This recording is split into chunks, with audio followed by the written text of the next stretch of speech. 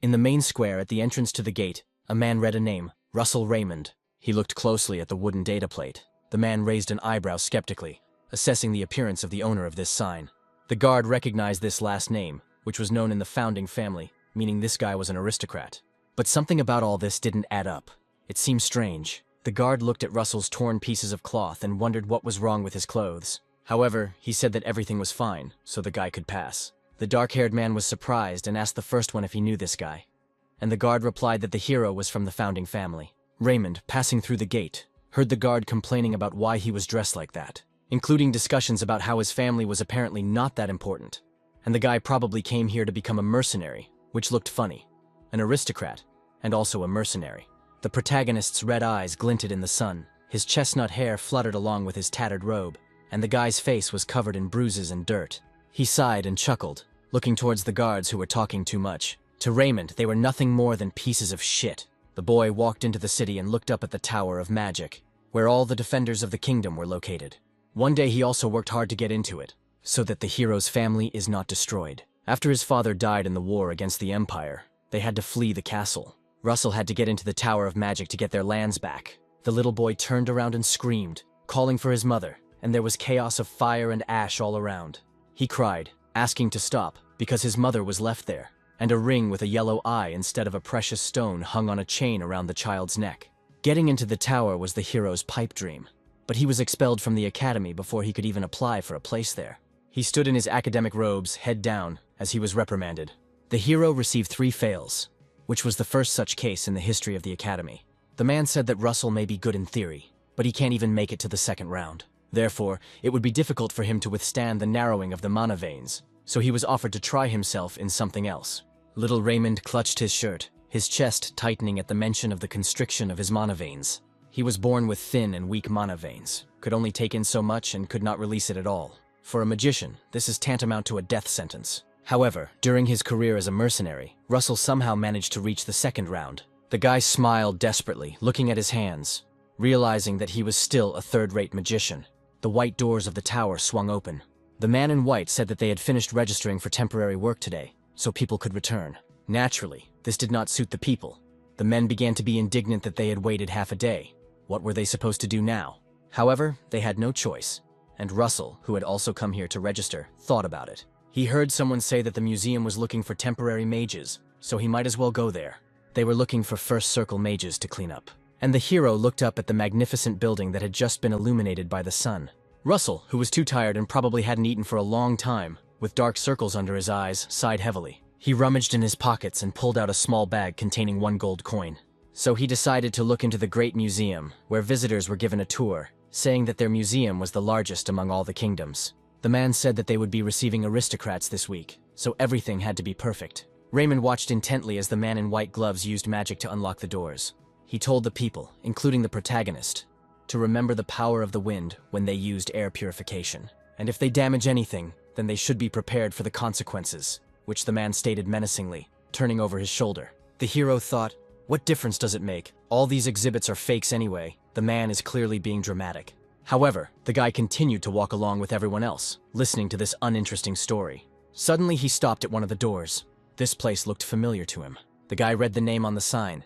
It said that this was a room with fantastic views. Suddenly, something vibrated in Russell's pocket, and a slight glow crept through his clothes. The guy noticed yellow flashes coming from his pocket. He stuck his hand in there, not understanding why it vibrated. That same ring with the dragon's eye literally sparkled. It was his mother's ring, which she passed on to her son.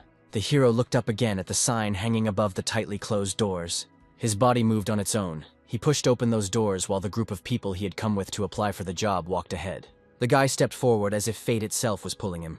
The man immediately noticed that one person from the group was missing. He shouted his name, but the hero was already standing in the hall with the rarest exhibits. The vibration of the ring became stronger as he approached the dragon's bones. The boy asked the ring if it wanted to tell him something, asked his mother to tell him, as if she could communicate with him through it. Russell closed his eyes to concentrate, and this brought him back to memories of when he was little, and his mother had already been to this museum.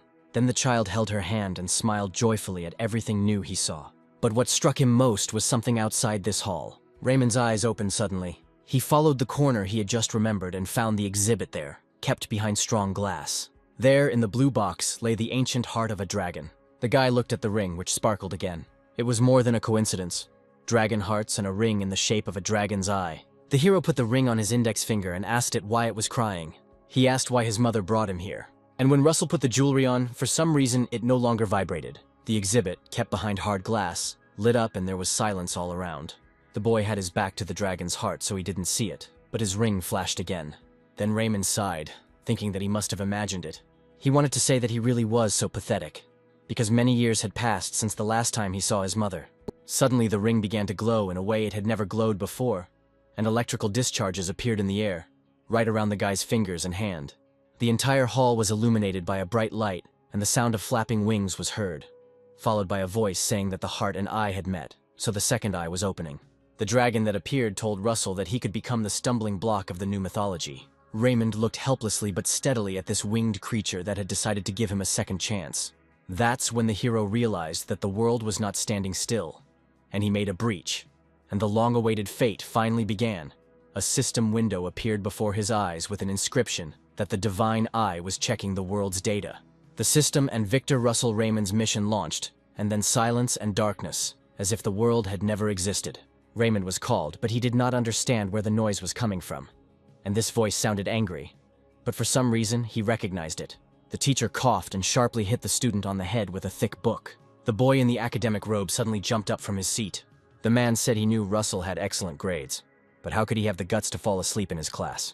Raymond couldn't utter a word. Professor Hubert was standing in front of him, but this couldn't be, because he was dead. The boy's eyes quickly darted to the side. The blonde guy sitting in front started to worry, saying out loud what was going on with Russell. Then the hero's gaze darted in the other direction. To his right sat the bullies, who were barely able to contain their laughter so as not to let it out to the entire class. The guy still didn't understand what was going on here. Then he lowered his head and saw that he was wearing an academy student's suit. He immediately grabbed his face, checking to see if it had changed. Russell looked ahead in fear, not believing it, because right now he was in the past. All these events had already happened. In the brightly lit classroom, he stood silently, trying to take in what was happening, while the teacher waited for some kind of explanation. The professor said it was unlike Russell, but he would still be punished, and the man ordered the student to get out. He pushed him out the door and slammed it behind him, causing the boy to almost trip. Raymond saw a yellow shadow of his real self, who was no longer there. The guy thought about whether this kind of magic could even be called magic. He remembered the dragon's instructions, which said that the hero would become a stumbling block for the new mythology, so he must behave appropriately. He was told for sure that this was a second chance, but the ring on his finger had disappeared somewhere. The boy was wondering if his mother had helped him, when suddenly the doors behind him opened. The professor was indignant, telling Russell that he usually did not fall asleep in class, and the hero obediently bowed and asked for forgiveness.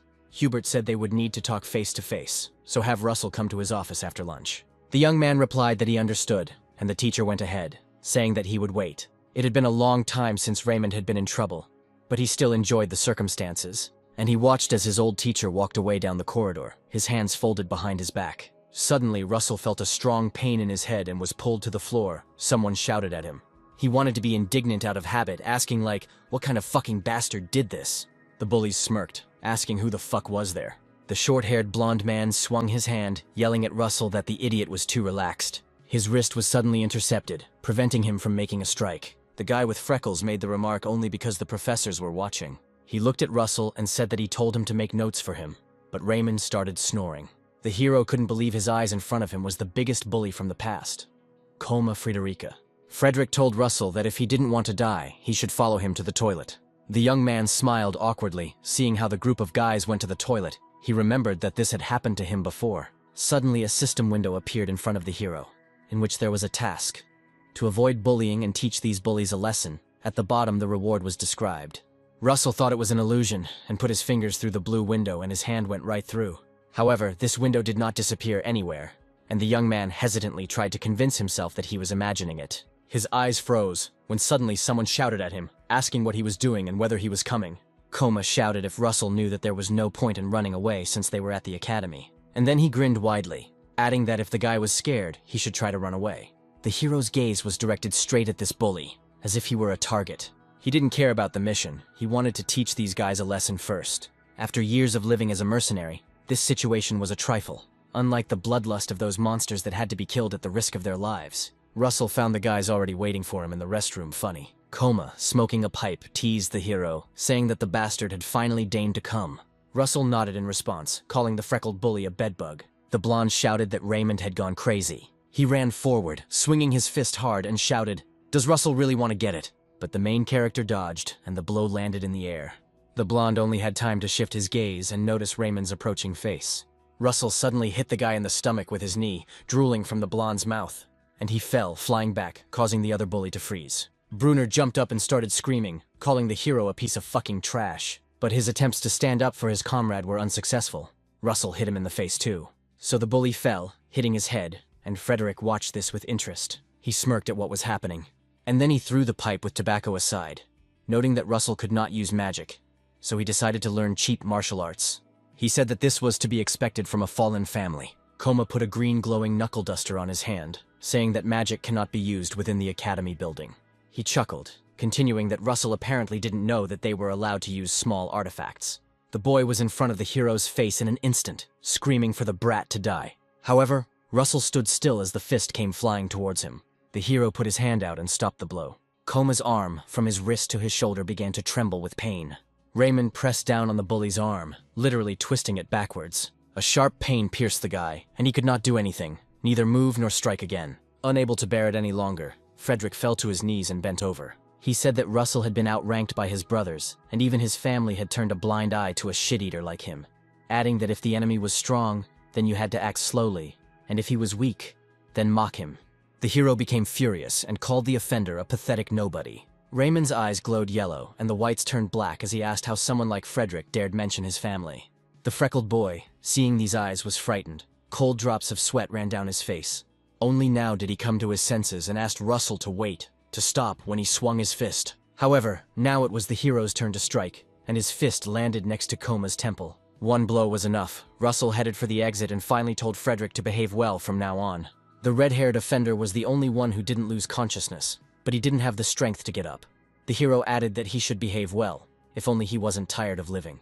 Russell walked down the corridor, and when he leaned against the wall, his legs could no longer support him. He closed his eyes, wondering if he had gone too far. His eyes were tired, his eyelids were sticking together, but his eye sockets had regained their usual color, and a system window appeared in front of the guy. From there, a lower magic stone that was being absorbed flew into his palm.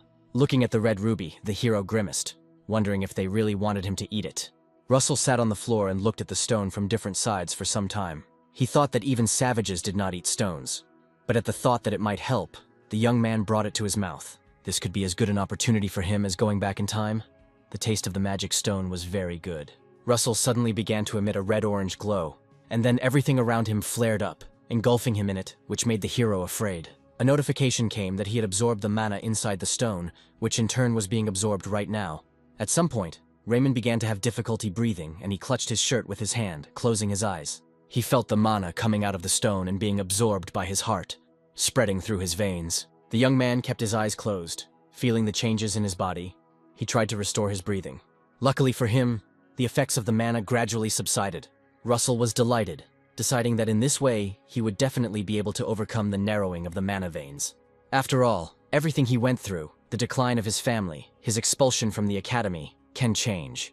This life of a third-rate mercenary mage can turn in a completely opposite direction. And Russell, confident in his abilities, walked further down the corridor. He knocked on the professor's office door and apologized, and he invited him in. A man holding a cup of tea in his hand invited the student to sit down. Professor Hubert told Russell that he was not himself today. He asked if the student had encountered any difficulties. Rumors reached him that the hero's classmates were bullying him. Raymond remembered that in his past life, this man had not abandoned him until the very end.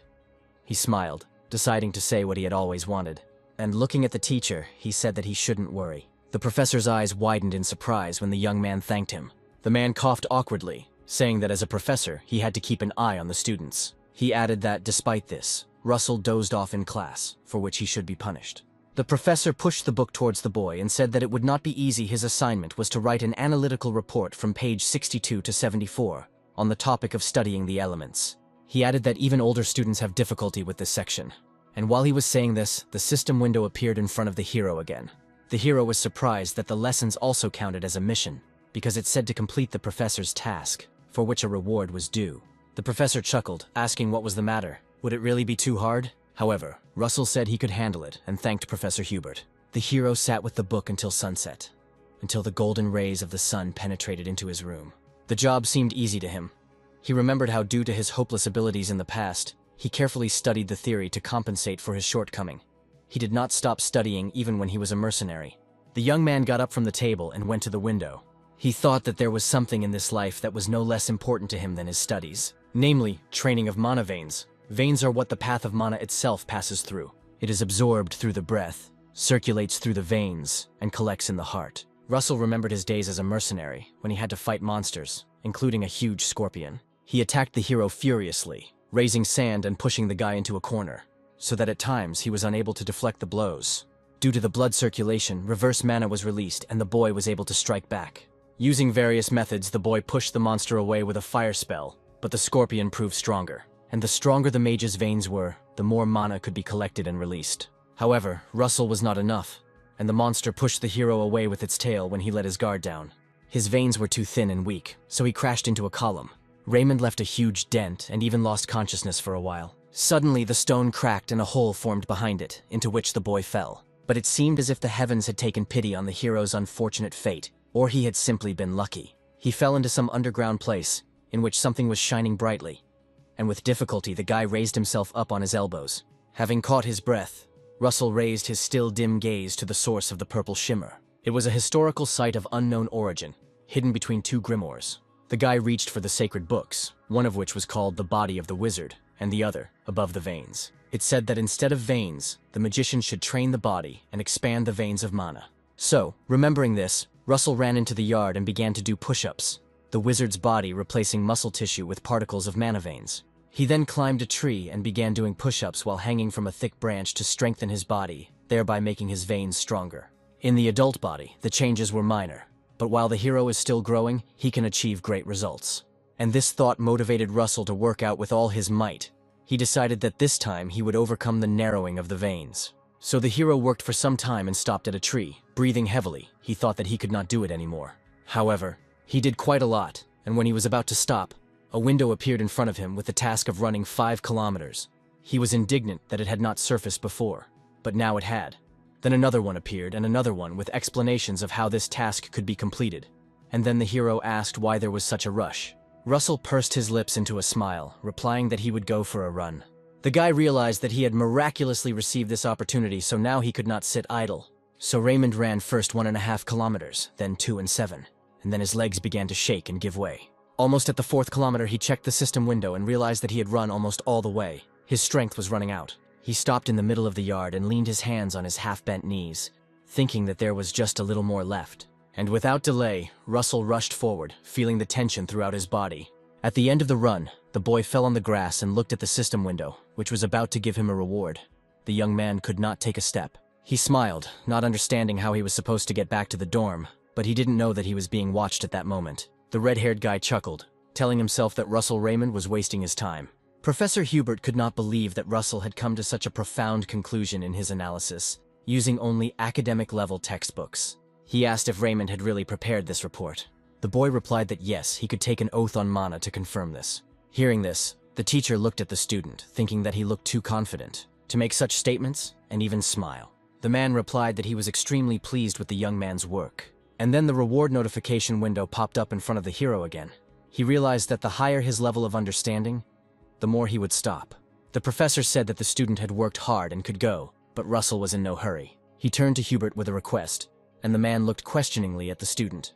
It was so that Russell could use the professor's library. The teacher asked why he wanted it. He explained that the library for students should have enough books for the needs of the young man, and then Russell replied that he had already read them all. The professor leaned back in his chair and sighed, admitting that he was amazed. But even if the student was telling the truth, access to the professor's library was a different matter. The teacher said that he needed to test Raymond's knowledge. The hero smiled with understanding.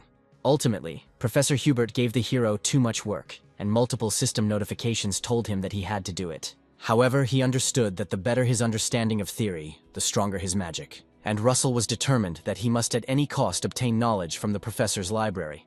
The young man uncorked a glass jar of water and took a few sips. He understood that it would be difficult, but since he had the opportunity to get a mana stone for completing the mission, he would kill 2 birds with 1 stone. While he was thinking about this in the shade of a tree, his name was called.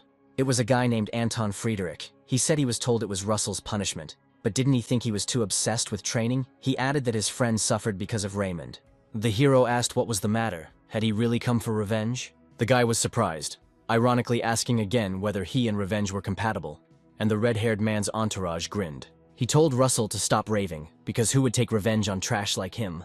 He stated that it would be enough for him to trample Raymond's work. Anton touched the guy with his shoulder, and turning around, said that they would see each other in class. One of the guys asked if Frederick was about to trample him, and Anton replied that there were no spectators. The hero immediately understood what lesson was being discussed. This is a class where grades are given based on sparring and matches, the study of magical combat. And this is the subject on which Russell was always humiliated. The guy couldn't believe that, like a fool, he had forgotten about this student. So Raymond decided to prepare well this time so as not to fall flat on his face. A mission to reach the second circle appeared in the system window, and the hero began to study hard. In addition to the theoretical material, he trained constantly and worked hard. He carried out Professor Hubert's orders to such an extent that he could not utter a word. Ultimately, Russell received a decent amount of mana stones for completing these missions. However, when he reached out his hand to them, he was afraid that he would be able to handle such a volume. There was fear and uncertainty in his eyes, so the young man closed his eyes to give himself time to prepare. And in a moment he began to bite off stone after stone, deciding to simply trust in the training he had been doing for so long. At first, nothing happened, but after a while the young man's shoulders were again engulfed in flames. This energy flared up with such force that it barely had time to dissipate. Raymond felt as if his whole body was on fire. The pupils of his eyes disappeared, and they began to be filled with a fiery glow. The young man's legs gave way. He thought that he had to do it faster. Russell covered his face with his hand, trying to concentrate to contain the flow of mana. He pressed his hand to his chest, feeling how his heart was pumping blood at a furious speed at that moment. The guy clenched his teeth tightly. His main goal was to turn this flow and create a new circle. Russell froze, thinking that if he didn't succeed, his heart would simply stop. He exhaled slowly, gradually taking control of this energy, because the guy had already decided everything. The hero closed his eyes and stretched his arms forward, as if embracing this magical flow. It grew with every second in the form of a magic ball. And just when Russell thought he would have it at any cost, a pillar of fiery power shot out from him, its beam passing through the window under the night sky. The guy hanging in the air felt that he had succeeded. This second circle appeared above the young man's chest in the form of a special pictogram. Russell's consciousness began to blur and his eyelids closed on their own, rolling his eyes back. The hero fell flat on the floor, arms spread out, fire discharges and smoke hovered around him. The power of magic was significantly increased. The professor couldn't believe that Russell had completed all his assignments. He said he had one last question. He looked straight at the student, deciding to ask more deeply about the basics, a question that was closer to the truth. Russell waited anxiously, his hand clenched into a fist, and the teacher asked him to name the most important of the 4 constituent elements of magic. The young man looked at the teacher with wide eyes and open mouth, and silence reigned. Hubert remembered that he was asking a question that he himself had only recently been able to explain to his student. Then the teacher suddenly stood up and said that he would ask another question. But Russell wanted to say the answer, and the professor froze. It seemed unreal to him that the student knew the answer to a question that he himself had only recently learned. The hero looked into the professor's eyes and replied that it was a mental image. The professor adjusted his pince-nez and, hesitating slightly, asked why the student thought so. Then Russell looked at his palm and answered slowly and thoughtfully. He said that magic is the creation of something using mana, which is divided into 4 levels. This is a simulation, in which one can study natural phenomena, a mental image that allows one to imagine what one has learned, also creating formulas to transform them into a visual image and manifestation using formulas, which allows you to manifest magic in the real world. Raymond added that understanding, creating, and manifesting can be learned with enough effort, but mental imagery cannot be influenced through training. Going beyond one's own limitations and achieving freedom of imagination through courage is what determines the level of mental imagery. The student decided to tell the story using the example of such an element as fire. If he imagines that there is an arrow in front of him, he will use the magic of the second circle, a fire arrow. And Russell introduced her. He said that if he imagined something different, he would create a different spell. And if you don't limit your imagination at all, the hero can come up with some kind of miracle, something that does not exist in this world. The professor listened attentively to the student. He was amazed because the answer turned out to be correct. A fiery light danced in Raymond's hand. He compressed it, giving the example of a shadow into which the sun or hot ice shines. It all starts with understanding the world, but ends with the confusing rules of the universe. This was exactly the definition of magic, and the guy, having finished his speech, looked at the professor. The man smiled and said that as he thought, the student library was too small for this student. After this, Russell received a notification granting him access to the first floor of the professor's library. When the hero entered the library, the first floor seemed simply enormous to him. The professor's library was different from the students'. He took books on the ballistic trajectory of three-dimensional magic and advanced botany. When I opened them, I was glad that they were practical. Moreover, the material did not omit the basics of the theory of magic. And while Russell sat, running his eyes over the desired lines to which he had gained access, a female figure in high heels appeared not far from him. She walked up to him and gasped. The woman said that he had picked up an interesting book. Hearing this voice, the guy became scared and turned sharply in his chair, his hands tensed. However, when he looked to the side, there was no one behind him, and the woman, who was already in another place, asked him to look where she was standing, calling Russell a baby. This stately woman in an elegant outfit and with an extravagant hat and cane was a professor. Her name was Daria Snow White, and she smiled as she looked at the hero. The young man quickly rose from his chair and bowed to her, saying that he was pleased to meet the head of the fire tower, and he gave his name. And then he looked at the woman, who was one of the people of the Eighth Circle. Few in the world have managed to reach such a level. Even though she was over 80, she spent an incredible amount of mana to maintain her youthful appearance. And that tower was the best among the Red Magic Tower faction. The woman was surprised that he knew her, and while the hero was overcome with doubts about why this professor came here, she told the student that there was no need to worry, adding that she was just a partner who was going down the same path as him. Daria then handed Russell a round lollipop. He took it and immediately put it in his mouth, tasting the sweetness. The woman asked how the student was able to gain access to the professor's library. Russell tensed slightly, took the lollipop out of his mouth and replied that Professor Hubert had given him permission. Daria sighed and smirked, looking over her shoulder at the young man. She was amazed that the wary man had given him permission. She then said that Russell had been studying a rather interesting subject. I noticed that the student had extremely pure mana and its distribution was also stable. Her eyes glowed blue. Daria could read the amount of mana. Suddenly she asked how dare Russell. The boy was afraid that she had noticed something, but the woman walked around the student and told him not to worry because she was not there to lecture. The hero turned his head towards her, and hesitating slightly, he thanked the woman. Then Professor Daria hit the floor with her cane, and concentrated energy began to emanate from the floor. The woman wished the student to become the best with all his might, calling him baby again, and disappeared into thin air. The hero froze with the lollipop in his hand, and with wide eyes watched the particles of magic floating in the air, thanks to which the woman was able to leave the room with such ease. As he left the professor's library and closed the door behind him, he said out loud that he had never even thought that they would meet here. It was a surprise to him when suddenly someone behind him recognized Russell and asked another if he was there. The guy turned around and saw a bunch of bullies who were clearly unhappy with the hero leaving the professor's library. Like, who does he think he is? Frederick chuckled, saying that Russell had simply kissed someone's ass, but he would still never amount to anything. The others laughed, and the red-haired man, leaving, told him with a grin that Raymond should try his best. He added that there would be no use in it, but these words only provoked the hero. A day later, the study of magical combat began right in the arena. The manager said that the first person whose name is called will go to the stadium and choose his opponent. Usually, the professors would pick the weak students, which was necessary so that they would choose a suitable opponent for themselves, and some in the arena laughed, looking towards Russell, because in his past life, he was always the first to be called. The guys were sure that he would be the first to be called, because he had narrow mana veins, and they started yelling at the hero to choose them as his opponent, because they needed to improve their grades this semester. The leader in the arena shouted for silence and said that he would now choose a student.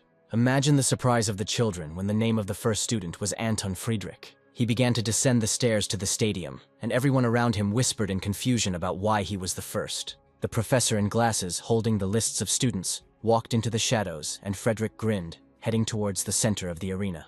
As he passed the man, he thanked him for calling him first. The professor replied that this was a trifle compared to the favors of the trade association.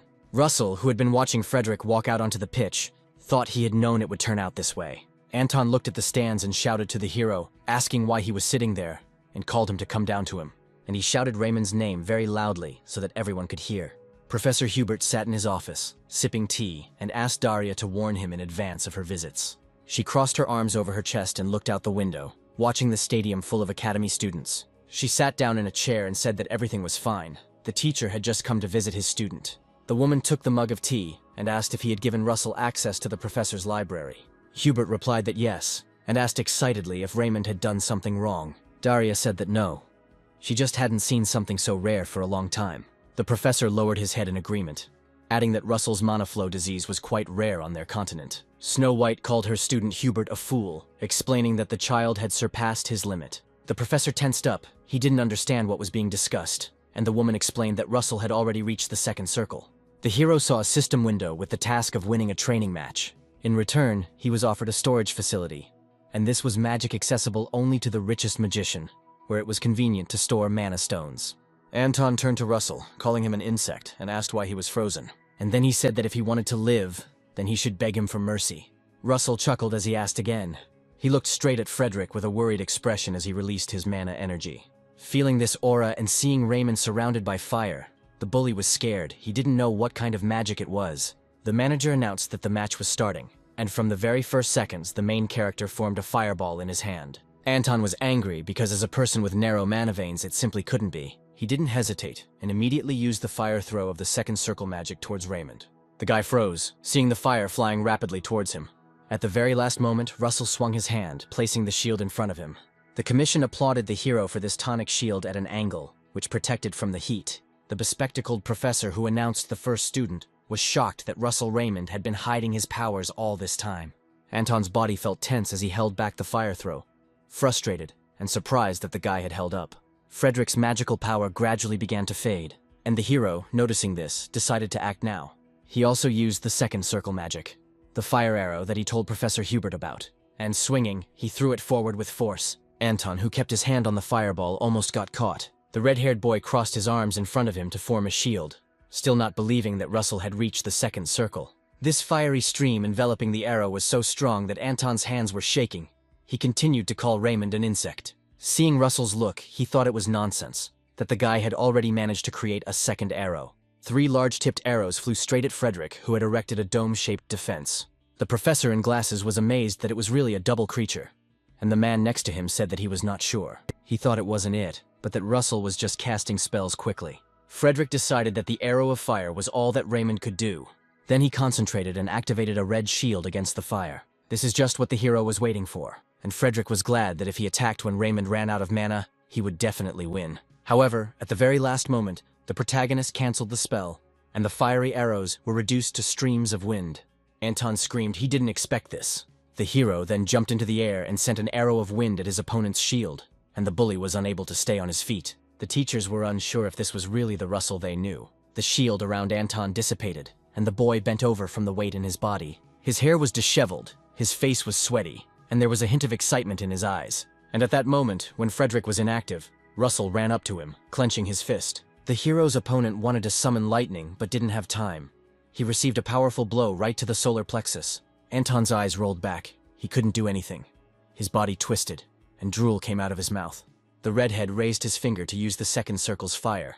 But Russell didn't let him do this and attacked again, hitting him in the face. The professor in glasses started shouting about whether this was magic and demanded that the fight be stopped immediately. But Professor Hubert was calm. He watched Raymond with a smile, asking the professor to take a closer look at what surrounded Russell's body. The man in glasses concentrated his vision on the main character's body. Indeed, Russell used mana as an aura. Hubert said he didn't know how, but Raymond found a way. And, not wanting to give up, the hero delivered another blow to Anton's face. So much so that he not only couldn't stand, but flew back into the stadium wall with his back and the fence cracked.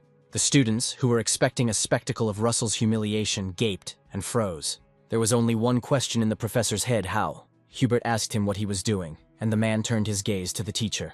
He smiled, saying that he had to announce the winner. The professor hesitated, said yes, and then raised his hand. The professor shouted that Russell Raymond had won. Coming down from the podium, the man told the hero that he had tried hard and could now go. Russell replied that it was not over yet, and the professor asked what he was talking about. The rules stated that until the winner gave up, he could challenge the next opponents, and the entire stadium filled with students' jaws dropped. Raymond raised his finger and pointed at one of the students, shouting that he would now go out into the stadium.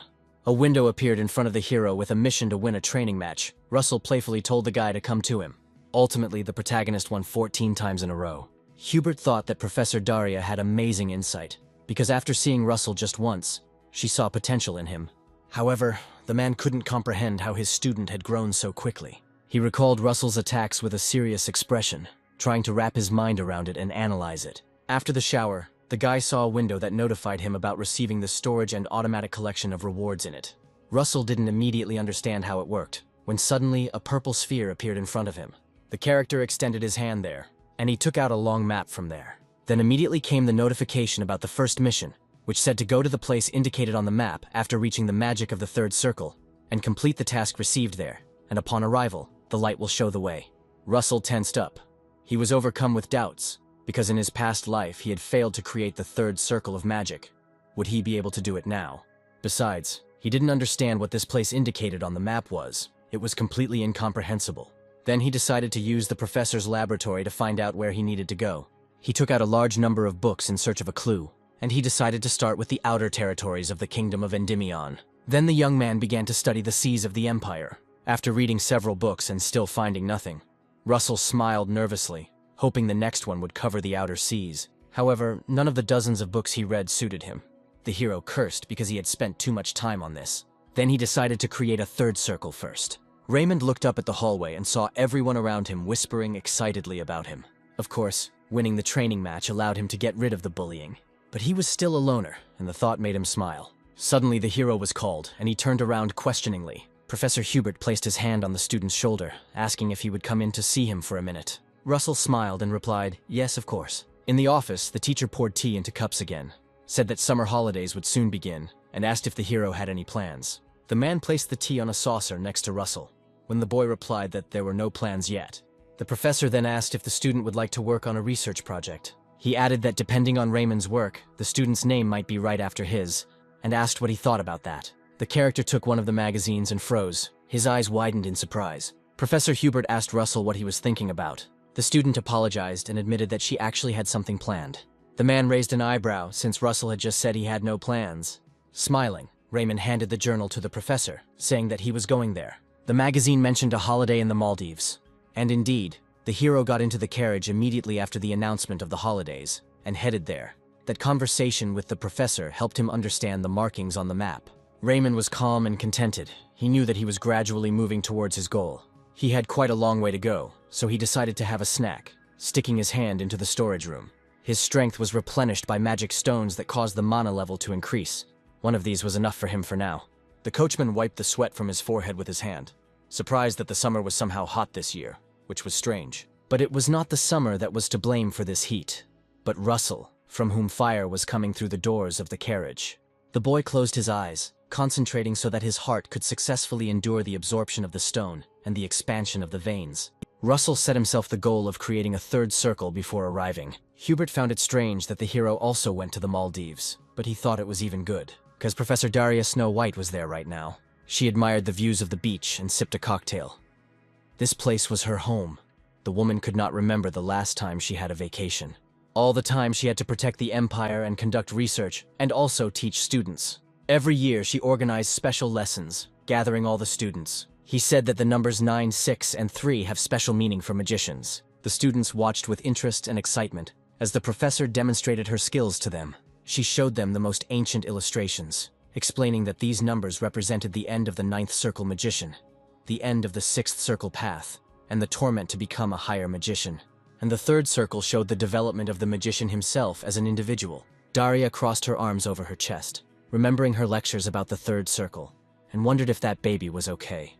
Namely, Russell Raymond, whom she met in the professor's library. When the carriage arrived at the place, the driver came to the door, telling the sir that he could get out, but the boy did not open the door. Then the gray-haired man got scared and shouted to him through the closed window of the carriage. Upon arrival, the hero ordered a large number of dishes and devoured the food with great appetite. He had spent too much energy trying to calm the raging mana. Now it needed to be replenished. The boy brought a mug of drink to his mouth, remembering how the coachman had pulled him out of the carriage while he was unconscious. But he was finally able to achieve the magic of the 3rd circle, which he literally glowed with. Russell didn't think he could surpass his past self in a few months. But this was not enough, and with these thoughts the hero left silver coins for food. He decided to move on, to complete missions to become stronger. The first task was to go to the place marked on the map. But Russell had difficulty with this. The young man did not fully understand how to navigate this area, when suddenly a man shouted about a tour of the volcano with the best guide. And Raymond, without thinking too long, agreed.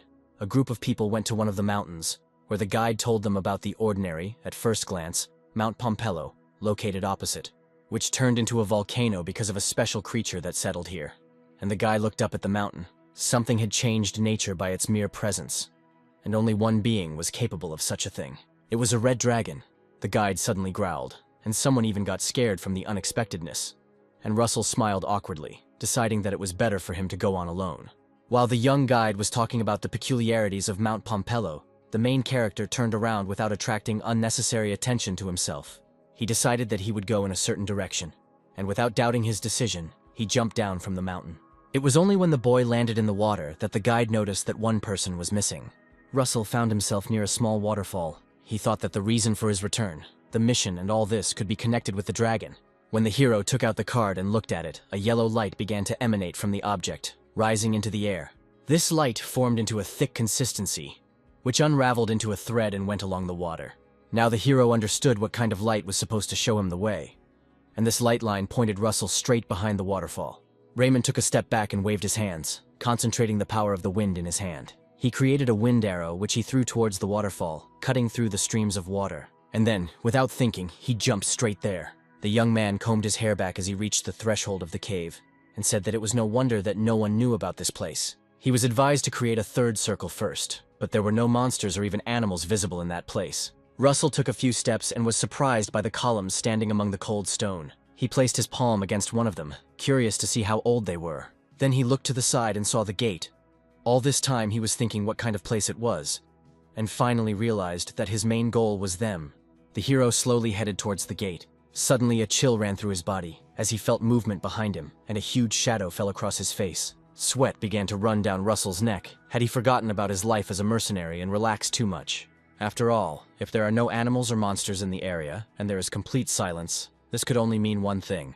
This meant that this was the territory of a powerful predator, and when Russell turned sharply, the nose of a Komodo dragon was right in front of his face. Seeing the movement, the animal opened its mouth and let out a powerful roar. This was a kind of warning, after which the monitor lizard struck. Russell managed to jump back, concentrating magical power in the aura. He didn't know what to do, because to kill this monster, 2 squads of mercenaries were needed. When the young man landed, he decided that all he could do was run. So Russell used the magic of the second circle, forming an arrow of lightning in his hands. The Komodo dragon growled again, its eyes flashing in response to the danger. And just as the animal was about to move forward, Russell abruptly threw an arrow at the monitor lizard. The electric discharges paralyzed the monster, acting as a kind of shackle on its face. In this way, Raymond was able to gain time and ran straight to the gate. But the standing statues abruptly blocked his way, telling him that he must prove himself worthy of entering. Russell got angry and cursed, because this was the only chance to escape. The boy froze, hearing a powerful roar behind him, and slowly turned his head. He realized that he couldn't get through, so the hero decided to create his own path. His body was ablaze with fiery energy, his eyes glowed a draconic yellow, and he created a fiery screw. At that moment, the ruby hidden inside the door came forward and caught fire. The monitor lizard, seeing this glow behind him, froze. He slowed down abruptly, changing his mind about attacking, and the hero drew his arrow, not understanding why the monster had stopped. The monitor lizard rose to its full height on its hind legs, and Russell pointed his hand after the monster. A moment later, the monitor lizard landed on its paws and seemed to bow to the hero, bending its head in front of him. This shocked Russell even more. He took a slow step back, and the spears of the statues blocking the way to the gate parted. They told him that Raymond had proven his worth, and the ruby began to shine with a blinding light. When the hero turned around, everything around was filled with a white glow, blinding him. The guy grabbed his head, which was hurting. Russell was in no hurry to open his eyes. But when I did this, making sure that nothing was blinding my cornea, I saw my reflection on the ice. He sat on the icy floor, surrounded by golems, wondering where he was. He realized that just now it was teleportation magic, because moments ago he was in a cave. Russell looked back and saw a huge magical pipe suspended and chained. A red notification appeared in front of the guy with a mission to defeat all the ice golems and pass the trial of fire. The young man did not immediately understand what kind of golems were being discussed, until he heard characteristic sounds. He turned around abruptly and saw how the statues, standing peacefully in the ice hall, began to be covered with ice. Their eyes, as if activating, lit up red. Russell stood in the middle of the hall surrounded by these golems, not believing that he had to defeat them all alone. He pulled his hand away and concentrated on forming fire, cursing as it was too cruel. The hero threw a fireball at one of the ice golems in hopes of melting it. The young man knew that to kill the golem, he had to melt its core. However, his fire spit did not accomplish this task. It only scratched the ice.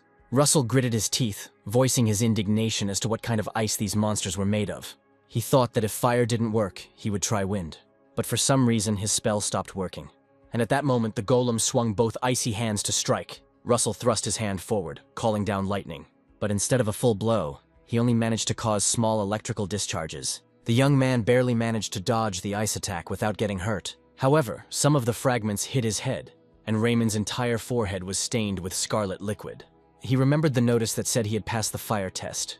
Could he really only use fire spells? All this time, while Russell was trying to figure out how to act, he simultaneously dodged attacks and unsuccessfully tripped over a stone. The hero stumbled and was pushed against the wall. The guy winced in pain, but managed to put his hand out to avoid hitting his head. Things were bad.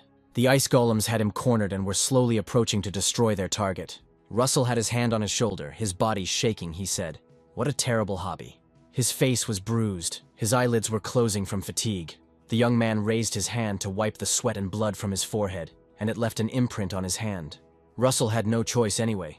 He activated the fire screw, which he was going to use against the monitor lizards.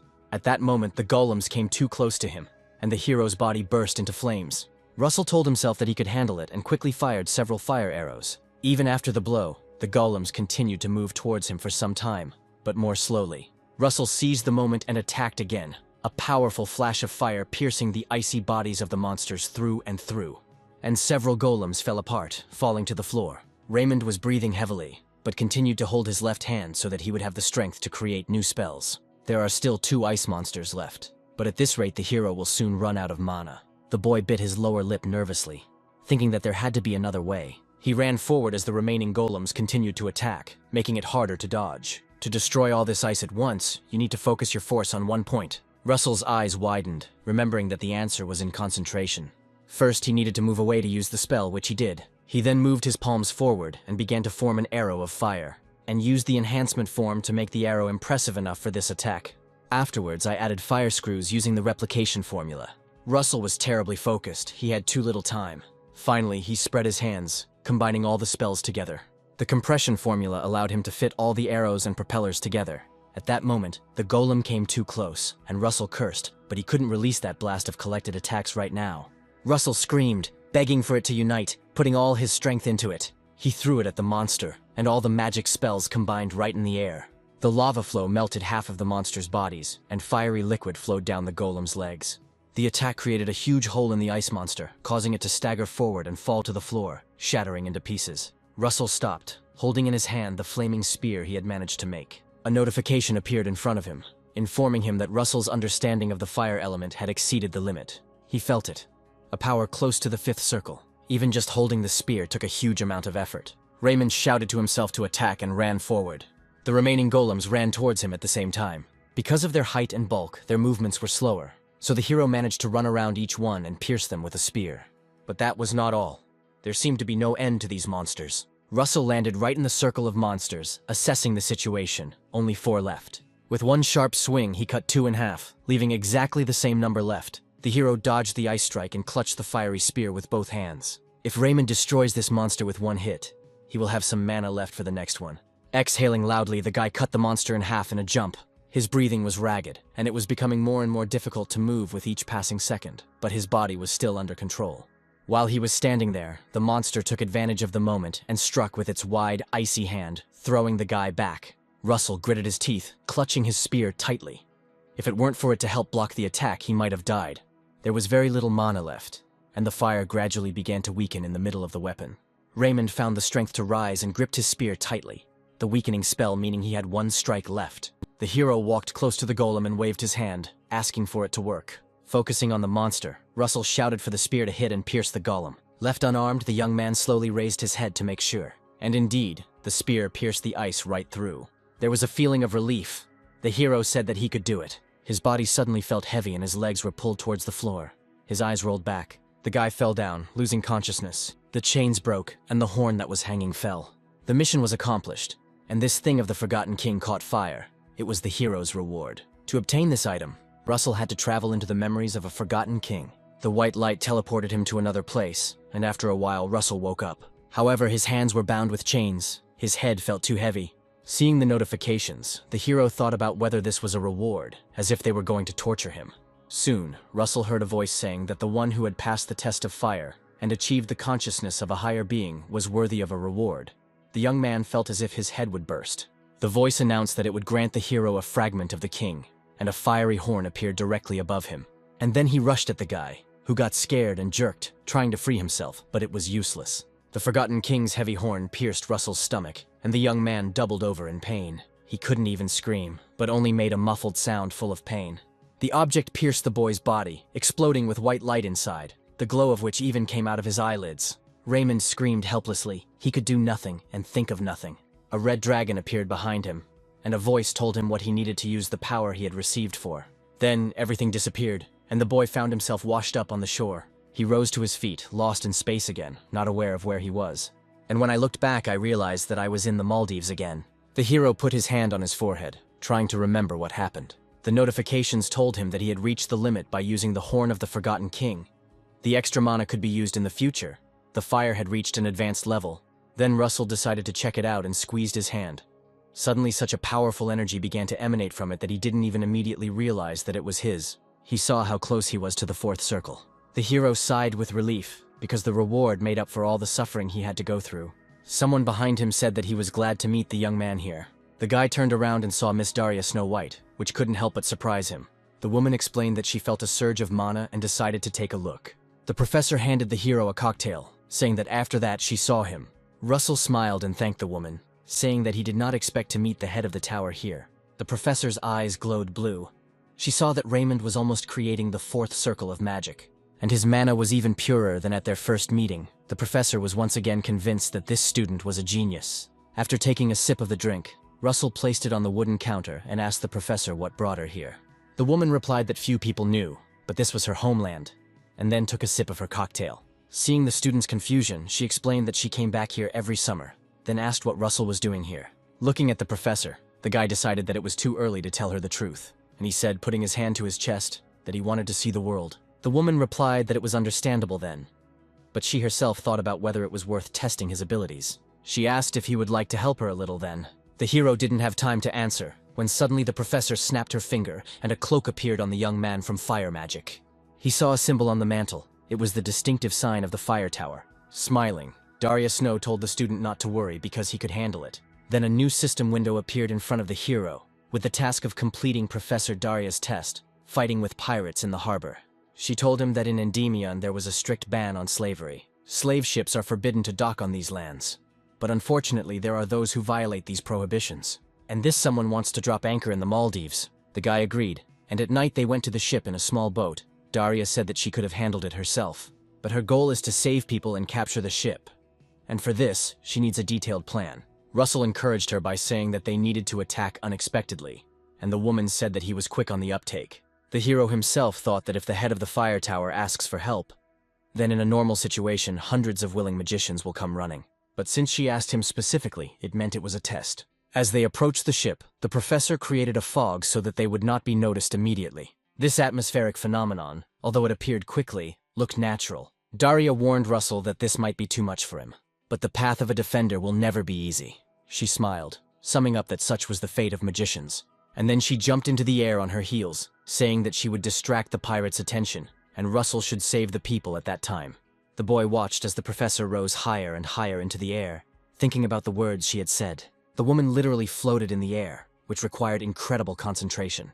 Having risen to a decent distance above the ship, Daria stopped, saying out loud that it would be good here. She released her power and her pupils disappeared, her eyes glowing white. A white and purple sphere formed around the professor, and the woman gave the child a sign to begin the action. There was a commotion on board. The pirates shouted that they were being attacked. The leader ordered to move faster. The men loaded their weapons and raised their crossbows into the air. Hundreds of arrows flew into the sky, but Daria Snow's sphere absorbed them. Then the pirate cursed, seeing how the arrows did not reach the magician. The woman called them fools, asking how they dared to hide here. She summoned a fire spell and blew lightly on her palm to make the flames fall individually. Daria asked if the pirates' strength was comparable to their stupidity. The men did not immediately understand what kind of attack this was. One of the pirates tried to put out the fire with his foot. However, it grew more and more, eventually becoming sticky and catching on shoes. The pirate screamed, trying to remove his leg, but it was useless. From these little lights appeared little forms, ready to carry out the orders of their mistress. It was a signature spell by Daria Snow White that summoned flame dwarves. While the pirate's attention was occupied by these fiery creatures, Russell quietly climbed onto the ship. He hid, seeing the chaos and shouts on board urging him to move faster.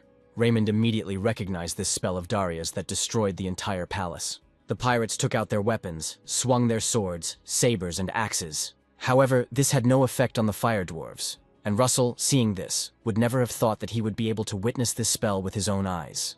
The fire creature, enraged by the man's attack, struck the pirate's leg with its weapon. The man's body instantly burst into flames so that he had no chance of salvation. Russell stood frozen, watching with his mouth open, as all of this happened in a matter of seconds. The pirates were frightened when they saw their comrade, and one of them asked what it had turned into. The hero turned his head towards the door to the cabin. Now he had no time to be surprised. He walked up to the door and opened it. His main goal now was to save people while the professor distracted the pirates. Hearing some kind of stomping and commotion on board, the pirate guarding the prisoners asked himself in surprise, like, what was going on there? The slaves began to rejoice that the guards had certainly arrived, and so they were saved. Then the pirate stood up and sharply struck the metal bars of the grate with his saber. He swung his weapon again, and shouted that no matter what happened, they would never escape from them, and the prisoners huddled tighter, trembling. The pirate asked if he was understood, and at that moment the hero's hand suddenly grabs him by the neck. Raymond summoned the power of lightning. The man arched back as multiple bolts of electricity shot through his body. He was all burnt and smoking, his hair stood on end, his eyes rolled back. Only then did Russell remove his hand. As he thought, some of the pirates did not go upstairs.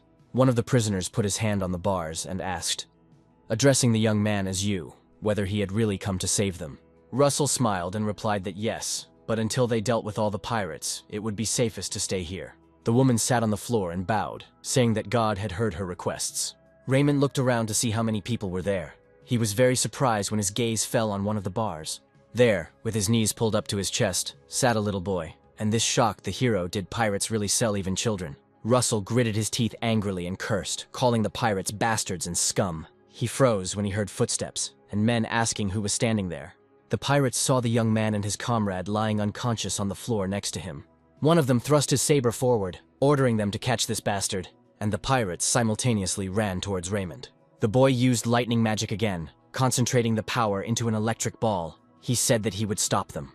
The magic of the second circle, chain lightning, allowed the pirates to be attacked and stunned at the same time. The cabin with the prisoners was filled with smoke coming from the people pierced by the discharges.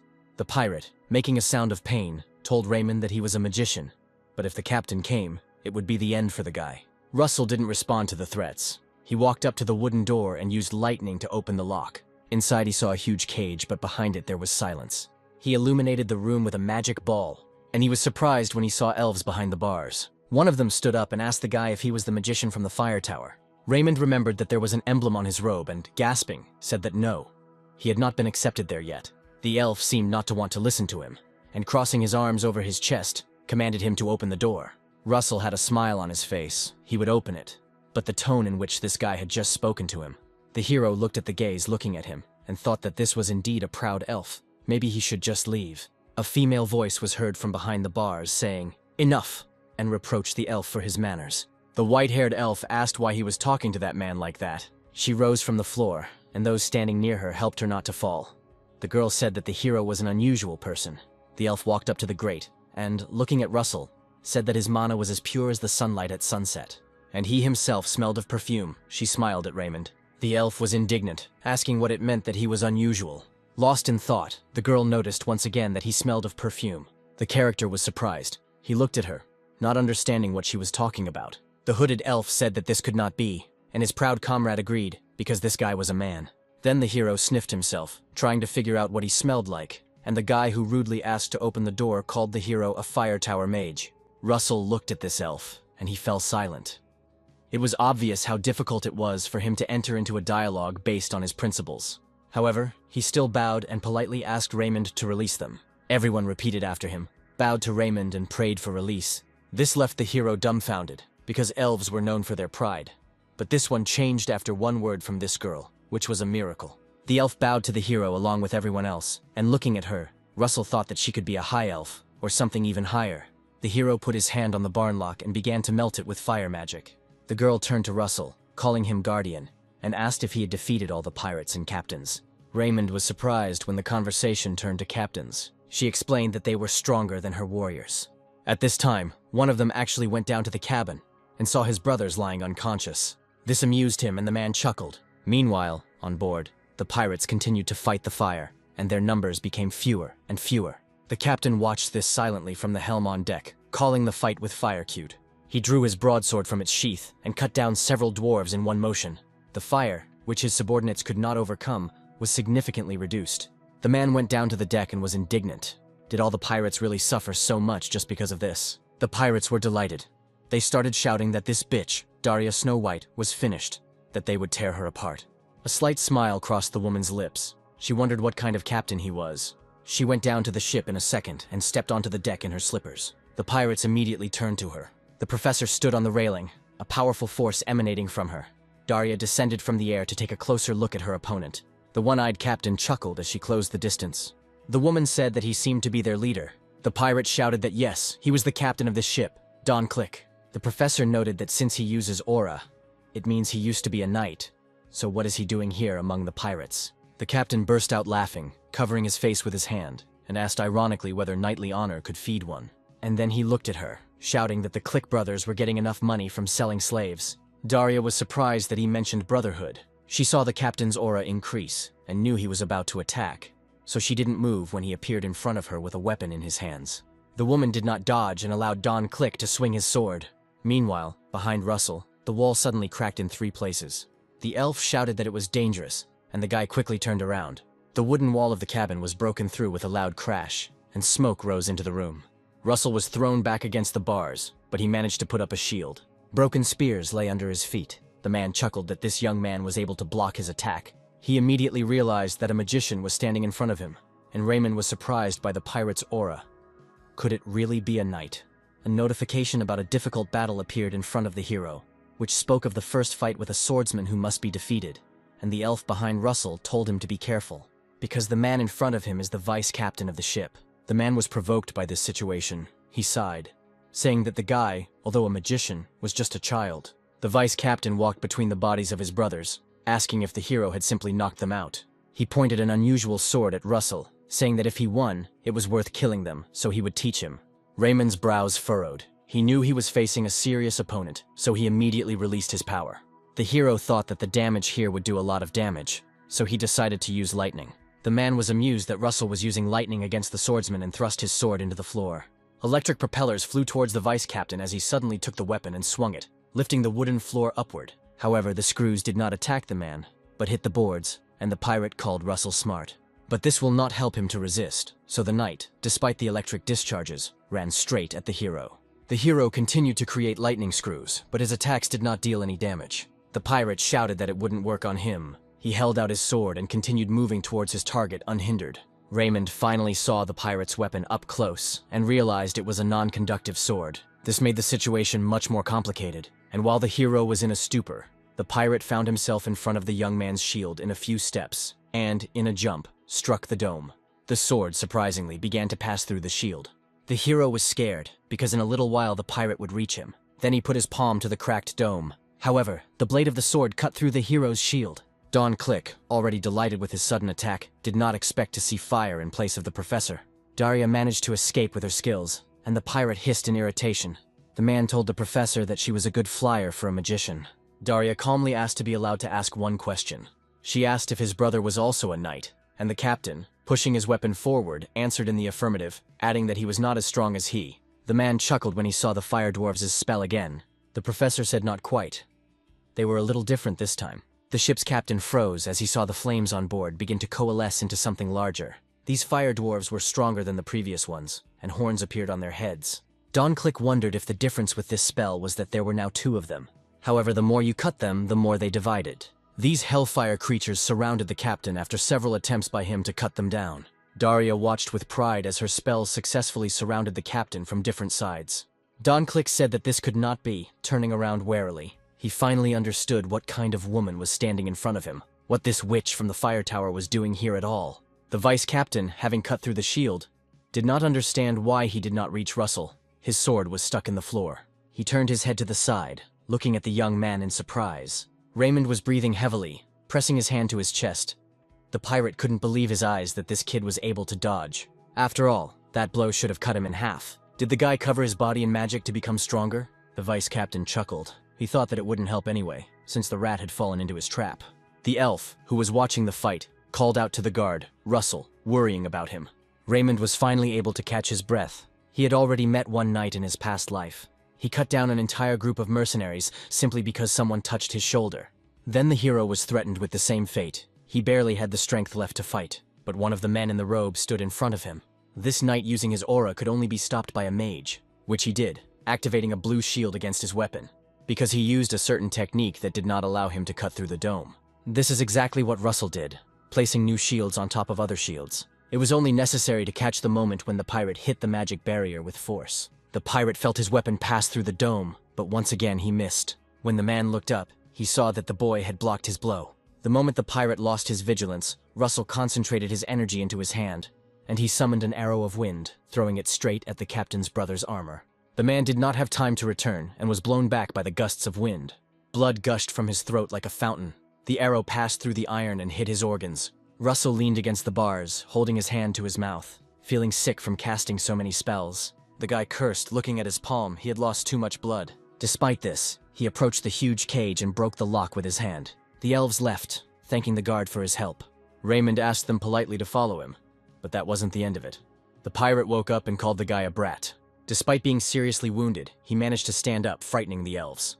The whites of his eyes turned bloodshot, and the pirate said with concern that he should have aimed for his head. Raymond looked around warily, because he was sure he had hit the target. The hero stood in front of the girl, asking them to take the prisoners away, while the knight walked straight towards him. The elf replied that it was fine, but the proud elf clearly didn't like it, that they, and even people, were freeing them. The pirate laughed, asking if Russell really had time to free slaves as well. He shouted as he attacked, for the boy to take care of himself first. Russell put up a shield, and then another, and another. But the pirate wasn't going to give him a chance to counterattack. This whole situation only increased his excitement, because for the first time in a long time he found an interesting opponent. The pirate kept slashing at the dome with his non-conductive sword, leaving the hero unable to respond in any way, but he had to hold out. The elves ran around the cabin. The girl pointed her finger at the bars with people who needed help. They found 2 bunches of keys and managed to free some of the imprisoned slaves. Then they reached the helpless children and, holding them, led them out of this place. Upon leaving, the elf shouted to the guard that everything was safe. The pirate chuckled and asked the boy if he thought it made any difference. Russell replied that of course, and suddenly the whole room burst into flames. There was no indication that flames were leaking from the ship's side anywhere nearby, and only when the knight looked at the young magician did he understand. His yellow eyes and words about the hero going to destroy him left the pirate stunned. The vice captain felt the atmosphere change immediately after the prisoners left the cabin, and the pirate jumped back. Every vein in his face tensed at the mere thought that this kid was going to kill him. The man lunged forward to end this fight, as he pierced right through this shield. However, he was very much mistaken in this. Raymond no longer needed to hold the dome as before. The guy sighed, pulling out a fire weapon in his hands. The main character stood in a fighting stance, holding a fiery spear in his hands. The pirate, seeing this spectacle, extended the sharp end of the sword in front of him. Suddenly, he felt that in front of him was not an ordinary schoolboy, but something else, and it was several levels stronger. The captain on deck was cursing. He alone was fighting against Professor Daria's spells. There were practically no pirates left on the ship. The more dwarves he killed, the more of them there were, and he couldn't do anything. The one-eyed man tensed up, mentally cursing at his brother, asking what the hell this idiot was doing. Together, they would have caught this witch. The fiery creatures reached him again, and the pirate had no choice but to fight back, cutting them down one after another. The captain decided that he needed to hold on a little longer, but a line of fire appeared on the floor beneath him, something literally melting the wood. The man suddenly looked down, not understanding what this was. Could it really be Daria's new spell? The crack beneath his feet began to widen, and light began to shine from the cabin onto the ship. Within seconds, a powerful column of fiery energy rose into the air, so much so that even the ship staggered. The fire lifted the captain into the air, piercing his entire body.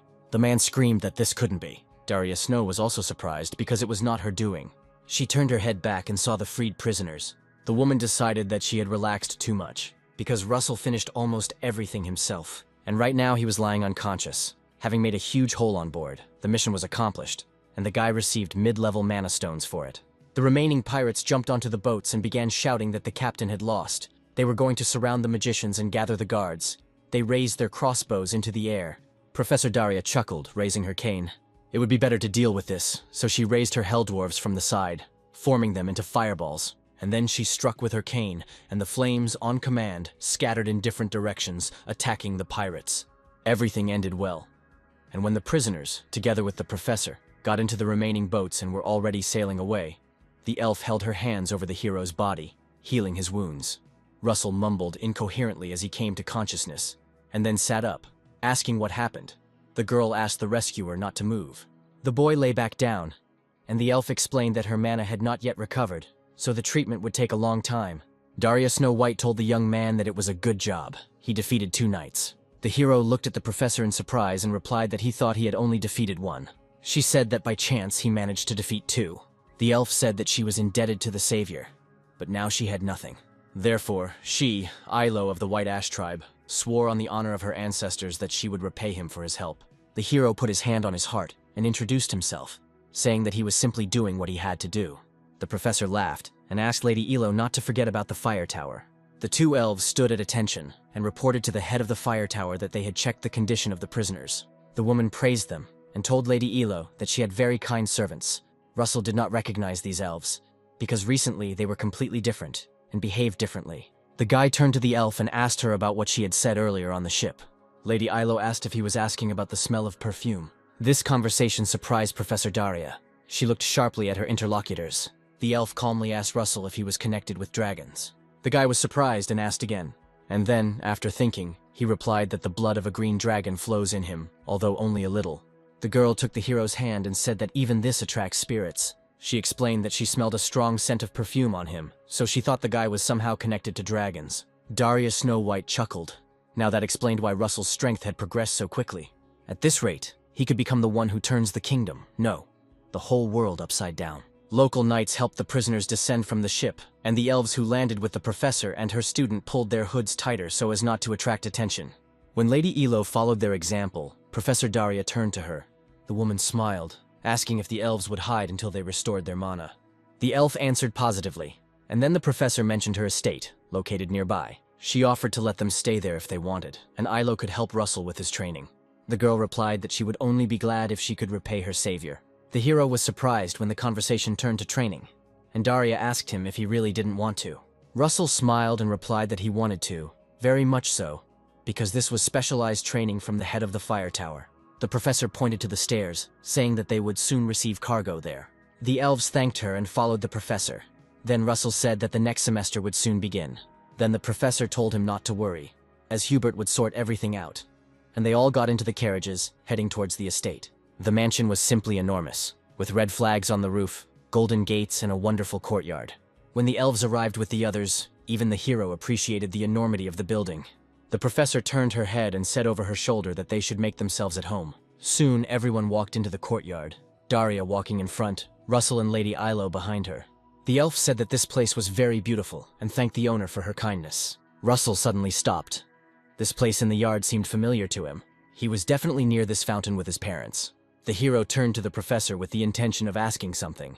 The woman asked what was going on, and the hero clarified that this villa had not belonged to her before. The professor said that he was right. This mansion used to belong to some mercenary association, and she bought it a few years ago. Raymond knew it. This villa used to belong to his family. The woman asked if Russell had any more questions, and the boy said no, smiling. The hero heard that this place was sold after the fall of his family. He didn't think that he would return here like this. A week later, Yahello came down to the living room at the request of the hostess. She said she heard Daria Snow White calling her. Taking a sip of tea, the woman said that the elf seemed to have regained most of her mana. Yahello really did have a strong aura about her, and she said that it was all thanks to the tower leader. The woman decided to return to their previous conversation and asked if Yahello would help with Russell's training. Yahello asked if the professor meant training with spirits, and she was right. However, the elf did not see Russell here. She asked where he was. The woman laughed and replied that she had given him something to do. Meanwhile, the main character, screaming, fell from a high mountain. He splashed into the water and came up gasping. The guy straightened his hair back, sighing. He had failed to perform the technique correctly again. Before this, the professor asked him what he learned about the previous battle and what he missed in it. Russell replied that it was the distance between him and his opponent. The professor said that during a fight, distance is indeed very important for magicians. She looked at the student and told him to watch carefully. The woman took a step forward, and her right leg ended up in the air, concentrating the energy of fire within itself. Daria told Russell to imagine that he was compressing space. And after these words, her body completely turned into fire. It was the magic of space distortion that allowed the professor to jump over such a large distance over the cliff. She told him to try to move to that mountain as well. His goal was to learn how to use the so-called flash, because it will help him a lot in the future. Soon this lesson from Daria turned into a mission that he needed to complete. So the hero took action. He fell into the water and, breathing heavily, climbed back up the mountain. This flash did not depend on the level of the circle. To study it, Russell needed to understand the logic behind the spell. After he had rested a little, the guy took another step forward. However, he failed again, so the hero trained until sunset. And when he climbed the mountain once again, he said that this was spell training or endurance training. Russell closed his eyes, telling himself to focus, to think about the distortion of space. And when he took a step towards the cliff, his fiery power concentrated in his leg. Raymond gave himself over completely to this feeling and began to fall forward. He decided that he would now make a breakthrough, when suddenly a professor appeared on the mountain and called the guy by name. He became frightened. His concentration disappeared, and burning in his own flames, he began to fall backwards into the water. The professor smiled bitterly, and the main character screamed, flying down in the air like a shot bird. In the evening, the professor told him that from today on, he would learn to make contracts with spirits, and that Elo will help him with this. The elf placed her palm on her chest, sincerely saying that she was glad that she could help Russell. The guy bowed to her and thanked her. The two of them approached the fire, and the girl asked him to slowly close his eyes, and then imagine something connected with fire, while the professor silently watched all this. Ilo said he could imagine the morning or midday sun, maybe burning wood.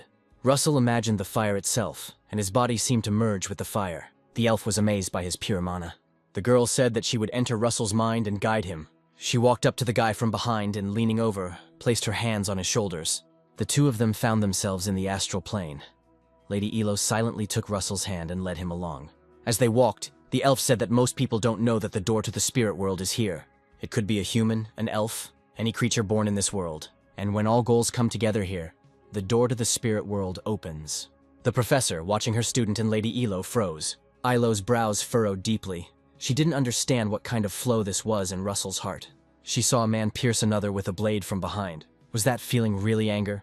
The brutal screams, the sounds of piercing flesh and gushing blood forced the elf to cover her ears. When she opened them, she saw a door with a bright yellow light. This was something stored in his heart. Elo turned her gaze to Russell and saw tears streaming down his cheeks and the boy biting his lip hard. It was becoming increasingly difficult for the two of them to be in Raymond's mind. A bright white flash appeared between them, and the fire intensified. This was not supposed to happen, and the professor began to worry. She stood up and ran towards Ilo and her student to stop this increasing flow. Russell's consciousness became clouded, and after a while he opened his eyes with difficulty. Miss Daria stood over him, asking if he was awake. Raymond was surprised to see the tower's mistress looking worried. He sat up in bed and grabbed his head. It hurt, and asked what happened. The hero felt as if his mana had exploded. At that moment, an elf entered the room, and Russell turned his gaze to her. When he saw her bandaged hand, he was seriously scared. The elf told her savior, smiling, that she was okay. Russell hesitated and asked if he had really done it. A lump came into his throat. He covered his face with his hands and said through tears that he was very, very sorry. After talking with the elf and the head of the tower, the hero went outside to get some fresh air. Lady Daria, who was watching him from the window, asked Lady Ilo about training, namely, what exactly happened. Ilo replied that it was horror. Inside Russell's mind, when they found the way to the spirit gate, they could not go further, because of Raymond's sudden outburst of emotions. The professor thought about it, but the elf admitted that it looked like malice, or rather sadness. Such immense sadness that Elo wonders how Russell could hide it. In the morning, Professor Daria approached the hero in the garden. She said that he would start new training sessions from today. The guy bowed, already agreeing, when suddenly the professor said that it was cleaning. Russell looked up at the woman in surprise. Daria Snow White explained that he would be helping the servants with cleaning for 1 week, and at this time they and Lady Ilo will visit the capital. The elf bowed, saying that they would see each other in a week. Russell wished them to be more careful. The professor was quick to say that this assignment was not a punishment. Russell then decided that he would clean and practice the flash spell in his free time. However, Daria said that the boy was prohibited from using magic for a week, so the main character was left alone with one servant in the estate with a mop in his hands. He decided that he could train his body and ran down the hallway with a mop, washing the floor at the same time. Suddenly, he slipped on the water. The mop jumped out of his hands and flew into the air. The hero himself tried to brake, but began to fall backwards. On the way, he hit a vase of flowers and fell on his hips, when suddenly someone's shadow appeared behind him. The maid asked him who was cleaning at such a speed. She said that this vase was very dear to Miss Daria. Before leaving, the professor told him to simply obey the head maid in everything. She stood in front, and behind her was a whole staff of servants. The woman's features were sharp, which gave her a stern look, and her glasses made her look more like someone who was constantly on the lookout. So it was depressing that it was this woman who noticed Russell's failed attempt to clean the floors. The young man asked for forgiveness for the broken vase. The maid said that she knew that Russell couldn't use his magic for a week, so she handed him a white rag and asked him to obey her. Russell spent the next day wiping down dusty cabinets, drawers, and columns, and when he picked up the vase, the maid said that it was best to hold it from below. And when after that he started to wash the floor, she sarcastically asked if he really thought that there was no need to wipe behind the door. Raymond turned pale and asked for forgiveness. Then the maid asked him if he really couldn't see the spots. The main character fell off his feet from fatigue.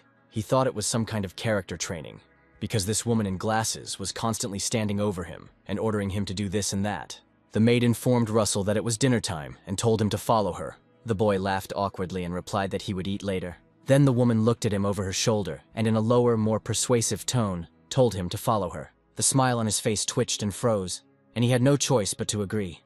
All the working staff in Daria's mansion ate lunch at the same time and together. The guy was surprised when he saw so many people.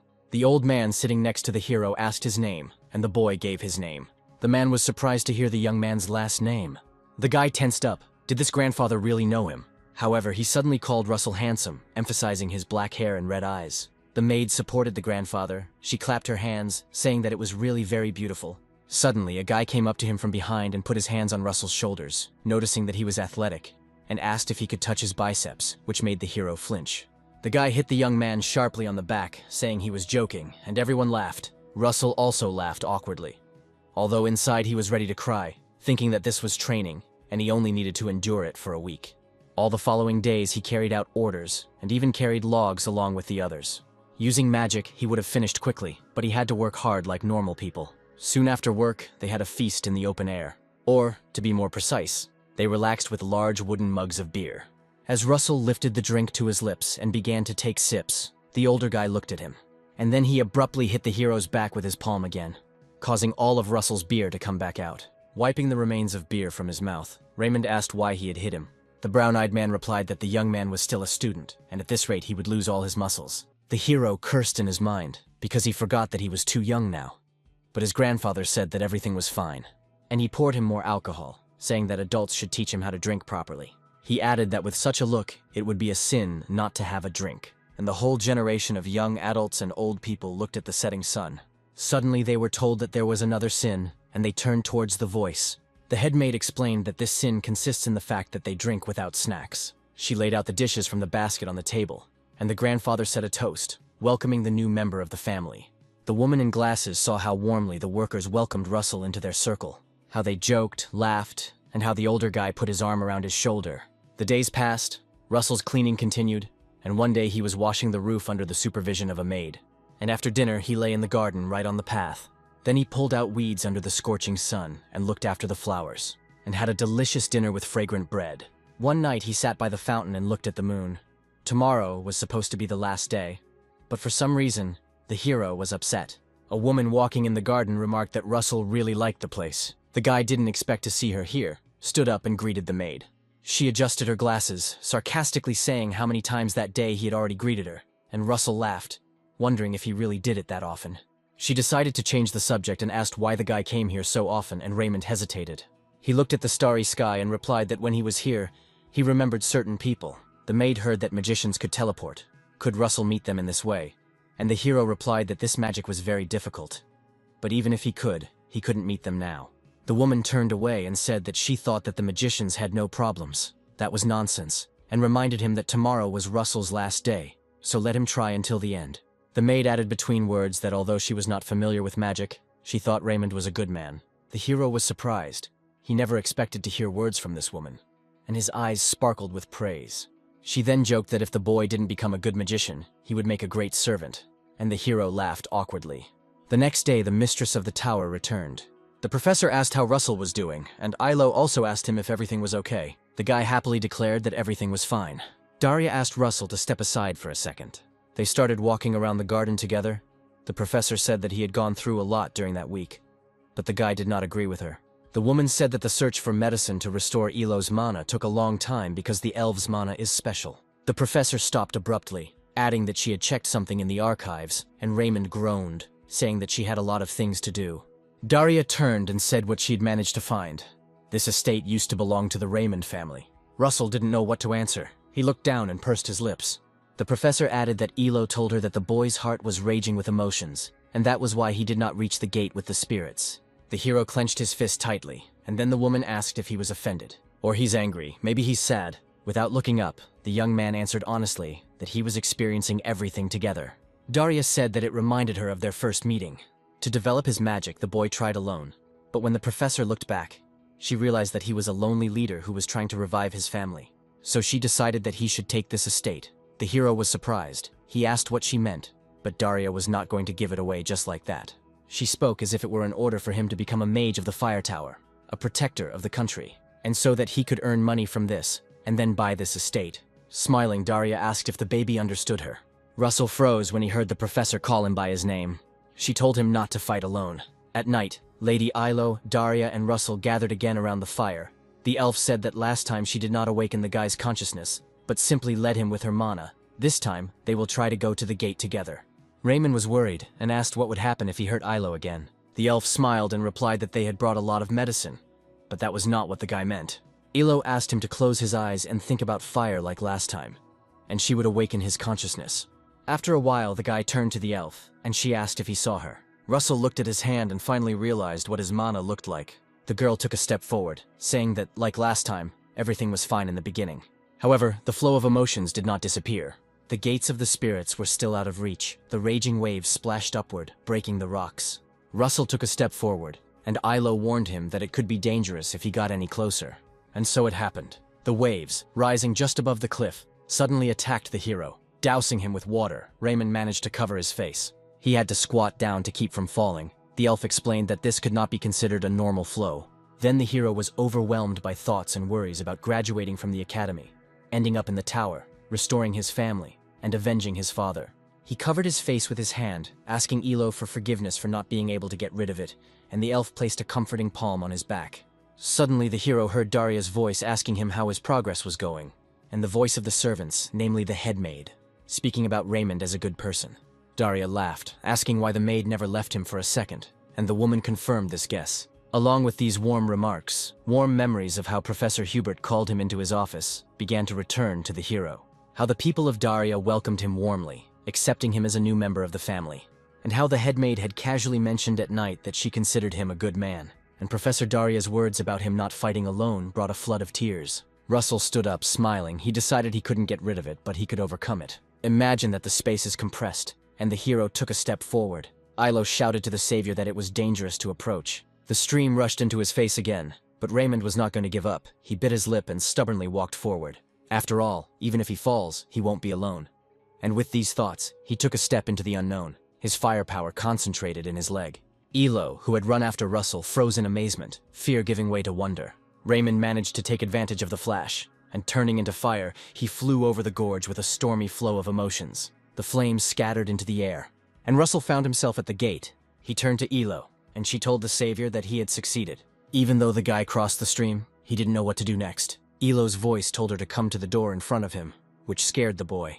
The elf asked if he was surprised, but they could speak because their mana was linked. She told him to put his hand in the gate, which he did, and a new task appeared for the hero to make a contract with the spirit. Russell froze and asked what he should do next. The elf said that the spirits would now choose, and the young man closed his eyes. No one knows what kind of spirit will emerge, but several have already flashed their eyes in the darkness, assessing Raymond. Elo added that he might not be chosen. She folded her hands as if in prayer and asked Russell to simply keep his hand there and wait. Professor Daria saw that this time everything was going smoothly. She approached the student and silently watched him. Russell thought it was okay if it didn't work out. He wouldn't be too upset. As if reassuring himself, he waited for someone to touch his hand. He was happy with everything that had happened up to this point. And while he was thinking about it, a huge red dragon appeared on a magic circle next to him. This magical creature calmly closed its eyes and touched the tip of its nose to the hero's palm. And when Russell woke up, there was a little dragon sitting on his feet. He reached out to the hero, growling quietly. Elo and the head of the tower laughed. The elf congratulated Raymond, and Daria said that this was not the only reason for joy. The hero saw the fourth circle light up on his chest, which was truly a joy, because he himself overcame this wall. And even the headmaid smiled. A notification appeared in front of Russell, stating that thanks to the spirit, he had reached the fourth circle, so additional rewards would be given out. The little dragon suddenly stood up and flew into the air. He lay down right on the protagonist's head, contentedly closing his eyes. The spirit was happy to have found Russell and showed its emotions through harmless growls. Elo stroked the dragon and said that she didn't think it was an ordinary spirit. She took it off Russell's head, adding that they needed to come up with a suitable name for him. Russell took the small creature in his hands. The elf explained that only the name remained to conclude the contract. Daria supported the idea of giving a good name to this little dragon. The guy looked at the spirit and said that he was so red, even very red, and suddenly he called him Bacon, which shocked all the female representatives. Even the little dragon sighed heavily, and Russell laughed, saying he was joking. He looked at the spirit and, as if asking him, said, maybe he should call him Pepper. The dragon roared happily several times. He clearly liked this name. And Elo called this name cute. Daria also thought it was not bad. The hero agreed that Pepper suited him very well. The professor announced that to celebrate, they would begin real training tomorrow, and Elo would give a lesson on spirits. Russell happily replied that he was looking forward to it. The little dragon closed his eyes, and the hero greeted him, addressing him by name. A month later, it was finally time for the towers to choose their students. The teachers were curious about how many students would be chosen this year. The bald man said that it had already been decided. The judge from the White Tower had already arrived. Each tower was choosing a student to train for the entire semester. Next came the judge of the Yellow Tower, and the judge from the Spear Tower. The man next to the bald man said that they should help these students, and the second one agreed with him. The first one almost gave himself away when he said that he needed to help the students for his own sake, and then corrected himself by saying that it was for the good of the academy. Professor Hubert didn't like this. He hissed irritably, not understanding how these people could call themselves professors if they gave preference to a few talented students. Suddenly the door of the red carriage opened, and a fist from there grabbed the passage. It was the judge of the Fire Tower who had arrived. The students jumped and froze with their mouths open when they heard the judge's announcement. From there came out a man with long, fiery hair, known to all as Vermilion Olsen. Even Professor Hubert tensed up. He didn't expect to see this particular judge from the face of the Fire Tower. The red-haired man chuckled, saying that someone else hadn't arrived yet. Hubert was worried that if Judge Vermilion, it meant that the head of the tower did not want to choose Russell. Suddenly, fiery flashes appeared in the sky, rushing from house to house. The professor was worried that Russell had not arrived yet, but the main character was about to arrive. The Fire Tower judge felt movement behind him. He turned around abruptly, his hand tensing. But it turned out that it was just a student who got to the academy using a flash. Russell breathed a sigh of relief because he was almost late. Holding his hand to his chin, wiping away the sweat, the guy looked down. Vermilion Olsen was looking straight at him with a frown. The main character recognized him immediately. The judge said nothing and turned abruptly, heading towards the gates of the academy. He chuckled, deciding that it would be fun, since he loved breaking students like that. Before returning to the academy, Russell expressed his gratitude to everyone, and the hope that Elo would return home safely. The elf smiled and thanked the guy in return. Then he turned to the headmaid, and he promised to return to her. This request left the woman in a stupor. Russell added that he would own the place by then, asked her to take care of it, and the woman smiled, saying that she hoped so. The stay in this estate was short-lived, but the main character was incredibly grateful to everyone who helped him in any way. The professor asked Raymond if he was sure he didn't need the luggage, to which the boy replied that he did, and besides, if he didn't want to be late, he'd better go for a run. Daria said that she had one request for him. She handed the envelope to Russell, and asked him to give the letter to Hubert. The hero replied that he would definitely deliver it. However, when he looked up at Daria, she looked depressed about something. Even though she thanked Russell, her thoughts were focused on something. Professor Hubert said it was good that Russell came on time. And then he said, after reading the letter, that in this situation it would be difficult for him to help the hero, because he just had an important matter. Raymond narrowed his eyes and told the professor that everything was fine. The man looked at the student with concern and said that he could only say one thing, namely, not to take Olsen seriously. Then the professor stood up and bowed hastily. He said that now Russell has to be the best, and he believes that the hero can do it. Raymond's eyes were full of determination. He said not to worry about it. The main character was faced with the task of showing an overwhelming advantage in skills and gaining recognition from the judges. The first stage was a written exam. It wasn't particularly difficult for Russell because the guy had failed it many times in his past life. There was only one thing to worry about the letter from the head of the tower to Professor Hubert. Because after him, the professor began to go away somewhere more often. At some point, he didn't even have time for his students. And soon, in the year he took leave, Professor Hubert died. Russell didn't know what exactly happened. It was most likely a dangerous mission, which was given to a powerful magician from the fire tower. And when the hero thought about it, he saw in the courtyard of the academy how a snake, having crept up to the nest, was crushing a small chick. Soon, the best result for the written exam was announced. Naturally, the name of Russell Raymond was mentioned, but many students did not believe it. Some were even jealous. However, the main character was concerned with other thoughts, whether he would be able to prevent the death of Professor Hubert. The students were informed that the second stage of selection for the towers would soon begin.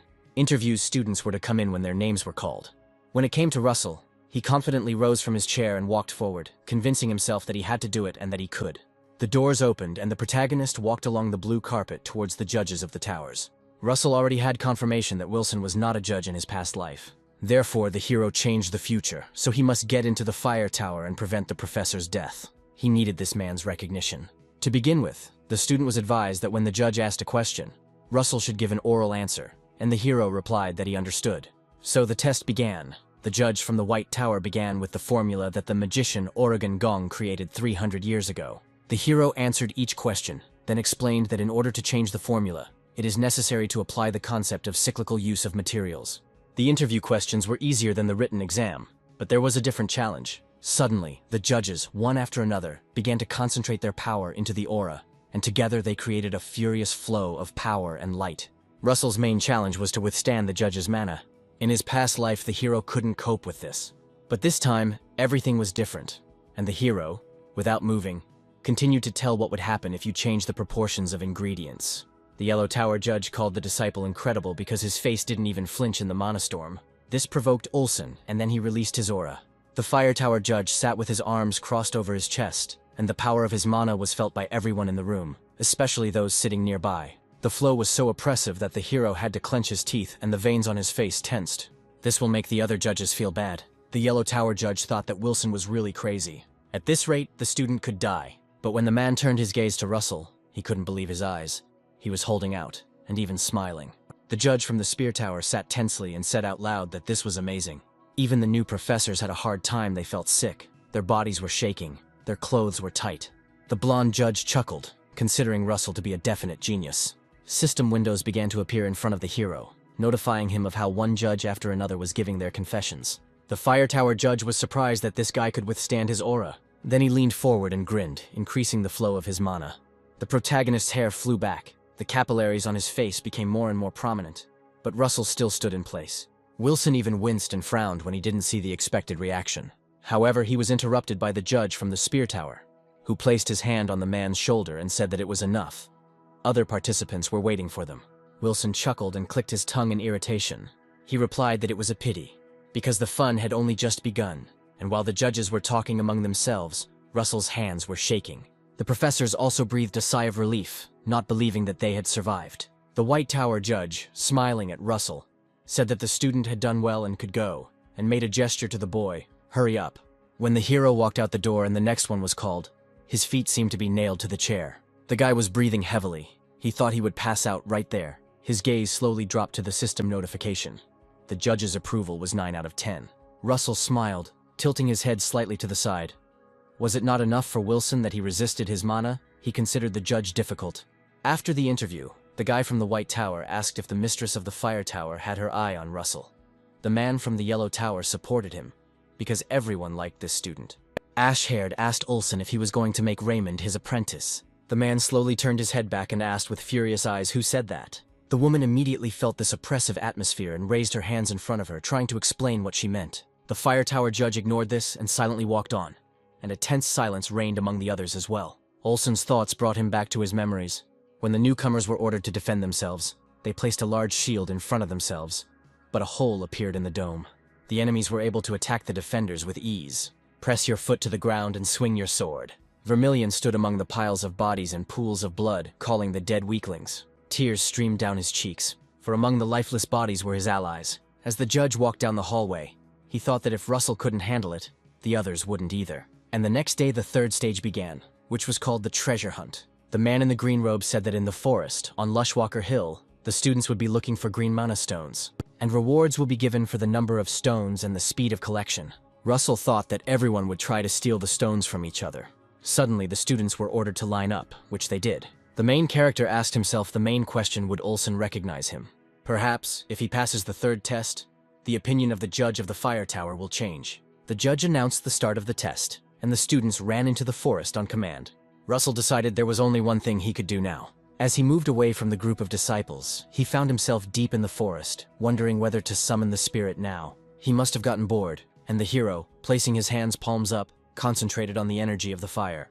A little dragon appeared in his arms.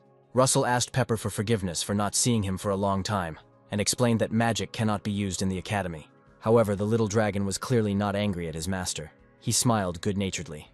Russell asked Pepper if he could help him as his hand reached for the vault. He took out a mana stone from there, and explained to the spirit that he should look for similar ones. The little dragon flew up to the stone and carefully examined it using its sense of smell. Russell had heard that spirits could sense even the slightest traces of mana. And it was true. Pepper had already found one and joyfully turned to his owner. The boy asked the spirit if they would look again then, and the dragon raised his head and nodded. After some time, Raymond came across a tree with a mark. Meanwhile, the man in the robe grabbed the man by the clothes and asked where the magician with whom he had exchanged was now. The man replied that he didn't know. He just sold him the ingredients for the ritual. This angered the man in the cloak. He asked the merchant if he knew that this ritual was pagan witchcraft. The man couldn't believe what he heard. He had never encountered anything like this. The professor pushed the man sharply against the wall, and he said that supporting cults is tantamount to royal treason. He asked again where the magician went. However, the seller really didn't know. He only heard that fiery bitch, Daria Snow White, took an apprentice, and that person wanted to test him. Find out how strong Russell is. After talking with the merchant, the professor pulled the mask off his face, thinking about what could happen if this man from the cult was offended by the teacher. Professor Hubert was in a hurry, because this whole situation meant only one thing. Russell was in danger. No, all the students there were under threat, and the man, leaving behind fiery trails in the air, disappeared among the street houses. One of the students was cursing because he couldn't find the mana stones. He didn't even use the light so as not to attract attention to himself. Suddenly he saw something move in the bushes and freeze. The guy shuddered. The thing in the hood stood up, and the student used the wind arrow. And the one who frightened him stopped, falling to the ground. The guy thought that it was another student. He was worried that he would die and ran away. But it was still a competition, so it wasn't his fault. After running a short distance, the student began to slow down. He smiled worriedly, because if he thought about it, that man in his hood might have had mana stones. But when the guy turned around, there was no one near those bushes anymore. The hero got scared and said out loud where it had gone. But it was not the student, and it was standing right behind his back. Feeling the pressing energy behind him, the student turned around and screamed. Russell had been wandering for quite some time when he suddenly saw a clearing.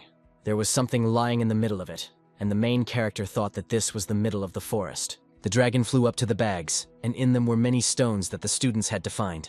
Raymond approached these items, but was wary because it was unknown where all these mana stones came from. The hero felt that something was wrong, but he smiled at Pepper and praised him, stroking his head.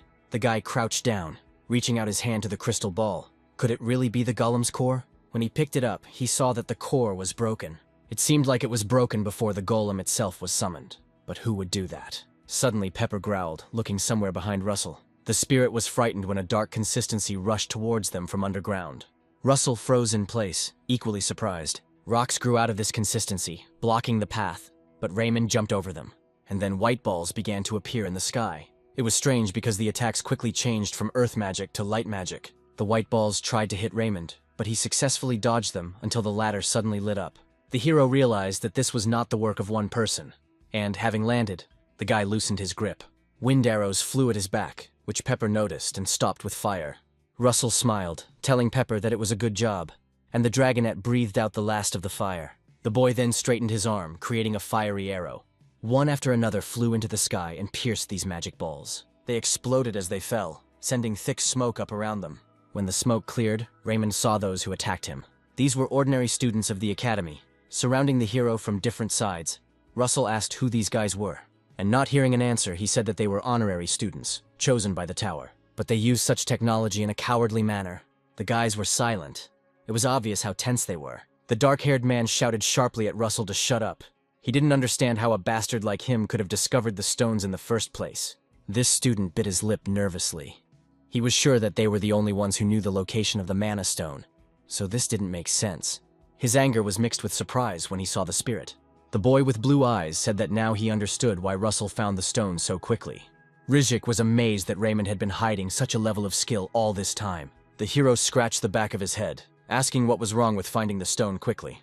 He added that it sounded like he shouldn't have discovered it first, and the brunette flinched, giving himself away. Russell grinned and said what he thought, namely, about the fact that they made a deal with a couple of professors. The student was infuriated that Raymond realized this too quickly. However, the hero had no intentions in this regard, so he politely asked the guys to simply get out of the way. The brunette released his energy and shouted for Russell not to lie. The guy was going to attack the hero, but he suddenly froze when Raymond appeared behind him a moment later, smiling and saying that if they didn't leave, they would regret it. Rizek stood with his mouth open. For some reason, Pepper stood on the ground and growled very tensely towards the forest. Russell tensed and looked where his spirit was. He noticed that the forest was moving. The hero suddenly turned to the student and yelled at him, who asked, "What?" Russell asked if the professors who were helping them had told them that they would destroy the golem. The brunette replied that they didn't talk. The other guys came closer to the boys and admitted that they also found it strange. Raymond activated the power of the second circle magic in order to attack if necessary, because someone was actively approaching them. Even the crows, frightened, left the trees and flew up. This was something that Professor Hubert feared and hurried to the academy to help the students. Even Russell didn't expect to see this. It was the undead. The guys immediately fell into a stupor. How could these ghouls even be in the place where the test was being conducted? They were terribly scared, because it was not just unlikely, but impossible. The brunette was shaking, but could not move from the spot. He told himself that he had to run away. The boys moved abruptly and were about to leave this clearing. However, it was already too late. They were surrounded. There was nowhere to run. The undead were everywhere. Russell didn't waste any time and, concentrating, erected a high wall of fire, protecting not only himself, but also the students who had just attacked him. The brunette glanced sideways at Russell, since the ability to use a firewall belonged to the fourth magic circle. The hero said that everyone would take one side and fight those who broke through the wall. The students looked at Russell in surprise and did not immediately answer, digesting the information. Then he shouted for them to answer. The boys all shuddered and said they agreed. The brunette tensed up because, if you think about it, they wanted to fight Russell, and he would have dealt with them in a moment. But someone already wanted to finish off the students, and the undead began to pass through the wall of fire, and the boys began to fight them off. Russell was worried because the firewall was only a temporary measure. They needed to find a mage to help them deal with it. The people who summoned the undead watched the wall of fire and how the students dealt with it. They smirked, curious to see how long Russell would last. The fire caught the bodies of the ghouls as soon as they passed through the wall. But it was not enough. Russell once again threw a fire arrow, piercing half of the dead head. The hero understood that the situation was too dangerous. There was no chance for error. Are there really any heretics left who use forbidden magic? In the past, the teacher got rid of the heretics. They shouldn't have been there. The people who summoned the undead, were they really the ones who survived? And even if so, why did they come here? It suddenly occurred to Russell that they were coming for him. With 3 fiery arrows, the hero struck 3 ghouls at once, piercing their heads. Now Raymond needed to concentrate on the battle. The heretics were using curse magic. Even though it used up little mana, if the fight dragged on, the guys would lose. The hero turned to the boys and shouted at them to use their mana more efficiently, to reduce the force and aim at important points. The brunette said it was easy to say. Rizek said in the hope that the judges would come anyway if they held out. The blue-eyed man replied that they would not come, and the brunette asked what he was talking about. Russell, creating a new arrow, agreed with the guy, because the tower judges couldn't help but feel it. This evil energy that reeked of it. Blue Eyes said that the heretics definitely used a trap to hide the mana. Russell looked down, thinking, and he remembered the tree he saw in the forest. It had a mark on it. The dark-haired boy, trembling, asked if this meant that they had to deal with the undead themselves. The blue-eyed man, as if speaking to himself, said to make the corners sharper and the size smaller, and then he threw ice at the heads of the ghouls, knocking them down. The student was indignant, saying, "Is there any point in fighting in such a sophisticated way?" Rizek concentrated and directed several light balls, glowing with lasers. The brunette saw that he was doing as Russell said. The heretic said that the students quickly understood and began to conserve mana. The man in the green cloak smirked, asking if those kids were really that damn woman's students. He created something bigger and sarcastically asked, what if they couldn't conserve mana anymore? This huge ghoul was approaching the wall. The sounds of his footsteps were too loud, and the guys turned to look at them. This huge creature was not only wearing iron armor that protected him from fire, but also had a weapon in his hand. The undead opened its green mouth. Its eyes glowed.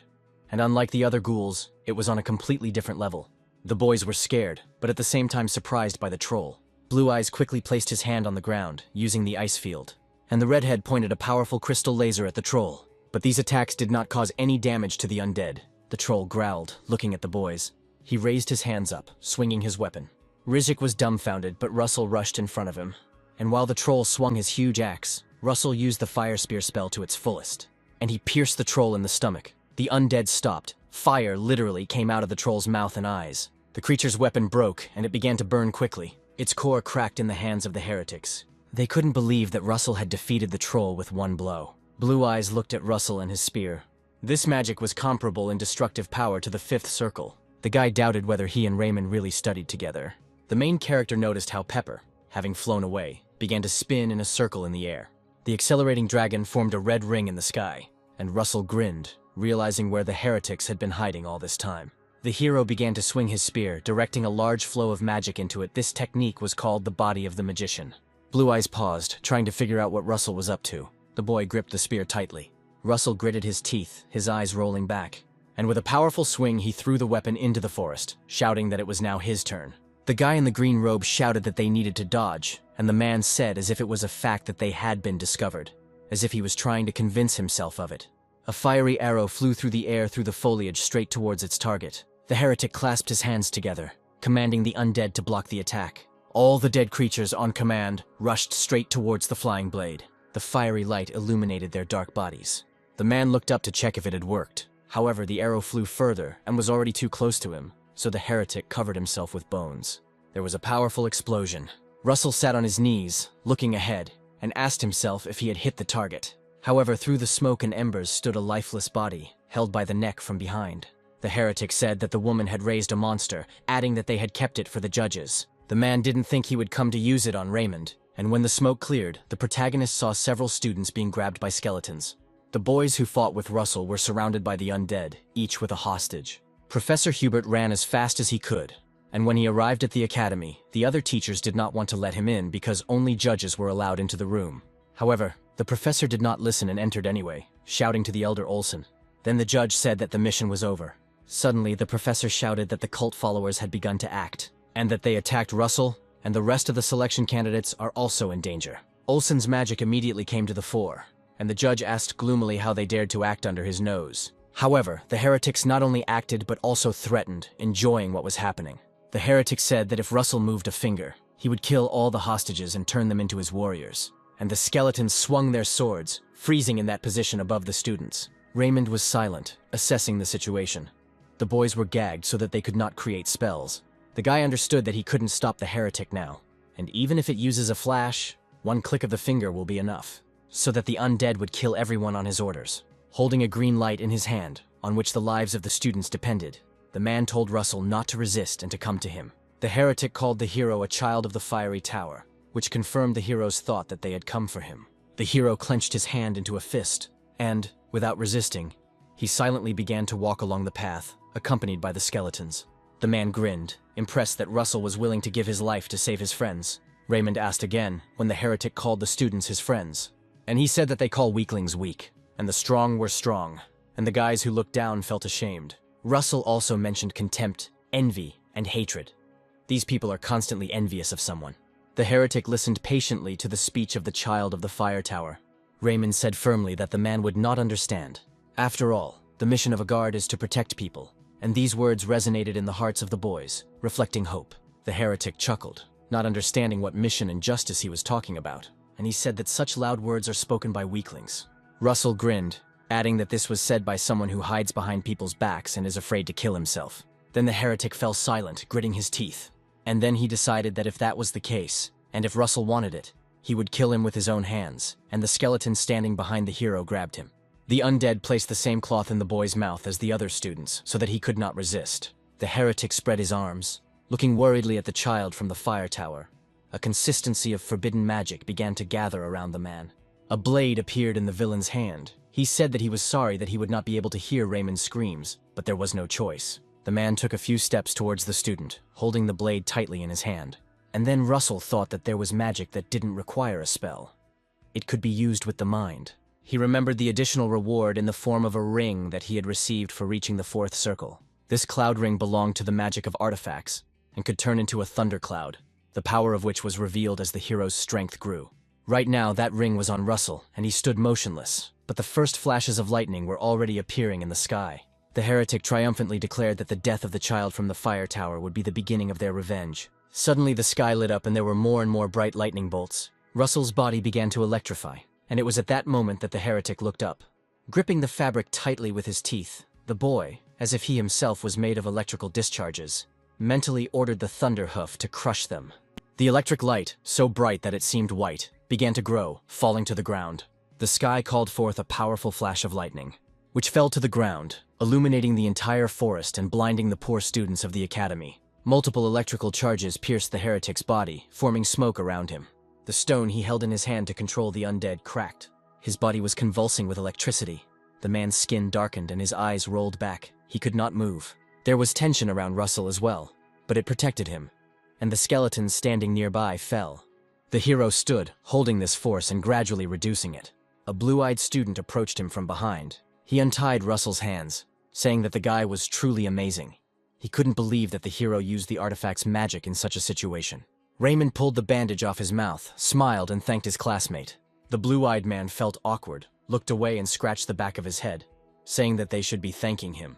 And then he turned towards the rest of the guys, adding that they should call the judges. It seemed like everyone needed treatment, but despite the situation, the brunette asked the girl to tell the judges that he did it for her. He untied her hands. However, Russell calmly said that the judges would soon be here because his friend, who was at that time burning a mark on a tree, would bring them.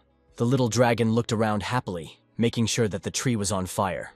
Thus, by setting fire to the trees one after another, the spirit created a path leading to the disciples. Blue-eyed smiled, gratitude and relief shining in his eyes along with wonder. He was curious to see how much Russell had thought this through. As the boy turned to help the others, Raymond looked down. His cloud ring sparkled, and surprisingly it used more mana than the hero expected. When the blue-eyed man passed by the heretic's body, it twitched, shining green. He lay on the ground and whispered something with his last breath, attracting clots of forbidden magic from the defeated undead. This power climbed into his eyes, penetrating into his consciousness, the heretic pronounced, like an order that he dedicates his life and death. Blue Eyes stopped and turned sharply towards the body along with Russell. Mountains of skeletons merged with each other, growing into a hill. It was a giant skeleton summoning. The energy of this creature greatly exceeded the fifth circle. Blue Eyes shouted to the others to run into the forest. The brunette immediately jerked from his place, pushing the others. He decided to escape from here at any cost. However, he hesitated when he saw a bag of mana stones next to him, which the students needed to find in order to successfully compete.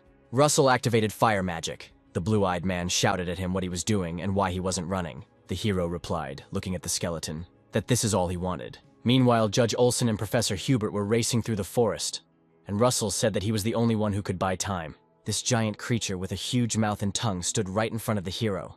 Blue Eyes saw that Russell's mana was already running out, so what was he planning this time? However, Raymond did not hesitate. The skeleton, oozing dead magic, swung its sinewy arm and struck the ground. Luckily, Russell managed to jump into the air and get behind the undead. He understood that these attacks could not be blocked with just a shield. Each blow of the creature was very dangerous. Raymond swung his spear, and with all his might, he threw it from the air straight at the skeleton. The fire wounded him in the side, and the skeleton turned around and growled. Russell landed next to the undead at that moment. His attack landed well, but it was all too complicated. The guy's anxiety increased when he saw how the torn-off piece of the skeleton's body began to heal. Did he really have regeneration? Russell saw the creature's huge, sharp-sided tail begin to sink into the ground. He lifted the top layer of earth upward as he made his way for half a day straight to Russell. And then it suddenly burst out right in front of the hero's face, causing Raymond to almost lose his footing, and the sharp end was aimed at him. The guy cursed loudly, holding his hand out in front of him, but his mana was running out. Russell fell, shielding himself with his hand, when suddenly an icy stream froze the end of his tail. Blue-Eyed shouted that the guy saved his life, so he can't just leave him. He attacked the skeleton from behind, freezing its legs. At this time, the rest of the guys started running away.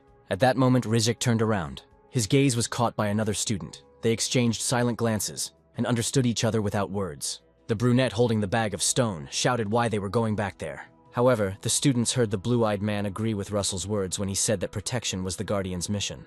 While the brunette was shouting that if something happened to them, it was not his fault, the young heretic came to his senses. His arm was completely burned after Russell's attack, and when the heretic heard the sounds of battle, he turned his gaze and saw a giant skeleton. He now understood the elder's actions. It was a sacrifice. The guy smirked, telling the heretic, who was unlikely to hear him, that it served him right, because he did all this shit just for his own skin. Rizik, who approached Russell, said that the others were already ready for battle, and he apologized for their delay. The hero was very surprised, because this was not part of his plans. However, there was no way out, so he smiled. He created a flaming spear and shouted that since they wanted to fight together, he would not stop them. He threw his spear at the skeleton, shouting that if they wanted to live and win, they had to listen carefully to Russell. On Rizik's face, even though he decided to help, tension and fear were visible. The giant skeleton managed to escape from the block of ice. Russell said he would break through his defense, and taking aim with his spear, he shouted for the boys to attack with all their might. A powerful fire weapon flew straight at the undead's head. The skeleton could not move. Russell shouted to attack now, and ice spears and electric charges followed. There was a loud explosion, blinding the students. The skeleton stopped, and even let out a roar that sounded like pain. The protagonist cursed because the skull of this undead also regenerated. Russell's hand was already shaking. He wanted to attack again, and holding his wrist with his other hand to gain strength, the guy tried to repeat the spell. Vermilion and the professor saw from the air the path of fire laid by Pepper, and they jumped down. Russell tried to pull himself together because all the guys were risking their lives for the Guardian's mission, for him, and he decided that they shouldn't stop. He wanted to protect them, so he activated the maximum power of the flaming spear. His pupils turned yellow, and the whites filled with black again. Raymond gripped the fire weapon with all his might, and he concentrated his power in it, and even horns appeared on his head. Without holding back any longer, the protagonist jumped and threw the spear with all his might, which began to fly faster, leaving a huge trail. The guys also activated their abilities to the maximum and went on the attack. This fiery power was enhanced by spells of other elements. With a joint effort, they managed to pierce the undead's head. Half a minute ago, Olsen had already arrived at the scene of the fight. He was surprised and angry at the same time when he saw the giant skeleton. The judge didn't understand what these weaklings were doing here. They should have just run away. Olsen Vermilion believed that compassion was a weakness, and if one falls, the rest will follow him. A moment later, the flaming spear struck the skeleton. The wave of impact grew. Olsen froze in place. Even Professor Hubert managed to run up. At that moment, Vermilion realized something important. When I saw how the fire pierced through the undead, the judge realized that through compassion, if one stood up, everyone would be drawn to him. That someone was Russell, surrounded by the boys. The giant skeleton was knocked down, its head torn off, and the smoke around it was clearing. From the side of the skeleton's body appeared the one who had brought the sacrifice. He narrowed his green eyes. Things were bad for this heretic. The man said that this was not all, and began to collect the forbidden magic of the cult bit by bit. At that moment, Olsen turned his foot and stood in a stance, concentrating the force of the overheating in his hand. He held his hand, clenching it tightly into a fist. The heretic saw this growing power. And a second later, the judge of the fire tower threw the ball, shouting for this sinful creature to disappear. The flow of wind and light made the students cover their eyes, while others watched with their mouths open. This blow was precise, right on target, and fantastic in its power, such that it wiped out part of the forest in an instant. Russell told the judge that if he wanted to help, he should have come sooner. The guy said this with a smile on his face, but his gaze grew cloudy. After these words, he passed out. Professor Hubert held him back, saying, "Good work," but Russell could no longer hear him. Vermilion, looking at the young man, grinned. And at that moment, the protagonist received recognition from all 10 judges. After some time, someone's voice asked the guy if he was awake when Raymond opened his eyes. The boy sat up in bed, asking Professor Hubert if the other students were okay. The man replied that yes, and that it was thanks to Russell. Everyone unanimously said that if it weren't for him, they could have died. The young man was delighted and replied that they had helped too. Professor Hubert asked if Russell was interested in the test results. And when the hero remembered about the test, the man shared that he and the judges had something to discuss. When the heretics attacked the students, the test assignment became meaningless. Teamwork was more important than competition. Taking this into account, the judges came to a unanimous decision. Namely, that Russell had the highest score on this test, and when the guy heard this, he didn't believe it at first. He couldn't stop being happy, because this was the highest score in the tower test. His eyes sparkled, and tears came out of them. Russell leaned forward to hide his face. He thanked the professor, and Hubert placed his hand on his student's back. The teacher also said that regarding the heretics, the academy had already begun an investigation to find out who was behind this. So soon, they will be able to find the root of this evil. Russell said there was another heretic there, and the professor winced, asking if they hadn't killed them all. During the fight, when the guy saw that defeat was inevitable, he managed to escape deep into the forest. Although he retreated, he decided with passion that he would definitely take revenge on this newcomer to the fire tower. Olsen entered the room and said that they seemed to have missed him. He asked the student to step outside for a minute. The professor stood up from his chair and blocked Raymond's path, saying that he needed to rest. However, the main character, smiling, said that everything was fine. A couple of minutes later, they went out into the street with the judge of the fire tower. The man said that Russell must have felt limited in his battle with the heretics. After all, there were weaklings with him, But the guy didn't respond to this definition. The judge shared that he thinks that sympathy is a weakness, and so far no one has convinced him otherwise. Russell agreed with Olsen. However, he added that the weak exist so that the strong can become even stronger, and so that they have the opportunity to protect those who are weaker. And those, thanks to the protection they receive, will also want to become stronger. Russell said no one will be left behind. Everyone will just take a step forward. Olsen chuckled, agreeing that it was a good answer. And then he threw the guy a cloth bag and asked him to open it. When the hero untied it, he saw the robe of the fiery tower. However, the judge told him not to rush too much. And he said that if Russell wanted to get into the fire tower, he needed to pass one more test, and the guy was surprised, because the tests were already over. The man said that this was an ancient tradition. He drew a magic circle around himself and explained that Raymond needed to push him out of the circle. The boy can use any magic, and if Vermilion goes beyond the limits, then the student wins. But if he loses, he will get what he deserves. Russell pulled his hand back, extending it into the magical inventory, and said that Olsen would not regret this later. The guy moved his palm towards himself and exhaled. He chuckled, and he squeezed his hand. His aura flared up and excitement was visible in his eyes. The hero repeated that Vermilion allowed him to use any magic. Professor Hubert was angry and shocked when he saw what was happening from the window. As confident as Vermilion was, Russell managed to pass this test without any problems. The referee's foot went outside the circle. The man grinned, because he was wearing protection higher than the 5th circle. And yet Raymond pushed him away. Professor Hubert walked quickly towards Olsen and indignantly asked him what he was doing. He screamed, asking why the elder was torturing Russell, since his body had not yet recovered. Olsen coughed, closing his eyes, and said that this was their ancient tradition. But the professor objected that only old people said that. The elder became angry at this statement and shouted back that this was necessary in order to discipline the student in advance. And Hubert replied that if he was disciplined more strongly, the entire academy would fall apart. The teacher sighed and put his hand on the hero's shoulder, asking for forgiveness for the judge of the fire tower.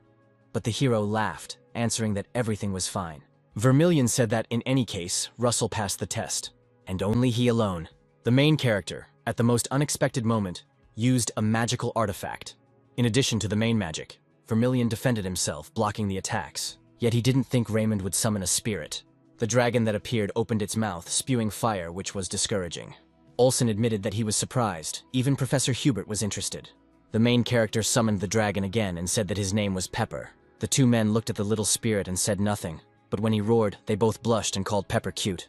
Thus, the main character managed to graduate from the academy, and as a parting word, he told the guys that he hoped that they would all receive the enlightenment of mana.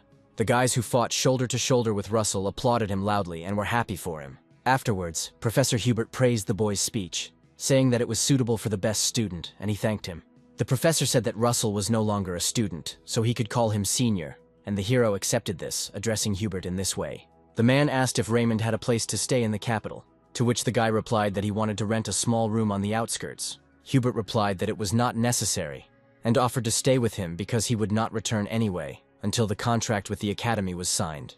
The boy asked if he would disturb the elder, and Hubert replied that of course not. Raymond never used the house he bought from his teacher. The hero closed his eyes because he had some kind of feeling of déjà vu. Soon the graduated student began to collect his things, with which the little dragon kindly helped him. Russell received a notification congratulating him on his graduation from the academy and receiving special awards for it. The young man was surprised because it was the same card. Then a new task appeared. Find a point on the map and complete the mission. The hero smiled. He knew this place exactly. It was Kulil Island, a forbidden place where people do not land, because it is filled with magical beasts. It is a very dangerous place that can only be entered by those with the 6th circle. Russell was very interested in what this opportunity wanted from him. The guy studied the notification. Does it just want Raymond to become stronger? Or wants the guy to become stronger and do something? He recalled the torment he'd experienced when receiving the horn of the Forgotten King. The hero sat on the bed and stroked the spirit, but he didn't yet know what exactly was required of him. The boy picked up the dragon and said that he needed to become stronger to protect the weak, and the spirit made a joyful sound. Soon Russell got into a carriage and quickly set off for the capital, but not alone. He was now accompanied by his mentor, Olsen Vermilion, who asked if this was Russell's first time in the capital, but the boy replied that he had already been there. Then the man thought it was Russell Raymond. Of course he was there. The hero turned to the elder. He wanted to ask something. This concerned Professor Hubert's assignment. The guy asked if this was related to the heretic. And if not, then why did the professor return right during the heretic's attack? Vermilion chuckled, calling the boy smart. And he said that Russell was right. Hubert must find the Society of Heretics. Although it was hard to call them a society, However, these people were engaged in forbidden magic and sacrifice. Russell said he wanted to help the professor. Olsen asked if the hero really wanted to find the heretics. However, the man immediately realized that the guy was not bluffing, because he has a very confident look. Vermilion said loudly that a man must have big dreams, so he would talk to the master. The student thanked Olsen.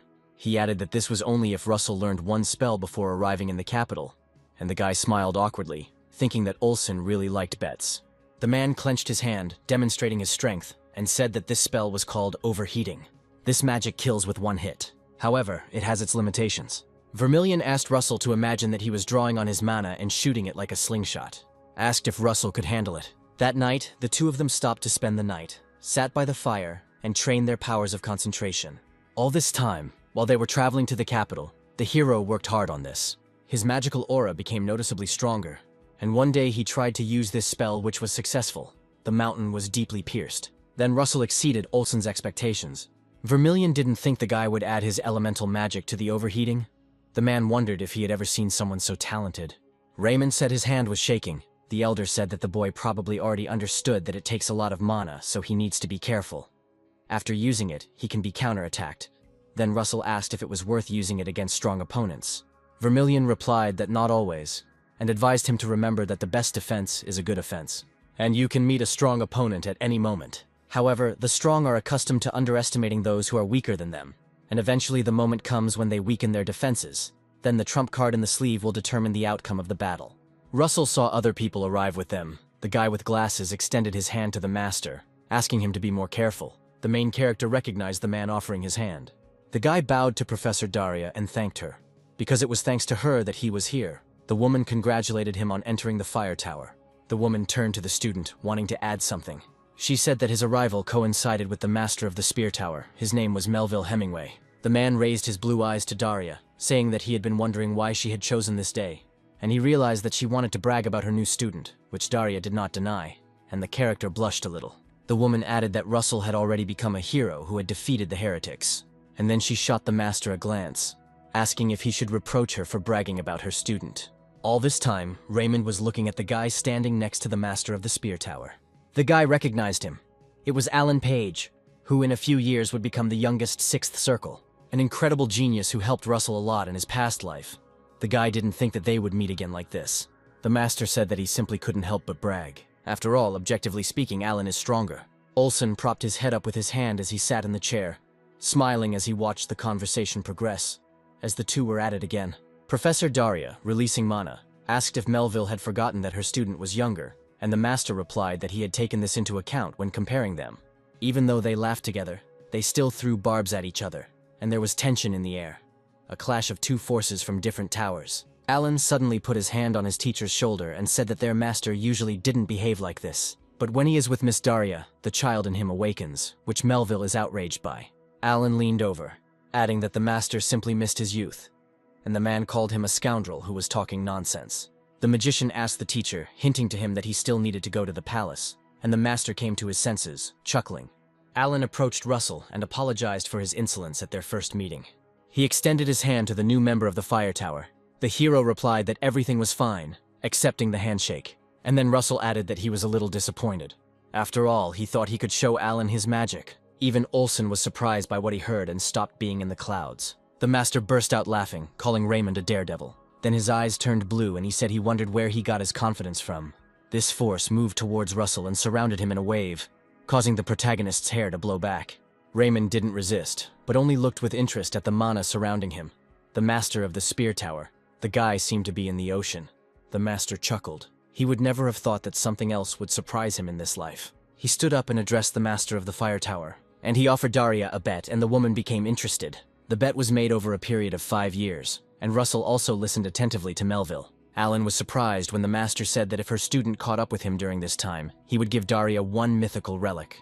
The master of the fire tower liked this arrangement. Russell looked ahead, remembering the artifacts that had existed since the forgotten times of myth. As far as he knew, even the weakest relics contained mana around the 7th circle. Then Daria suddenly said 3 years. She stood up and announced that if Russell did not catch up with his student within 3 years, she would give the master the magical relic. The man burst out laughing, saying that there was no turning back. Daria Snow White added that he could say goodbye to the relic in advance. The master turned and told his student to go, as that was enough of a greeting. Alan bowed to the fire tower master and said that it was time for them to go. When he and the master were going down the stairs, the guy asked if he could place a magical relic.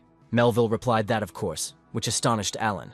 The master looked at his student and told him to try his best. The guy replied that it was okay, since he was older after all. And they both, as they went down, thought of Raymond. Olsen told Russell that he had gotten into trouble on his very first day, and Alan was not his friend, for which the hero asked for forgiveness. And he laughed awkwardly, wondering if he had really regressed. After this, Daria spoke with Russell about his desire to help find the cult members. She heard about it from Olsen, and the hero replied that it was so. Suddenly, the Magister said that it was very timely, because she had just received a report from the spies. They found traces of the cult members who attacked the academy. The woman told about Sudra, a neutral city, and that the heretic is trying to escape alone. Russell knew that Sudra was a so-called paradise for criminals, so he chose a good place to escape. The fire tower master added that since Raymond had personally encountered the criminal, it would be easier for him to track him down. She looked into her teacup and frowned, saying that the guy would most likely be ready to defend himself again. Daria wanted to make sure Russell still wanted to take the risk, but the guy was confident. He squeezed his hand tightly, and placing his fist on his heart, he bowed, declaring that he would fulfill his duty as the guardian of the kingdom. The woman sighed and smiled, and told Russell to go tomorrow morning. She will prepare the warp gate for him. Daria asked Raymond not to forget to take supplies with him. The protagonist was glad that the Magister allowed him, which seemed to be the first step towards saving Professor Hubert from death. The next day, the hero got into the carriage, and when it started moving, he put the potions into his inventory, not believing until the very end that Daria had given him these supplies of the highest rank. Even though she gave permission for the mission, the professor must have been worried since Russell was the youngest. And while the guy was thinking about this, he was looking out the window, when suddenly he noticed a familiar building. This place was the very museum where he got a chance for a new life. The hero shouted to the cab driver that he would stop here for a short while. He walked inside and walked into the very hall where his journey through time began. The guy stood in front of the dragon's heart, protected by strong glass. All this time he was thinking why such a miracle happened to him, and then the guy came to his own conclusion. It was for his growth, and so that he could protect more people. As Russell said this out loud, small lights began to appear around the ancient exhibit again. Suddenly, a notification appeared with a task to protect the heart of the dragon people and use the power of the dragon at will. Raymond wondered if they were being too generous with the missions, since they had to make a large contribution in the first place to justify providing items belonging to the royal family. It was difficult, but not impossible. Then the guy wondered what kind of mission this was with dragonification. Suddenly, Russell's mana flared up, and his eyes turned yellow again. This was how they explained to him what dragonification was. The guy had felt this before, the feeling of increased magic at critical moments. Russell saw his reflection for the first time in this state, and seeing the dragon's eyes, he did not believe that it was him. At sunset, he sat in the room and reasoned that the power most likely appeared during the test of fire. Russell stroked the dragon's belly, thinking what it would be like if he could just control it at will. He might be able to increase his power by adding superheat to his dragonification, and that could be a fatal blow close to the sixth circle. Raymond collapsed onto the bed, saying out loud that the problem was that he didn't know how to make it happen, because the power only manifested itself when he was in danger. The guy didn't have time to train because of the mission, and Pepper seemed to have an idea at that moment. He pulled his master by the leg of his trousers, but the young man did not react in any way. He lay there with his hair disheveled and wondered what he should do. The spirit was already starting to get angry at him, especially when Raymond said that it didn't matter how hard he concentrated because he couldn't just go and feel it. The dragon, in order to attract attention, opened its mouth and fired fire directly at Russell. And only after his hair stood on end and his skin turned black in places, the hero stood up, and Pepper growled discontentedly. The boy gasped, asking the spirit if he was really saying that he could help him. The little dragon closed his eyes and raised his paw up, waving it happily. The main character sat down more comfortably on the bed, and Pepper flew up and sat on his master's head. Russell closed his eyes, concentrated, and when he woke up, he found himself in a different place. He realized that he was in the spirit world, where he first met Pepper, and the flow of time here was not the same as outside, so it was an ideal place for magical training. However, Russell didn't have a sparring partner, and just as the boy was thinking about it, he noticed movement out of the corner of his eye. A huge red dragon appeared above him, bowing its head. Raymond looked up in fear, questioningly calling this powerful creature Pepper. The red dragon closed his eyes and growled softly, causing Russell to be surprised that it was his spirit, and stroked its nose. Raymond said that he was grateful to the dragon for helping him, but fighting him would be a bit weird. At that moment, others appeared opposite the hero with the spirit. The guy turned towards the spirits and grinned, saying that it seemed like he had worried for nothing. These mana-filled spirits walked straight towards the hero. The character stretched his arms forward, warming them up, and asked Pepper for a favor. One of the men, wearing a white bandana, told the captain that the heretics had fled the city, and another asked if they should go after them. The captain ordered everyone to gather on deck, and he asked Jackson to report to the tower that the situation had changed. The bartender gestured that he would carry out the order and asked the sir to be careful. The captain chuckled and told Jackson not to worry, because Daria's student will be arriving soon, and the captain won't let him take away his chance to lose. The men moved forward, their robes flapping. 3 days passed. Jackson looked at the magic ball, thinking that the disciple of the fire tower should come soon. Letters appeared on the ball with an urgent report from Sudra. The scouts of the fire tower had disappeared. The men in this city were clearly unhappy and asked what it was. Namely, what is this little guy doing here? It took Russell quite a long time to get to Sudra from the teleportation gate. About a week. But thanks to the training in the spirit world, it felt like a month had passed for Raymond. After all, time stood still there, and it was a great chance for the guy to hone his skills and learn new things. The main character activated dragonification several times, but when using it, some problems had to be solved. The countdown began as Russell deflected the magical spirit's attack. Following him, the guy was attacked by a heron. During the dragonification, a lot of energy was expended, so the hero's fiery spear disappeared at the most inopportune moment, and Russell was swept away by the wave, causing him to fall, cursing that he only had 15 seconds. He rose on trembling legs, resting his palm on his knee. The second problem was the recharge of this skill. After using it, Russell was defenseless, as if he had overheated. As Raymond was walking along Sudra, his path was blocked by a bat. The bald man asked the hero, calling him Little One, if he was really lost. He said he could help him, and Russell smiled silently. And then he gasped, replying, "What a coincidence." After a few blows, the man with the swollen face pointed out to Russell where a place called the Yellow Wyvern was. The 3 villagers bowed to him, wishing him luck. And now the men called Russell not Little Boy, but Sir. The hero thought they were idiots, but out loud he told them to get lost, smiling. Jackson, seeing the guest, greeted him. I asked him what he wanted, and the hero named a cocktail of a 37-year-old Drake and a 12-year-old Briggs. The man sitting next to him called Russell a psycho, and asked how he would drink a cocktail with 70%. In fact, you could die from this, and Raymond knew it, but it was the secret code to the fire tower. The bartender did not believe that this was the same student, because he was too young. Nevertheless, he poured Russell some alcohol and placed the glass on the counter. Jackson put a shield on Russell, and he explained that it was sound magic so that other visitors would not hear them. While pouring the drink, the bartender introduced himself. He was also a mage from the fire tower, working undercover in the Yellow Wyvern. Russell also introduced himself and asked the bartender to step aside for a minute. When they came out, the boy asked if the scout troop had disappeared 3 days ago, and Jackson confirmed it. And he said that the last thing they heard was that the scouts were heading into the desert ruins. They were under the leadership of the captain, and having taken cover, were waiting for his command. Russell asked if they were trapped, and the man said they were not the type to act recklessly. Then Raymond asked if the magician had a map to the desert ruins. Jackson was surprised, but Russell insisted that he had to save them. Then the man sighed. He explained that that place was not one to go to alone. Those ruins near the Empire were very dangerous. Raymond realized that the magician did not believe him, so he released his power. This oppressive aura enveloped the bartender when he started talking about reinforcements. The man could not continue speaking.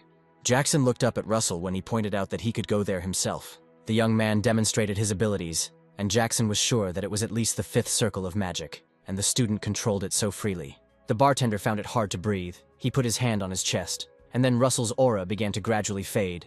The man admitted that he had rushed his answer, and smiling awkwardly, he promised that he would show the guy the way to the ruins. Russell smiled back. Meanwhile, the heretic bowed, saying that they had left traces as they had been asked. The man with green eyes replied that it was great, because he could already smell the blood. Russell took another greedy sip of water, and if he had known this would happen, he would have trained in ice magic. Then he poured the water from the flask directly onto the robe covering his head, for it was damn hot in the ruins. And when he got to the right place, he was surprised by its size. It turned out to be larger than Russell expected. The guy ran around this room with a dome. There were many passages around, and they all led inside. And if it were just necessary to find the heretics, the hero would have blown up these ruins completely. He stopped to survey the situation. There could be hostages inside, so he'll have to go in. The young man looked at the entrance, thinking that they were probably strewn with traps. Then he decided to do it differently. He jumped onto a brick wall, then onto one tower, and then another. Russell chose the most unexpected route of appearance, from above, straight through the dome. And without thinking, he jumped sharply inside through the round hatch above. To avoid a painful fall, Raymond used wind magic to catch him. Luckily, there were no traps inside. The guy's attention was suddenly drawn to a fresco with a dragon. It also depicted a black-haired warrior with a huge sword. The guy became interested in who the people depicted in the fresco were fighting. But the second part of it was destroyed. Suddenly, laughter was heard from behind. The boy turned his head over his shoulder. He was waiting for this heretic. He came not alone, but with his warriors, and said that he could not believe that the boy from the academy followed him. And he added that since Russell came here himself, he wouldn't have to waste his energy looking for him. Skeletons with weapons ran towards the hero. The heretic declared that as a token of gratitude, he would grant Raymond death. The hero replied that he was talking too much, considering how far he had run. The cult member's eyes flashed green and he cursed at Russell, calling him a cocky brat. And he shouted for him to die, directing his undead warriors to surround the boy. Russell realized that these were the corpses of elite warriors who had died on the battlefield, and they were much stronger than the skeletons from the previous battle.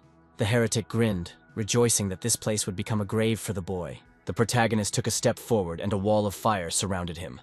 The heretic asked if the boy would be using the same magic, and Russell assured him that it was something new. And indeed, he had no doubt in his abilities, despite the number of corpses approaching him. After all, he not only trained dragonification, but also expanded the firewall spell, and added a vector to its formula, combining the fire wave with the wall. The wall that Russell had erected suddenly began to expand, and in just a moment it reached the farthest undead warriors. The skeletons raised their swords to block the blow, but it was of no use. The fire captured each of them, filling the entire space under the dome. The heretic who was watching this shouted, "Did his army really die so easily?" Russell walked towards him from the smoke and embers with glowing red eyes, saying that here was the heretic. The member of the forbidden cult hid behind the wall. He was scared, trying to analyze what had just happened. But it didn't end there. A fiery eye appeared in front of the heretic, for Russell had used detection magic. The guy with the bandage on his face cursed, deciding that now was the time to run away. But Raymond, as if reading his thoughts, said that it was too late to run away. A second later, he was right in front of his face, swinging a burning fist. The hero hit the heretic, but he managed to jump back and fell to his knees, his head down. The situation was hopeless. Blood was flowing from his mouth. The heretic himself was pushing himself into obsessive thoughts about whether this was all he was capable of now, that everything would end like this. Russell did not hesitate and walked straight towards him. The boy told the heretic to surrender and spare his life. The heretic cleared his throat and replied that he could not. Trembling all over, he rose from the floor, explaining that he did not even own his soul. He had sold everything, even the souls of his family. And then he screamed at the top of his lungs that he had given everything he had, and the bandage fell from his face, revealing the dead, undead infected part. Russell stood with his eyes wide open, and at that moment, two heretics jumped into the dome. The red-haired girl created a demonic claw in flight, and the guy a nightmare tail. Raymond looked up sharply. There was a loud bang and the girl laughed, saying that the fucking stalker looked good. The masked guy looked at the choking heretic and said that he realized that he was bait, called the spectacle pathetic, because his opponent was a damn child. The girl chuckled, agreeing that the role of a dying rat suited this infected one. The heretic rose and said that it was he. He yelled that this guy was their target, that he was the disciple of the fire tower. The heretics immediately tensed up. The girl shouted, "Is he talking about that burning bitch Daria?" When the smoke cleared, Raymond snapped his finger and the shield cracked. He became really angry, saying that such pathetic people did not dare to pronounce her name.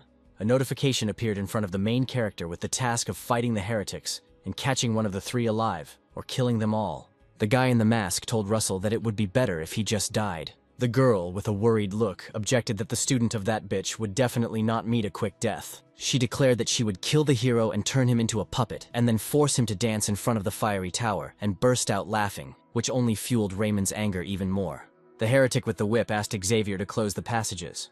The guy, whose bandage had fallen off his face, used magic to collect the bones of the killed skeletons and filled the exits with a mountain. The redhead laughed, announcing that the fun was beginning. Russell was surprised that they didn't summon the undead stealthily, but instead attacked directly. He had never met such opponents before. The girl asked if the student would not attack. If not, then they would attack. Then Raymond decided to ask one question. What did they do with the scouts who came here before him? The masked heretic was surprised when the conversation turned to some scouts. The girl shouted, "Stop trying to waste time," and released the sting of the demonic claw. Russell used the flash to move, wondering if the heretics didn't know about the scouts. Then what had happened? The opponents, alternating attacks on each other, did not allow the hero to relax. The guy in the mask used the magic of the nightmare tail. The tail, glowing with the magic of the cult, resembling a whip, flew at the young man, and he chuckled thoughtfully. At the very last moment, Russell dodged the blow, trying to figure out if the heretics were pretending not to know about the intelligence. In any case, there is always a way to find out the truth. Russell ran to the side and the girl screamed, "Is this son of a bitch trying to escape?" The distance between them allowed him to activate fire magic and create a fire spear, which, thanks to training, became much more impressive. The main character parried the girl's blows. She was stunned when he blocked her attack. Xavier shouted that the spear had killed the giant skeleton. The girl strengthened the cult's magic, loudly declaring that she was beginning to like it. One raised her hands up, forming a demonic claw, and clasped her hands together. This fusion created a weapon, which was also a spear, but a demonic claw. The girl's eyes were glowing. She asked Russell, sticking out her tongue, if he wanted to know which one was hotter. The protagonist was silent, looking at the heretics like wild animals. The masked heretic called the girl by her name, Bet, asking her not to get carried away. She ran forward, shouting that she was not afraid of some child. Raymond also rushed into the attack. Their spears collided with each other, creating a bright flash. The fire spear passed smoothly, tearing through the demonic claw without hindrance. This attack went further, past the girl's face, whose eyes widened in realization of what had just happened. She slowly looked away, and she screamed because her hand was on fire, and the heretic raised his tail up. He took aim and lashed out, cutting off Bet's head. Blood gushed from her body, splattering Russell's face. The guy called her a fool because he told her not to act alone. And then he turned to the disciple of the fire tower, saying that he was his opponent, but recognized Russell. After these words, his eyes turned bright green, and his tail rose into the air, the heretic emanating a powerful cult force. A gust of wind passed through Raymond, and the hero tensed. The heretic said that he would tear the student to pieces using all his strength. The boy's tail twisted and rose up like a hurricane. It was truly a hurricane, reinforced by the tail of a nightmare. The heretic said that no matter how incredible Russell was, he could repel attacks from all sides. Before the nightmare's tail could move towards Raymond, the fire burst into flames. The heretic turned his gaze towards the tongues of flame. Russell found himself right in front of his opponent's face, taking advantage of the flash. He clutched his hand tightly, and with all his might he struck the heretic in the stomach, using the overheating technique in combination with the mage's body. Fire passed through the heretic's body. He opened his mouth, unable to breathe from the pain. Xavier watched the events with fear, not understanding what was happening at all. Raymond brought the heretic to his knees and grabbed him by the hair. The guy with a bandage on his face was worried. Like, are they really going to lose again? He sat down on the floor and grabbed his head, his body shaking. Only now the heretic realized that he was finished, and that Russell would not just kill him. His gaze darted from side to side and fell on Bet's headless body. Xavier mentally cursed the two. Suddenly, he saw a red ball near the dead girl. These were artifacts. The masked heretic bent over to the floor, coughing up blood with difficulty. He looked at Russell and told him to stop playing around and just kill him. But the hero interrupted him, asking him to shut up. Shut up and answer his questions. At that moment, sparks of fire ignited in the hero's palm. Russell asked where the scouts were. The heretic replied irritably that the student was always talking about them. But what fucking scouts were they talking about? The young man looked the heretic in the eyes, trying to understand whether he was lying about not knowing or not. And the heretic noticed that the disciple of the fire tower relaxed at that moment. This was his chance. And while the heretic was waiting for the right moment, a long whip flew in his and Russell's direction. She wrapped herself around the heretic's neck and lifted him into the air, strangling him. Raymond turned around abruptly. Xavier, his green eyes glowing, held the artifact above his head, swearing an oath, dedicating his life force, and his death here and now. Russell recognized this spell of sacrifice, and the guy, looking at the student, wondered whether his comrade really had the heart of a hellish giant in his hands. The whip pulled the heretic sharply along, tightening around his throat while he tried to free himself, cursing. But it was all in vain, and Xavier continued to dedicate the lives and vital energy of the others, their death as well. The heretic, crushed, screamed that he could not be initiated into this. But he was drawn towards the general mass, from where spikes emerged and pierced his body. Russell had to cover his face with his hands as a huge stream of mana hit him. A creature called Abomination has descended. The main character's mission has changed. Now the main goal is to kill the giant. The giant's eyes glowed purple as he raised his hands and looked at his meaty fingers and long claws. The Abomination growled loudly, asking the boy how dare he turn her into this. The creature's powers were concentrated in its long claws. The giant screamed that he would tear Russell Raymond to pieces and release the sting of his demonic fang. The hero was dumbfounded, because in front of him was the magic of that girl, but multiplied many times over in a giant creature. A multitude of purple stings flew at the guy. Now the situation has become really dangerous. The giant's attack broke through the dome, sending rocks flying and collapsing the room. But Russell's fire passed through, and the young man managed to jump out. The protagonist clutched his spear, calling Abomination a damn bastard, and the guy barely got out from under the rubble. Raymond cursed, and raising his head to the mountain of stones, said that the heretic could not withstand such force, and dug his own grave. But it was not to be. The stones above began to move. Russell tensed, not believing his eyes. The creature broke through the rocks and furiously screamed the protagonist's name, swinging the chain. The giant lashed his chain across the sand, raising columns of dust. He shouted that he would gnaw the main character to the bones. A blow came from the monster's back. Russell looked up to see if he had hit the target. Through the smoke and fire, the huge creature stood frozen, only its fleshy legs visible in silhouette. The giant turned around and gasped when he saw where Russell was. He said the guy's attacks weren't working on him. Russell gritted his teeth. The monster was right. He had incredible defense, which would take more than 1 or 3 tries to break through. Raymond dodged, deciding he needed to think of an escape plan. The giant's attacks did not stop, and as if he had read the hero's thoughts, he shouted for him to think, and while the monster was swinging, the guy decided to act now. His firepower flared up. He needed to buy time. The giant grinned, asking where the boy was running, if he was in despair in the face of such overwhelming force. Russell did not deny it, but it was only the beginning. The hero raised his hands up and called Pepper. The sleeping dragon opened his eyes when Russell asked him if the spirit would help him. The little dragon nodded happily to his master. The guy, concentrating his strength, held the fire in his palm. He decided to start now. And with a sharp jerk, he raised columns of fire into the air. A wave of fire flew upward, hitting the giant. He protected himself from the attack with his hands and even coughed. The monster called Russell a fool for thinking that this attack would work on him and cause him harm. But when the giant opened his eyes, Raymond had disappeared somewhere. The hero grinned. Now it was his turn to attack. The giant turned around at the bright flash that Pepper was creating. The fiery wind literally captured the giant. At that moment, the main character found himself in the air. He managed to attract the attention of this creature. All that's left is to hit with a piercing attack. Russell created a fiery spear in mid-flight, and he connected to this instrument the overheating magic that Olsen Vermilion taught him. Meanwhile, Pepper was putting the finishing touches on the giant, capturing him with magical stripes. The spirit smiled and flashed fire from its mouth as it saw its master in action. The giant wiped his eyes, yelling at Russell Raymond to stop running and come out. At this time, the boy shouted that he would do it if the giant asked so, descending from the heavens with a fiery weapon. The flaming spear struck the monster straight in the head. Raymond landed on top, but the monster said it was useless, although he himself could not do anything in those seconds. The protagonist shouted that there would be a strong attack now, and the power of fire and lightning mixed together.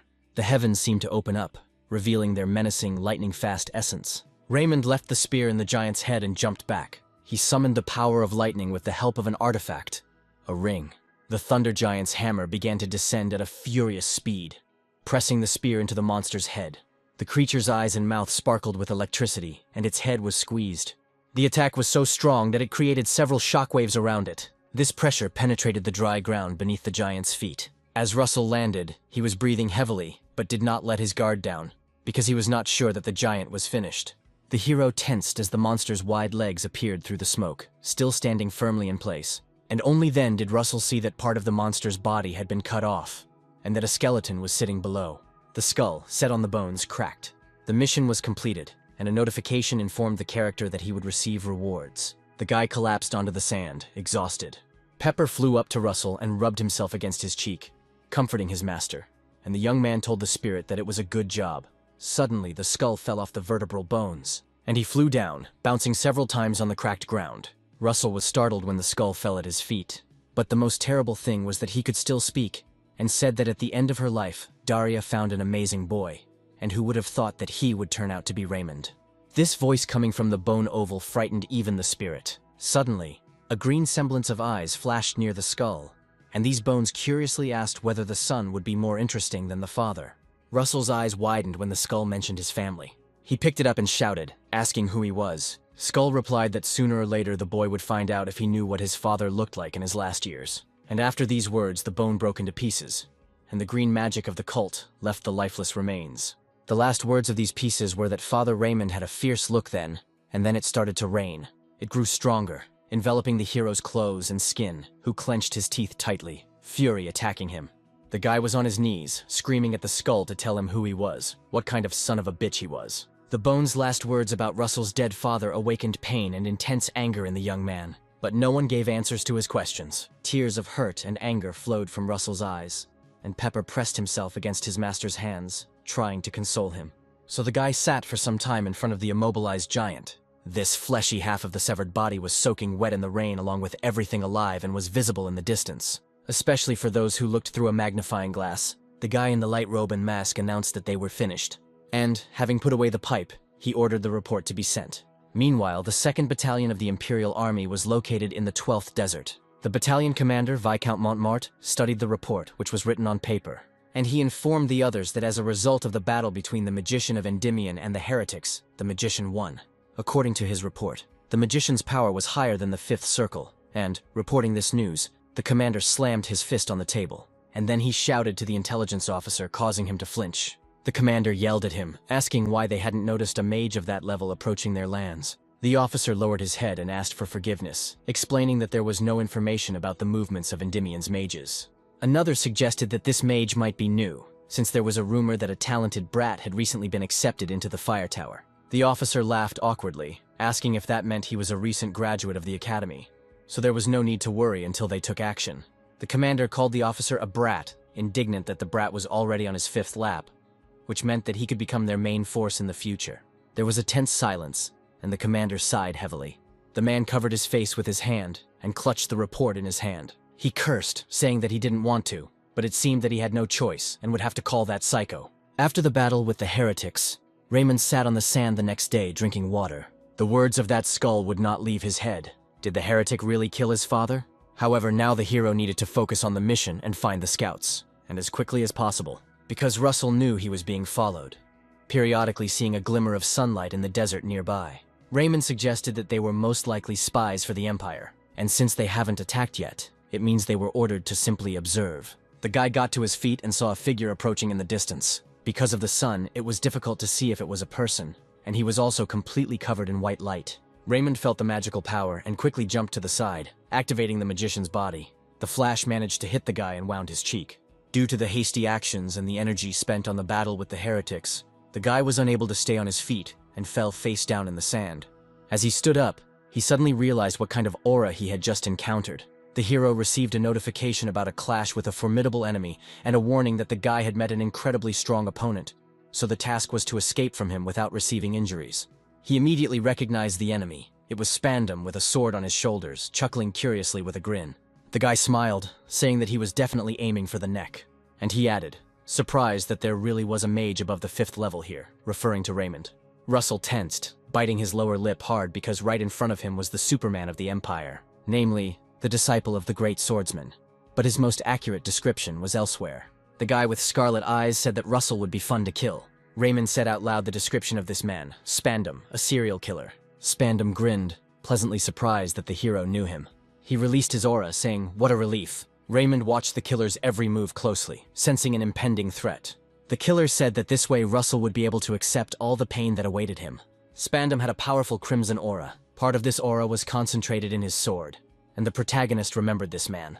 They just bumped shoulders with him in a past life, and he killed an entire group of mercenaries. Russell himself almost died that time until the magician showed up, and he didn't shield the main character using blocks of ice. Alan Page's blue eyes were like sharp ice flows piercing the enemy. This only irritated Spandam even more, for a worthy opponent had finally appeared before him.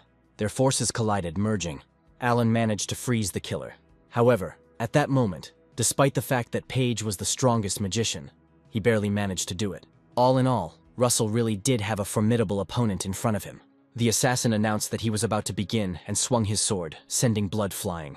Raymond raised his hand up. He put up a level 5 shield. A spray of blood shaped like a spear moved towards the dome. And despite the level of the shield, they cut through it without hindrance. Raymond saw this bloody attack before his eyes. At the very last moment, the young man barely managed to dodge, and the flying blood hit past, raising thousands of desert grains of sand. Russell didn't understand where his opponent got so much strength from, despite the 5 shields he had put up. And most importantly, how Alan Page was able to resist him. The killer looked down at the wound he had inflicted on the boy, and he said that shielding is a good tactic, but Russell's mana density is low. After this, Spandam swung his sword again. Raymond was amused by his opponent's words. The crimson blades formed a cross in front of the young man, but he managed to recreate the flaming spear, and with a sharp blow he cut through the bloody attack. The killer froze, raising an eyebrow in surprise. He chuckled, asking what it was when he saw Russell. And he added that the magician was hiding quite a bit of power. Raymond waved his spear and asked if it was true, then how about him? after which he threw a fire weapon at the killer. Spandam looked at the fire spear, amazed that it did not change shape even after being thrown. He used the crimson trick, Volar Sane, to deflect the blow. The killer's eyes were shining. He said with excitement that after all, fights against magicians were always the most interesting. At the moment when Spandam parried the blow, Russell appeared next to him. He gripped the newly created fire spear tighter, and he struck harder and more forcefully. The killer dodged at the last moment, calling Russell a rat who could even use flash. Before he could land after the attack, Raymond noticed Spandam release a crimson attack.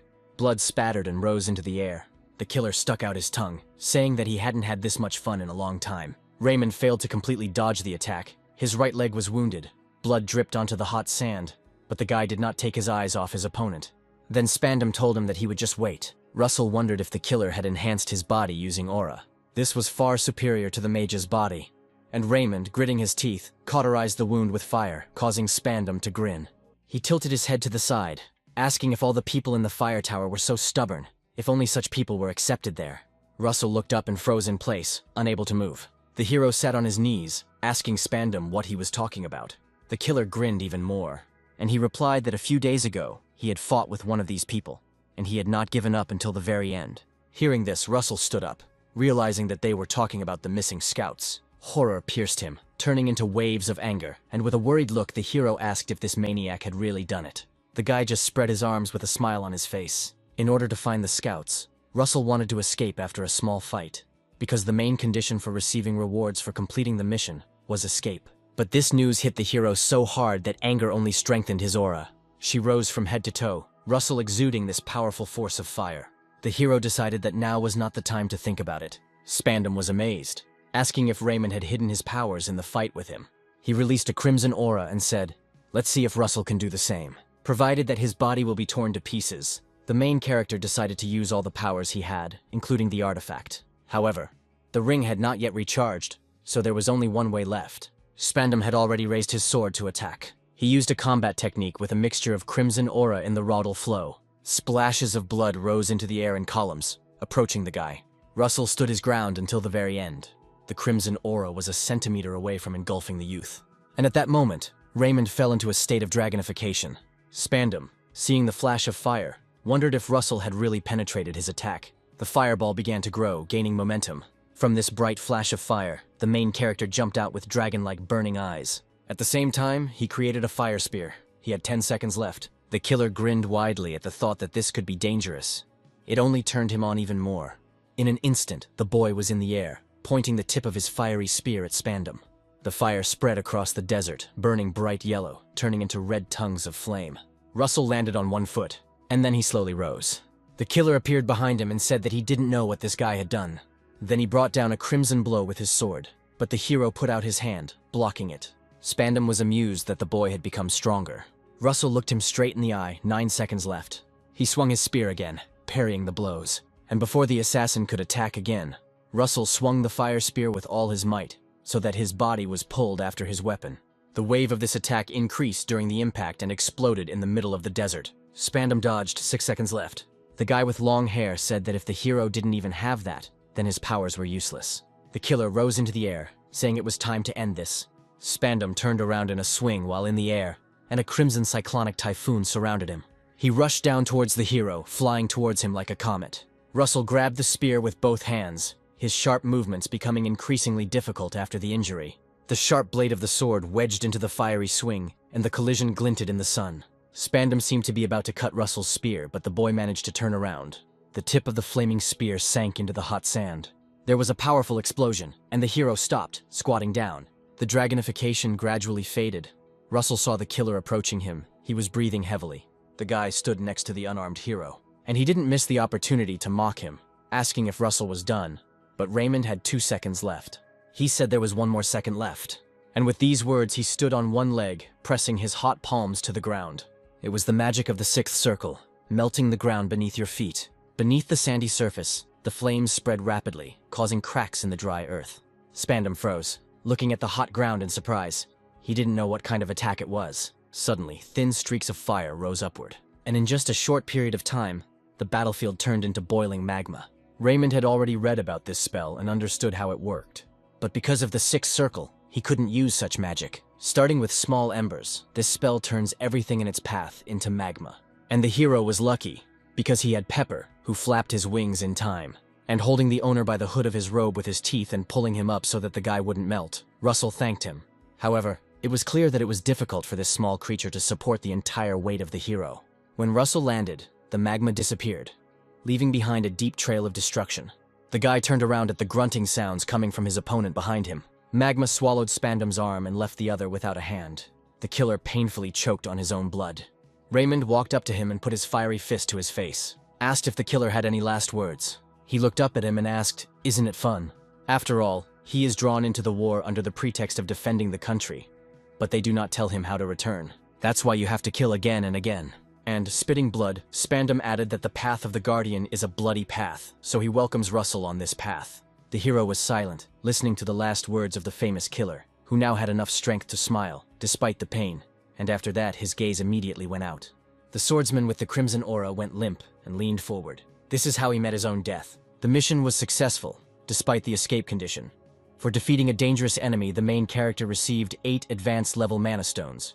Later, Russell found himself in a bar, where Jackson put a shield on him so that their conversation would not be heard. The hero told him about the Knight of the Empire, who secretly operates in the deserts. And he said that the disappearance of the scouts could be connected to him, which made the bartender's face darken. He cursed mentally, because if this was true, then the newcomer from the fire tower could be in danger. After all, no matter how strong he was, he couldn't stand up to Spandam. But as soon as Jackson thought about this, the door to the establishment opened. A man approached the bar and placed a dirty sword on the table. The guy nearby, seeing this broken and battered iron, asked if this was really Spandam's sword. Russell asked the bartender what he had there. "A Drake cocktail," he said. He smiled as the bartender froze and said just water would do. Jackson replied, "Sure, anything for the guy." Later, late at night, the man locked himself in a room with a glowing ball, where he relayed a report from Sudra to the fire tower, stating that Russell Raymond had killed the heretics and Spandam. Rumors quickly spread, and even reached Camelot, the capital of Endymion, that Russell Raymond, the last heir of the fallen house of Raymond, defeated the magical creature of the heretics, and even Spandam, a knight of the Empire. But he was only a newcomer to the magic tower, and it was hard to believe. Everyone experienced different feelings, which the hero saw with his own eyes when he returned to the tower with the help of teleportation. He was glad to see the teacher, and all three looked at him with different faces of satisfaction, surprise, and thoughtfulness at the same time, as if they did not believe it until the very end. Daria ruffled Russell's hair, thanking the student for returning alive. Professor Hubert nodded to the boy along with Olsen, who coughed meaningfully. Someone felt relieved. Master Melville cooled his head, chuckling nervously, and said that this argument would not be easy to win. Alan agreed with the teacher, saying that Russell was much more amazing than he thought, so the spirit of competition began to play in this magician. And even to the north, where it was constantly snowing, the news of Spandam's death reached. While wiping the sword, the man asked if that was all they wanted to tell him. It was the Empire's swordmaster, McCrae Hughes, who was full of anger. The young men bowed to him, answering that they did. Hughes raised his sword, saying that an eye for an eye and a student for a student. The swordsman's green eyes sparkled, and the man swung his sword vertically, tearing the air. Everyone had different emotions, but they all had one thing in common, a strong impression of Russell Raymond. This sword strike sent ice chunks flying into the air, creating a cold shockwave. Looking at his creation in the form of an outburst of emotions, McCrae said out loud that he would take revenge on Daria Snow White at any cost. Meanwhile, she rode in the carriage with Raymond, asking him if he wanted to say that the heretics were connected with his father's death. The guy, in the same white suit with cream patterns on the shoulders and a black shirt underneath, confidently answered yes. The woman said that most of the records from those times had disappeared. Therefore, it is difficult to find out the truth and find out who exactly killed him. The hero leaned forward and said he knew. Daria placed her hands on top of the students, supporting him, and she warmly said that if they at least kept an eye on the heretics, they would definitely get to the truth, and that she and the entire fire tower would help him, for which Russell was incredibly grateful. Soon the coachman announced that they had arrived. Finally, Daria said in hope that Russell would soon forget about his worries and expand his horizons today. The two of them arrived at a place where guests were also arriving. It was the Council of Magic Towers, a magical community that consists of over 20 magical towers of Endymion. And Russell managed to get here thanks to his victory over Spandam. 2 months ago, he received an invitation to this event as an assistant master, despite the fact that he was still a newbie. He was greeted warmly in the hall, recognized. Even the grandfather with the cane said that it was an honor for him. Raymond laughed amiably and thanked him. He was glad to meet the senior. The men raised their hands and said they would see each other soon, and then Daria turned her head towards the approaching figure. She told the man that she had not seen the master of the Yellow Tower for a long time, and she introduced him to her student. This master's name was Niccolo Machiavelli. He was the organizer of today's council meeting. The hero bowed politely and hesitated slightly as he greeted the organizer. Machiavelli laughed and patted the boy on the shoulder, saying that there was no need for so many formalities, since Russell had defeated that scoundrel student. The guy looked questioningly at the master, not knowing what kind of scoundrel he was talking about. Daria explained that the man was about McCrae Hughes, the Empire's swordmaster whose apprentice Spandam was. Machiavelli said he was very glad to hear about it. Raymond froze when he saw the master's eye, which suddenly seemed to come to life. A pupil appeared in it. Melville, who came up from behind, asked not to stir up the past, but to rather prepare for the speech, since Niccolo himself said that today was a very important topic. The master of the Spear Tower asked how the masters of the Fire Tower and the Yellow Tower were doing. Daria exchanged glances with him, sarcastically saying that he was jealous that her student was being praised, and Melville asked if he was as petty as she was. The Yellow Tower master felt the tension growing and laughed awkwardly, saying that he would go prepare for the performance. Raymond looked tensely after the man, who ran away, muttering that these guys were at it again. Melville decided to ask Daria if she had forgotten about the bet they had made, since the conversation had turned to it, and the professor replied that she had not. The man wanted to brag about what his dear student Alan Page had achieved, but the magician put his hands on the master's shoulders and asked the teacher to go to their places, thereby not allowing him to finish speaking. Melville called Alan a brat, resisting and shouting that he had not finished speaking. Seeing the guy literally dragging the Spear Tower master away, Raymond laughed heartily. Soon the master of the Yellow Tower announced the beginning of the meeting of the Magic Towers. He reported that today's agenda included studying the ruins on Mount Calvain. The ruins have remained since mythical times, but no traces of exploration have been found yet. In other words, there is a high chance that there may be relics there. This news surprised and delighted those present, because they could find an artifact that would change everything. This is why help is needed in this matter. The first master named was Sir Alan Page of the Spear Tower, and Sir Russell Raymond of the Fire Tower. The organizer would like to ask the two of them for assistance. The ladies and gentlemen agreed that this was a good idea because Raymond had already proven his skills. Magister Daria smiled proudly, thinking, of course, after all, this is her student. However, one person was against it, and the woman turned around. Geron, the Red Tower mage, arrived with his teacher, Master Blaine Trilogy. The atmosphere at the meeting immediately changed. Even the organizer became tense. The man asked if he could find out the reason, and Blaine Trilogy named Russell's father, Alex Raymond. That was the reason. The protagonist's eyes widened when his blood was mentioned. The master stated that the matter was in Alex Raymond's defeat. People were outraged, because how can one blame a son for his father's defeat? And besides, the war with the Empire was a long time ago. Blaine turned around and said with a grim face that this defeat cost the kingdom its best warriors, who gave their lives for the escapee. At this point everyone fell silent, looked down and chuckled. Daria shouted that this was speculation, since there were no records left of that time. The master of the Red Tower agreed with the professor, but also added that he had been there. Daria and Raymond simultaneously showed the same emotion of surprise on their faces. The man smirked, saying that he saw Alex Raymond escape with his own eyes. That brazen expression looking straight at the protagonist felt like an attack, and Russell froze, hearing for the first time that his father had run away. Everyone knew that his father died during the war, but why was this man talking nonsense? And the master kept saying that the Raymond family was indebted to the kingdom. He waved his hand, asking how the youth would feel if they entrusted such an important mission to Russell. If Raymond were to participate in the cleanup, the Red Tower would not support the expedition, and this statement worried everyone. Those present were more on Russell's side, because he was a rising star, but leaving the Red Tower aside was not the way to go. The Yellow Tower master mentally noted how Blaine had animated the crowd with just a couple of phrases. Given his pedigree, this was not surprising. After all, Archduke Bismarck stood behind him, and Blaine Trilogy was the king's uncle's confidant, and the most influential person in these lands. Resisting him means hostility to the entire faction of the Archduke. The only ones here who aren't sucking up to him are the master from the Spear Tower, who called it nonsense. And the master of the Fire Tower, Daria Snow White, asks Melville not to interfere. Raymond suddenly said that he wanted to ask the master of the Red Tower something. Looking the man in the eye, he asked him whether he could be held accountable for his words. All eyes turned to Russell. The master did not understand what kind of responsibility he had to bear. Raymond stepped forward, adding that he was responsible for insulting the Raymond home. Daria put her hand on the guy's shoulder and said that now was not the time for this. Blaine chuckled, making a sarcastic comment about how this family's honor meant anything, and then making Russell Raymond grateful that Daria was his teacher. Otherwise, he would have torn out his tongue as an example to the other upstarts. And with these words, the door to the hall opened. The girl jokingly told the master of the Red Tower that he was becoming more and more powerful each time, and that he could even be mistaken for the king.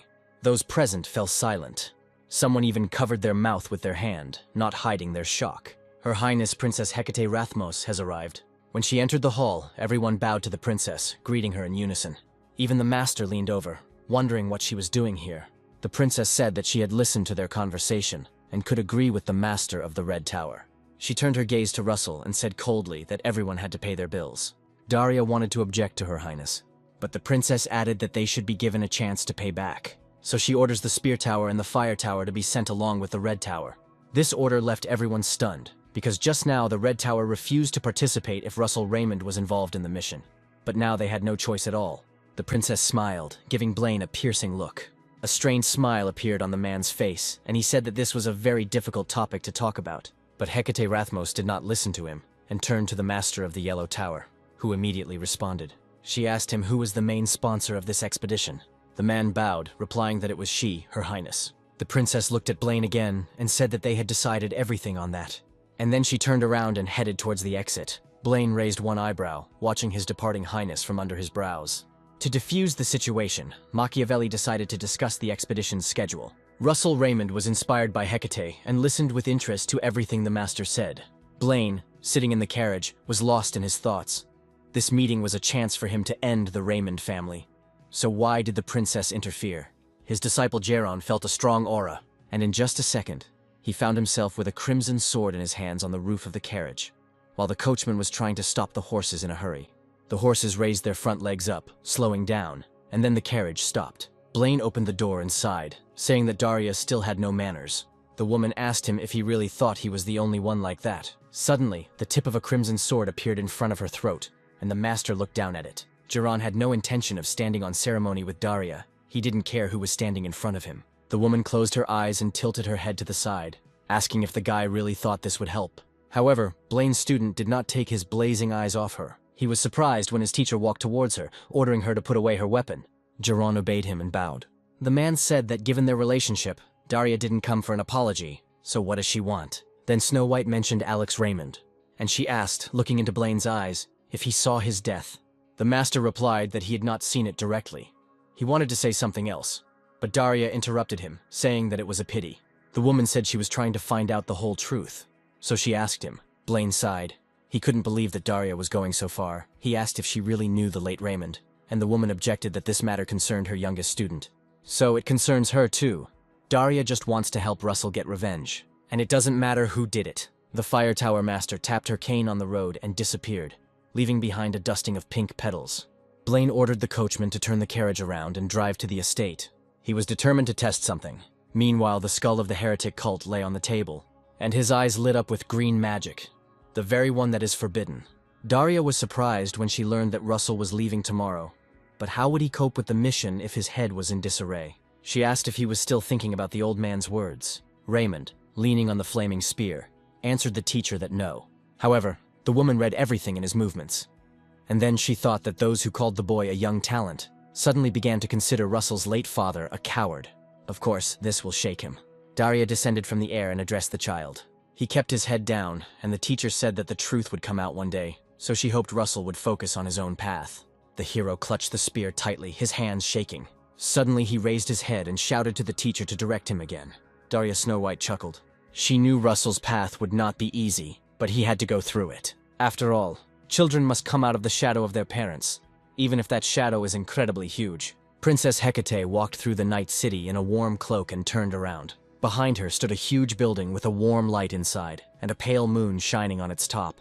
3 days later, the tower students traveled to Mount Calvain using the portal. When they arrived, the cold lands immediately surrounded them with their frost, so that the students immediately froze. Russell snapped his finger and a spark of fire appeared. The guy closed his eyes and exhaled calmly, warming himself with a fiery aura. The others also felt that the air had become warmer.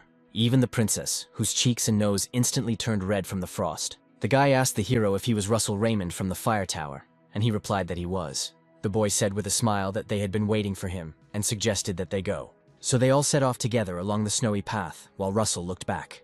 Various flags hung here, starting with the Royal Yellow Tower. Then there was the Yellow Tower of Everil, and the Yellow Tower of Chaos. All earth magic experts have gathered here. The guy walking in front asked Russell if he wasn't impressive. They came to a blue wall that resembled ice, in which they could see their reflection. Russell was told that it was all made of mana crystals. Raymond placed his hand on the wall and noticed that they looked like mirrors.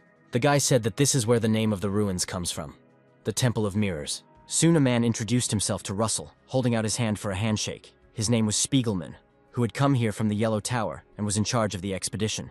The protagonist placed his hand on his chest, showing respect. He greeted the man and introduced himself as a student from the Fire Tower. Russell knew that Spiegelman was a skilled man who had risen from peasantry to become the elder of the Royal Yellow Tower, and was known as the archaeologist who had discovered the most ruins. The guy thought that maybe he could learn something from this man. He was pulled out of his thoughts by Alan Page, who saw the hero. The boys both called each other sir. Russell was pleasantly surprised that Page had already arrived. They shook hands, and Russell said he was glad to meet them. And then he questioningly called Alan a young genius, and said that it was a little unfair. And Page, smiling, replied that he simply wanted to protect a relic from the era of the gods. The young genius adjusted his glasses and added that when the guard from the Red Tower arrived, they would discuss the duties of this mission. Spiegelman chuckled thoughtfully, arguing that it was good that the kingdom's young talents were protecting them.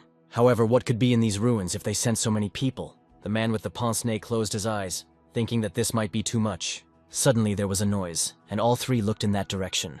The earth mages ran away from the building, not understanding what was happening. Right in front of them, a crystal guard emerged through a cloud of dust, growling menacingly. Spiegelman didn't expect to see a crystal golem here. Page immediately shouted to the others to run to safety. The golem roared, releasing dozens of sharp ice crystals from itself. The mages, who didn't have time to react, bent over painfully, and larger ice spears pierced their bodies. Spiegelman raised his hands, mentally cursing at the fact that the shields immediately fell. He pressed his palms to the ground, releasing yellow magic that cracked the earth. In front of him and the rest of the expedition, pointed hills rose up, and the golem began to attack straight into them. The organizer shouted for the magicians to build earthen walls. The princess held one wounded mage on her shoulder, asking him to hold on a little longer. The guy hung on her, unable to walk on his own, when suddenly the girl froze, hearing a roar behind her. The golem reached out an icy hand towards her. Ice spears flew towards them. The princess raised her right hand, preparing to fight off the attack. But at that moment, Russell stopped her. Covering their backs with his body, he struck with a flaming spear, raising a pillar of fire. The princess looked at this young man in surprise. Russell asked if she was okay. Suddenly he saw purple hair and familiar facial features. And recognizing Hecate, he shouted out loud that this was really the princess, and the girl visibly tensed up. However, there was no time for talking now. The golem roared again, forming a new attack. Alan Page exhaled slowly and threw an ice arrow with his bow at the golem. The monster froze motionless, and the ice stones it was about to attack with fell. Page tried to completely destroy the golem's base, but it proved to be quite difficult. The monster raised its head up and roared with such force that snowdrifts with ice spears began to fly away from it in different directions. Alan grabbed the shoulder that the monster had hit and gritted his teeth, and at that moment, red magic flared up in front of him. It was Jaren's spell, a bloody fire sword, which he struck with force at the ice guard, and broke it into pieces. Jaren said he didn't think he was too late. The guy in the red cloak introduced himself, saying that he was a student from the Red Magic Tower. Russell looked at him silently, and memories came to him. This was a student of the same master who was against Russell taking part in the expedition. Blaine Trilogy reported 3 days ago that Daria had begun investigating Alex Raymond's death and asked the heretic what he thought about it. The skull with the red mark on his frontal bone was amused that Blaine was asking him about it. He replied that he only remembered Trilogy's order to kill Alex. The heretic asked what was wrong. Was he really afraid of being caught? The master clenched his fist tightly and replied that no. And then he added that he was simply disappointed, because if the heretic had gotten rid of Russell during the exams, then Daria would have had no doubts about him. The glowing skull replied that it was due to misinformation that Russell Raymond was just a weak child. Without turning around, Blaine said that now the heretic blamed him for everything. And at that moment, a cane hit the floor in the hall. The man asked if he had been called here to show their differences. The arrival was in person, Bismarck Rathmos. Blaine bowed in greeting to the Archduke as he sat down in the chair. Bismarck asked if Trilogy's nephew was now bothering them. Blaine said that they originally planned to send a few guards. The Archduke raised his hand, gesturing for them to stop, and asked to get to the point, asking how they would clear the ruins. Trilogy introduced Bismarck to his student Jaron, who would join them. And as soon as he creates a breach in the barriers of the Yellow Tower, the minions of this ill-mannered heretic will attack the researchers. Indeed, the green-cloaked mages were waiting for the right moment during the expedition. 3 days ago, Bismarck chuckled thoughtfully, placing his hand on his chin. And he said that they knew that in order to carry out their plan, they had to eliminate the king's supporters. And to do this, they need this artifact from the ruins. The Archduke asked, "So shouldn't we play it safe?" He handed Blaine a box that glowed green. Russell, who was being pulled along, asked to wait, but the princess did not listen to him, despite his requests to let him go, and led him along. She raised her index finger to her lips, asking him to be quiet, and she explained that her appearance here was secret. No one should know about it. The girl gathered her hair into a ponytail, asking him to just forget about her and go his own way. Although this is difficult to understand, Russell said that she must be very interested in these ruins. And if Russell were in her place, he would also really like to see them, because they are, after all, from the mythological era. And then he looked the princess straight in the eye and told her that she had nothing to worry about. Hecate said that His Majesty and his entourage are trying with all their might to restrain her. But Raymond is not worried about her at all. The character admitted that it was only for a second, but he saw the princess's aura. And he added that she had such a terrifying aura that even knights would be scared, so he saw no reason to worry. And with these words, the guy made Hecate blush. The princess raised her hand and flicked Raymond's face. Russell froze with his hand on his head when Hecate said that it was time for her to go, and she finally suggested that the hero give it his all. As she left, she smiled, thinking that this student was a good person, but he was still a child.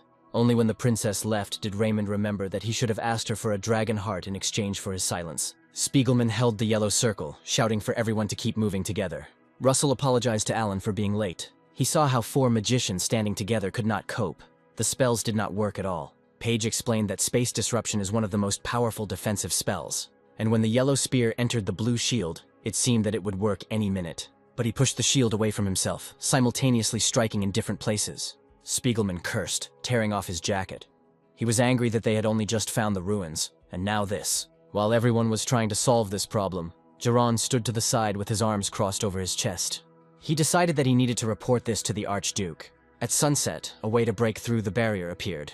Elder Alan Page reported this, saying that if they used the relic of the spear tower, they would be able to destroy it. Spiegelman didn't think they would give up the relic that easily, and Alan replied that that was exactly why he wanted to ask for it personally.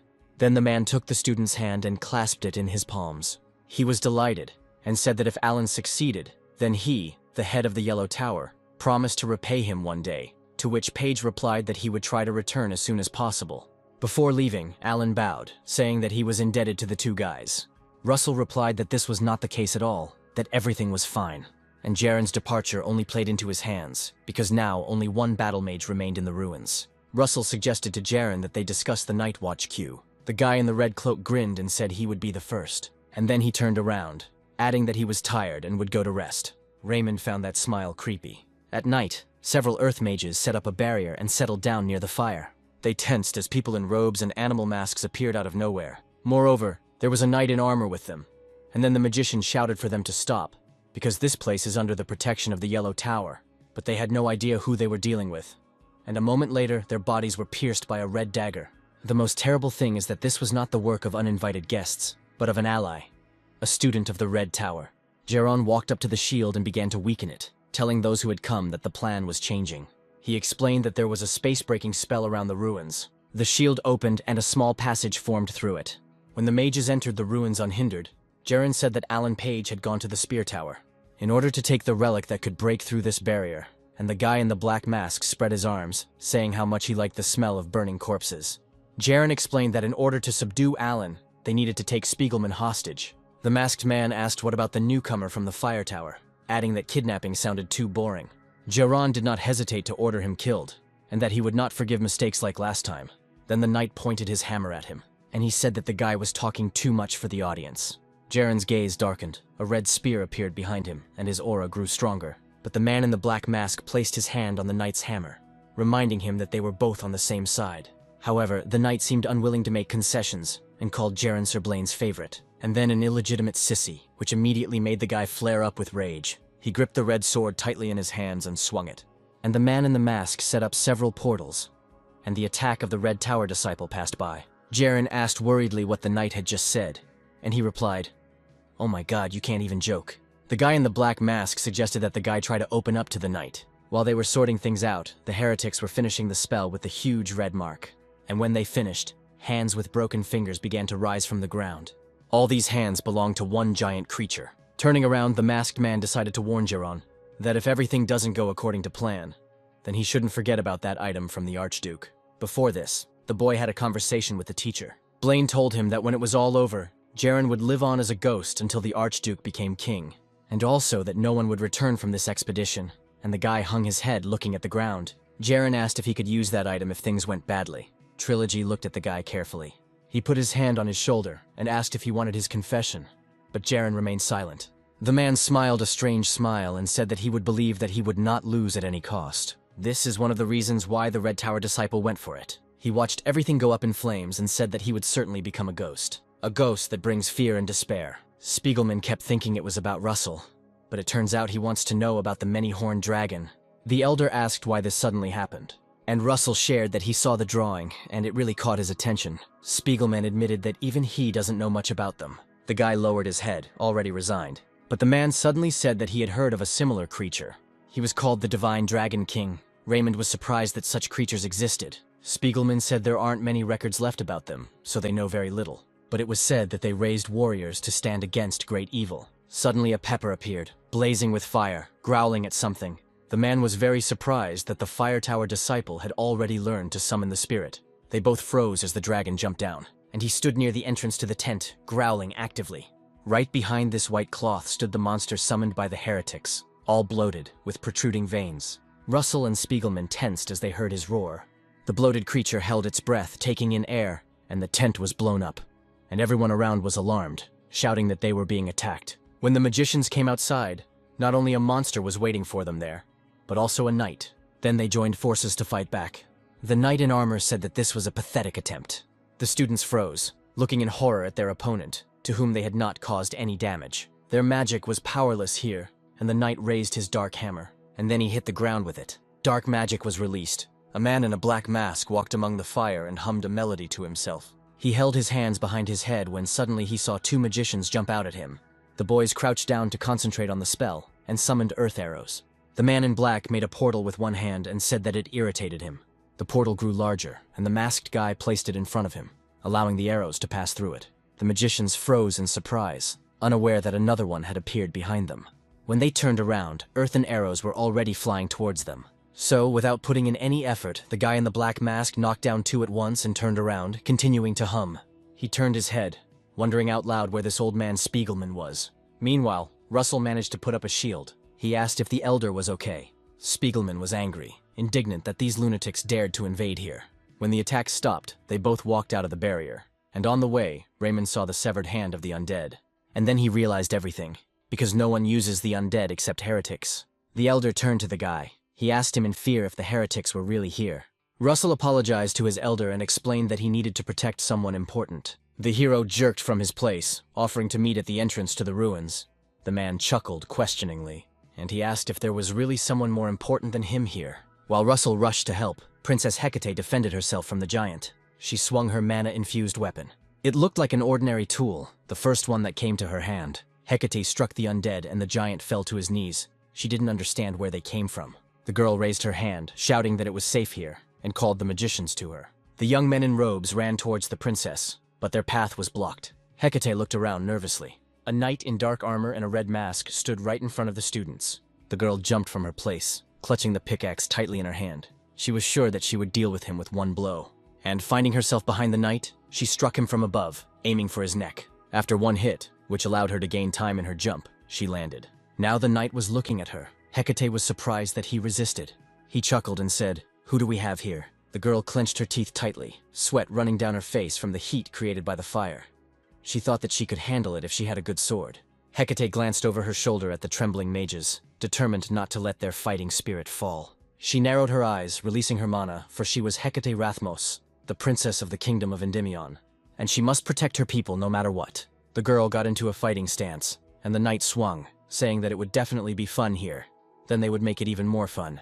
But before he could attack, a fiery trail appeared before the princess's eyes. Russell Raymond charged at his opponent, slamming his spear into his armor. The guy turned to the princess and asked if everything was okay. He almost gave away her situation, but quickly corrected himself, calling her a member of the team. Hecate was indignant, saying, "Who even addresses people like that?" The knight turned to the owner of the flaming spear. and he asked Russell, so it was he who gave the gift of the fire tower. Raymond, surrounded by flames, told the princess that he would sort this out and that she should lead the people to the exit from the ruins. The hero explained that he had agreed to meet there with the elder, who was already leading the magicians out, supporting them and asking them to hold out a little longer. Hecate asked warily if the boy himself would remain unharmed. Raymond turned around and reminded her that she had told him he had to pay his debt. Hecate smiled, and she ran to the exit along with the others, saying at the end that she would leave it to the guy then. The knight said that it would be more fun if they attacked together. Raymond replied that there would be two of them anyway. The enemy flashed his red mask, looking closely at the guy. He didn't expect that a small dragon would appear in front of him, releasing a fireball. Despite Pepper's size, his attack was powerful enough to blow up everything nearby, creating a wall of fire. During this time, Russell managed to combine overheating and a flaming spear. To all this, he added the formula for explosion. The knight burst through the fire and shouted that such pathetic tricks would not work on him. He gripped the dark hammer tighter, concentrating the magical power in it. Russell swung his weapon, screaming at his opponent to try such a pathetic trick, and he struck the hammer with his spear with all his might. A bright flash pierced the heavy weapon, blinding the enemy. An incredible stream of fire rushed towards the knight and engulfed him entirely. The tired earth mages ran, breathing heavily, their strength fading. On the way out, they met Jiron. The guy silently looked at the out-of-breath expedition members. One of them asked if Jiren was wounded and where he was, wanting to tell who attacked them. But his speech was interrupted by one swing of the sword. The red aura cut through the three at once. Jiron watched the mages carefully to make sure they were finished, and then he walked to the edge of the cliff. There he saw Spiegelman along with the others, and I thought, did he really intend to sit in the ruins? And finally, the most important thing is that one figure stood out among the magicians. Jiren froze with his mouth open, recognizing Princess Hecate in her. While he was standing there, a powerful fire attack came from below. The guy turned in that direction. The knight, arms crossed, hid his head from the fire. His armor from top to toe was damaged. He couldn't believe his eyes when he saw how the armor began to crumble into pieces. How could black iron crumble so easily? Russell said he finally showed his face. He asked, smirking, why the knight was so displeased. The man clenched his teeth, muttering a curse through them that called Russell a smug bastard. The knight shouted at the magician not to flatter himself. Raymond froze, feeling the aura of this knight. Who would have thought that his opponent would have to use the knight's heart that he had been looking for so long? The enemy's mana became much stronger, and the man shouted that he would tear Russell to pieces. A few moments later, the enemy was right in front of him, but Raymond managed to jump back, and the knight hit the ground. Then the hero thought that the knight was quite fast. Russell grinned. After all, Spandam was much faster than this opponent. The guy crouched down, concentrating a clot of power, and then he rushed from the spot, cutting the knight with a flaming spear. The man lowered his head and coughed, and for a moment his vision began to double. Russell was behind him and was about to say that he would end it. But at that moment, a blue spiral glow appeared in front of the young man. It turned into waves surrounding Russell. Water magic poured out from the magic circle, suppressing the boy's attack. Russell was pushed away and the building collapsed, its boards falling into the water. The guy, getting up, looked ahead, trying to understand what it was. All of Raymond's clothes were in the water. He thought, could it really have been a knight who did this? Another masked man appeared next to the enemy. He said that such pressure was quite useful, but the knight asked him to shut up. Raymond, without taking his eyes off the ball, created another fiery spear, determined not to miss this time.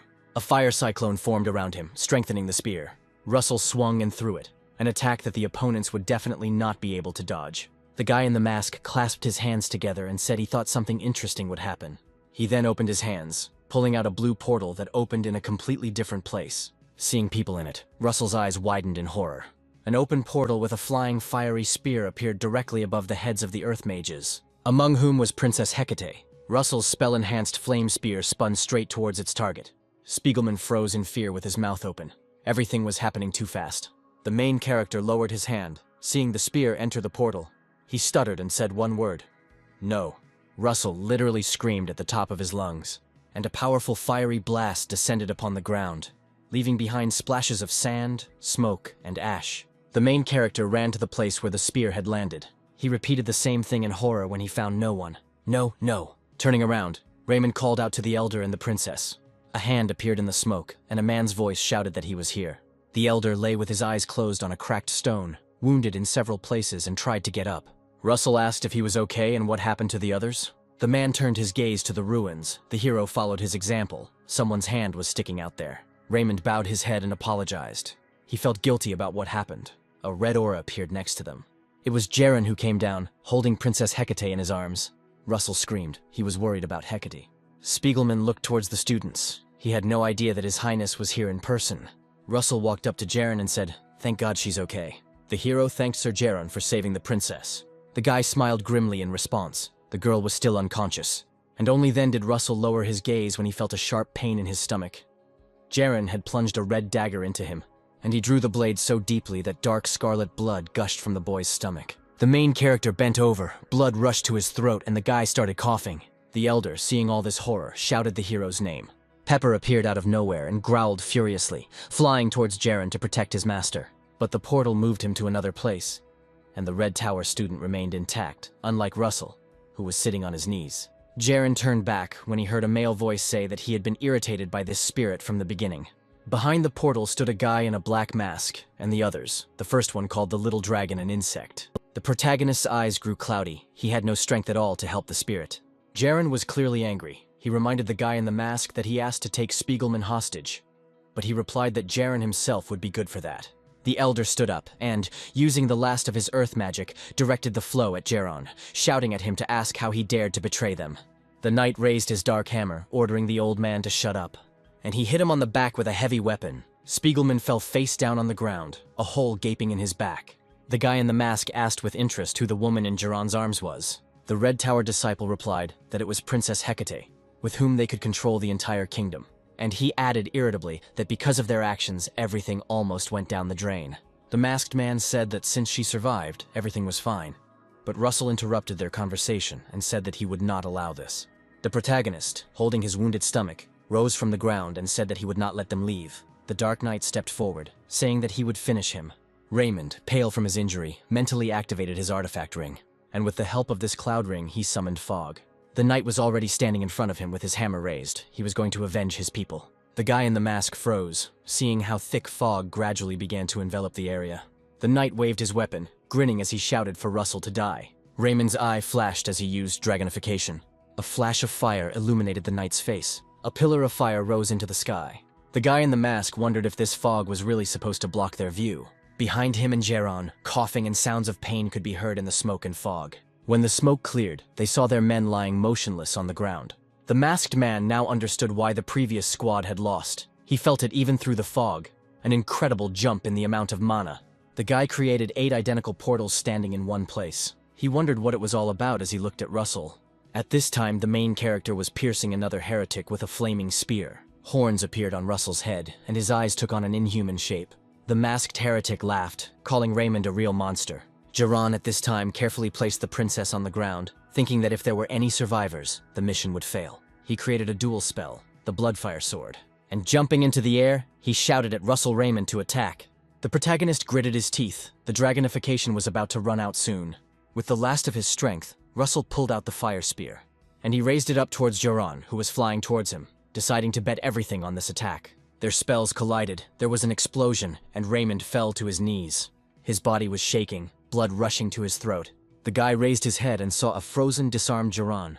Raymond's fire spear pierced his body, leaving a huge hole through it. The Red Tower disciple's body was pulled towards the ground.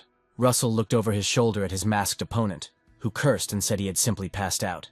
The hero rose from the ground warily, wondering why this heretic was alive, since he had definitely pierced him with a spear. The guy in the mask put his hands on his hips and sighed loudly, catching his breath. He turned his red eyes to Russell, asking if he really thought that one person owned 2 hearts, calling the hero a simpleton. Green magic appeared in the air. The man in the mask said that that guy, by the way, is the same, and he pointed his finger to the side. There, he said, was a possessor of power capable of rivaling that of a dragon. Huge black wings like those of a bat spread out. At that moment, Raymond was truly shocked. Jaren's body, which had fallen dead, towered before him.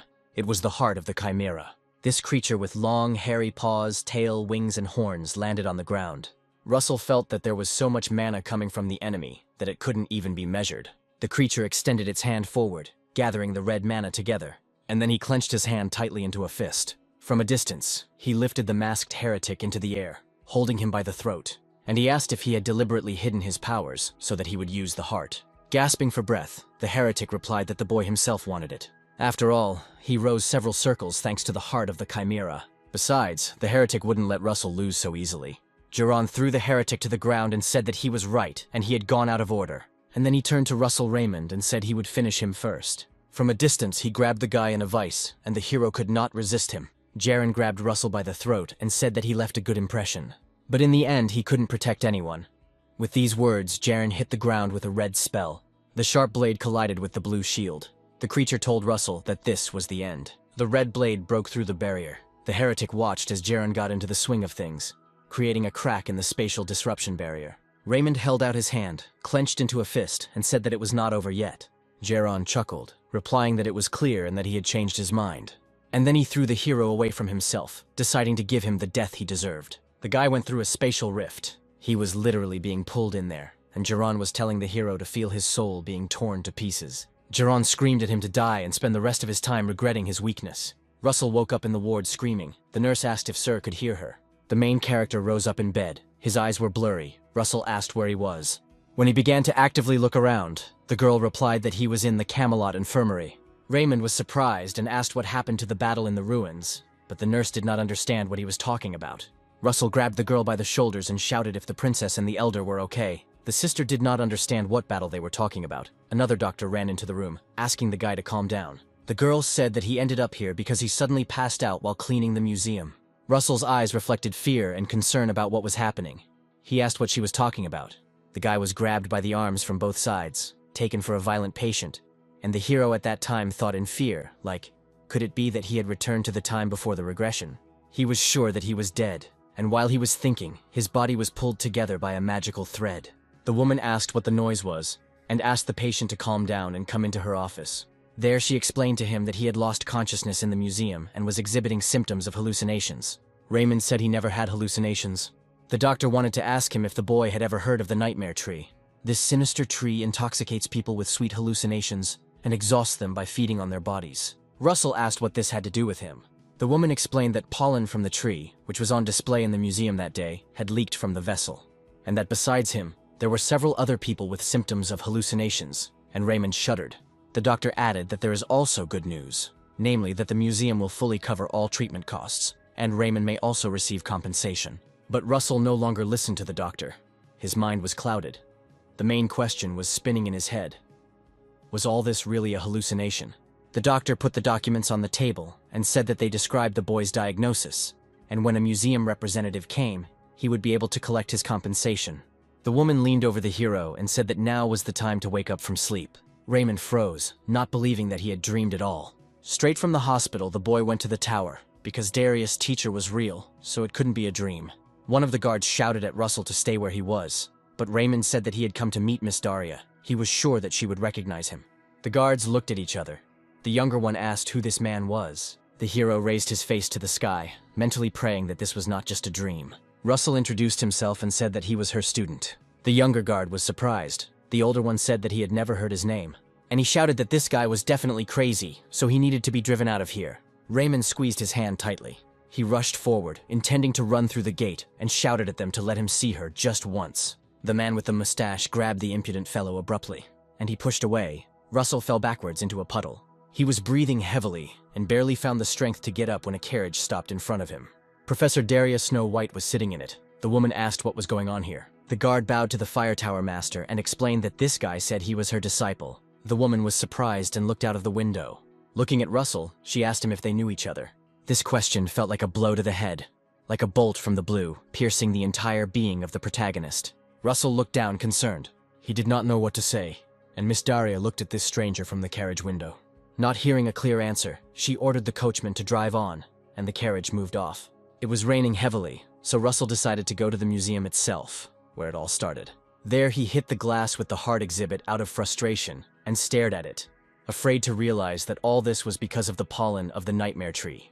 The guy said it was nonsense and punched the glass. His knuckles turned purple. Russell decided that if this was a dream, then he had to wake up as soon as possible, because this simply couldn't be happening.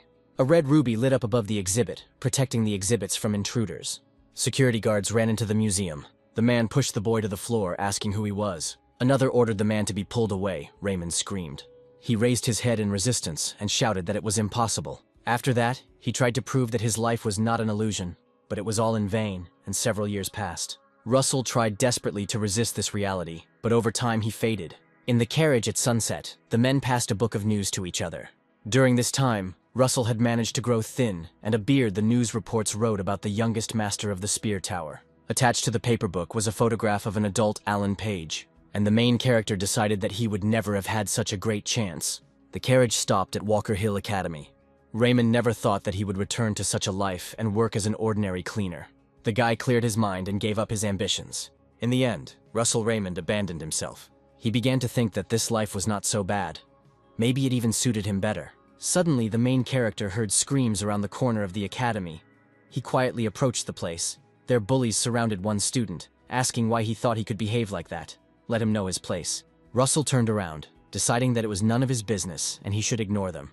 But I heard how this student confidently answered the bullies that, despite their words, he would still become a magician. The red-haired man chuckled, saying, "What is this bastard talking about? Becoming a mage, and one with narrow mana passages at that," amused the bullies, and Russell suddenly froze, because he himself had narrow mana veins. The older student told the boy to remember the crimes of his family. While the boy was being held by others on both sides, the red-haired boy said that he would leave a mark on him that he would never forget. The bully approached this student and began to bring his fiery finger to his forehead.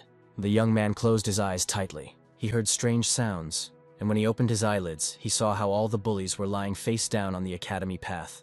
The young man raised his head and saw a cleaner pretending to sweep. Raymond wondered out loud to himself, as if he was busy cleaning, why it was so dirty. The academy student froze, looking at the back of his savior with admiring eyes. Raymond took a bite of his sandwich and said that it was annoying him, and he turned on the bench, asking why this guy was following him.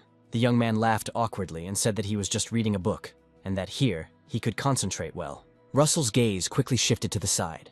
The bullies who had been following the student became frightened and screamed, hiding behind the corner when they made eye contact with the janitor. Raymond turned away and sighed. He asked the young man, since his mana passages were narrow. He added that he knew one such person who studied at this academy, and the young man asked what happened to him. Raymond threw the sandwich and replied that the man was expelled because he could not exceed his limits, like useless trash. That man was never able to achieve his goal, and for a magician, such a diagnosis is tantamount to a death sentence. Russell said that sometimes it takes courage to give up, but the boy replied that he couldn't. He stood up from the bench and smiled, repeating that he could not give up. The student went off somewhere, and Russell watched him go, left alone with his thoughts. Suddenly, Raymond was called over. The man waved his hand, telling the hero to come to him. Russell asked the boss what was wrong, and the man told him to be careful, that it was better not to mess with this guy because there could be problems. But Raymond didn't understand what he was talking about. The man then explained that this boy was the son of a traitor who had been exiled by the master of the Red Tower. Meanwhile, the heretic cult flourished, and the skull declared that the world of the Guardians was coming to an end. He ordered the heretics to go to Walker Hill Academy and announce their return. Meanwhile, the young man was trying to create an ice ball. His whole hand was frozen, and it took a lot of his strength. Russell, who saw this, asked him why he wanted to become a magician so badly. The hero said, "Wouldn't it be easier to give up?" The blue-eyed youth lowered his head, admitting that he had made a promise. This promise was made to his mother. While they were talking, the same bullies approached them with a broom, a dagger, and gloves. The red-haired leader said that they were lucky last time. Raymond released his mana and told the young man standing next to him to watch carefully, because this is the only way for him to become a magician. The red-haired man stepped back. Raymond clenched his fist tightly, concentrating his strength in it, and struck. Then he taught the bullies a lesson. After that, he helped the young student train. He shouted at the boy to run faster, because his life depended on the distance from the enemy. Overload and Mage's Body is a magic that compensates for weak mana flows with a strong body. And unlike adults with a formed body, this technique is most effective for those who use it during physical growth. But Russell saw how this young magician progressed damn slowly. The young man fell to his knees, breathing heavily. And Raymond reminded him that he had made a promise, and that was all he could do. Later, they moved on to the practical application of combat magic. In the arena, the blue-eyed youth pinned his opponent to the wall and created an ice arrow. It was one of his first victories, like Russell's victories, which turned out to be just a dream. Eventually, the organizer announced the victory of this young man named Spiegel. Then everyone was amazed that the boy with narrow mana flows won. The boy asked the second one if he saw the difference in their skills. The bully was breathing heavily and cursing at these sons of bitches, asking them only to wait. Young Spiegel turned to the stands. Then he thought that thanks to his uncle, who helped him, he became a second circle magician. Russell smiled as he looked at his student. Once again, Raymond was addressed by name. The red-haired man told him that they hadn't seen each other for a long time and called the hero Scum. Russell recognized these features of his school bully, Coma Frederick. This meeting did not turn out very well for the main character. The bald man apologized to Russell, but reminded him that he had told him not to mess with that student. Frederick added that it was because of Raymond that his son had disgraced himself so many times. Then, in the arena, when he was defeated by a mage with narrow mana veins, Russell chuckled when he learned that the guy was his son, and said it was no wonder he suffered from the same bullshit. Frederick squatted down and bowed his head over Raymond, saying that he didn't seem to understand the situation he was in now. And he added that if he used his connections, not only Russell would be kicked out of here, but also his beloved boy. Raymond chuckled again, hiding his eyes behind his long hair. And unable to restrain himself, he burst out laughing. He raised his head, asking again about his beloved boy, and he said he just had fun driving it. Soon Russell Raymond began to pack his things. Frederick Coma ordered him to get out of the academy. Russell froze as he was about to open the door. At that moment he thought of Spiegel. As the main character approached the gate, Spiegel saw him and asked where he was going. Russell replied that he was leaving here, and the young man immediately became upset and followed him, asking why. The hero gripped the handle of the suitcase tighter, and without answering questions, he quickly walked towards the exit. But Spiegel blocked his path and asked him to stop, asking again why Russell was leaving. The boy's eyebrows rose when he saw his teacher's face. Spiegel asked what was wrong with his face, and Russell answered his question with a question, ironically asking what he expected from someone like him. Does Spiegel really think that Russell is his teacher or something like that? And the young man turned pale at this question. Raymond nudged the guy in the shoulder and walked forward, and he told him not to deceive himself. Spiegel froze, and then tears began to flow from his eyes. The young man pursed his lip, lowering his head, and at that moment Coma Friedrich shared that this is why he loves money and power. You can do whatever you want. Suddenly the cart rocked and Frederick was pushed forward. The heretics stopped the horses. Coma looked out of the window and asked irritably how they dared to block the path of the Frederick family. However, instead of answers to questions, a powerful explosion was heard at the scene. Russell heard and saw him, so he turned around. All the buildings were burning, and plumes of smoke were rising into the sky. The protagonist froze with his mouth wide open. The academy was ablaze. The heretic at the head said that this attack would mark the beginning of their entry into the world. He ordered to attack and bring terror along with despair. Also shed a sea of blood, and the heretics unquestioningly carried out his orders. The students of the academy tried to defend themselves and protect this place. An ice arrow flew at one of the attackers. The guy with the purple aura chuckled. He saw a very young mage holding his hand after an ice attack. The heretic said that one bug survived. Russell couldn't just let it go. He came back, and looking out from behind the wall, he saw Spiegel sitting among the fire. The heretic told him he was funny while the boy sat there trying to catch his breath. And Russell couldn't understand why Spiegel wasn't running. The attacker asked the student if he wasn't afraid of death, and Spiegel grinned, replying that he had bought enough time for the others to escape. Russell felt a tremendous magical power. Even professors couldn't cope with him. When the hero had a chance, he became the perfect guardian. But when he woke up, he lost all his strength. So what could he do in this situation? Russell thought he had to run, that there was no point in sacrificing himself. The magician smirked, telling that damn brat Spiegel to know his place. The young man replied that he knew everything, but his next words made Raymond stop. After all, he said that protecting people is the calling of a guardian. The main character was pierced by these words. The mage with a strong flow of mana said, pointing sharp daggers, that Spiegel's naivety was his undoing. However, before he could attack, his body was pierced by a cold weapon. Russell jumped out from around the corner, stabbing the mage with his sword. The heretic follower gritted his teeth and pushed Russell back with an attack. He was indignant, asking how these pathetic insects dared. At this time, Spiegel used the magic of the second circle, creating an ice spike. And while the magician was distracted by pulling out his sword, the young man threw this rod at him, and ice crystals formed on the magician's back. Spiegel was breathing heavily, but was creating another attack. And at that moment, Russell picked up someone's spear from the ground, and he ran with it in his hands towards the enemy. While the mage stood there, unable to move due to the young apprentice being frozen, Raymond pierced his neck with the sharp end. He squatted down and began to breathe heavily. Spiegel ran up to the hero. He sat down next to him, asked if he was okay, and then noticed that the bleeding had not stopped. Raymond told the boy to leave quickly because the rest of the bastards would be coming soon. The young man began to cry and said that he could not leave Russell.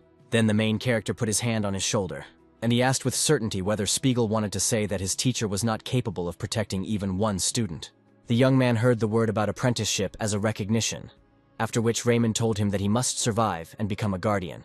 Russell asked, smiling, if Spiegel could keep another promise. Crying, the young man placed his palms on the teacher's hand and promised that he would become a guard. Seeing the young man run away, Raymond thought that Spiegel had been like this from the very beginning, like a pipe dream that he abandoned. Because of this, Raymond hated this young man, and at the same time, because of this, he liked him. Spiegel turned around when he heard his teacher blocking the path of the mages attacking the academy. The heretic called Russell a piece of trash, on whom even the magic of the second circle was a pity to waste. Raymond smiled, thinking that thanks to Spiegel, he was able to move on with his life.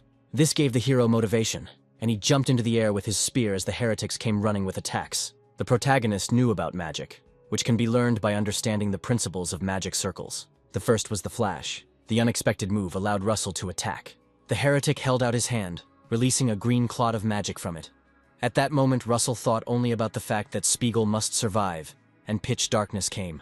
When Raymond opened his eyes, he was told that his time had come. The boy sat up and asked where he was, seeing that his body was a strange shape.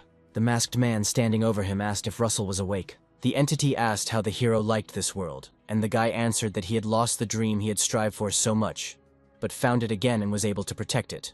Russell's eyes widened. He saw Spiegel smiling at him. The hero became frightened and asked if the young man had been unable to escape. Raymond ran towards the student, but the barrier didn't let him through. Russell dropped to his knees and pounded the barrier with his fists. Now he said that in the end he was unable to protect anything, but they told him that he was wrong. The entity named the hero Russell Raymond, heir to the power of dragons. Russell turned around and asked the tall creature who he was.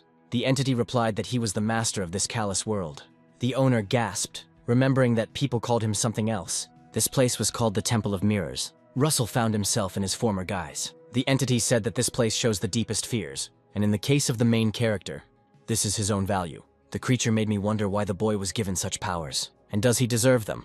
However, Russell himself found his answer to this question: to become a guardian and protect people. Raymond asked if the owner of the place wanted to say that it was just a test. The owner responded positively, and that Russell had passed the test. And he showed that he could become a guardian even without these powers, because he chose to protect someone by sacrificing himself. And Spiegel said that he would not forget about their promise. Russell placed his palm on the barrier and smiled. The entity explained that what the guy had in front of him was not just an illusion, but the courage that he had defended until now, and that he would have to defend once again. The owner thought that he could finally fulfill his oath, for the time of his heir had come, and the master of the Temple of Mirrors had taken off his mask. Now it was Russell's time to leave with the new light, and the hero received a notification about the restoration of his body and the absorption of the dragon's blood. At this time, Jaron said that the guy left an indelible impression, and he asked if his name was Alan Page, and the guy, breathing heavily, asked the princess for forgiveness. The princess and the elder watched in horror as the remaining student of the Spear Academy barely stood on his feet. The masked boy admitted that he had heard about his genius. After all, he quickly got his bearings and acted well with such a meager amount of information. Who would have thought that he would use the artifact as bait to save the princess? While Jaron was frozen at this moment, but it doesn't change anything. The masked man told Jaren that if he had played enough, it was time to stop. And he, half in the form of a chimera, rose into the air. First, the barrier had to be destroyed. Jaron flew up to the huge relic. Spiegelman screamed, because this was a relic from the Age of the Gods, and they were going to use it in this way. The princess gritted her teeth, wondering if there was nothing they could do about it. Jaron decided what he would do once he got the treasure. Namely, that he will not give it to anyone, but will show the treasure to the world himself. And he will prove that he is better than Blaine, his teacher. Jaron pointed the relic at the barrier and ordered it to release fire. The heavy pipe was about to hit the protective barrier, but at that moment, Russell extended his hand. The blow was so powerful that everything around was illuminated by a bright blue flash. But something went wrong. Everyone was horrified, because the relic of the era of the gods was unable to break through the protective barrier. The elder asked if it was really stuck in the barrier, and Alan Page said that there was someone there. And indeed, Russell Raymond emerged from the barrier wearing the mask of the Master of the Temple of Mirrors. Jaron and the masked guy, noticing her, thought it was impossible. The main character, with a spear in his hand, jumped down, first starting to deal with the man in black. He got into a fighting stance and moved his hands to the side, concentrating magic into one point to create a portal. And when Russell swung his spear, the heretic erected a blue portal upward. However, the flame spear was much stronger than before, and the masked guy cursed. The fire weapon did not enter the portal, but broke it.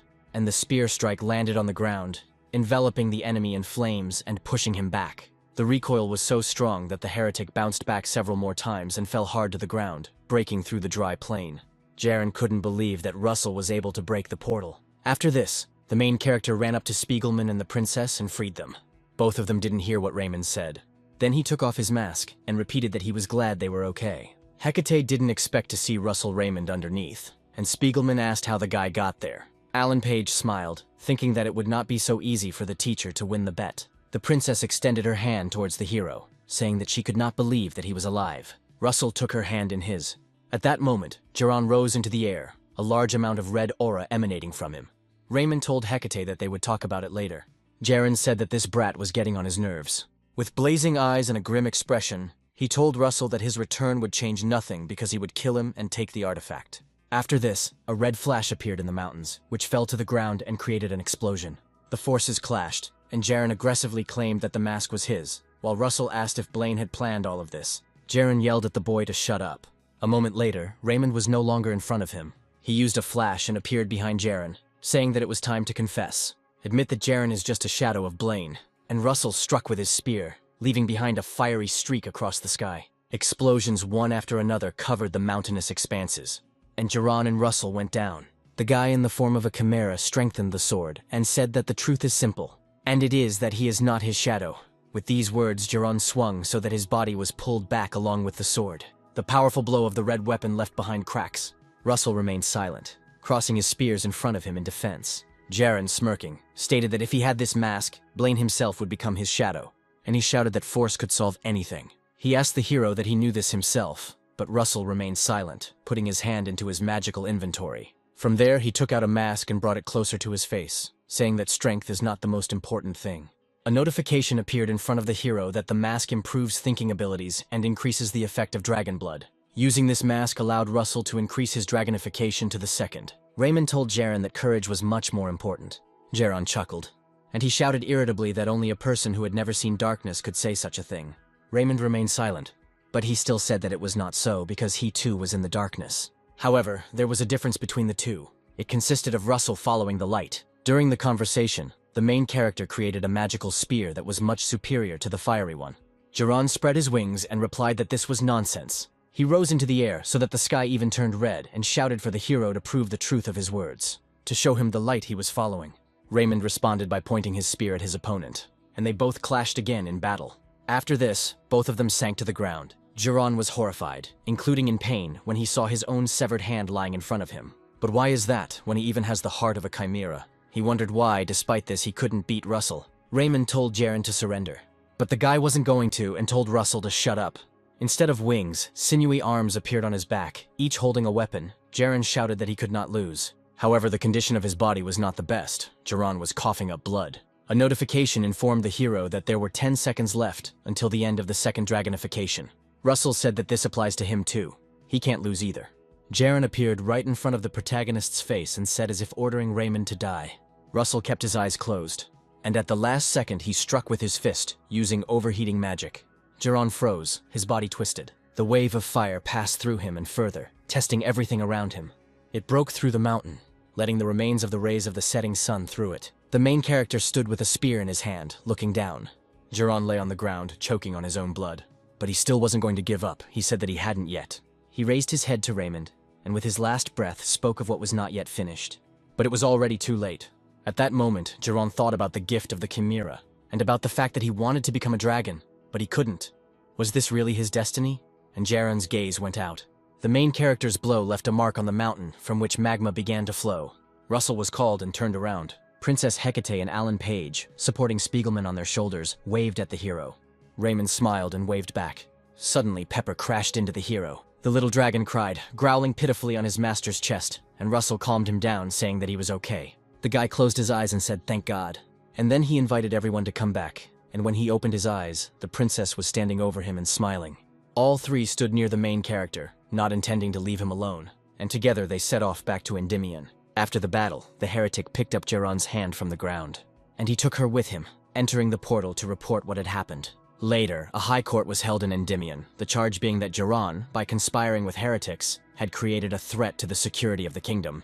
One of the judges added that his teacher, the Master of the Red Tower, was also to blame for this. Defendant Blaine was asked to step out, and he obediently complied with the judge's request. He was asked if Blaine had anything to say in his defense, but the man replied that he did not, and that it was his own fault for not noticing Jaren's changes. He added that the student's sins fall on the teacher, and as the Master of the Tower he is obliged to bear responsibility. But his speech was interrupted. Bismarck Rathmos stood up and asked His Honor if he could say something. Not hearing an answer, he turned his gaze to the hall. to the witnesses. His piercing gaze looked gloomy. Many felt sick from this aura, and Bismarck looked at the judge and said that he was right, but the master worked hard for the good of the nation. Therefore, he proposed to give him a suspended sentence of 6 months, and the judge nodded silently. Bismarck grinned. Daria, watching Bismarck's facial expressions, decided that they had all conspired. She looked up at the balcony with a frown. His Majesty was personally present at the trial. The Archduke was constantly testing the patience of the royal family, so it was no surprise that Darius was worried about what His Majesty was thinking at that moment. After the trial, Russell changed his clothes, and the elders said that they suited him very well. The princess, who entered the hall, said, "So they are here." Everyone closed their eyes at the same time, greeting Her Highness. Hecate smiled, tucking a strand of hair behind her ear, and asked them not to bow to her, since she should be the one thanking them. The princess held her dress and bowed, saying that she was very grateful to her rescuers. She singled out Sir Russell in particular, causing the boy to flinch. The girl winked at him and said that they would see each other again. Russell closed his eyes, thinking he had to focus, because it's a great opportunity to imprint the Raymond name in people's minds. Russell, Allen, and Spiegelman knelt before His Majesty, where everyone had gathered to honor the knights for their services. The king said that they had considered their combined achievements and decided to reward each one separately, the first being Spiegelman, the mage of the Yellow Tower, who had resisted the heretics who threatened the safety of the kingdom. His Majesty placed the tip of his sword on the man's shoulder, rewarding Spiegelman with 200 gold pieces and 2 mana enhancement tablets in gratitude. Sir Alan Page, second son of Earl Page and Mage of the Spear Tower, fought valiantly against the heretics who coveted the relics. He is awarded the Medal of Dawn and the title of Baron, and Alan bows his head, saying to His Majesty, "As you command." And finally it was Sir Russell Raymond's turn. The king asked the boy to raise his head. Raymond obediently, but not without surprise, raised his head to His Majesty. The king said that in the past, Russell's father had fled the battlefield and put the safety of the kingdom at risk, which shocked those present. He added that he understood why ministers doubted the loyalty of the Raymond family. Russell bit his lip nervously at these words, but the king told the hero to dispel these doubts, and Russell looked questioningly at His Majesty. His Majesty said that the master of the fire tower said that Russell had reached the 5th circle, and Miss Daria stood with her head held high, and Melville sighed sadly. Darius Snow White thought that the deeper the darkness, the brighter the light. Blaine froze when His Majesty said that with such an achievement, no one would doubt Russell's usefulness. It turned out that His Majesty had decided to publicly make Raymond a hero, and weaken the influence of the Archduke. Russell stood in the middle of the room and created a projection of a circle. The first spell related to the first circle, displaying the element of human magic. But for an audience unfamiliar with magic, it was the best spectacle. The fire rose up and swirled above the majestic ceilings, obeying Russell. And indeed, this spectacle impressed the spectators and frightened them at the same time. Even Melville froze as the projection of the circle increased to the 5th. Alan Page acknowledged that Raymond's rate of development was incredible. The rapidly changing circles amazed everyone. Russell bowed again to the king after demonstrating his abilities, and His Majesty confessed that he considered the hero's father a fading flower. And he added, "Who would have thought that he was hiding such a treasure?" To which the guy replied that His Majesty was flattering him. The king rested his sword on Russell's shoulder and raised his head, speaking loudly and clearly, asking the knights to listen to him, then announced that, despite the situation with the Raymond family, he would grant him the title of Earl. In addition to the 3rd-class military merit medal, the king granted Russell the right to collect taxes from 10,000 households in a neighboring city, and the protagonist loudly answered His Majesty that as he ordered. The king sheathed his sword, and the crowd cheered for Russell Raymond. His Majesty placed his hand on the boy's shoulder and leaned over, telling him to stand up. Russell stood up obediently. The king took the boy's hand, and personally thanked him for saving his daughter. Now speaking as a father and not as a king, His Majesty asked if Russell needed anything. The main character thought for a moment, and then decided to speak, but he spoke hesitantly. Raymond was nervous, but everything went smoothly. The character still managed to get the dragon's heart, but now it looked dry and ugly. But if he filled it with magic, its true form would appear. And Russell froze, hoping that he could handle it. The guy directed his palms at the dragon's heart, feeding it with his power. Russell was extremely focused. Suddenly, fear appeared on his face. The heart that he had so diligently filled with his magic cracked. Raymond stepped back as the room lit up blue and a horn emerged from his heart. A notification has arrived that the dragon's heart is opening. Russell closed his eyes, now concentrating on the horn of the Forgotten King. He reassured himself with the thought that everything was going much easier than with the essence of fire. The guy slowly opened his eyelids and exhaled. He was surprised by the strong energy of the lightning, because Russell did not even absorb everything, and it filled a third of the 5th circle. There was a sharp roar from the little dragon, who spewed fire and knocked over a vase with a flower and a nightstand. This happened by accident, because Pepper became many times larger, and Russell stepped back. Raymond chuckled, asking the spirit if it had affected him too, and the dragon nodded in agreement. A second later, the spirit was near the window, his eyes glowing blue. The power of lightning accelerated the dragon. Pepper now moved freely, quickly, even in flashes. Russell was very scared, ran to the window and shouted after Pepper. The dragon immediately returned and almost knocked Russell over when he flew towards him. Pepper looked at the owner with an appraising glance, and the guy asked him, understanding the spirit's thought, if he wanted to take him. The dragon nodded, then placed his large paws on Russell's shoulders, and without any problems he lifted it up and took off. The main character got scared when Pepper started picking up speed. Raymond suddenly fell silent as they rose high into the sky and the beauty of the stars could be seen.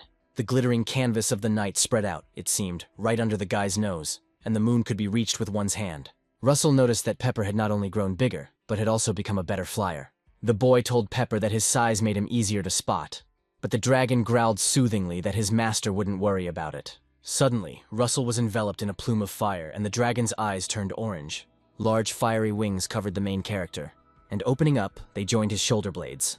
Russell asked Pepper if these were wings made of spiritual fire, in which case he would call them soul wings. As he flew over Endymion, Raymond thought about how he now had these wings and the element of lightning, as well as the mana of the fifth circle. With such strength, he will be ready for any opponent. Hubert approached Daria and said that he heard that she had a task, and the Magister explained that she needed to escort Count Kimberly, an envoy from the Kingdom of Kiel. The Kiel Kingdom was weak, but they remained neutral due to their abundant production of mana stones. However, the Marquis Jorio Comanche, who supported the Empire, tried to seize land there. Not wanting to surrender to the Empire, Count Kimberly decided to enter into an alliance with the Masters. After changing his clothes and heading outside, Hubert sighed, knowing that the mission with the Kingdom of Kiel would not be easy. Suddenly Hubert was called. The man turned around and, seeing Russell, said that they hadn't seen each other for a long time, and the guy said that he was glad that the elder was okay. Russell asked if Hubert was going to the Kingdom of Kiel, and the man looked at the student with puzzlement and wondered how he knew about it. Raymond asked to be taken along, explaining that the teacher had given him permission. As far as the boy remembered, Hubert was supposed to die on this mission. The man looked questioningly at the hero, who was presented with a notification with the task of returning alive with Hubert. Russell thought he couldn't stop the man, so he would go with him. Soon the two were racing above the trees, Hubert in a jump, Russell with wings. After a while, Hubert announced that they were almost there. The man said how good it was that he took Russell with him, but he was still interested in why the boy wanted to join. The hero rushed forward, answering that he simply wanted new achievements. And besides, he had not yet been on a mission with Hubert.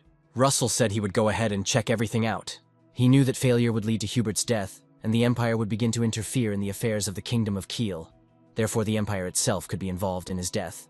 Russell's mission was very clear: to accompany the envoy of the Kingdom of Kiel. When Raymond arrived on the scene, a sword fight was in full swing below. The hero looked with concern at those fighting below, and thought that he would definitely extinguish the threats to the Empire and prevent Hubert's death. The guy tensed his wrists, using fire magic. Russell's first act was to create a flaming cannon. The man by the carriage looked up at the sky when he felt the magic of the fifth circle. He thought excitedly about who this man was. However, Russell landed and walked up to the man along with Pepper, who had taken on a small form. The guy asked the stranger if he was Count Cyberly, and then introduced himself as a fire tower mage and explained that he had come to accompany him. The Count was delighted. He had no idea that this guy was Sir Russell. The man thanked him and told him that as soon as he left the castle, they began to pursue him. Sensing something was wrong, Raymond turned around abruptly. As he was leaving, he asked the Count to wait a little. A strong aura came from the forest. Russell felt at least the level of spandom, perhaps even stronger. The warrior said that the Count could not have gone far, so they needed to buy time, and the others raised their weapons at the ready, surrounding the intruder. The red-haired magician grinned and cut down several bodies at once with one swing. Russell recognized his opponent. The hero saw how everything on the battlefield was set ablaze by the flames of an explosion. This man with a strong aura single-handedly dealt with all the fighters around him with his movements. It was a warrior of the Empire, McCrae Hughes, who killed Hubert. Meanwhile, the elder arrived at his destination. He bowed to the Count, saying that he was glad that the man was safe. Hubert introduced himself as the magician from the fire tower. Kimberly bowed back, saying that it was thanks to them that he was still alive. However, things were not going well. The rivals had gotten too close, but so far they had not managed to capture the Count. Hubert said that he had already found out everything, and it turned out that these were definitely the forces of the Empire. Russell noted that they didn't seem to be particularly hiding it. Therefore, they either don't need it, or the matter is too urgent to be distracted by secrecy, and the Count shuddered. Raymond turned around slowly, and he asked the princess if he was right. The girl who got out of the carriage took off her hood and said that Russell Raymond was really amazing, as they say, and she introduced herself as Princess Camilla from the Kingdom of Kiel. The Count revealed that the Marquis of Comanche wanted to gain more power by marrying his son to the princess. Professor Hubert raced through the forest with the Count on his back, listening carefully to how things were going. Cyberly said that with the support of the Empire, the Marquis could do anything.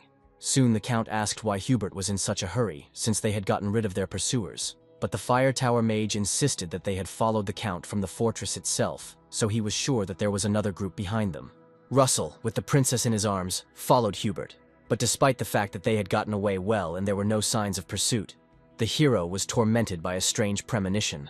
And it paid off. An attack came from behind, and Russell shouted for everyone to get down. The red aura almost hit the hero, but he managed to duck and it flew further towards the trees. Hubert told the Count to run faster and they would sort things out here. The Count and Princess of the Kingdom ran, and Russell and Hubert took a fighting stance. Hubert's face changed and became tense.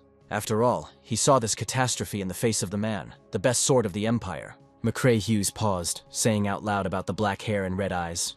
The swordsman guessed that in front of him was Russell Raymond, about whom there had been rumors lately. Hughes had stated that he would make Russell pay for the death of his student. The man's gaze alone was filled with intense pressure, and the red notice with the task of surviving with Hubert after the battle with McCrae confirmed the danger. The swordsman did not stand on ceremony and created a crimson sword. Russell pressed his hand to the ground, causing an earthquake, and cast a double spell. The hero erected a defensive shield, but at the same time, spears from the solid ground appeared in front of McCrae, blocking his path. Hughes began to cut through the earthen wall. Seizing the moment, Professor Hubert raised his hand and squeezed her. The hard ground grabbed hold of the enemy's legs and shoulders, immobilizing him. Hubert shouted to Russell, and at that moment, Raymond rushed forward with a fiery spear straight towards Hughes. When they collided, they raised a plume of fire and smoke. After the attack, Russell jumped back and landed next to the professor. Hughes asked ironically if Russell had really learned a few tricks, calling him the damn bitch's apprentice. Raymond looked at his opponent in surprise as he surrounded his body with an aura. Hughes thrust the thick sword into the ground, and he said he would show Russell something more interesting. It was a fuchsia-colored sword that darted towards Hubert in crimson rings and grazed his stomach. This sword was created from the bones of a dragon, defiled with the blood of 10 mages. Hughes jumped and appeared in front of Russell, saying that it was the perfect weapon against mages. Raymond used his wings of fire and flew away, lifting Hubert into his arms. He rose above the ground, and Hughes, without raising his head, said that he was impressed. Russell noticed explosive rocks near the enemy. McCrae spread his arms, gathering the crimson aura from both sides, and shouted for Raymond to try and dodge it. The explosion caused the rocks to destroy everything quite well, and the hero thought that this would be enough to distract Hughes. The guy carefully sat the professor down near the stump, thanking Pepper for his help. McCrae asked grimly if Russell had decided to buy time for his buddies because he knew he couldn't beat him. Lost in thought, Raymond turned his gaze to Hubert, and he told him to run to the princess and the Count when he gave the signal, while Russell himself would gain time. The professor placed his hand on Raymond's shoulder, and gritting his teeth in pain, sarcastically asked if Russell wanted him to run away and leave him here. But the boy smiled and asked to trust him, and then added that he would catch up with Hubert. Hughes, emitting a oppressive crimson aura, asked irritably if they were done chatting. Without answering, Russell activated the artifact ring, and he summoned chain lightning for them. The stones that were lying on the ground exploded, and at that moment Russell shouted, like, "Now!" Thus, the explosive stones further time for the professor to leave. However, Russell should not underestimate the enemy, and he knew this very well, even though the cloud ring caused a storm, piercing Hughes' body. At this time, Raymond took advantage of the second dragonification. The guy rose into the air on wings and released several magical spears from the sky. Russell decided to go all out in one attack. The attack was really strong, so even the wounded Hubert had to put up a shield to protect the Count and the princess. Having landed, the guy didn't really know what had happened. He had already thought that the attack had worked. But how wrong he was, because McCrae dispelled his confidence with the words that now Russell was finished, even if he didn't even think about a peaceful death. The hero mentally cursed the fact that Hughes had endured this. McCrae was about to strike, but his own hand, stopped listening. The man called this sword damn. Russell heard a voice asking Hughes how he dared to try to hurt the Dragon Lord with their bones, something the protagonist had previously heard from the dragon's heart. This creature told McCrae that he was pathetic. Suddenly, a divine Dragon King appeared before the main character, saying that he would give Russell strength for a while. The dragon said that Raymond should teach this scoundrel a lesson for insulting the dragons. The boy approached the Divine King and said that he wanted to ask something. However, the king continued his speech, asking Russell to find dragons who would bind them, because the boy must become the leader and hope of the dragons remaining in this world. And the Divine King disappeared, endowing the protagonist with his power. Raymond felt his body begin to emit an inexplicable energy. The guy squeezed his hand tightly. He didn't know for sure what the king was talking about, but now was the time to test his strength. McCrae Hughes screamed loudly, looking down at his hand. He leaned forward, his severed arm falling right in front of him. At this moment, Russell moved forward, combining the power of superheat and the flame spear. Hughes's eyes flashed, and the man said that Russell had underestimated him, at which point a crimson hand appeared out of nowhere. McCrae said that he had lost his arm, but that did not change anything. He looked straight into Raymond's eyes and said that he had such an insolent look, just like his father. Were all Raymonds like that? Russell's guard was instantly lowered when he asked if Russell knew his father, and the man, attacking, replied that he did. And also that he really wanted to gouge his eyes out, but, unfortunately, it wasn't Hughes who got even with him. Russell froze, clenching his jaw in anger, and the man jumped and appeared on top of him, calling the guy a fool. Hughes asked why he assumed that the Empire was behind his father's death. Raymond swung his spear and McCrae dodged. The man raised his hand, leading a crimson attack. Russell jumped back. However, Hughes' attack hit him before he could land. The guy looked down and clenched his teeth in pain. The man said that Russell couldn't even dodge such an attack and it was too boring. McCrae launched another attack, and the boy decided to make a tactical retreat. Hughes jumped, ending up above the hero, and said that everything was clear now. Raymond blocked his attack with his shield, but this did not stop the swordsman, who charged with all his might with his crimson sword. The attack broke through the protective barrier, and Hughes walked towards the hero, asking why such a mediocrity wanted to fight him. Russell lay on the ground, trying to get up, but his arms and body were shaking. McCrae called him pathetic. The man said that in order to become stronger, you need to let go of some things. He swung his sword, and as he hit him, he said that Russell was a brat who was too young for this. At the moment of the attack, the hero had time to jump back. The guy rose into the air and flew some distance. Russell was forced to admit that McCrae Hughes was a very serious opponent, and it won't be so easy to defeat him. The swordsman's missing arm didn't bother him. He ran straight after Russell. In the distance, the guy created a wave of wind. The green magic moved forward, twisting into a kind of spiral. McCrae swung his sword, pushing away the wind. Raymond had no more spells left in reserve, he thought. Well, is it really possible that he won't win? But he immediately pulled himself away from these thoughts, because he had to win. The character raised his arm, and a purple hole began to form under his elbow. Russell decided to show Hughes what he could do, and created gravity. The man thrust the massive sword into the ground, and gripped the hilt tightly. Russell Raymond snapped his finger. The wind mixed with the fire attack and an explosion occurred, pushing the guy back. Russell fell to his feet, breathing heavily as he tried to catch his breath. This battle had taken a lot of strength and mana. Suddenly he saw how fire engulfed McCrae from head to toe, and his body burned alive. It literally fried, leaving the man without hair, clothes, and most importantly, without skin. Finding the strength within himself, Hughes leapt forward with force and grabbed Russell with his crimson hand, digging into him with red claws, causing the boy to scream, squeezing his eyelids tightly. Hughes, who had completely lost his former appearance, asked Russell if he was trying to deceive him with his tricks. The man indicated that this was the end. Russell agreed and then summoned the electric giant, causing his body to glow blue. Because to become stronger, the hero must give up everything, even his own body. McCrae's eyes widened. Not only did he not expect this, but he froze, holding the guy tightly in his grip. At the right moment, Raymond hit the swordsman with his knee, and this blow, combined with the action of the cloud ring, pushed Hughes away. By stimulating his body with electricity, Russell could greatly increase his speed. This was his ace in the hole, and its time had come. The hero then made a quick lunge with his spear and cast a death blow spell. McCrae was taken aback. Russell flashed past the swordsman like lightning and pierced his body with his spear. However, he himself suffered a lot from this attack. Raymond stopped and squatted down, sighing heavily, and McCrae burst out laughing. The guy called him a monster. The man suddenly grabbed the hero by the neck and bent Russell to the ground. At that moment, the guy could only pray for another chance. And he was heard. Someone's voice said that McCrae Hughes was definitely a monster, and a strong fist pushed the swordsman's body away with a blow to the stomach. The charged swordsman lost both his arms at once. He looked up at his opponent, his eyes widening, and the man asked Hughes what it was like to crawl like a bug. The yellow-robed mage stood over Hughes and commanded him to surrender. The last blow was as if something in the air had grown and burst from the tension, and a smear of blood appeared under the man's feet. He couldn't believe that Russell had brought McCrae to this state on his own. The man thought it was a great job because Russell's efforts changed the fate of Endymion and Keel. The magician saw how they ran up to Raymond. Hubert approached Russell and lifted his head. After this battle, no one would doubt the strength of this young man anymore. Raymond opened his eyes and, seeing Hubert, was delighted. And it was truly the rise of a hero. 10 days later, Russell trained hard, believing that even with a mage's body, he was not strong enough. Now the boy understood how big the gap was between him and McCrae, and if Nicolo had not appeared, it would have been the end for him. Russell would have died, not Hughes. The hero thought he had become strong, but he still had a lot to go through. However, Russell was worried about what the Divine Dragon King had said back then. Namely, how he would even find the rest, since the dragons were already extinct. Later they spoke with Hubert. Raymond shared that the Empire might not have been involved in his father's death. Russell said McCrae asked him why he was so sure they were to blame for his father's death. Hubert chuckled thoughtfully and said that he might have been provoking Russell, but it wouldn't hurt to be careful. So they were secretly investigating the matter in the fire tower. The professor added that the master was very worried, so it was good that Russell returned safe and sound.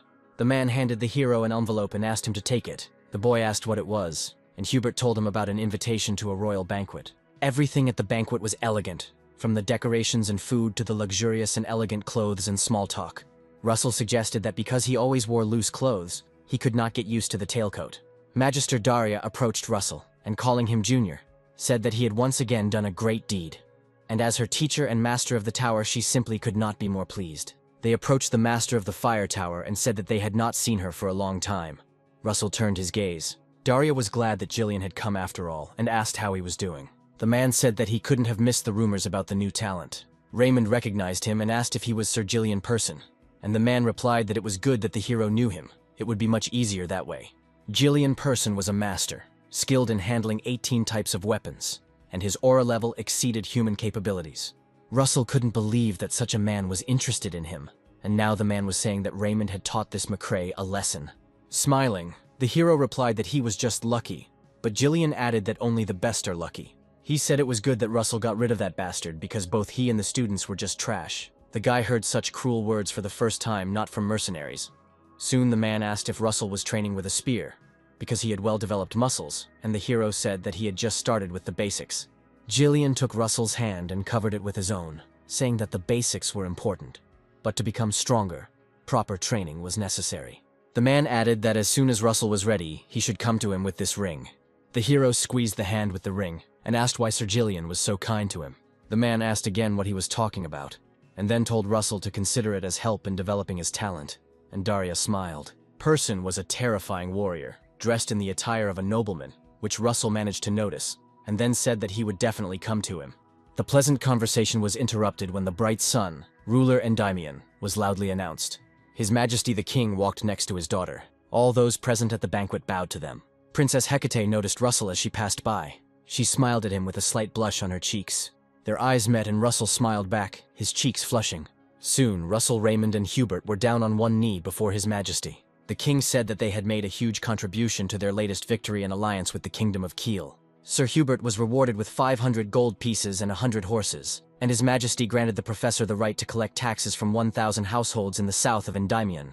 The king granted Sir Russell 3,000 gold pieces and 3 cities in the west of Endymion. Moreover, the king gave him the title of Count, which made the hero raise his head in surprise at His Majesty. The guy was provided with documents about the location of the cities. Russell was pleased. After all, this meant new territories, and this meant that the hero was one step closer to restoring his family.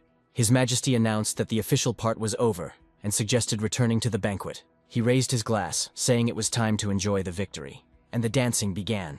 The princess sat in her chair and chuckled thoughtfully. The girl standing nearby asked Hecate what she was thinking about. Hecate pointed her finger at the crowd and replied that it was about this. The standing girl sighed, noting that Sir Russell had become quite popular, but he must learn to refuse. She asked if the princess wanted to invite him to dance, but Hecate said that she would wait first. The princess raised her index finger and said that one should not push too hard with young men, and patience is the lot of older men. The girl was surprised and asked how Princess Hecate knew about this, while Raymond asked for forgiveness from the ladies surrounding him, and he headed towards the princess. Russell extended his hand to Her Highness, and he asked if she would like to give him a dance. Hecate accepted Russell's invitation and, blushing, said to the girl, "See what I said." Princess Hecate and Russell Raymond walked out into the middle of the room and began to dance. She asked him if the guy wanted to ask something. Blushing even more, Raymond replied that she had told him that she would look after him, and the Count wanted to know why the princess had said that. The princess replied that it was because his abilities were amazing for his age. But there was another reason. namely, his face, and the girl ran her hand over Russell's cheek, causing him to freeze. The hero did not fully understand what the princess meant, and Hecate repeated that she liked Russell's face. Raymond pulled away from the awkwardness that arose, but the princess grabbed him by the waist and said that she did not know if he understood. But women don't say that to people they're not interested in. Smiling, Hecate added that she was not the type of person who would demand an answer right away, but would simply hope that the answer would be positive. After the banquet, Russell sat by the fountain with a face as red as a lobster's, thinking about it. The guy knew what kind of character she had, but he didn't expect Hecate to say everything so harshly. Hecate Rathmos was the king's only blood daughter and was closest to the throne. Considering her situation, Russell's best option would be to agree. However, he has not yet sorted out his feelings. When the Count raised his head, he saw a figure approaching him. It was Sir Alan who asked forgiveness for having disturbed. The hero replied that he was simply thinking, and then the apprentice of the Spear Tower admitted that he wanted to discuss one proposal with Count Russell. Raymond was surprised and asked again, but Alan mentioned the bet. Alan Page hoped it would end soon. Daria wondered why this old man, Melville, was writing so many letters, but it was time to put an end to their bet. As he left after that conversation at the fountain, Page suggested talking to the teachers. Although Russell expected it to happen, he didn't think it would happen so quickly. Daria Snow White asked Raymond what he thought about it. The Count replied that they had originally made a bet for 3 years, but he didn't think there was any need to wait, and Daria grinned, deciding that she needed to meet Melville. The Colosseum was powered by the magic of the Sixth Circle. It was an arena surrounded by a magical barrier that could hold back even a strong owner of the aura. In his past life, Raymond only reached the second circle and never thought he would be here. Daria told them to start already. Despite his rival, Melville said, "Let's see how long you'll show off." Now the barrier was supported by 2 tower masters. Therefore, the students did not have to worry about their surroundings and could give it their all. Alan Page and Russell Raymond stood opposite each other, waiting for the show to begin. Russell knew Alan as a genius among all the magicians, but now they were about on the same level. And in a battle with an equal opponent, the most important thing was distance. Raymond released his aura at the same time as Alan, and they looked into each other's eyes. And Russell immediately ran forward, deciding that the distance needed to be reduced, and Page jumped back. Alan had the feeling that his opponent was a knight and not a mage, for he was confident in his own resilience and destructive power. The Fire Tower's spells were more destructive than the Spear Tower, but Page had something for that occasion. He let out a rain of icicles. Russell smirked. As expected, Sir Alan was instantly casting spells, but Raymond was no slouch and instantly summoned fire, raising it into the air. A rain of fire flew towards the icy one. Daria smiled as she watched her student from the stands. Melville was impressed that Russell instantly copied Alan's spell. The collision of the 2 forces created a large amount of smoke, which gave Russell time to make a sudden leap. Now it was his turn. Raymond suddenly released a bolt of fire. Page barely managed to jump back. Russell pursed his lip. Was it really true that Alan wasn't going to let him get close to him and continue using the flashes? So the Count decided to limit the enemy's movement. The hero raised his hands up and then brought them down sharply, leaning them against the ground to cause an earthquake. Page was lifted into the air, his body tilting backwards due to his lack of balance. In a situation like this, even Alan will have a hard time keeping Russell at bay. The hero knew this, so he continued to press. Despite this, Alan remained calm, and he turned everything to his advantage by creating an ice field, and the entire arena was covered in ice. Russell chuckled. It was a pretty good move, freezing everything to stop the earthquake. Raymond thought of the enemy as a real monster, and Alan said that it was time to finish. He was creating a new spell. A rain of icicles rushed towards Russell, and the hero created a wall of fire. His hand froze. The Count didn't have time to notice how Alan froze his body, so that Russell couldn't move from the spot. Daria asked Melville if Page was taught arcane magic in the Spear Tower, and the master replied that Alan would become the next master of the tower, so what's wrong? Alan raised his finger into the air, creating drops of water. He told Russell that he had really grown incredibly, and he would like to see more. Water drops were already rising next to the hero, and Alan added that the teacher was waiting, so he would have to postpone his wish until next time. The field of ice instantly turned into water. Russell froze, saying he didn't mean to show it that way. There was a powerful splash that reached almost to the dome. The hero's eyes turned black and scales appeared on his face. Within a second, Raymond had closed the distance between his opponent and was behind Alan's shoulder. Page didn't understand what was happening. He just felt a furious aura and couldn't move. Daria Snow White stood with her mouth slightly open because what her student used was a technique called Dragon Fear. Melville agreed and said it was no wonder that he thought Russell was quite talented. Now everything became clear. Raymond inherited the powers of dragons, and his appearance was transformed into a hairy hand with claws and a long tail, not counting the horns and scales. Daria said that this was impossible, because her students' parents were ordinary people. Melville said it meant only one thing. Russell exuded such a powerful force that Alan's icy attacks felt more like a gentle breeze. The master of the spear tower said that among Russell's ancestors there was a high-ranking dragon. Otherwise, there is no explanation for where these powers came from. Alan's entire body trembled from this magic. But Russell wasn't the only one hiding his powers, and Paige was about to show it off by taking off his glasses. This spell was a large area spell, and now Alan could freeze an entire army. Russell watched the enemy's movements, creating a compacted spear. He thought that if he could break through the spell, he would win. Alan was about to finish too. Strong streams of wind and snow flew at the hero, lifting his cloak, stirring his hair, and simply making it difficult to move. Raymond was cold. This spell could freeze not only mana, but time itself. The Count smiled. He gripped his spear tighter, preparing to attack, while thinking that if it weren't for the battle with McCrae Hughes, it would have been difficult for him. Alan froze, not believing his eyes.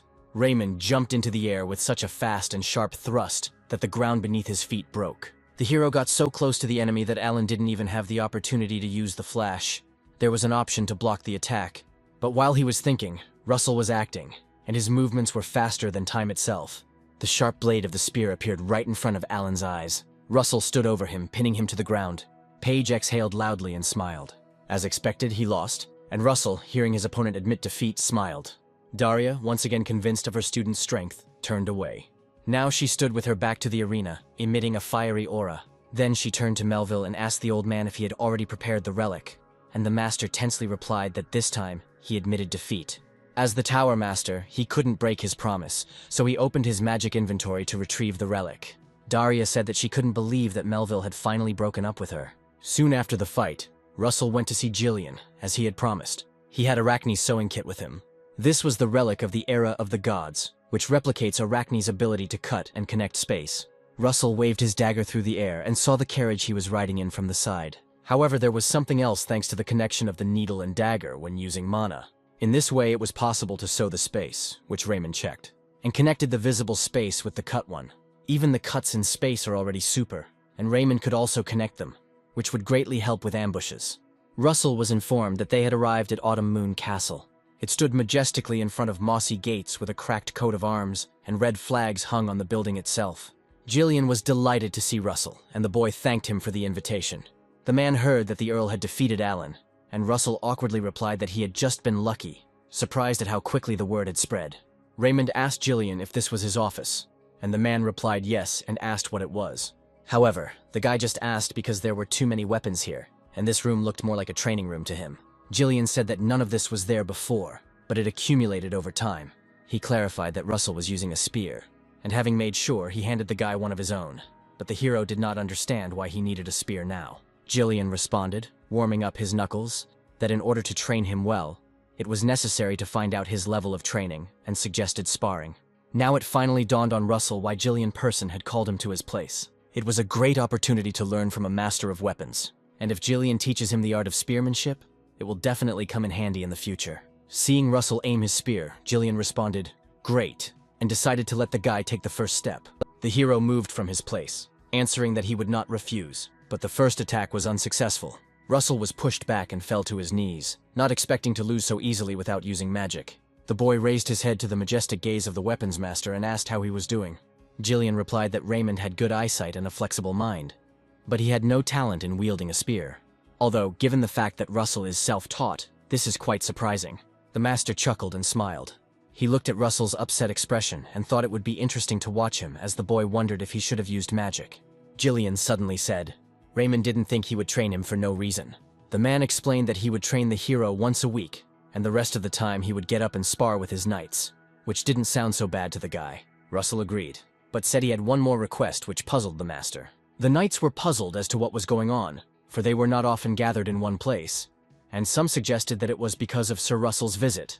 They knew that the main character was the magician who took away McCrae Hughes's hand, and there were also rumors that he had horns and breathed fire. The guys laughed that this was nonsense. Someone asked to keep it quiet because the Lord had arrived, and the knights greeted the master. The master announced that today the knights would have 2 sparring matches with Sir Russell. The first one will use magic and aura. The second one will not. The knights' mouths dropped open at this news, but they were more surprised that they would fight Sir Russell without an aura and magic, because it would be more difficult for him. Meanwhile, Raymond decided that he should improve his skills in sparring. not gain experience, so it would be better without magic. He soon introduced himself to the knights, saying that he was waiting for lessons from them. The hero had a mission to fight the Knight of the Autumn Moon Palace and defeat them all. Russell thought it would be good to collect some items here as a reward. Raymond's first opponent introduced himself as Rohakin, a knight of the 4th rank, and it was an honor for him to cross swords with the hero. Russell smiled and suggested they begin. The blue-eyed knight looked his opponent straight in the eye, and he ran with the sword to Raymond. The hero admitted that this knight was quite fast, and these perfect movements surpassed all knights. For the 4th rank, the guy was very strong, but Russell managed to duck from the weapon. This was to be expected from Sir Gillian's student. However, one clever move and Rohakin was knocked down, and the spear appeared in front of his face. Russell asked if he wanted to continue, but the knight admitted defeat. Gillian's students discussed Raymond's movements. Someone said that Russell had a reason for deciding to fight without magic, and the man thought, well, the knights made faces. It makes sense that their pride would be hurt after losing to a mage in a battle of pure physical strength. Raymond agreed to fight the knights, but asked Gillian to allow him to fight them without using magic. Person agreed only out of interest, and this added motivation to all the knights. One of the knights approached Russell and asked if he could challenge him. An active discussion began. The students did not believe that Sir Vincent wanted to fight Raymond. After all, he is a knight of the 2nd rank. Does this mean that he thinks that the knights of the 3rd rank will not be able to win? Russell knew that the 2nd rank knights were as strong as the vice-captains of the orders, so he thanked the man for the offer, as this way he would be able to gain great experience. Raymond ultimately fought to a draw with Vincent, with Gillian telling the hero that he had underestimated him. The guy laughed awkwardly and said that he was just lucky, and the master asked, lucky again. And then he asked whether the knight would have had at least one chance if Russell had used magic. The man was surprised that Raymond did not say yes, because even if he were a knight of the 1st rank, he would have lost. Russell thought that the master was right, because the hero became a 5th circle mage, and in terms of strength, this is equivalent to the level of a sword master. Gillian told the boy not to underestimate himself, because they say that excessive modesty develops into arrogance. Russell replied that he would take this into account. As they approached the iron door, Person placed his hand on the wheel that usually stood on the deck. The man turned the steering wheel in different directions, and the door opened. Gillian prepared a gift for Russell. These were books he had collected during his travels in his youth. On the left were books on spearmanship. The man allowed him to choose any, and Russell, approaching the high shelves, thought that he could spend his whole life studying them all, so now he needed to find a direction in spearmanship. After a while, he approached Gillian with the books he had chosen. The hero said he couldn't decide between the two. The first was about the 6 arts of destroying the heavens, and the second was called La Mancha. Gillian appreciated the guy's choice and said that both books were excellent. However, the 6 heaven destruction arts are difficult to learn, yet it is one of the best spear techniques in terms of strength. La Mancha is a sophisticated technique that can be used without unnecessary movements. The master recommended the 6 arts of heaven destruction to Raymond. Russell chuckled and said he would choose La Mancha. He explained this by saying that for a magician, a refined technique that can be used in any situation is more suitable than explosive force. Gillian looked piercingly at Russell and thought at that moment that the guy thought like a real magician, because he made a more rational choice. The man placed his hand on the student's shoulder and said that he respected his choice. Now Russell had to master La Mancha. The hero was amazed that Gillian gave him such a book without any ulterior motive each time Russell noticed how generous the master was. Chuckling, Gillian told Raymond to just remember to spar with the knights, and Russell laughed awkwardly, remembering that it wasn't free. So one season of the year was replaced by another, and when the autumn leaves fell and merged with the ground under a snow-white carpet of snow, the main character finished training in the castle of the autumn moon. Holding La Mancha in his hand, the boy performed the movements of swinging and striking, piercing and blocking in the air. Russell closed his eyes, concentrating on integrating all of his movements into one line. When he did this, he froze for a moment with his eyes closed. Raymond is stuck at a certain point again. The main character received La Mancha a year and a half ago, so remembering the form can already be considered an achievement. To learn a technique, you need to understand it, and total concentration doesn't hurt. But Russell had too many distractions. It was a matter of training and education, because now Russell's mission was to become a 6th circle mage. But it was impossible to suddenly jump to the next level. The hero checked the ancient books because he was concerned about how he could find at least traces of dragons, and chose 4 places where he could find something. Russell checked too, but found nothing there. There remained the canyon of the Red Mountains and the Kuril Island. Only 2 seats. The Kuril Island seemed like a more likely option to the hero, but exploring it on the 5th circle was too dangerous. So Russell thought he would take it up when he reached the 6th circle, and in the meantime, he would go to the canyon of the Red Mountains and explore the underground world of that place. Before that, he discussed this with Daria. The Magister said that the underground world belongs to the dwarves, so it is not so easy for people to get there. However, Russell was aware of this. Daria asked to visit Belka if anything happened, and then she came to her senses and explained that this was the Master of the White Tower. Snow White explained that the Master of the White Tower is half fairy, so she can help. Dwarves and fairies were close, so Russell believed that the teacher had given him a good reason to suggest it. While Russell stood thoughtfully in the courtyard of the academy, someone's hand jerked towards him, and the hero turned around abruptly. Daria, who was looking out the window, smiled because she forgot to tell Russell about this. But the two had probably already met. Olsen Vermilion threw his arm over Russell's shoulder and grabbed him. The hero was very surprised, and the man told him that they hadn't seen each other for a long time. Raymond learned that Olsen had gone on an expedition to explore the underground world, and the master argued that he thought he would be lonely because the route was not very popular. But with Russell, he would not be bored. The hero asked if Olsen had already met the Master of the White Tower, and the answer was positive. Russell asked what kind of person she was, and Vermilion thought about it. He called her a sweet but eccentric girl, which Raymond would understand when he saw her. The door to the room was opened by two servants, and as they entered, Russell thought the room was too nice. Opposite the door, in a white soft chair, sat a short girl. She hugged her teddy bear, and without getting up, greeted the arrivals. Olsen bowed, and Russell froze at the sight of the Master of the White Tower. Her name was Amelia Vermin, and she recognized Russell Raymond. Amelia controlled the wind and spirits. Russell wondered if it was because she was half elf and half human that he could sense her pure mana, one that is unique to elves. Olsen laughed, saying that she even knew their names. Apparently Russell had become very famous. The master stood up from her chair and said that that was not the issue. She came up to Raymond and said it was just amazing. Amelia sniffed the guy, wondering where the man got such special mana from. She closed her eyes and chuckled, and then she looked at Russell and, smiling, guessed that he had made a contract with the spirit. The guy was surprised because no one had noticed this before. Amelia asked Raymond to summon his spirit. The guy asked why. The Magister explained that they would not be able to get to the underworld in the usual ways. You need to find a portal, and for this you need a map on which it is marked, or an artifact that will lead to it. Russell asked if the Master meant that they needed a spirit if they didn't have any of the above, and Amelia confirmed his guess. The hero called Pepper, and he growled joyfully. Amelia said that he was cute and hugged the spirit, which even surprised Pepper. The Master said that he was of average level, and also a mutant. The Archduke trimmed the leaves of a small tree the size of a dummy. Having trimmed the branches, Bismarck froze. Over his shoulder he said that he thought the heretic had manners, unlike Hypnos. I asked Karen, the skull with the mark, what brought him here at such a late hour. The heretic replied that he had come because the day of the contract had come and Hypnos was busy, so he would take his place. The Archduke wondered if 5 years had already passed. The heretic handed the man an apple with a dull bluish color, and he said it was time to eat it. Bismarck ate the apple whole, and a green aura swirled around him. He said that if he could repeat this deal, he would become immortal. He was sorry that because of the side effects it couldn't be done. Bismarck asked the heretic if he knew that Daria's disciple would go to the Red Canyon, but Karen knew everything about this pathetic woman. The heretic knew what the Archduke was worried about, because the Red Canyon was located next to the Amazon forest. Charon asked the man if he thought the brat would be a nuisance, and Bismarck admitted that he was worried after the situation with Blaine. Charon said that everything was happening in the depths of the forest, far from the Red Canyon, so they wouldn't find anything unless they specifically looked. And he added, if something doesn't open, but Bismarck didn't hear the last word. The heretic changed the subject and said that it was time for him to go, for the Archduke was not the only one waiting for him. Bismarck considered him a pathetic cultist who did not dare to speak to him like that. The man looked down, deciding what he would do first once he took the throne. He fell silent, his eyebrows furrowed, and his gaze grew sad.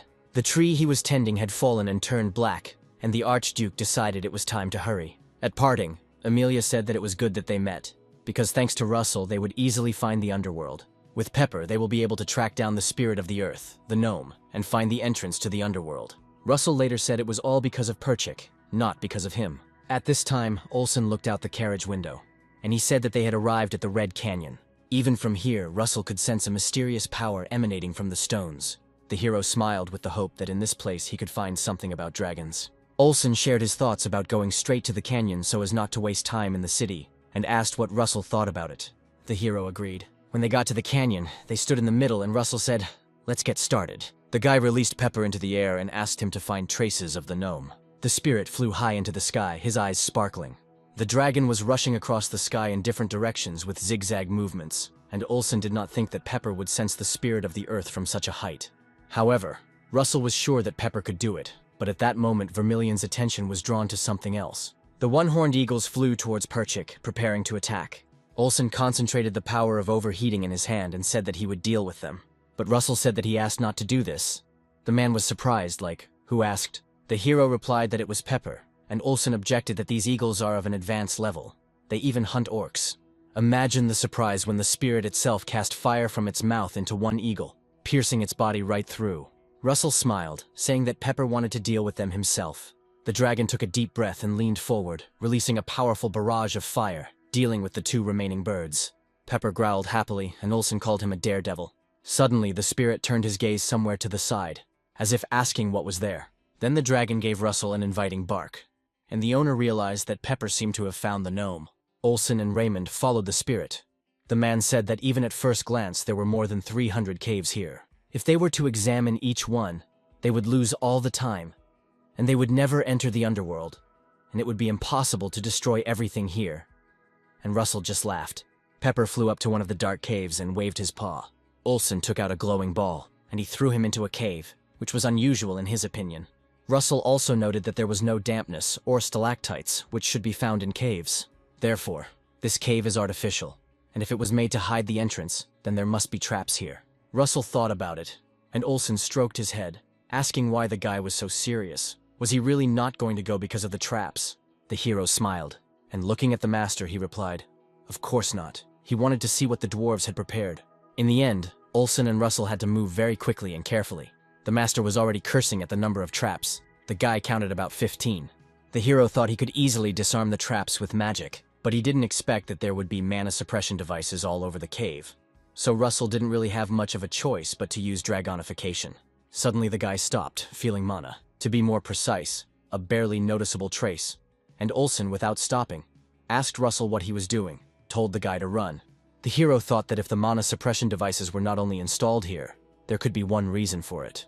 Russell used a flaming spear and held it in the air near one of the walls. The guy grinned, saying that they seemed to have found it. Behind the broken wall stood the very same teleportation gates to the underworld.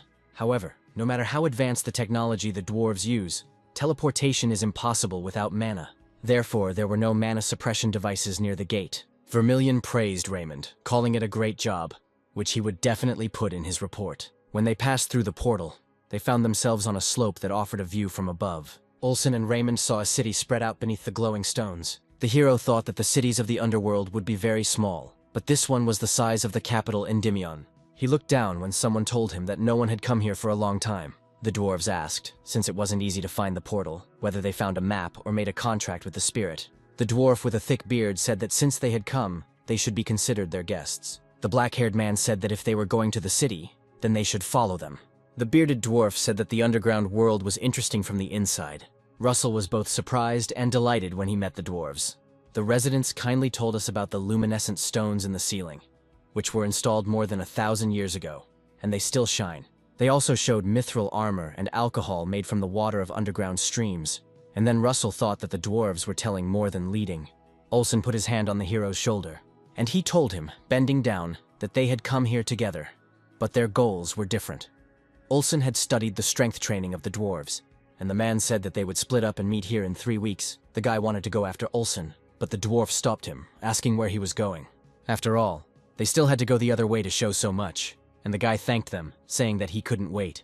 However, he did not regret going to listen about the household items and life of the dwarves, because they came to the statue of the red dragon. According to legend, the underworld was blessed by 2 dragons. The dwarf said that this was something to be proud of, because the silver dragon blessed them with steel, and the fire dragon gave them the blessing of fire. Russell thought about the place with the statue, because if there was a dragon there, there might be traces left. The dwarf said that it was built when a fire dragon gave them a blessing, and it was said that several thousand years ago the dragon himself stood there. Russell asked if strangers could approach the altar, and the man replied that he wanted to show it at the end, but the order was not so important. As they walked towards the altar, they passed workers busy making weapons. The dwarf said that the weapons in the underworld were on a completely different level. Even the weapons of the Kuril Islands were made by their ancestors. Russell noticed that there were many other races here besides the dwarves. The man said that most of them were from the Amazon forest. They were here for trade. Suddenly, a surprised voice called Russell a savior, and the guy turned around. Lady Elo stood smiling next to her servants. She said that she was very glad to see him again. The elf turned to them and asked, "So this man helped Ilo?" He introduced himself as Scan, an elder of the White Ash tribe. The hero did the same and they shook hands. The elder was wondering all this time what kind of person helped Ilo. He looked at this young man, and it seemed to him as if he was standing in front of a volcano. He was struck by the purity of Russell's mana. Russell asked Lady Ilo what brought her here. The elf replied that they were here to buy weapons. Smiling, the boy asked if something had happened to their tribe, because it was amazing that the peace-loving elves had come here for weapons. Ilo sighed, and she said that the monsters from the forest became even more aggressive. She said that if her blood had awakened, this would not have happened. The elder put his hands on Ilo's shoulders and asked her not to blame herself. Russell remembered that Ilo had told him that she had the blood of a green dragon. He asked if the White Ash tribe had any legends related to dragons. The girl asked her savior for forgiveness, because she didn't know about this. She asked how long Russell would stay in the underworld, so she could let him know if she found anything. Raymond thanked the elf and shared that he would stay here for about 3 weeks. After talking with the elves, the dwarf led Russell to the altar of the fire dragon. Russell raised his head, examining the statue, but did not feel anything special. Perhaps he should check the silver dragon altar. The dwarf said that the silver dragon's altar was symmetrical to this one in terms of shape. It seemed to Raymond that the only difference was in the colors. While the guy thought that the silver dragon statue was the last clue here, the dwarf said that he would wait at the entrance, so Russell should take his time. The guy came closer to the altar, wondering if there was really nothing special here either. But when he touched the stone with his hand, the place lit up. A magical green circle appeared above the hero's hand. The dragon's eyes lit up and an inner voice told Russell that he had been waiting for him for a very long time. But fortunately, the boy came before he died. The statue filled with light and illuminated the area around it with a green flash. The dragon told the hero to follow the path, and then he would come to him, to their master, and to the source of all dragons. At the altar, Raymond received a green compass with an arrow pointing the way. This weak, almost pleading voice asked Russell to hurry. The main character rose into the air with a jerk, and like a comet, he rushed forward. He thought of the voice as speaking from a dying creature, but he supposed he had imagined it. However, he felt that he definitely had to hurry. The needle of the magic compass became shorter. Russell was approaching the right place. He hovered in the air, looking around. And finally I found it. The guy went down to the house and said out loud that a dragon wouldn't fit in such a place. Maybe it was a disguise. When Russell opened the door, he was right. Behind the door, what awaited him was not a low house, but a cave. There were huge gates in it. The guy thought that they were the first. Suddenly, Russell heard a pleasant voice greeting the future master of dragons. The wide doors opened before him, revealing white light behind them. Behind the gate was a silver dragon named Sylvet, lying on the crystal floor with his head on his paw. He said he wanted to talk, but he didn't have much time, and then Russell asked what that meant. Sylvet said that time was only passing, and he was getting old, so it was time for him to rest forever. Russell was surprised by the calmness of the dragon, who so calmly met death. Could it be because these creatures live for 10,000 years? The dragon said that he was returning the power given to him by his previous master, and lowered the horn into Russell's hands, reducing his size. The hero was surprised that after lightning and fire, he also received a horn with the essence of wind. He wondered why this horn was called divine and not forgotten. Sylvetre asked the boy if he had decided to put aside the powers he had accepted, and the hero replied that he had. Before this, the horns increased elemental understanding and mana, so it will be more effective to take it after Russell reaches the 6th circle. The dragon said that Russell was so calm in front of such a huge power. He grinned and said that it was worth waiting for such a gentleman for 10,000 years. After these words, the dragon rose into the air, and everything around was illuminated with blue light. Sylvet wished the young master to have all his wishes fulfilled. Raymond asked him to wait, because he had so many questions, but the dragon's body disappeared, and the mission continued. As the dragon dissolved, he said that he would leave his powers to a child of his kind. Russell didn't know what it meant then, but a beam of light flashed across the desert. He reached the underground city, and Lady Ilo, watching from the window, saw him. Suddenly a beam flew towards her and surrounded the elf. At that time, Russell was exiting the portal. He lowered his head and sighed heavily, catching his breath. He couldn't believe that he had lost the dragon. When the boy raised his head, he saw Lady Ilo. She stood with a hood pulled over her head, her eyes glowing and energy radiating from her body. Ilo removed her hood, calling herself a girl from the White Ash tribe. Russell was dumbfounded and asked what Ilo had on his head. Ilo, with elven ears and dragon horns, bowed to Russell, thereby greeting the Dragon Lord. She said this again, when suddenly her body swayed and her eyelids fell heavily. Lady Ilo lost consciousness, and Russell became afraid for the girl. Soon the protagonist understood everything. He did not expect that the silver dragon was talking about her then. Ilo lay in bed, breathing heavily, her face showing concern, while Raymond knew that her powers had not fully awakened. When she opened her eyes, Russell stood up from his chair and asked if she was awake yet. Elo shot up from the bed and held out her hands, calling Russell her savior, and then he thought that if she didn't call him Dragon Lord, then everything was okay. Suddenly, a notification appeared in front of the hero, informing him that the elf in front of him was awakening as a second-generation dragon, but did not yet know about her mission, and when she did, she would have to make a choice between awakening fully or remaining an elf.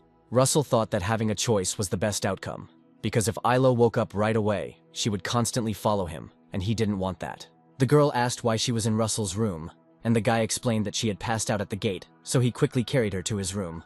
Ilo sighed with relief, happy that her savior had found her, and Russell thought that it was too early to explain the rest to the elf.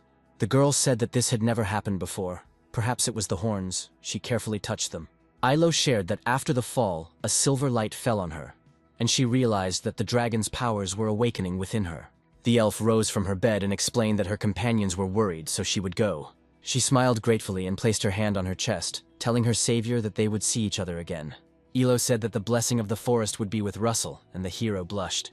The next day, the hero reasoned that he had expected to search for the dragon for about 20 days, but there was still a lot of time left. Russell thought he should take advantage of this opportunity in order to study everything. A little later, Raymond went to the forge. The dwarves asked why he was there, and Russell admitted that he had something he wanted to say. He reached into the magical inventory and asked if they could appraise something, and he took out a red stone from there. The dwarves were surprised by the pure mana emanating from it. They reasoned that it was not this stone that contained mana, but rather that the stone itself was dense mana, as if it were a dragon's heart. Russell froze at the last suggestion. The dark-haired dwarf said that the mana of this stone was too pure for the lower dragons, but the stone itself was too small for the heart of the higher ones. The bearded man asked Russell if he would mind leaving it with them until he returned, and the dwarves promised not to use it foolishly. At first, Raymond was hesitant, but ultimately decided to leave the stone to them, since there was no point in refusing. The dwarves were very happy, calling this a wise decision, and wanted to bring the Encyclopedia of Dragons in Russell's eyes. They were like mages who had just received funds for research. After this, one dwarf led Russell to the Great Library, saying that valuable knowledge should always be deep in the bowels of the earth. The librarian said that this usually doesn't happen, but since Russell has recommendations from the Meisters, he can study everything up to the 3rd level. He handed him a pass. Among the dwarves, who had many craftsmen, the best were called Meisters. Only 1 in 1,000 received this title. Russell laughed awkwardly and thanked the librarian. He didn't know that the 2 dwarves were Meisters. Even though the library was underground, there was a lot of space, and everything is not at all as they expected in the upper world. Russell had 19 days left before returning to the tower, and he decided to try to move to the 6th circle during this time. However, everything turned out to be not so simple. As he was leaving the library, he thought that perhaps it was still too early for him. The dwarves were happy to see the man back, but Russell told them that he was leaving today, so he came to say goodbye and pick up the stone. The dark-haired dwarf was upset that the hero was leaving already, asked if he had thought about staying a few more days. There were hot springs not far from the city. Russell, smiling, thought that the dwarves had not yet learned anything about the stone. They regretfully admitted that they had not found anything unusual, but that did not mean that they had not achieved anything. The dwarves learned that this mana stone was created unnaturally. Someone created it for a specific purpose. Russell asked why they thought so, and the dark-haired man said that alchemical reactions were similar to what they had seen. The man with the beard told Russell to listen to them and read the book. From the content they guessed something, and it seems that this stone is a magnum opus created by the destruction of something. Magnus opus was translated from Latin as excellent work. In alchemy, this is what they call masterpieces. Do the dwarves really think it is valuable as a philosopher's stone? The man with the beard said that it would be great to know what the stone was made of, but for now that was all they knew. Russell closed his eyes and replied that it was more than enough. He thanked the dwarves for their help, and he added that thanks to them, he learned how amazing the underground world was. The dwarves smiled and told Russell to come back at any time, that they would be waiting. Apparently, the material for the stone was a dragon's heart. Other magicians would be shocked by this. When the hero approached the portal, he turned around, not seeing Olsen there. But Vermilion's voice chuckled that the boy had returned first, and Russell turned his gaze. Olsen tensed the muscles in his arms and took a pose, boasting of his achievement. He asked the Count how long he had waited. Raymond replied that no, and asked what was on the man's skin. Vermilion said that this oil was the secret of the dwarves' strength, and he would adapt it for humans when they returned. He said that he would do the same for Russell, so let him wait, and they both laughed. Olsen asked what the guy was thinking about, whether the research hadn't gone very well. The hero replied that not at all. On the contrary, he found what he was looking for. The man chuckled, saying that then Russell could only worry about one thing. namely the wall in front of the sixth circle, and from this precise hit on target, Raymond shuddered. He admitted that he sees her, but he can't get over it, and it's annoying. They say that 100 magicians see 100 different enlightenments, because it is a very delicate thing. Olsen thought that even good advice can do harm, so it is not customary among magicians to interfere. However, a couple of general phrases won't do anything, so Vermilion made up his mind. He asked Raymond if he had told him that he could lift about 680 kilograms, the first time the hero had heard about it. Vermilion added that he couldn't lift that much to begin with. He trained hard, and he put in even more effort. And one day he was able to do it. Vermilion believed that enlightenment in magic was the same. That is, if Russell worked hard every day, it would come. Looking at the elder, the hero agreed with him that he needed to be patient, because he himself had already grown up enough. Olsen told Russell to look at that sunset with admiration. After all, the sunsets in the Red Canyon were truly magical.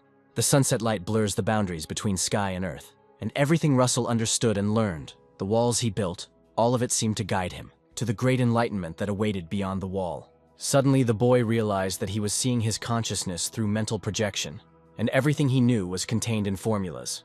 Russell released his fire magic, deciding to add formulas to the image of the red sunset. His eyes were shining and he raised his hand up, and he created a new spell.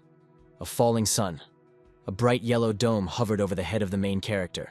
Olsen grabbed Russell's palm, saying that this spell was very powerful.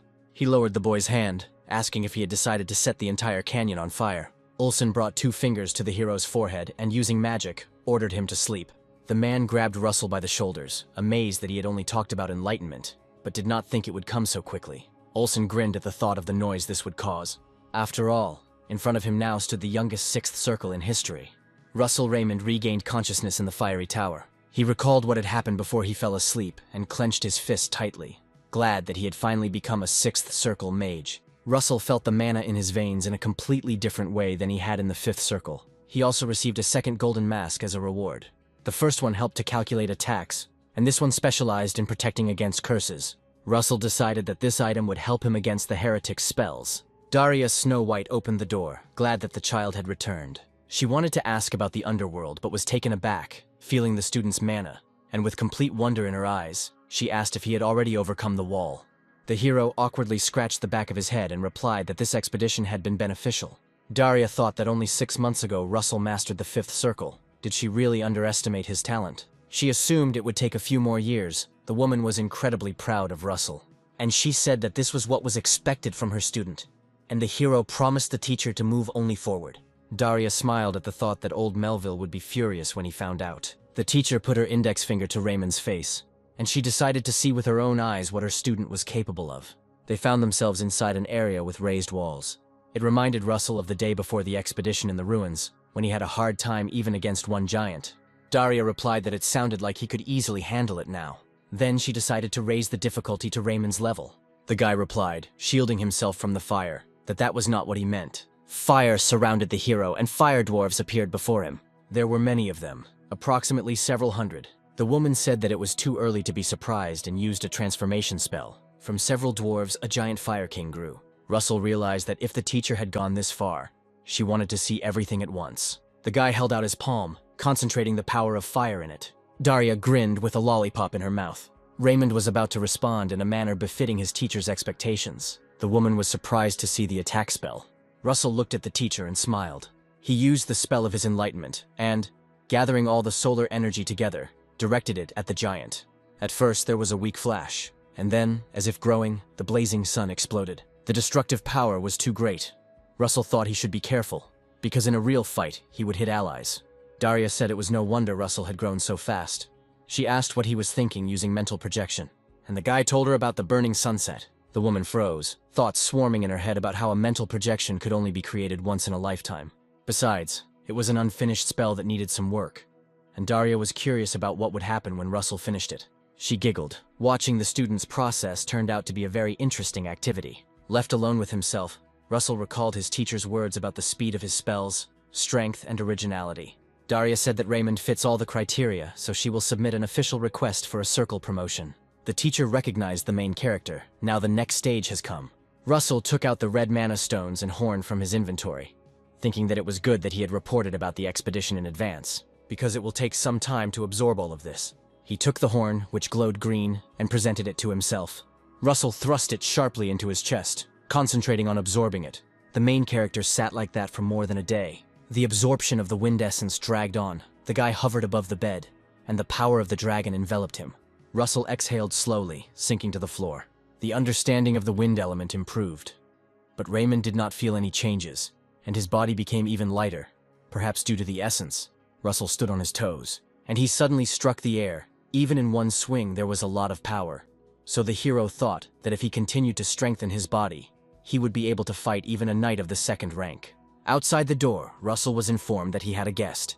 The main character was delighted, because the guest immediately after the expedition could be one person. She asked him about the journey to the underworld. Russell was tense and rather reserved. Hecate said, adjusting a strand of hair, that she was so interested that she immediately went to Russell. The boy told her to ask anything, be it the countless caves, the culture of the underworld, weapons, dwarves. But the princess interrupted him, saying that she would ask another question first.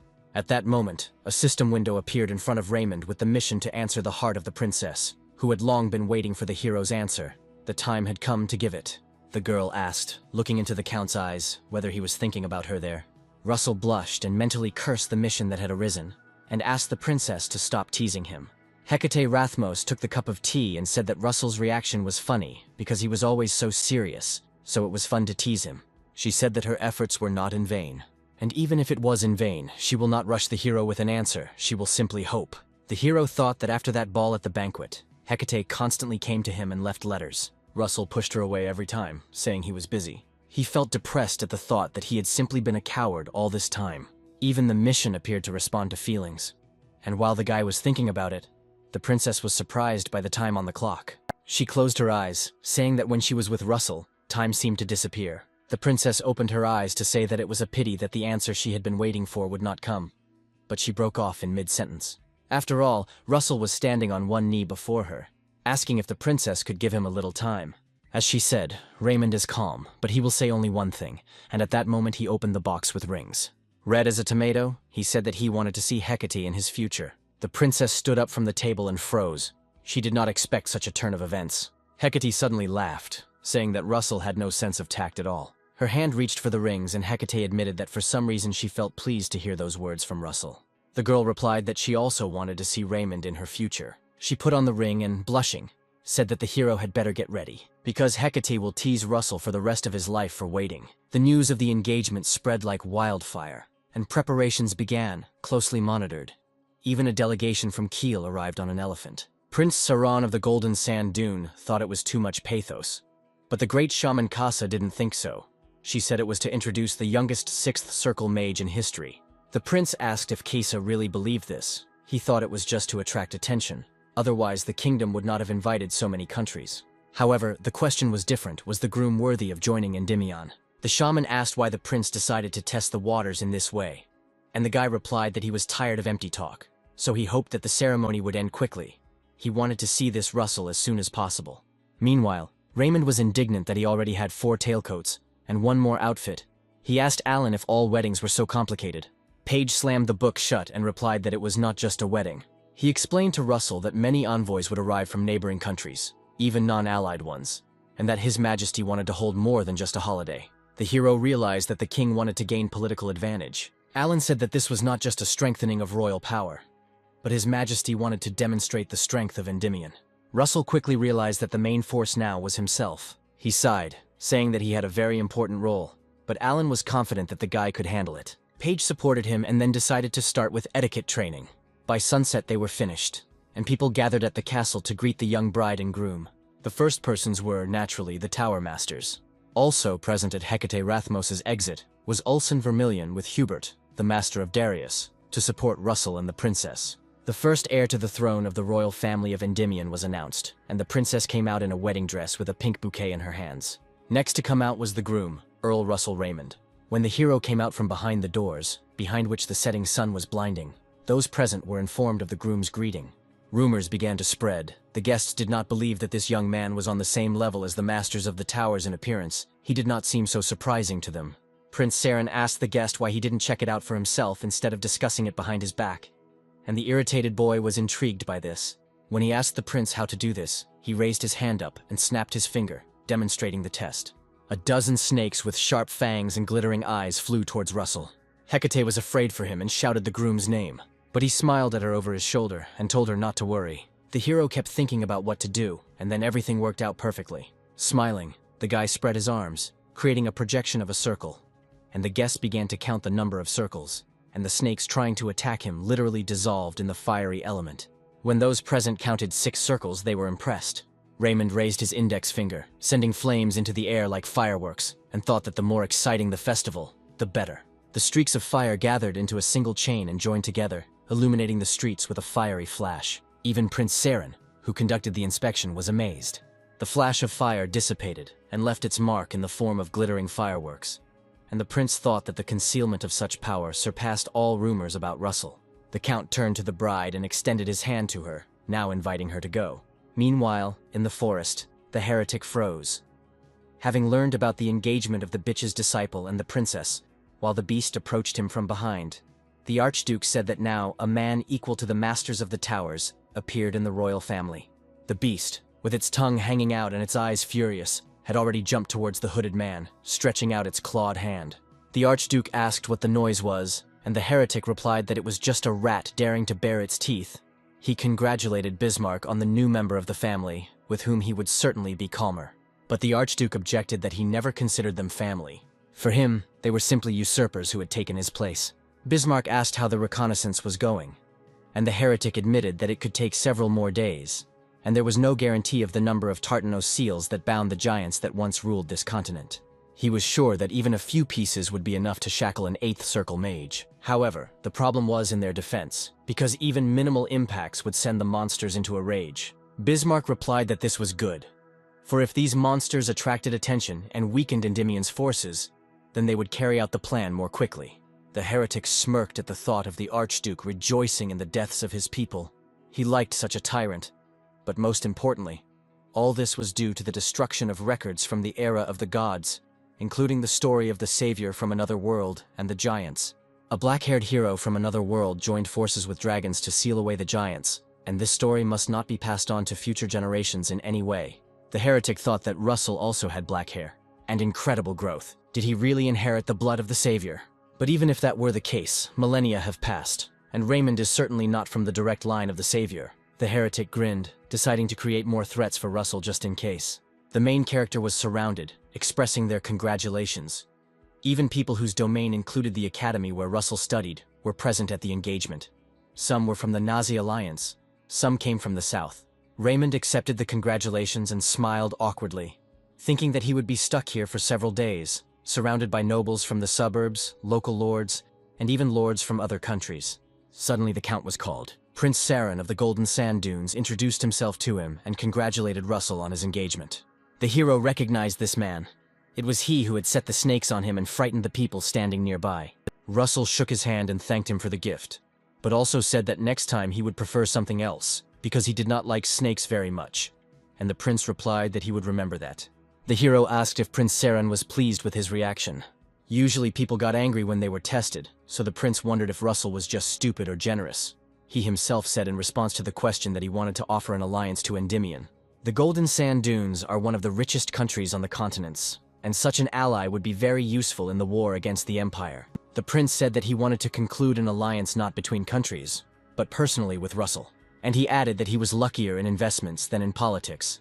So he wished Russell to become the youngest magician of the 8th Circle, and the hero awkwardly laughed at the fact that Saren introduced himself as a prince, but in fact is a merchant.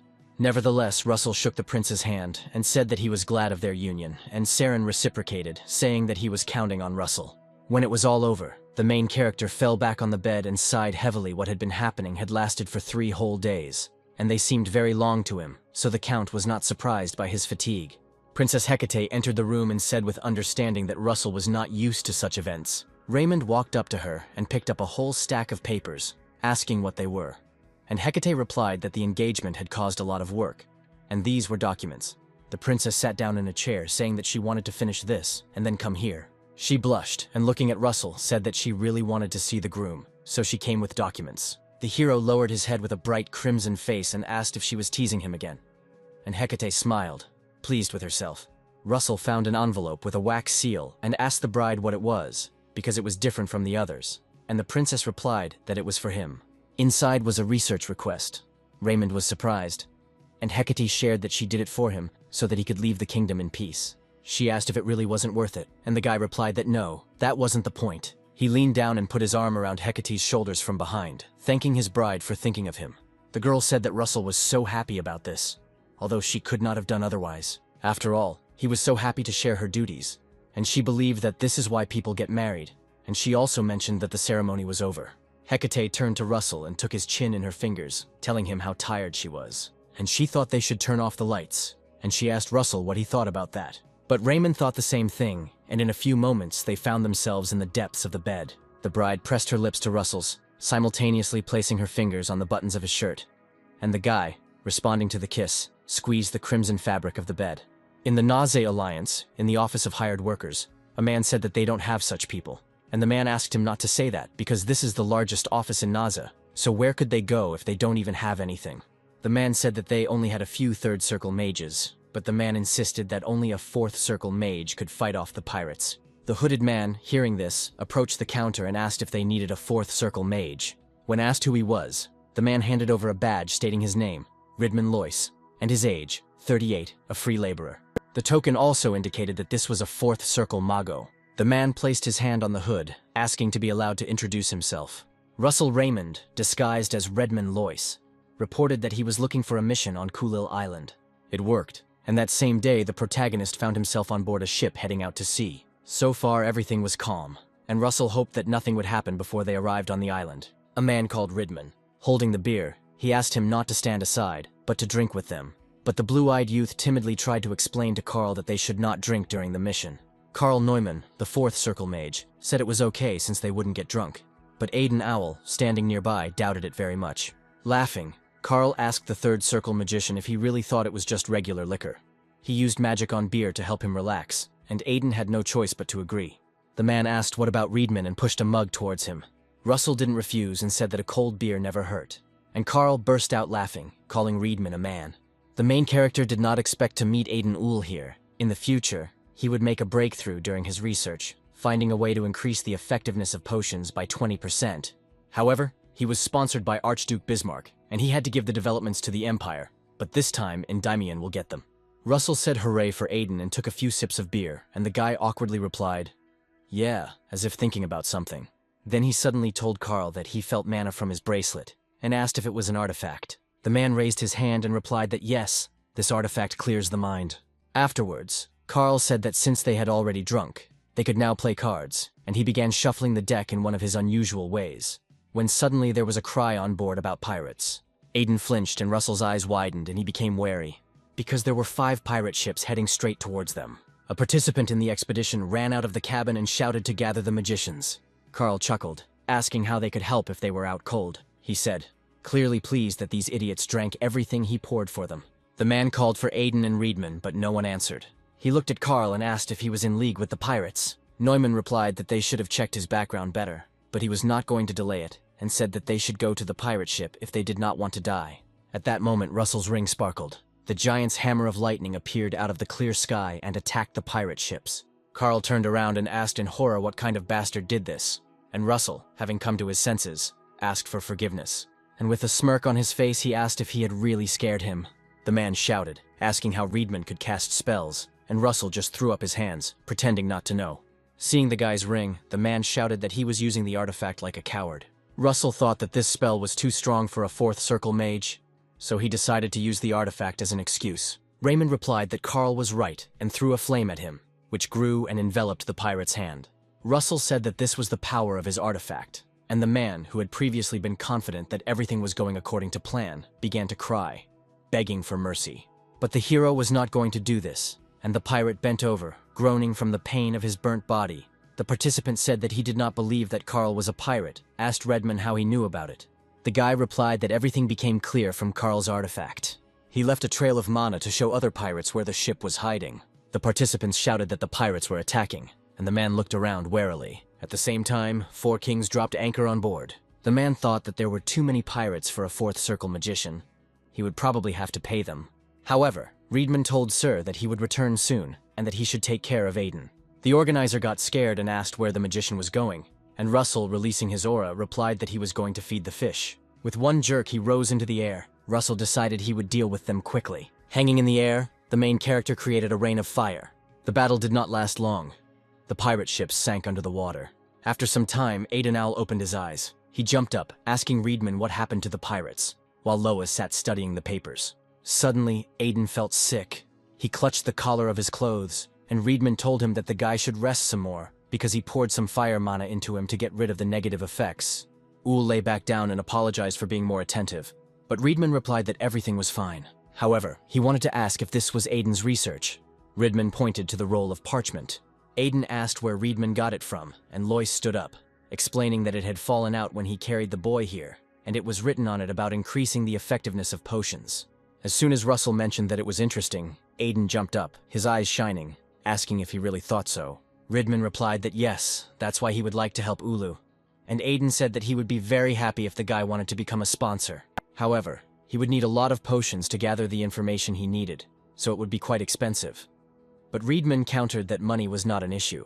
Russell showed the boy the token, saying that if he showed it in the fire tower, he would be given money for research, and mentally added that the teacher would also understand the value of this research. Aiden read the contents of the token and saw that it was written about the fire tower mage, Russell Raymond. As soon as the realization came to him, he jumped so much that his hair almost fell out, but Russell gestured for him to be quiet. Aiden asked why the hero looked like that.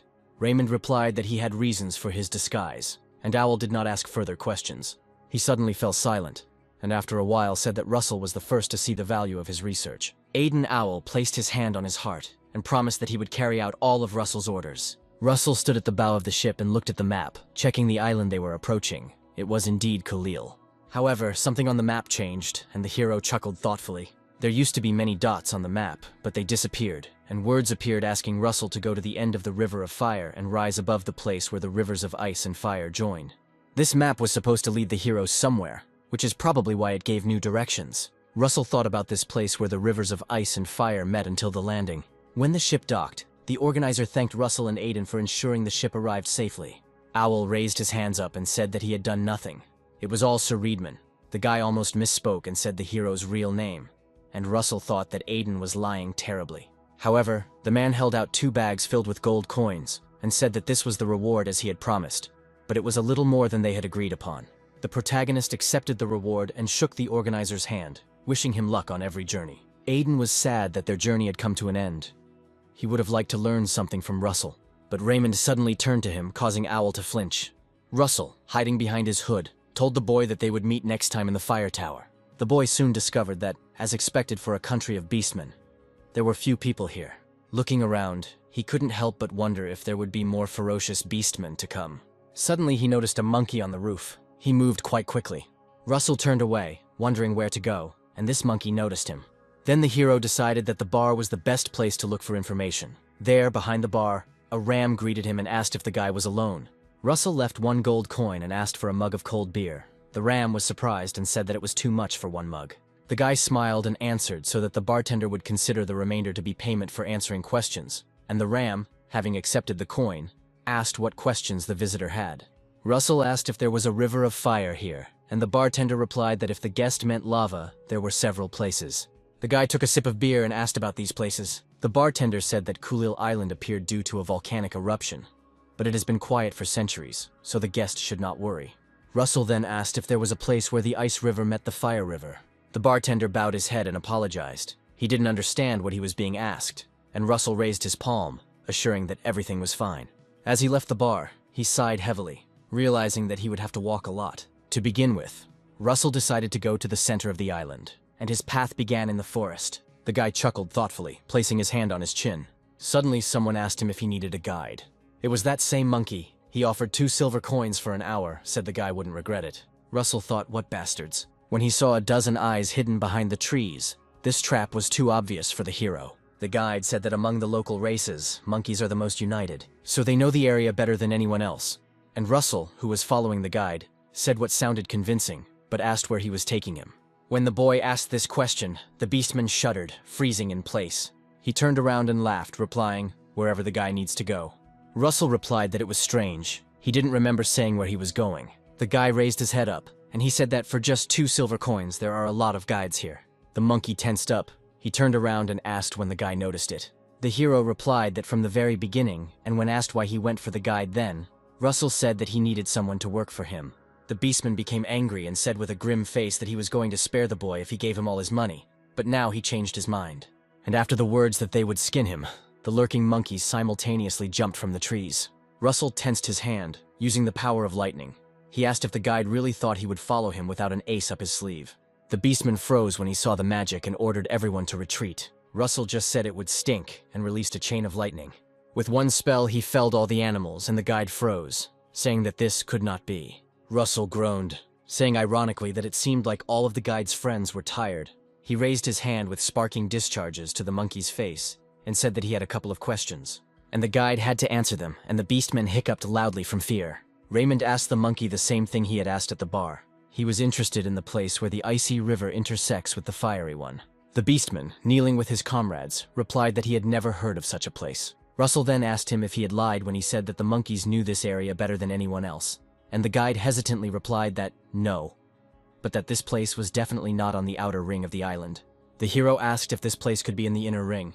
The beastman lowered his head and honestly admitted that he did not know what was in the inner ring. Russell stood up from the fallen tree and said that he would have to go there.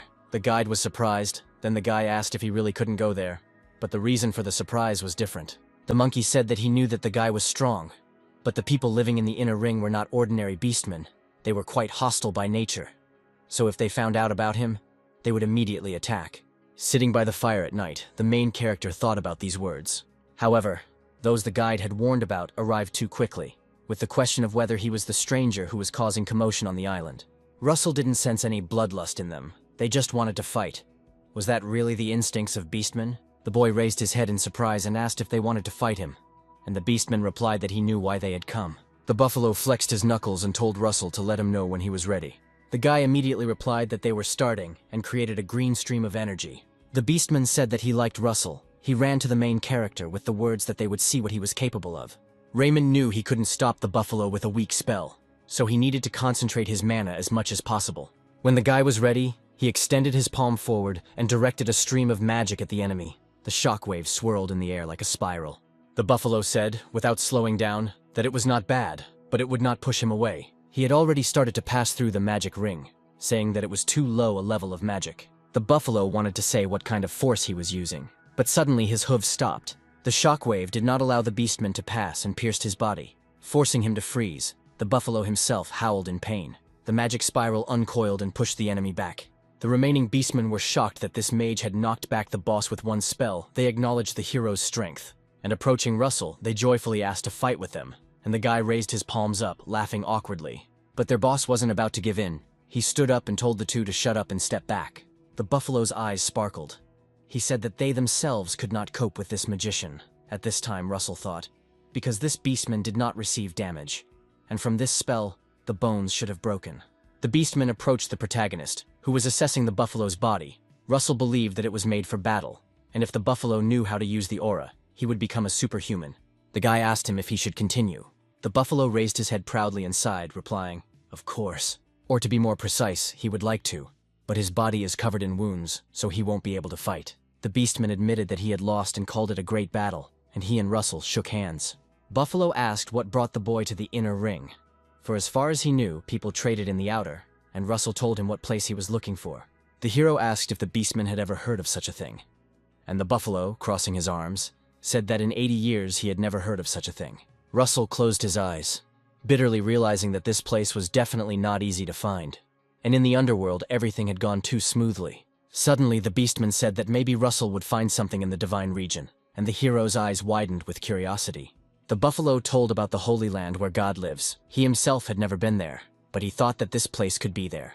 Russell thought about the records he had seen that said the first king of the beastmen, Fenrir, was half-dragon. He got this clue from the altar in the underworld, so he had enough reason to check everything here. Intrigued, Raymond asked the buffalo where this divine region was. So the main character set off in search of this region, continuing to raise the alarm in the local forests. This was already his 17th fight that day, and the beastman kept running to the guy to fight him. However, this was necessary, for the buffalo said that to enter the divine region, one needed the recognition of great warriors and great elders, and to gain their recognition, one needed to show strength. so Russell fought for 15 days straight in the hope that someone would appear soon. And indeed, the mustachioed beastman with soft fur asked the hero if he was the stranger from the rumors. Russell was surrounded. The jaguar asked the boy to follow him, saying that someone wanted to see him. The hero noticed a bandage on the beastman's hips, a symbol of a great warrior. However, Raymond asked who exactly wanted to see him, like the great warrior or the elder. The jaguar replied that it was Muya, and Russell trembled slightly, for it was the king of the beastmen. The hero expected a great warrior or a great elder, but he did not expect it to be the king himself. The guy joyfully clenched his hand into a fist, because he had never even dreamed of such a thing.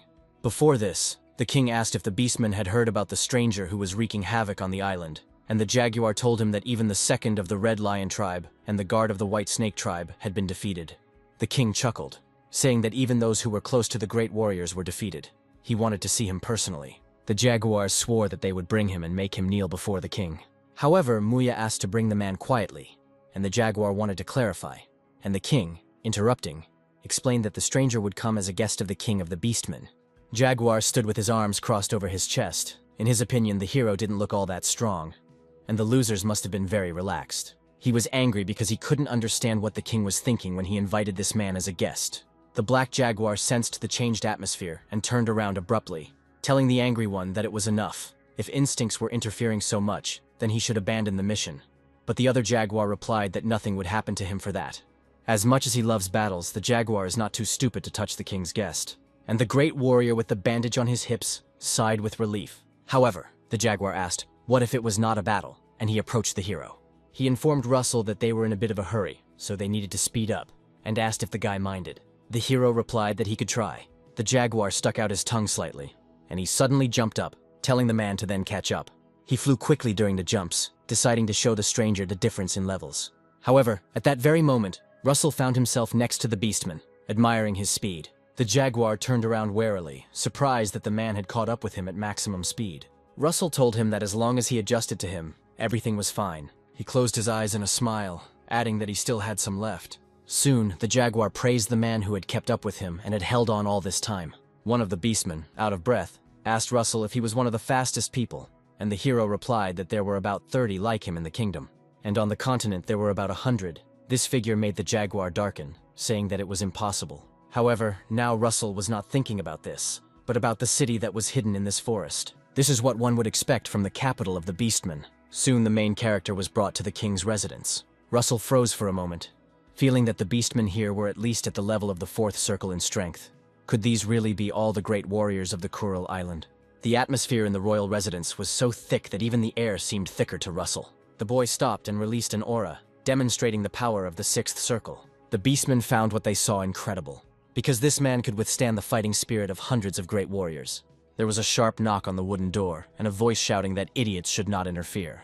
A girl, Muya, appeared from behind the door, introducing herself to Russell as the king of the beastmen.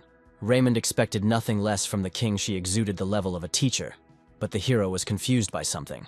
He didn't expect the king to be a woman, and right now she was indignant, asking where the man was looking. Russell bowed and introduced himself as the Count of Endymion and a mage from the fire tower, and apologized for his ignorance of beastman etiquette. The woman smiled and said, "That's enough. There's no need for so many formalities." But Russell could tell from Moy's reaction that she liked it. Afterwards, the king asked what brought this man to such a remote island. Holding his hand on his chest, Raymond said that he was looking for the place where the icy river intersected with the fiery one. The warriors who were watching the king's conversation with the man gasped. Russell realized that, judging by their reaction, he was on the right track. They must know something.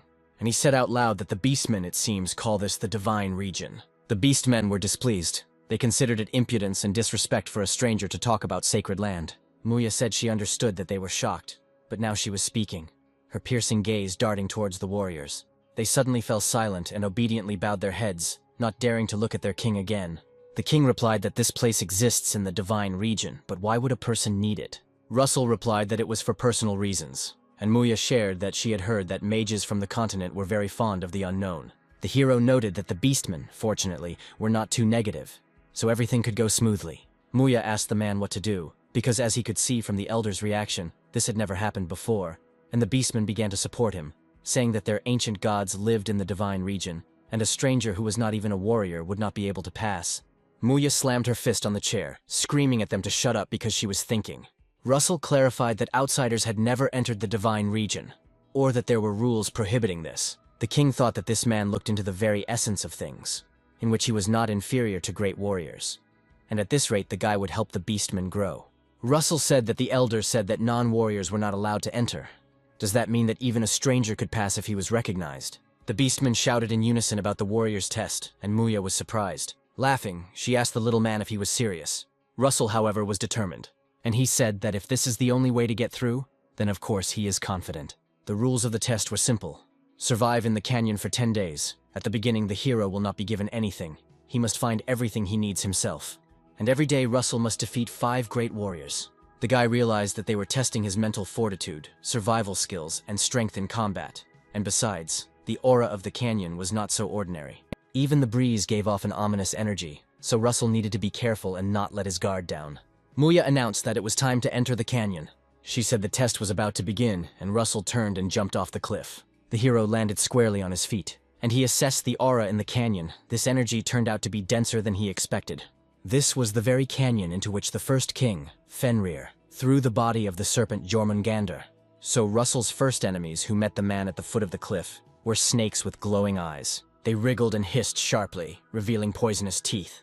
Russell called on Pepper. The dragon took a deep breath and exhaled a stream of fire with all his might. The boy said that there was a snake for dinner today, and the dragon confidently growled in response. The last day in the canyon arrived. The beastmen discussed how the man was holding up very well, and his skills were incredible.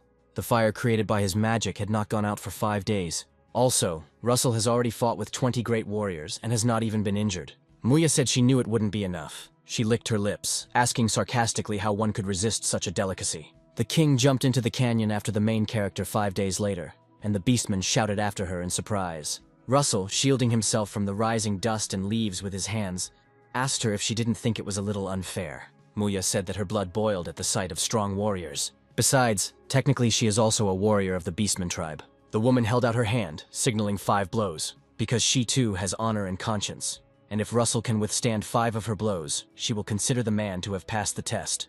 Raymond realized that the number of blows corresponded to the number of warriors he had to defeat. Although fighting a great warrior was much easier than fighting a beastman king, a powerful aura began to emanate from Moy, and the hero realized that it would definitely not be possible to come to an agreement here. He used dragonification, and glowing in a fiery flash, he told the king that he would give it his all. The beastmen retreated further away from the canyon, seeing such an aura from a human for the first time. Could it be that this guy had been unusual all this time? Muya was surprised, and she asked if this was really the full power of a person. She moved forward, saying that it was good because it would be quick but very interesting. Russell remained where he was as he saw the king attack.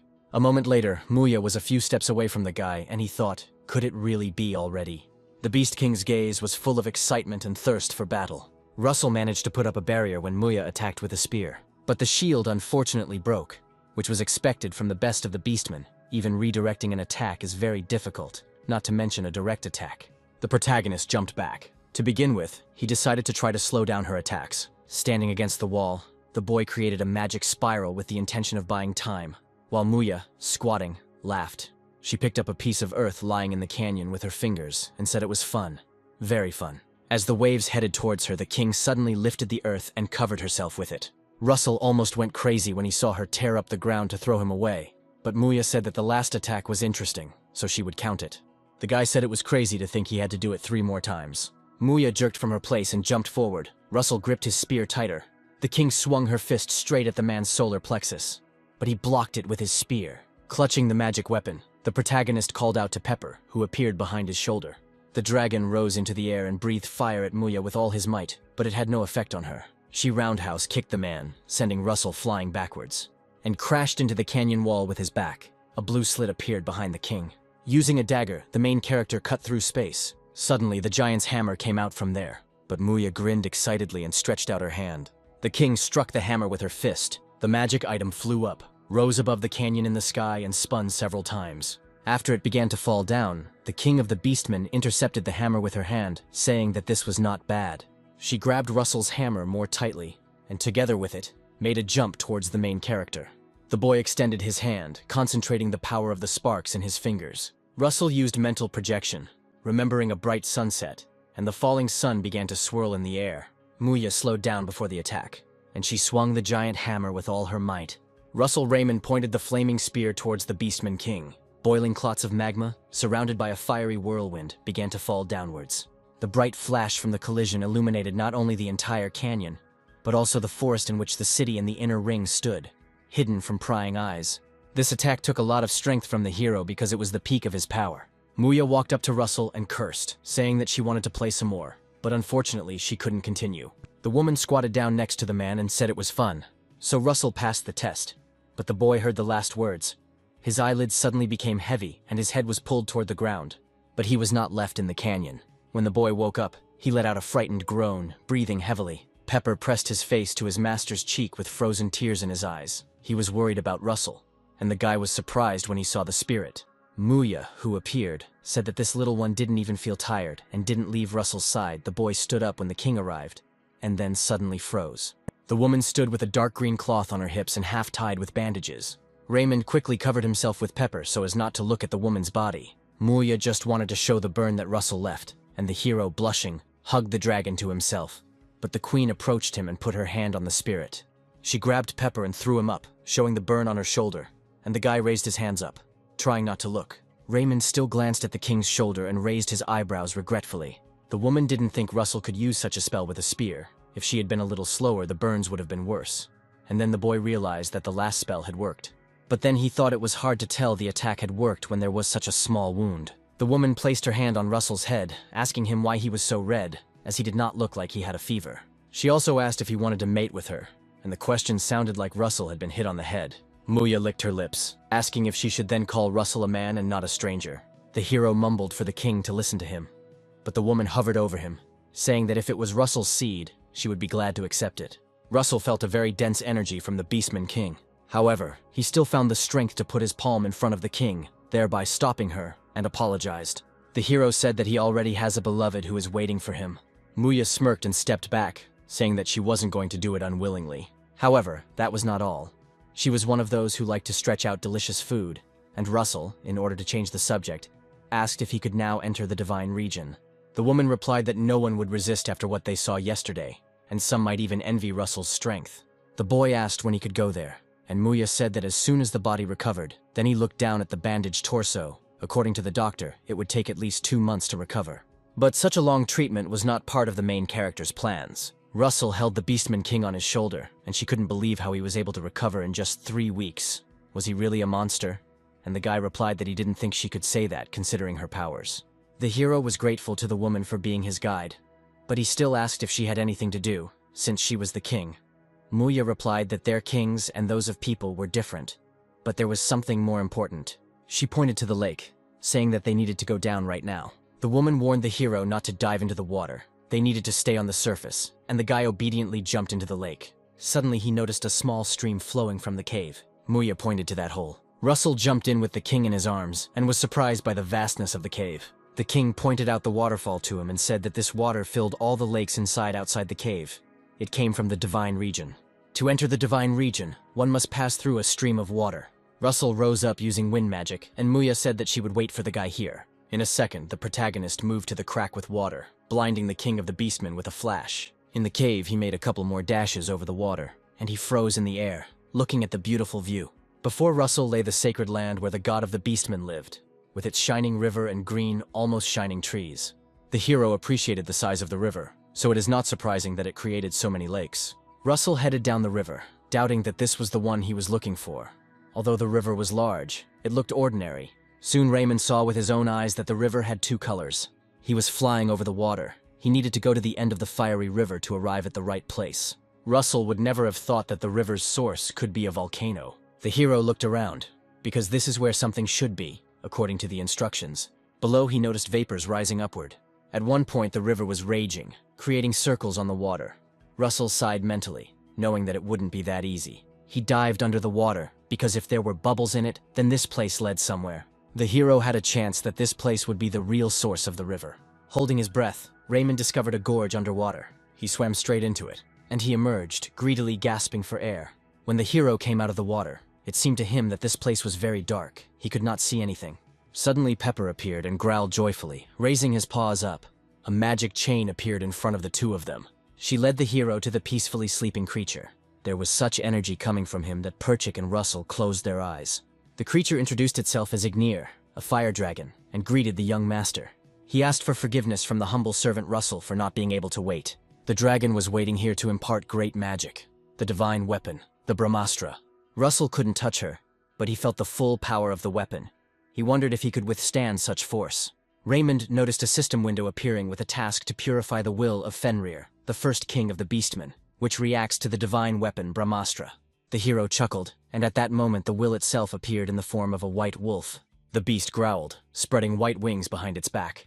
Raymond could not have imagined that the embodiment of Fenrir's will would be so impressive. Russell bared his teeth, convincing himself that it was just a monster and not a divine beast, and the dragon told the hero to go ahead.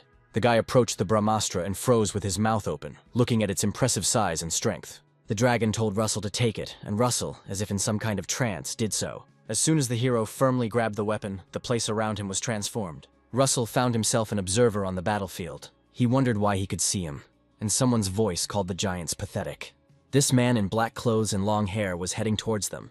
The woman with dragonification said that today she would destroy the giants. The first green giant with one eye ran towards her, telling the woman to get out of the way. Russell flinched. After all, this woman looked at him and smiled. Could she really see him? The battle began.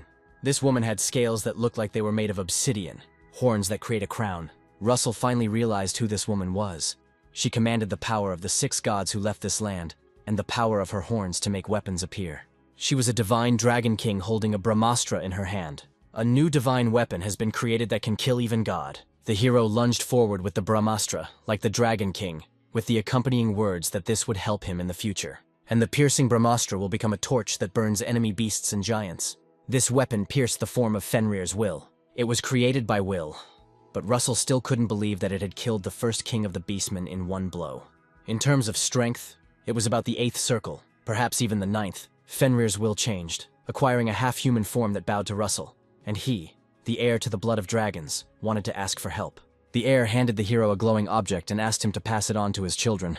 The hero froze, looking at the object. It was a treasure that kept trappers at bay. The heir said that he hoped that the great dragon lord would free them from their shackles. And with these words, his appearance dissolved. What Russell held in his hands was completely unfamiliar to him in terms of energy. It was not mana or divinity, but something that only worked on beastmen. The corrupted will of the first king of Fenrir was cleansed. The Brahmastra glowed. Its energy was very strong, as if mana was burning throughout Russell's entire body. Given Russell's level of understanding of fire magic, he definitely shouldn't feel that kind of pain. Now in his mana streams there is high-level magic, and the formula of the 9th circle.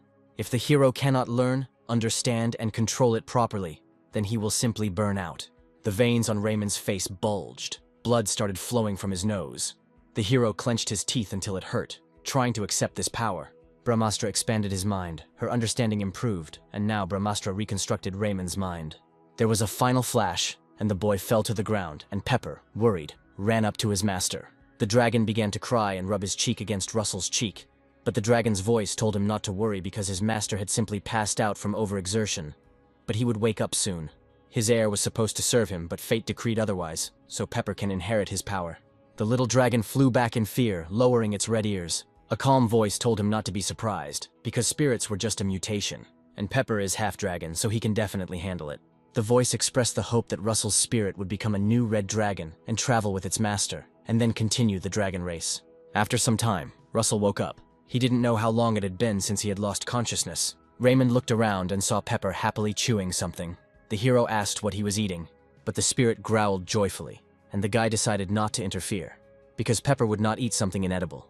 After the meal, a circle of fire formed around the Pepper. Russell received a notification that the preparation of the red dragon's soul and nutrients had been completed. The fire around Pepper began to intensify and rise upward like a whirlwind. The system window notifying that it would take a long time to absorb the energy and become a second-generation dragon. Pepper growled quietly, his eyes closing. Russell froze as he read the new notifications that came one after another, the last one stating that the spirit of Pepper was going into hibernation. The dragon's eyes closed completely, and for the first time Pepper told his master that they would see each other again, and the spirit dissolved in tongues of flame. If Russell had known that this would happen, he would have played with Perchik more often earlier. Muya waved her hand and wagged her tail, shouting to Russell that she was there. Raymond landed next to her, and the woman chuckled thoughtfully. The hero asked her what happened, and the king said that his eyes had become clearer and deeper in a few days. He must have found something incredible in that place. Russell then reached into the inventory and asked Moy if she could take a look at something. The king's gaze changed at the sight of the object. That same blue stone in the shape of a crescent lay in the hero's palm. Muya said with a concerned look that the person should explain in great detail how and where he got it. Feeling the oppressive aura coming from the king, Russell was convinced that she had not used her full strength in the fight with him. Muya chuckled and said that it was good that Russell could withstand her fighting spirit even from such a distance. Afterwards, she said that she would like to play some more, but the moon crystal was more important. Muya asked Russell if he knew why the beastmen were stuck on this island, and the hero suggested that they did it to protect each other because there weren't many of them. The woman suddenly shouted that this was nonsense. Even long-eared archers and ground dwarfs live on the continent, she said. So does Russell really think that the beastmen would stay here for this reason, having such power? Muya pointed to the moon crystal and said that it was an item of the first king of the beastmen, Fenrir, and they remained on this island to find it. Now Russell understood what the dragon was talking about, and yet he asked why the beastmen were so eager to find him. Muya asked if the hero knew about beastification, and the hero replied that it was an ability that increased overall strength by awakening a beast in the blood. Russell asked if it was somehow connected. The king said that on the night of the full moon they can use lunar beastification, which is 3 times stronger than normal. But it can only be used during the full moon. However, with the moon crystal, the beastmen will be able to use moon beastification at any time and in any place. The moon crystal fell back after Muya threw it into the air and it glowed. The woman clicked her tongue, scratching her ear, and said that the moonlight stored by the stone had apparently run out, so it was Russell's turn to speak. She asked where he found the moon crystal.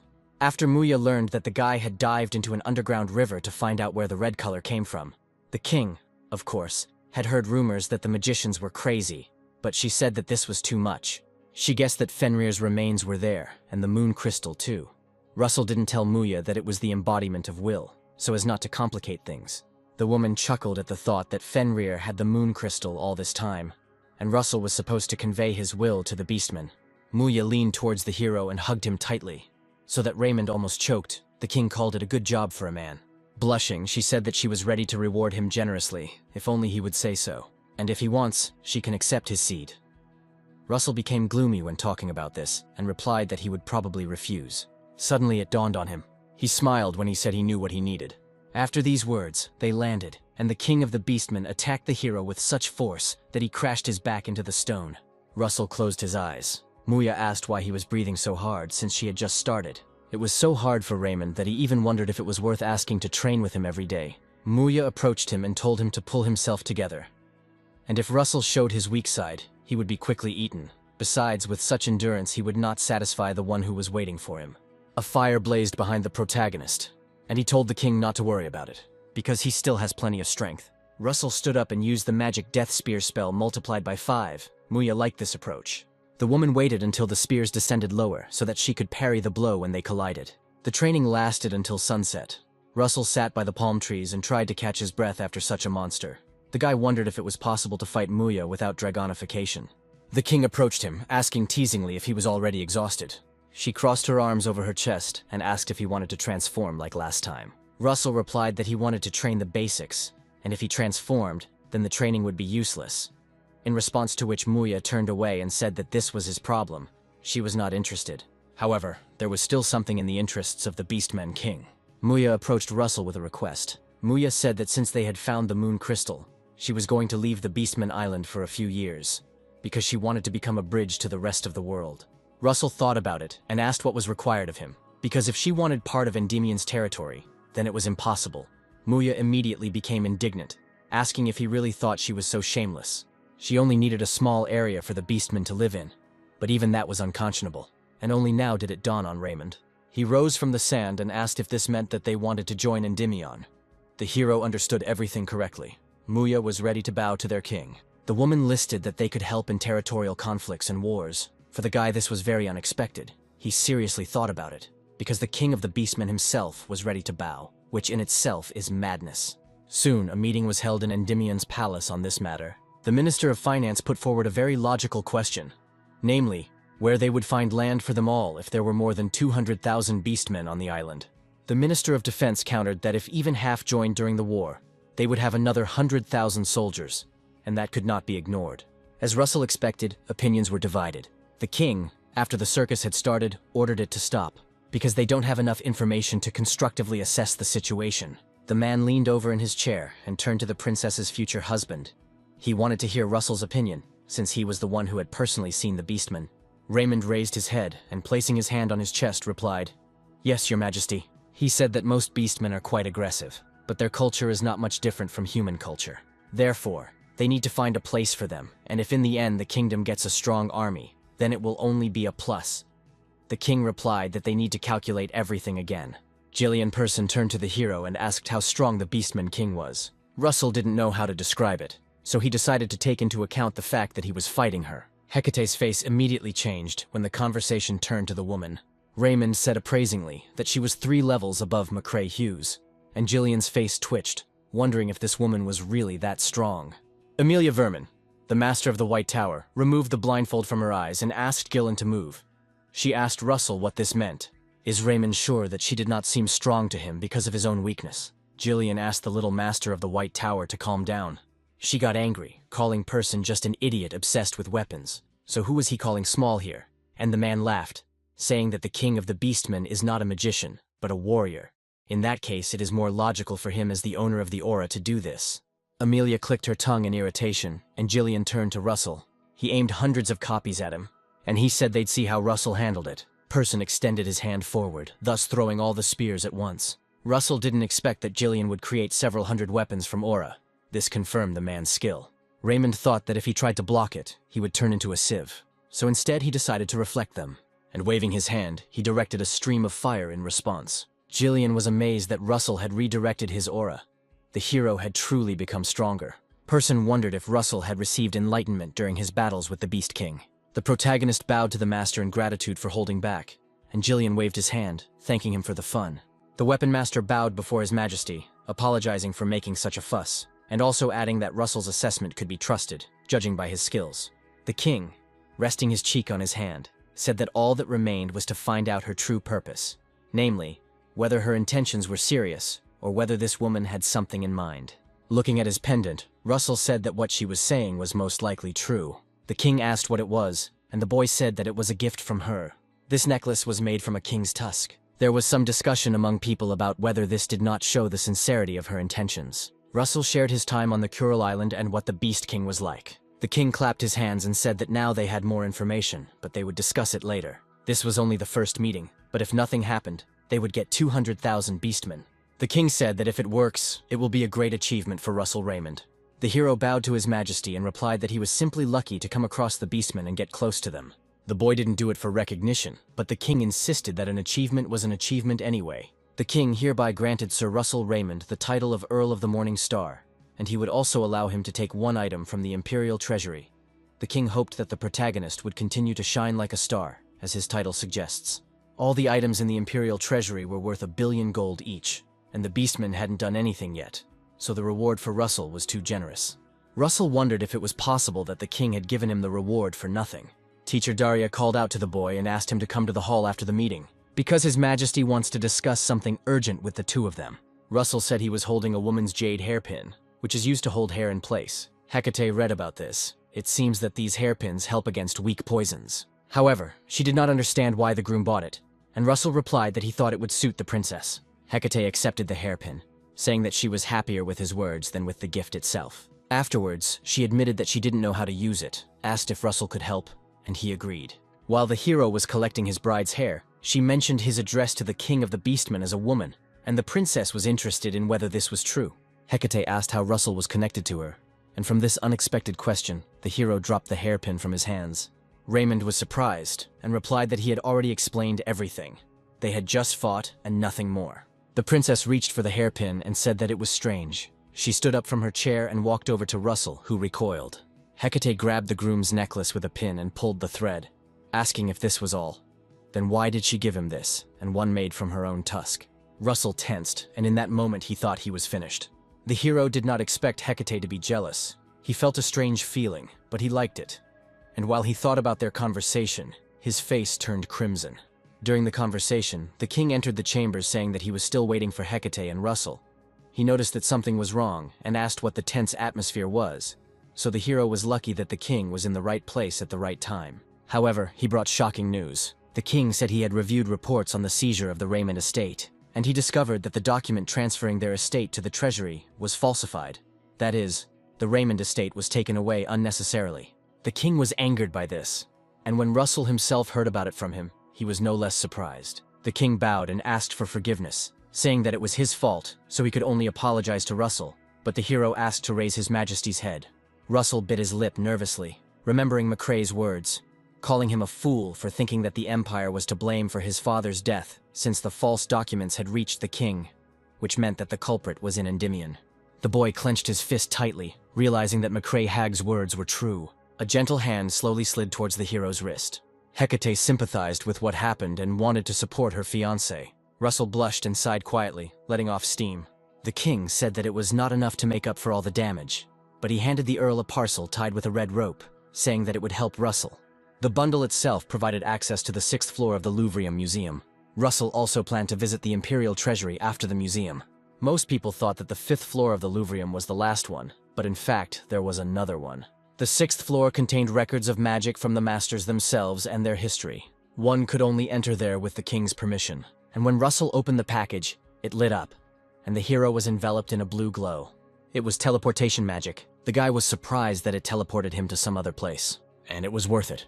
It was incredible because there were thousands of books in this place. The hero could have been in this place for about 48 hours, and during this time it is simply physically impossible to read everything. In addition, magic did not work in this place, which made the task more difficult. Russell first decided to look at the titles and choose which book to read. Raymond chuckled as he looked at Erwan Rugen's book titled The Roar of the Earth Dragon. The author was the master of the Yellow Tower 400 years ago. The guy leafed through it and said out loud for the umpteenth time that it was simply incredible. Erwan transformed the earthquake of the 5th circle into the magic of the 7th. The master collected the magic emanating from the earth, focused it on the surface, and he released everything in the form of a fan. Russell received a notification that his understanding of advanced earth magic had reached its limit, but then came a task: to overcome the limit of understanding of advanced earth magic to the level of a master. The rewards indicated traces of an earth dragon. Raymond was happy about this mission, because he kept thinking about how he could find the rest of the dragons, except for the fire and silver ones. But everything turned out to be much simpler. However, the question of how to raise the understanding of earth magic to the level of a master remained open. Russell looked around, asking himself if he really had no other choice but to learn everything. Soon, the hero collected a large number of books describing earth magic, research, and practice, and sighed heavily, because simple memorization does not increase understanding. Russell thought about the fact that he had been allowed to take out one book. He kept wondering which one he should take until he noticed something interesting: a statue of a magician holding a book in his hands. Russell flew up to the statue because he was curious why the book was there and not on the shelves. The book was indeed unusual. It was called Transcendental Dream, and the author was the founding mage. The founding magician was the first man of the Raymond line, Luther Raymond, and the Transcendental Dream was his magic. Russell looked back at the statue that depicted the hero's ancestor. The boy lowered his head, thinking that perhaps Luther had foreseen all of this. Soon, Russell's time on the 6th floor came to an end, and teleportation magic transported the hero back. On the 5th floor, Daria was waiting for him, and she said that the student had arrived just in time. She turned around, guessing that Russell hadn't slept for over 48 hours, judging by his face. Although Daria always said that resting properly was as important as training, had the student really grown up a bit and already started to ignore the teacher. The master of the fire tower didn't want to scold the hero, but he left her no choice. Suddenly, Snow White recognized the book that Russell was holding. The hero was surprised that the teacher knew her. The woman said that the Transcendental Dream goes beyond human limits and reflects the very essence of magic, also going beyond this world. And if the legends are to be believed, the founding mage turned into a huge tsunami in the very center of a raging sea. They also said that he became lightning in a pouring rain. Considering that such ideas were brought to reality by one person, this magic was very valuable. Russell smiled that even the teacher thought the book was valuable, which meant Luther Raymond really was incredible. Daria crossed her arms over her chest and sighed heavily, breaking her student out of his thoughts. She said that she would not stop Russell if he wanted to study it, but warned the student to be careful, because it was not just 8th circle magic. It surpassed it, and if something goes wrong, she can absorb Raymond. The hero looked up at the teacher and with a serious face assured that he would remember this. Afterwards, Daria called Russell to go to the treasury. On the way there, Raymond said that he didn't think the treasure would be so far away. Daria replied that they were now going to the first Imperial Treasury. The first one contained various accessories, the second treasure chest contained weapons, and the third one contained all the other artifacts. When the teacher announced that they had arrived, a long river stretched out before them, sparkling in the rays of the setting sun. Daria, raising her cane, told Raymond to open his eyes wider and watch carefully what would happen. She struck the magic cane, saying that she would show the student a rare sight, and one after another, many magic circles began to appear on the ground, going towards the water. Their glow was reflected in the hero's eyes, and he said that it was very beautiful. It was a magical cipher consisting of dozens and hundreds of magical traps. If Russell had come here alone, he wouldn't have been able to even enter. Daria put away her cane as the river seemed to split in half, revealing hidden steps. The woman said that Russell could only take one item from here, just like from the museum. Russell was about to say that he understood, when suddenly his artifact ring began to sparkle. At the last word, the guy almost screamed when he saw how electric discharges were spreading from his hand in different directions. He did not understand what was happening. The cloud ring itself released lightning, something that had never happened before, and this manifestation was different from its abilities in battle, as if the ring had met an old friend. Daria turned around and assumed that the second part of Russell's ring was kept here. The hero didn't even know that it was a double artifact. Usually artifacts are separate objects that perform their functions, but there are also artifacts that require a second half to reveal their full power, like the protagonist's golden mask. Russell revealed that most of the artifacts he received as mission rewards had a second part. Suddenly the glow of the ring intensified, and this electric light pointed to a wooden door. Daria was surprised that the artifact itself showed the way. Russell himself became curious about what kind of artifact was there, since the ring was so desperately reaching out to him. Behind the closed door there was a room with artifacts protected by glass, like in a museum. There the ring led the hero to Cloud Jade, but the boy did not know what it was. Daria said that this artifact can control the weather. There are less than 10 mages on the entire continent who can do this because the climate is very difficult to control, and it is very difficult to learn this magic. The teacher said that, of course, weather control is a good advantage, but the risks are also high. The spell takes quite a long time to create, and the mana costs are huge.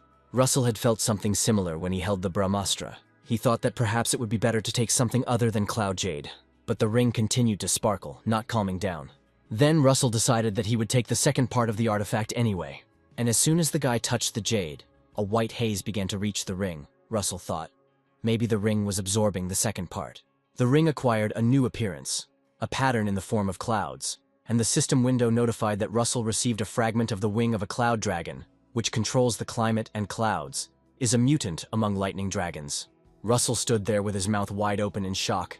In theory, lightning is a subtype of fire magic, and since it's not a primary element, lightning mages are rare and more highly valued, and here is magic that is a subtype of lightning, and Russell didn't even know what to compare it to. The true power of Cloud Jade was not in controlling the weather.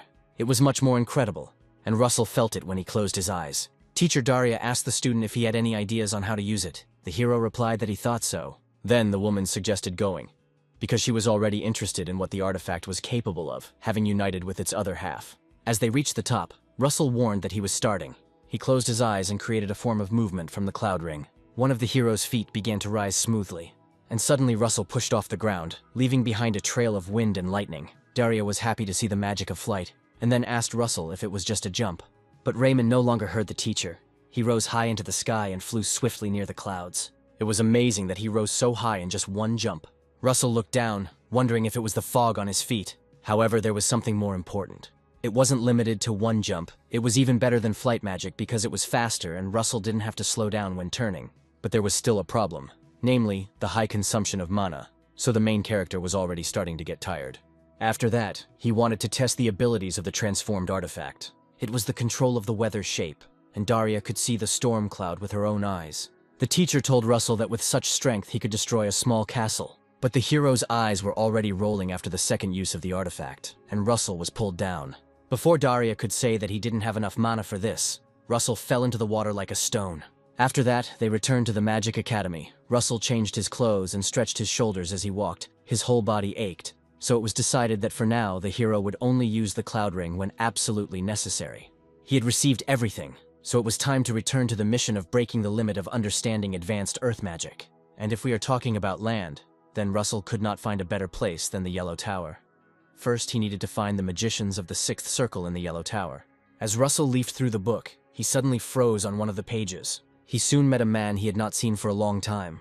This man had heard that Russell was conquering new heights. Raymond apologized for not visiting him more often. Spiegelman told the hero not to worry about it, because no news could be considered good news. Russell was surprised that in the Temple of Mirrors, Spiegelman was on the 5th circle, and now he was already on the 6th.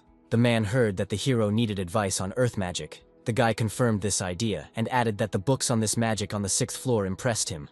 Smiling, Spiegelman said he would be happy to help, and if Russell was okay with it, they could start now. The hero immediately put a huge stack of papers on the table, and the man seemed to already regret his offer, ironically asking if he had offended Russell in any way. At night, in the cold light of the full moon, the estate stood in silence. The Archduke sat in his office and reasoned out loud that they had already gathered a lot of people, and that everything was in order with the production of weapons, so there was no need to worry about provisions either.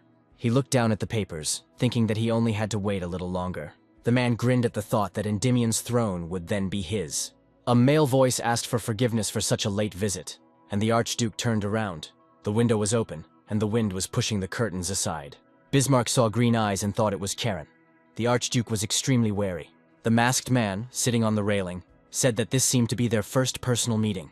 He climbed down from the railing and approached the office, bowing at the same time, thereby expressing greeting upon meeting. It really was Karen. Bismarck turned away and propped his cheek with his hand, saying, "Well, there are too many formalities. It's not like Charon, so did he really just come to laugh at him?" The heretic replied, "Of course not. He came to show it. A cone-shaped object." Bismarck asked what it was, and Charon replied that this was an example of the item that the Archduke had been waiting for, the basis for sealing magic. "This is a seal that blocks the gates of Tartarus for a long time." Bismarck looked at this with an emotionless expression on his face. Considering what was happening abnormal, he wondered if this ominous energy was connected with the abyss of Tartarus. The man looked away, replying that this stone was not enough, because he can't stop those Endymion monsters. With a grim face, the Archduke reminded Karen that he had not promised him some pitiful stone. Sharon saw the purple aura that only the Endymion royal family has, and even though Bismarck was pushed to the border, he is still a member of the royal family. The heretic asked if the Archduke knew how many monsters and giants were locked in Tartarus. In the ancient war between the gods and the giants, the Gigantomachy, the gods won after protracted battles, and sealed hundreds of giants in Tartarus. Hundreds of seal elements were used to seal them, possessing transcendental powers. Karen said that if they remove at least 2 elements, they can get rid of the Masters of the Fire and Blue Tower for a while, and the research is going well and quickly, so they will soon find the main seal. Bismarck grinned. He was wondering why Karen had brought him a sample copy, but it turned out he just wanted to tell him about the progress. The heretic reminded them that they always keep their promises, so they hoped that the Archduke would keep his word. And Bismarck, without taking his eyes off Karen's green eye, said that this was not up for discussion, because as soon as he received the throne, he would help them kill that bitch Daria. As Charon turned to leave, Bismarck only told him to remember one thing. If the heretics did not keep their promise, then they would be the ones to experience his wrath. Charon bowed, replying that he remembered that for sure. Rising from the table, Bismarck asked, as if asking himself, whether they had united with him to kill Daria. Even a child wouldn't fall for such an obvious deception. Bismarck took the king's piece from the chessboard and said that once he got this throne, nothing else would matter. The man forcefully placed the piece back on the board, breaking the white king piece with the black one. He didn't care what the heretics had in mind. For a dog that has finished hunting can only wait to be thrown out. Spiegelman asked Russell if he was sleeping at all, because 2 days had passed since he answered all the hero's questions. He couldn't believe that the guy had collected more, to which Russell laughed awkwardly. The man thought that every question was really interesting, and he thought Raymond was a genius. Smiling, the hero apologized for taking up too much of his time, and only then did Spiegelman come to the conclusion that Russell had become so strong because he had worked hard. Spiegelman burst out laughing, replying that if he rested a lot, at this rate Russell would soon overtake him. But even after classes and active discussions of theoretical issues with Spiegelman, the hero continued his studies alone, despite the late hour of the day. He mentally reasoned that the Earth Dragon's roar was not a simple use of mana. The essence of this magic was to use the heat of the earth. But if so, then wouldn't it be necessary to combine it with the element of fire? Russell will combine the 2 elements, but will not be limited to them, but will use fire, wind, lightning. While the hero was thinking about this, suddenly for a moment he found himself near a mighty tree, and as a result of his efforts, his understanding of earth magic increased to the level of a master. Thus, Russell obtained the traces of the Earth Dragon. He took this magical object in his hands, but I had absolutely no idea how to use it. The hero thought that the dragon's footprints were a map, like last time. Could it really be a weapon? But when Russell swung it, the durability of this item was too low.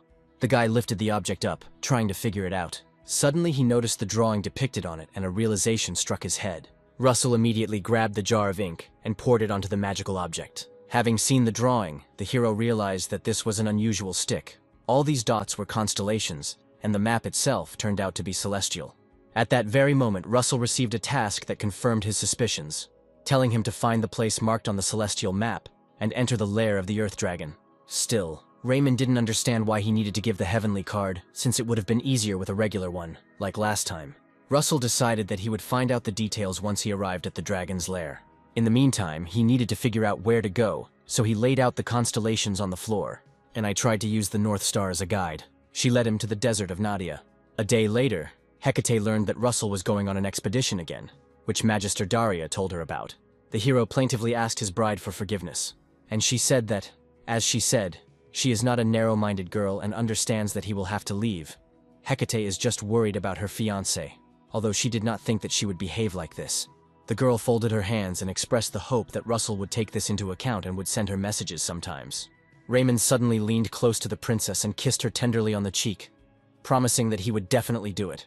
The sun in the desert was really hot. Russell thought it was a good thing he had joined the traders as Hecate had advised, as that was how he got the camel. Now the hero understood why he was given a sky map, because every time the terrain here changes due to the quicksand. The woman, covered in white, told Russell that if he was hot, they could give him a robe, adding that it might seem like the length would make him hotter, but it wouldn't. The hero smiled and thanked for the concern, and replied that he was fine. Suddenly he felt some vibrations in the sands, but it was not from the surface, but as if something huge was moving underground.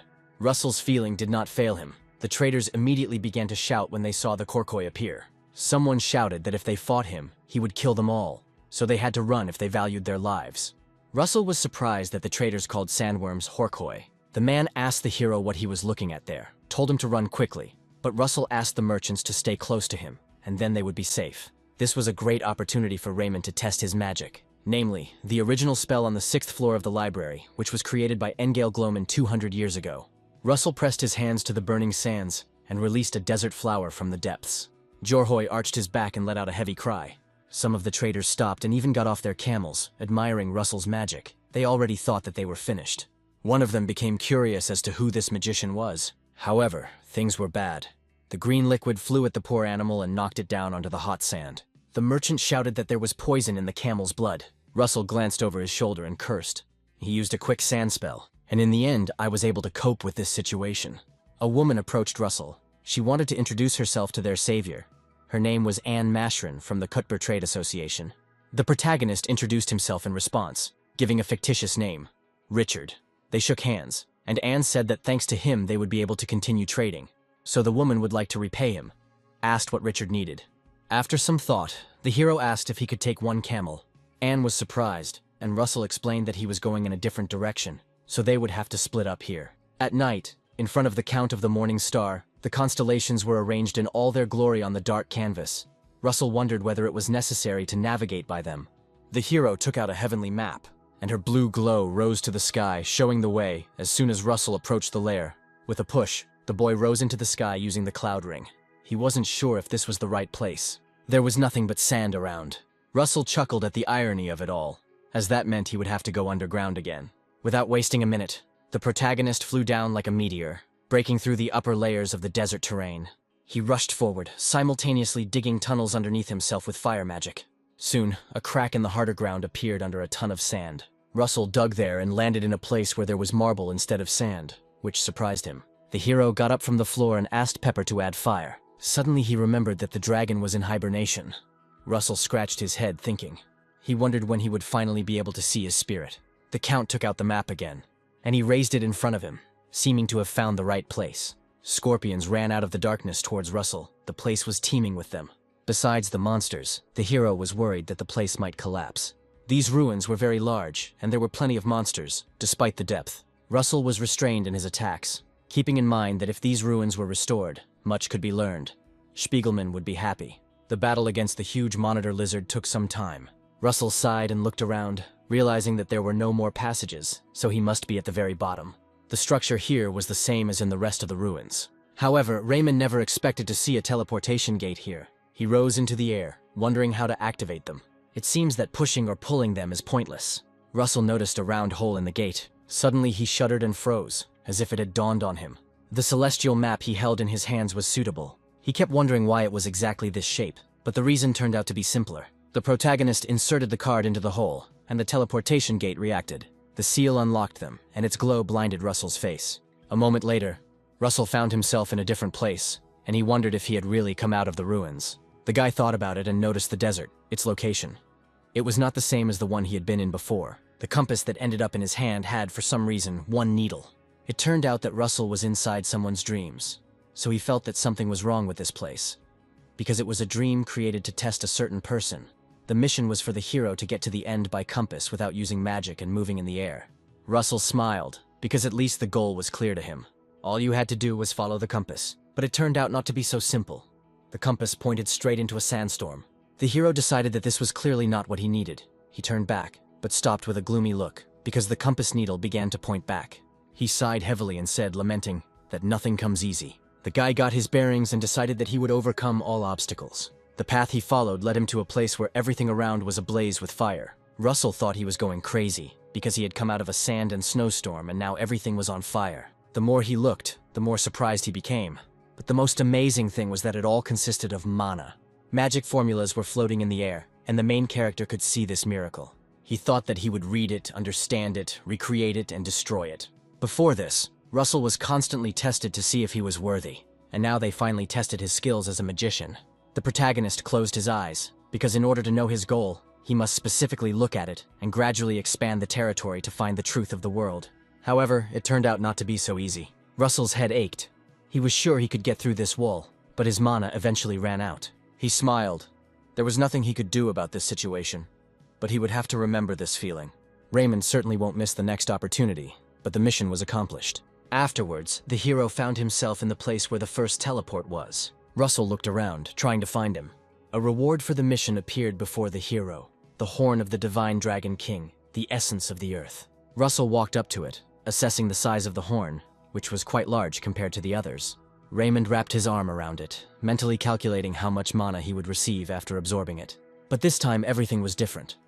The essence transformed into a stream of energy flowing into the protagonist's hand. At first, it seemed to him that nothing had changed, until an all-consuming feeling pierced his entire body. The absorbed mana clogged Russell's mana streams. And if she closes them completely, the hero will not be able to do anything. Russell sat in the lotus position and concentrated to quickly direct the energy into the circle. The boy was clutching his leg tightly, and the skin on his hand began to melt and peel off. In just a moment, the hero found himself completely covered in sand. He stood frozen like a statue until fiery rays began to shoot out from his body. The skin cracked first all over the body, and eventually reached the face. Seeing the cracked pieces on the floor, Russell wondered if it was the waste coming out of his body. This time things were different. Not only Raymond's muscles, even his bones became harder, and the grip strength became better. So the hero even wondered if it would be like Spandam's if he used the mage's body in overload. But first, the guy needed to get out of there. There was a yellow tower with a teleport nearby. At the exit, the hero was met by a man with a token in his hands. He asked whether it was really Russell Raymond in front of him. He conveyed to the hero an order from the kingdom and the master of the fire tower. When Russell asked again, he was told that the order had come 5 days ago, and on the parchment the hero read the task of defeating the Hydra that lived in the swamps of Wrinkle County. Around that time, the Hydra appeared in the west of the kingdom. The hero remembered that Vermilion was supposed to receive this mission, but due to changes in history, he received it. Russell chuckled to himself, because he had gone back 8 years, and 7 had already passed, so the guy knew the events of only a year. Among the participants, the hero saw the name of Sir Alan, but Raymond did not understand why Paige was still in the 5th circle. He thought that by this time Alan would have already reached the 6th. In the kingdom, the mages, who had received the king's order to kill the Hydra, welcomed Count Wrinkle. The Count couldn't believe that the genius magician summoned by the master of the Blue Tower, Alan Page, had come to him. Now he could definitely rest easy. Alan replied that he was just support and that the mission was led by Sir Russell Raymond. The Earl was surprised, but he had heard about the Earl of the Morning Star. Wrinkle asked where he was, and Page said that they had been sent from different places, but that the Count should not worry. Russell would be here soon. Meanwhile, Page asked if the Count knew where the Hydra's nest was, and the man wearily replied that it was in the swamps beyond the fields. Alan decided to ask if she had ever attacked first, and the Count, looking away, sharply replied that she had not. Page didn't know what to do. They had to wait for the mission leader, but that would only slow it down. After some hesitation, Alan came to the conclusion that he needed to at least scout out the area. Sir Page wanted to say something, when suddenly he was interrupted by the cries of people informing the Count that the Hydra was already here. This multi-headed creature was enraged and ready to attack. The Count was shocked, because the Hydra had never been here before. He asked what was going on. Page immediately rushed from his place and shouted to the Count that they would deal with the Hydra, and he should evacuate the people. The mission participants stood up to defend the kingdom. Alan turned to the mages and suggested that they attack the Hydra at the same time before it was too late. Page knew that he couldn't handle this creature alone now. He opened his eyes wide, concentrating on the target, because now there was a chance to defeat the monster if Page united with the others. However, even joint efforts did not work here, Alan cursed. The Hydra became even more angry and began to move towards the mages, whom it had not seen before. Alan ordered everyone to retreat back. Page felt the destructive power of this creature and understood perfectly well that if something went wrong, then everyone in the castle would be in danger. He directed the attack at the Hydra, with the idea that they should avoid unnecessary casualties. Russell hurried as fast as he could, and as soon as he reached the nearest mountain, from where the castle was visible, things were bad. A clot of oppressive energy had gathered around the kingdom. The castle walls were badly damaged, and the warrior discussed with the Count what had happened to the Hydra. It turned out that after returning from the swamps, it had done nothing. The warrior said that Sir Alan was badly wounded during the attack. Wrinkle asked how he was now, and the man said that while defending the castle walls, he was open to attack. Alan barely survived it and is now in serious condition. The Count said that they must do everything possible to save Alan. The warrior promised that they would try. The knight in the helmet ran to the Count to inform him that they had arrived at the castle, and even in such a situation the commander reproached his ward for his manners. However, when they learned that the Count of the Morning Star had arrived, they shuddered at the same time as Wrinkle. Count Russell Raymond was already there. With a sigh, the protagonist rose to the height of the castle with one push, finding himself directly above the Count and the commander. The guy put his hand on his chest and respectfully introduced himself to the Count, saying that he was pleased to meet him. After Russell had been shown into Alan's chambers, he asked how long ago this had happened to Sir, and the Earl replied that it was the second day. Raymond turned to Alan and looked at him again. He couldn't believe what had happened, because Page had simply inhaled poison, and something like this had happened to him. Any other ordinary person would have died long ago.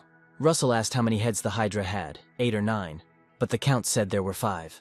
Raymond realized that with so many heads, the Hydra was only recently born. So why did it have such a strong poison? The hero extended his palm to Alan to sort out what had happened. The commander and the Count, wearing masks, rushed towards Russell to stop him, because it was dangerous. Suddenly they stopped, a flash of fire engulfing Alan's bed. Russell burned out the poison with fire, indicating that the hero was at the Tower Master level. The boy held Alan's hand and closed his eyes, concentrating. He needed to know the origin of the poison in order to deal with it. Raymond's warmth cleansed Alan's body, and while this was happening, Russell found the source of the infection. The hero was surprised to sense signs of a dragon in the poison that had struck Page. Russell had a new mission: to drive away the Hydra that was destroying the country of Wrinkle and solve its mystery. The reward was some secret of the Hydra, which made the guy nervous. The Count asked the hero what was the matter, and Russell replied that everything was fine. He had found a way to cure Sir Alan. And he added that there was a possibility that they could also be poisoned during treatment, so he asked the Count and the commander to leave the room. To get rid of poison, you usually need either an antidote or healing magic with a divine effect. But Russell could burn the poison or push it out of the body, but that would only work with normal poisons. In this case, the hero had to simultaneously burn and push out the poison. Raymond knew that there would be a lot of resistance when pushing it out, and even if he succeeded, there was a chance that Alan would be poisoned again due to the persistence of the poison. The treatment might take a while, but Russell had no choice. After that, he would help Alan with his mana flows. He just had to repeat the process, and what had been done was already giving its result. Raymond could already feel Sir Alan's old energy. Suddenly a smile appeared on the hero's face, for Alan Page had received initiation during his treatment, and they found themselves together in Alan's mind. Russell congratulated Page on becoming a Sixth Circle mage, whatever the reason. Opening his blue eyes, Alan said that he owed his life again to Sir Russell. He bowed his head to the hero and thanked him. But Russell objected because the people of Wrinkle were alive only because of him, so he, as the head of the operation, should be grateful. A discussion soon took place, at which the Earl expressed his joy at Sir Alan's being well. Page apologized for making the Count worry, and the man raised his palms and asked him not to talk like that. Russell suddenly said that he had a question about the upcoming business. He needed to know the exact number and capabilities of the knights participating in the operation, as well as information about the monsters in the swamp area. The Count said that they had 30 knights and 500 ordinary warriors. but unfortunately, not a single one at the expert level. Russell didn't think the Count was hiding the capabilities of his warriors in such a difficult situation, but since there were no other options, then it was worth relying on the knights. The swamp itself occupied about 1,500 hectares. Information about the types of monsters was unknown to the kingdom, but the Count could definitely assure that the entire swamp was teeming with monsters after the appearance of the Hydra. Alan said that with such a density, there would be thousands of monsters, and the Count replied that their huge number was not the only problem, as the warriors' movements would be hindered by the swamp. Russell said he would solve the problem. He just needed the Count to have everything prepared and ready to leave with the knights in 3 days. When Wrinkle asked, pleasantly surprised, if this was true, the hero replied that he had a 100% method. Russell, smiling, put his hand on Alan's shoulder, and he looked questioningly at the hero. After their conversation, Count Wrinkle spoke to the warriors, asking if they remembered how last autumn half of their country was engulfed in golden light. He remembered well that time of fields, smiles, and peace. But this year they were not granted such happiness, and while the Hydra is here, no one will see it. The Count cried out, asking what they would do with the one who had taken their peace from them, and the warriors cried out that they would fight and win. Russell smiled, and the warriors' morale rose. Now it was his move. Russell Raymond introduced himself as the leader of the mission to eliminate Hydra, and now he will tell you how they will act. First, the knights will be divided into 2 groups, protecting the 3rd and 4th circle mages and providing support from the rear, preventing the monsters from escaping. Additionally, knights will work with 5th circle mages to break through monsters. One of the warriors raised his hand and asked if there was a way to get rid of the monsters at the front because it would be difficult for them to get through the swamp, but Russell replied that they didn't have to worry about that. The monsters from the swamps were just as aggressive as the Hydra. They were greeted by a bright flash of light, Russell Raymond's spell of a falling sun.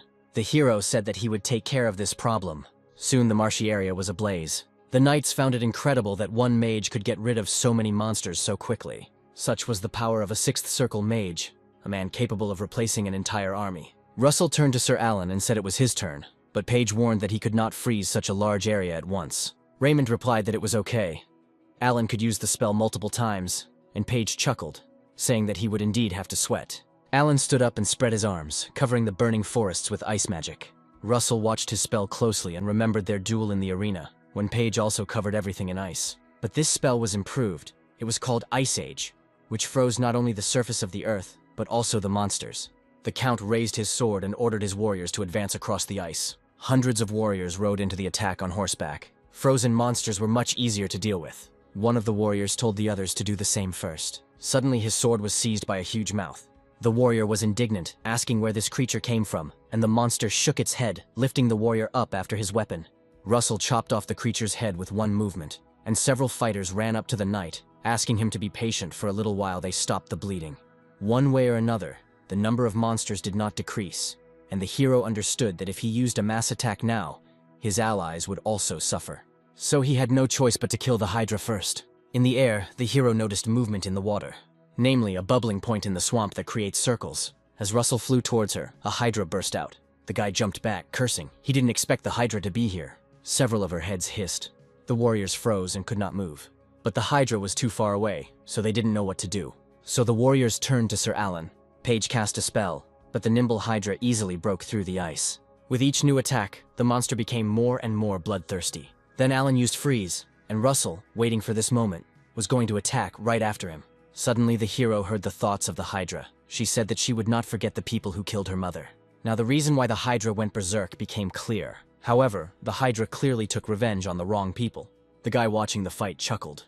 Because Russell used the dragon suppression ability to get rid of the Hydra, this spectacle aroused his interest. The Hydra broke the freeze again and hissed. The main character's eyes lit up and he told this monster, "Enough!" The suppression ability did not work. Even if it wasn't strong enough, it should have at least slowed down the Hydra, but nothing of the sort was visible, as if something had stopped the ability.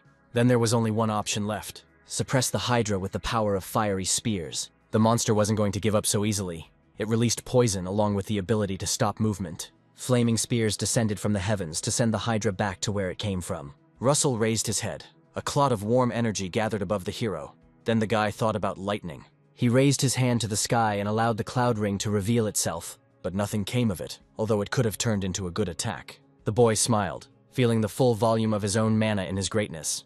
With that kind of mana, Russell could definitely use the Giant's Hammer, the strongest spell of the 5th circle, or even something stronger. Raymond swung and brought down the Karanos, which in Greek meant lightning, striking thunder. The fiery lightning surrounded the Hydra from all sides, and at full speed bit into its body. Alan found the attack incredible. It blinded him so much that he had to close his eyes. Paige couldn't believe there was such a big gap between him and Russell, even though they were both on lap 6. The spell finally worked, and the Hydra stopped attacking, the monster choking on its own blood that had flowed into its throats. Suddenly a voice was heard saying that it would be a shame to end this battle like this. The power of the dragon's blood that he shared with the Hydra is not that weak. Russell froze, not understanding what was happening. The same voice commanded the Hydra, the servant, to rise, and after this command a bright purple pillar illuminated the monster. Raymond saw that it was dangerous, but he couldn't let this end, so he cast a 5 times enhanced spear spell at the Hydra. Without taking his eyes off his opponent, the guy waited for the moment to strike again. There was a powerful explosion, and despite the power given to the Hydra, the monster was badly injured, its body trembling. It was then that Russell decided that he would put an end to her. But it was not to be. A dome of black mana appeared around the Hydra. Russell thought it looked like heretic mana. No, it was even darker and looked familiar. The feeling that the Count had seen something similar somewhere grew. The clot of black mana became so concentrated that not even the slightest point of light could be seen through it. Alan Page and Russell Raymond froze, their eyes wide, as if preparing to face something deadly. Even the Knights of the Wrinkle Kingdom stopped. It was an improved version of the Hydra, much stronger, emitting a large amount of energy and poison. Russell began to count the heads on the monster's body. Now there were 6 of them. The hero stood in front of the swamp monster, feeling the impending danger with every fiber of his being. He again heard the thoughts of the Hydra, who called humans pathetic. They prevented her from avenging her mother. After these words, she suddenly attacked, wanting to absorb all the people, and Russell and Page quickly erected a protective barrier. Raymond asked Sir Alan to evacuate their forces from here.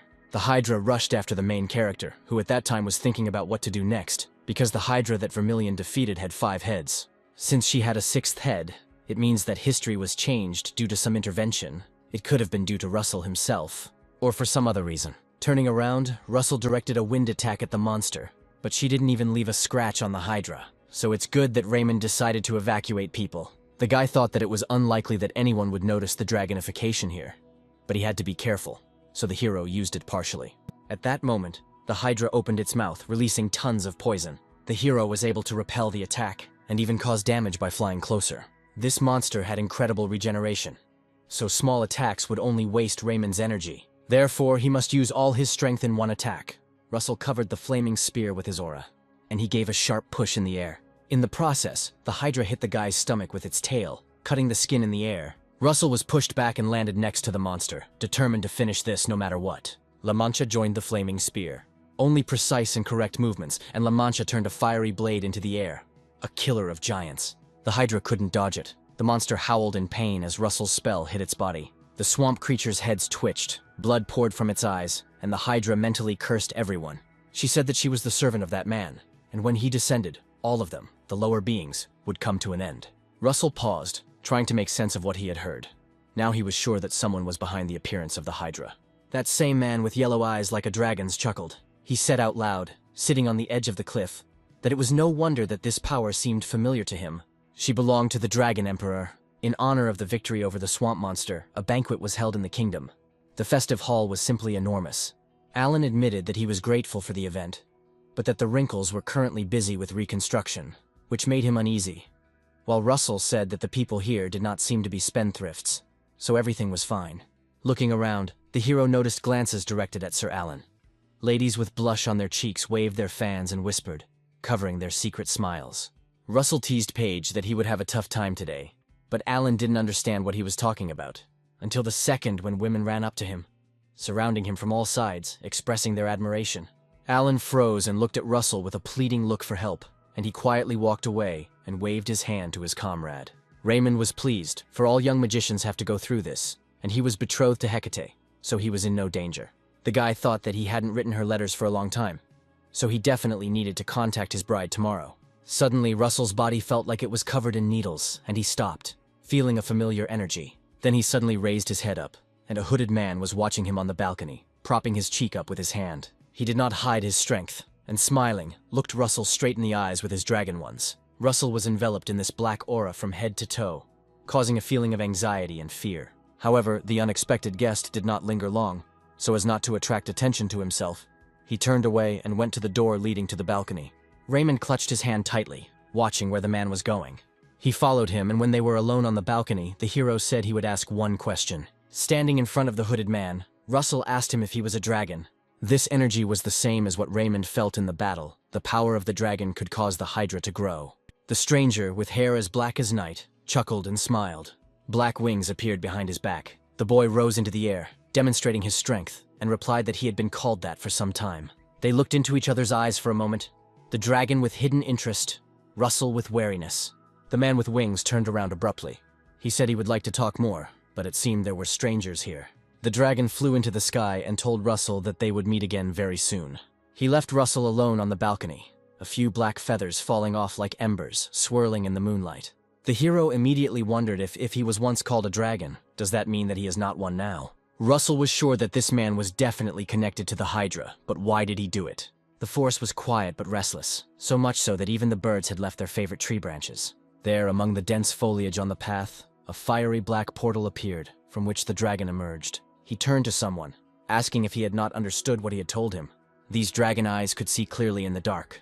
The guy reached out into the darkness and grabbed the man by the throat, lifting him off the ground. He reminded him that he had told him not to look for him.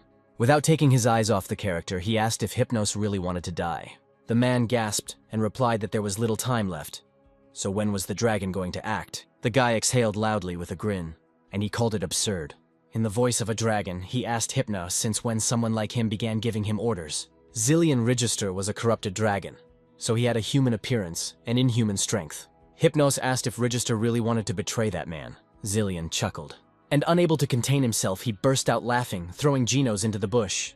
He replied that he was not interested in their stupid plans, so let him remember his words. Namely, that just because half of Register's body became his servant, they all do not become his masters. Resting in horror, Hypnos said that he would regret this, and without continuing the dialogue, the man took off, leaving behind dark green energy. Zillion turned around, calling the protagonist's name. Addressing the sun as if it were Russell himself, Register asked if he could free him from this. Russell Raymond soon arrived at Guinevere's palace. The princess asked to let him in. Hecate, who had been reading the newspaper, greeted the groom. The hero bowed and, having introduced himself as expected, greeted the bride in return. Russell suddenly blushed when he saw himself on the front pages of the newspaper. Hecate, noticing his confusion, said that it was drawn quite well, but she thought that Russell looked better in real life. And Hecate's servant, laughing, expressed agreement with the princess's opinion. The princess asked, putting down the newspaper, why Russell wanted to meet today. The protagonist smiled awkwardly, and holding his hands out in front of him like a little guilty boy, said that he would be leaving the capital in a few days. Hecate crossed her arms over her chest and turned away, saying that Russell was always leaving. She knew that he had important business, but he was gone for a long time. So did he really want to leave again? And the count replied that nothing of the sort. He just wanted to visit Raymond County. Hecate asked if he was talking about the 3 cities that were entrusted to him, and the hero answered positively. Blushing, the princess said that it was not far from the capital, so he didn't have to warn her. Seeing her smile, Raymond knelt down in front of his bride and asked if she would like to go with him, if she didn't mind. Hecate was very surprised, and the very next day, they set off together to the metropolis of Westel. The local market sold spices straight from the south, capital honey candies and dragon sweets. Hecate asked what Russell said about wanting to meet the mayor at night, and the hero replied that it was the only time they were both free. Then the bride took the hero by the arm and suggested that they see the sights of the city, just the 2 of them for now. Russell noticed the cart racing down the middle of the street at full speed. He grabbed Hecate abruptly and stepped aside, hugging his woman tightly, and at the same time apologized. Her highness was called out to by the crowd. The princess went out into the city, so the royal guards would not leave her alone. They were worried. But the count gestured that everything was fine. Raymond allowed them to secretly guard her so she wouldn't notice. But they were attracting too much attention, so the hero asked Hecate if everything was okay. The princess turned away and replied that everything was fine. She was thinking about something. She asked where they were going, and Russell replied that he would like to visit Westel Academy if that was okay with her. Hecate said that if he wanted it, then she agreed. So they walked along the street arm in arm. The princess asked who graduated from this academy. Russell said about the master of the Yellow Tower, Nicolo. In the great forest, an elf with a drawn bowstring told the others that they would not go any further and would stay here. Lately the monsters have become more and more ferocious, but today they are completely wild. The young elf moved to the same tree as the captain. The man asked how things were going at the front. The elf said that a very thick fog had appeared there. It had never been there before. He even talked to the spirits. but they didn't know what the reason was. The captain said that the fog that instilled fear in the spirits looked ominous. The tree suddenly shook, and the elf ducked before the captain could even say that it was better to retreat. The elves began to shout about an ambush. The monsters began to attack. A fire broke out in the elven village. Explosions were heard everywhere, so the inhabitants had no choice but to take their children and run from the monsters. With bows and arrows in hand, the women prayed for the north wind to protect them. Everywhere there were screams and pitiful groans, requests for salvation. Hypnos laughed out loud, calling the spectacle magnificent. What happened in the village was his doing. He turned around, pleased that Tartarus would soon open. An army of monsters is just the beginning. The remaining stones will not be able to hold the seal, and very soon they will break out. Those who were once worshipped as gods of destruction are the Titans. Hypnos' lips stretched into a worried smile. He was jubilant, because very soon there would be nothing left of Endymion. The entire kingdom would be in flames. He loved it, and it was fun. It was the best feeling. Princess Hecate and Russell stood on the balcony of the academy, and the hero thought that the time had almost come, namely, a new beginning of his life. Russell was in almost the same time he was in when he returned. Now he won't know what the future holds for him. This means that he will not be able to gain an advantage. The hero thought about what he should do now and how to move into the unknown future. Hecate asked Russell what he was thinking about. Smiling, the guy replied that it was nothing like that. He was just remembering the whole path he had taken and wondering if he could continue in the same spirit. The princess asked him if he knew why the emperor had given these lands to him, but Raymond did not think about it. Hecate said that it is important to have a lot of resources and strength, but the essence of true power is in people. The academy brings together many talented people, and the emperor wants the Raymond family to rise again. Hecate placed her hand on the groom's cheek and asked if he was worried about the future. She said that it was not worth it, because she would always be with him. And the count, touched, rubbed his cheek against the bride's hand. He leaned towards her and kissed her, holding his bride tightly to him, and she put her arm around Russell's neck, and their lips merged in mutuality. Meanwhile, the out-of-breath envoy climbed the stairs of the academy. He opened the balcony doors, interrupting the engaged couple from their kiss, and announced that Sir Russell had an urgent letter from the imperial palace. The hero became excited and asked what was there, taking the letter in his hands. What was written did not bode well. Hecate asked what was written there, and the count replied that all mages at the tower master level and owners of expert level aura must immediately report to the imperial court. Russell was worried that a war had started. Raymond turned around and told his bride that he thought something terrible had happened, so they should return to the palace and get the horses harnessed right away. The princess said not to worry about her because Russell had to go urgently, but the hero did not understand how he could leave her here alone. Hecate said with firm conviction that the safety of the kingdom was more important than his love for her. Now the people needed Russell. Upset, the count said that he was then leaving Hecate. Without waiting for an answer, he stood on the railing and with a sharp push flew over the metropolis like a green flash. Watching him go, Hecate said that if she thought about it, she spent less time with him than she did waiting and worrying about Russell. The princess sighed, because there was nothing to be done about it. Such was their duty, and such is the fate of the beloved hero. In the imperial palace, all the guests had already gathered in the hall. Russell barely made it in time, but he understood that this was very serious. For with all the people that have been gathered, it would be easy to destroy a small country. With Master of the Spear Tower Melville and his apprentice Alan Page, with the Master of the Yellow and White Towers, and also the Master of Weapons, Gillian Person and his knights. His Majesty asked everyone to sit down as the assembled people began to greet him, in order to skip the formalities because the situation was urgent. The Emperor sat down in a chair and said that everyone had been called because of an unprecedented event. He believed that it would be better explained by people who personally witnessed what happened, so His Majesty arranged this special meeting. He ordered everyone to listen carefully, and Russell saw an elf and a dwarf come in. They were clearly worried. The elf introduced himself as the first defender of the Blue Wisteria tribe, Azulan. He greeted Emperor Endymion. The dwarf introduced himself as Matters the Underground. He also greeted the Emperor. Everyone was surprised that these two creatures had visited together. The Great Forest and the Underworld were in the north. Everyone was worried about what had happened there. The Emperor asked to show everyone what they saw.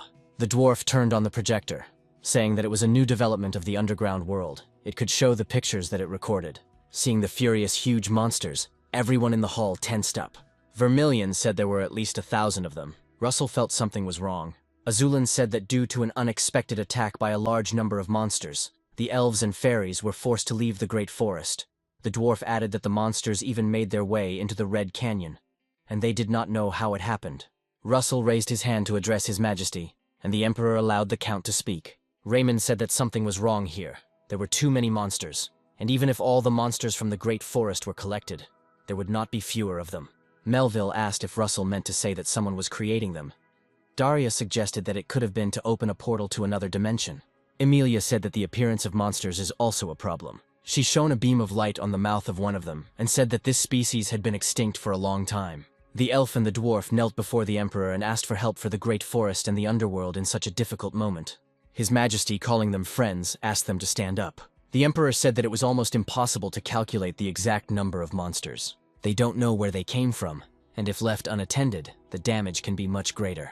The emperor issued an order to help everyone in the great forest and the underworld and not let any monster get close to Endymion. At the same time, the hall exclaimed agreement. Russell thought that his luck had run out after the regression, and now he had to rely on what he had received.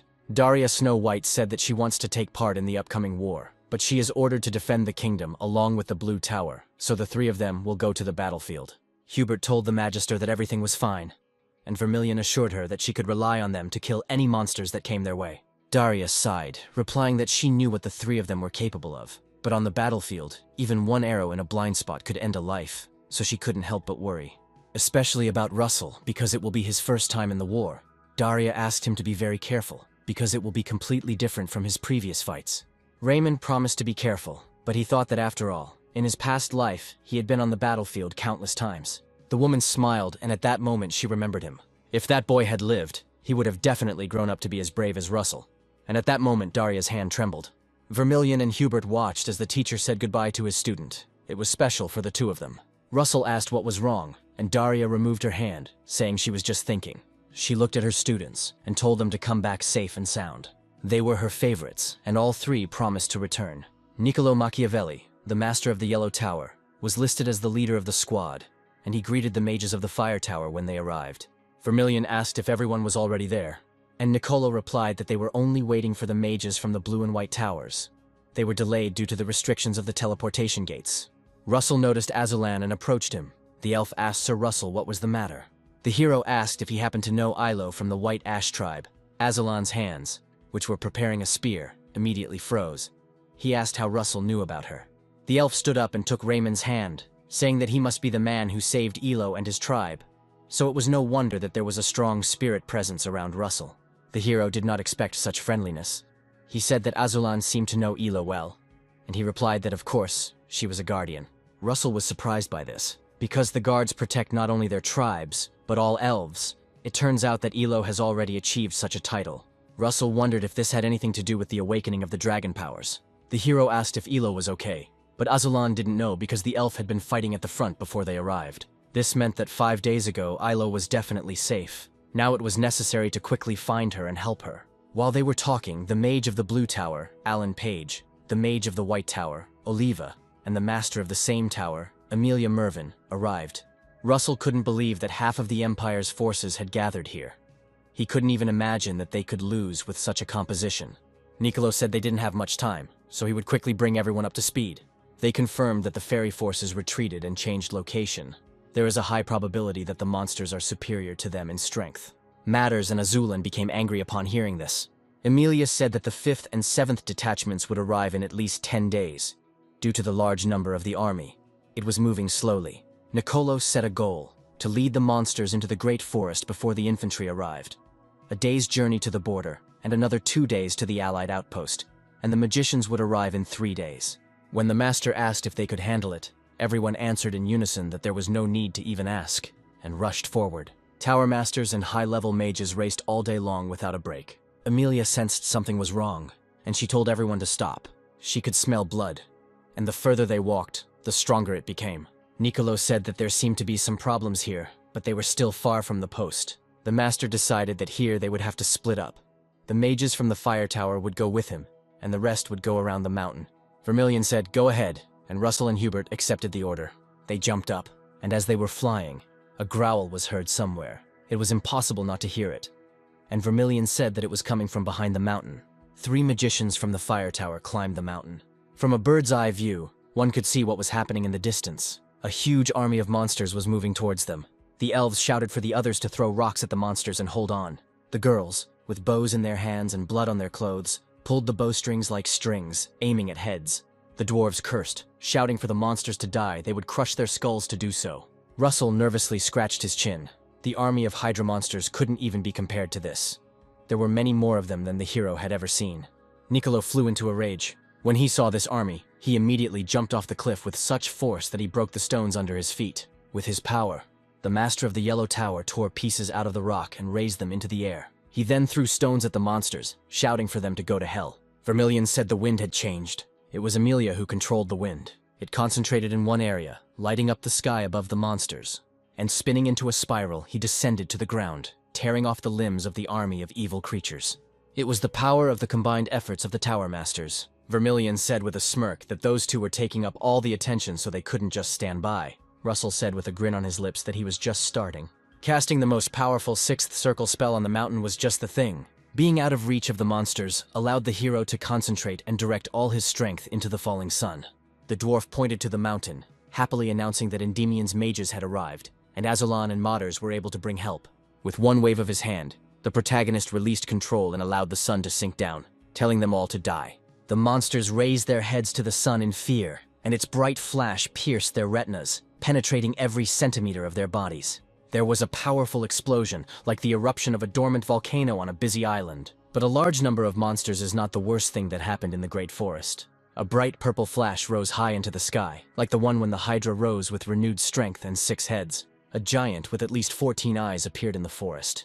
His body was so sinewy that his muscles resembled large roots of 100 trees fused together. The attack against the monsters continued. Alan Page created an ice field and froze them, and then the master threw spears of earth at the creatures. At this time, Alan managed to create a new spell. Amelia raised her hand up, allowing the electricity to wrap around her arms. A storm of lightning fell from the sky, then spears of earth flew, and the monsters died one after another without ceasing. But their numbers did not decrease. The master of the Yellow Tower stood in the magic circle, controlling the earth element. Vermilion said that he had never seen a major attack of magic on such a scale. There was no room to even step, and after the war, the maps would have to be redone. But the problem remained the same. The number of monsters hasn't decreased much, and if you continue large-scale attacks with different elements, they can also injure allies. The line between allies and enemies was truly erased. It was no longer possible to attack with mass attacks. Vermilion and Hubert jumped down from the mountain and called out to Nicolo. They said that from now on, attacks over a large area are prohibited. Therefore, from this moment on, the magicians enter into close combat. Nicolo lunged, and he shouted for everyone to attack. Russell knew that the battle would be protracted, so he needed to use mana efficiently, and only use dragonification as a last resort, and also combine mana with mental energy, and transform it into peace. The combined forces sparked with an electric white stream, cutting through the body of the giant monster. Amelia and Nicolo attacked next. Alan used his sharp thrusts to freeze 3 monsters at once. Evil creatures burned in every element at the same time. The special arrows were already at the ready. One such arrow made a hole in the huge monster. Attack after attack, movement after movement. Her strength was running out. Oliva was bleeding and breathing heavily, but she continued to fight because the fate of everyone depended on it. The wind blades, like a good blade, cut through the limbs of the large creature. Oliva didn't notice how a monster crept up on her from behind. She froze, but a second later the skull with the burning eyes was split. Russell asked if the woman was okay, and Oliva thanked the hero. She said that no matter how many of them were killed, their numbers did not decrease, and asked where they came from. Looking at Oliva, Russell realized that they couldn't hold out at this rate. Something had to be done. Suddenly they shouted about the sun. The dwarf pointed to the sky, saying that the sun was rising. Another dwarf, smiling, said to hold on a little longer. The elf prayed to the wind spirit to lend them strength. Vermilion, standing side by side with Hubert, asked him what they were talking about, what the sun had to do with it, and the professor said that these monsters were not undead, so the sun should not affect them. However, the monster that stood close to Hubert turned away from him, reacting to the first rays of the sun. So, despite their rage and desire to tear everything to pieces, the creatures turned and ran back into the forest. Russell was surprised by their retreat. Was the sun really the weakness of these monsters? Amelia asked what was going on. Nicolo himself didn't know. However, now the magicians could at least rest. Many had no strength left. Sounds of pain and the elf's soothing voice could be heard, saying that he would heal now. The elf, seeing the heroes of Endymion, thanked them. She was the representative of the elves. Arain, the woman, said that thanks to them they were able to survive this night. The dwarf Eitri added that the dwarves would never forget this. They were truly grateful. And Curvo, the leader of the Wing tribe, said that as long as their tribe had feathers, they would remember today. Smiling, Nicolo said that they were only helping their allies. That was natural. But more importantly, Something was wrong here. The monsters grew stronger and attacked at night, then weakened and retreated at dawn. Another strange thing is that they did not go in all directions, but deliberately attacked the fairies. It's like they have hatred towards them. So they would attack again tonight, and Vermilion suggested attacking during the day while the monsters were weak. But they told him that it was impossible. The dwarf said there were a little over 5,000 of them, but less than half could fight. Emilia said that they had no choice but to wait for reinforcements. Nicolo loudly announced that the first thing to do was to take away the wounded, reorganize the front, and gather for a council. Everyone agreed. Arain asked the hero if he was by any chance Sir Russell Raymond. The guy was surprised. The woman introduced herself as the head of the White Ash tribe and one of the leaders of the elves. She was also Elo's mother. And indeed, they were similar. Arain bowed, saying that they usually treated those who helped them with the deepest respect. But given the current situation, she asked to forgive their lack of hospitality. Russell replied that everything was fine, but what was more important was where Ilo was now. The woman sighed and said her daughter's name tenderly. Arain said that Ilo was here a few days ago, and when she learned about a group of stragglers, she immediately went to help them. Many fairies were unable to join them due to the unexpected attacks of the monsters, and some were separated during the retreat. Russell said he hoped Ilo was safe, but Arain said not to worry because her daughter was strong. Until sunset, the elves and other fighters sat, recovering their strength from their wounds. Nicolo was very surprised when he learned that Arain was the elf Menor. Menor is the highest leader of the elves of all tribes. This position appeared after the High Elves, and was so rare that in the last century there were only 5 such elves. Then Russell thought that it was no wonder that Arian had such an aura.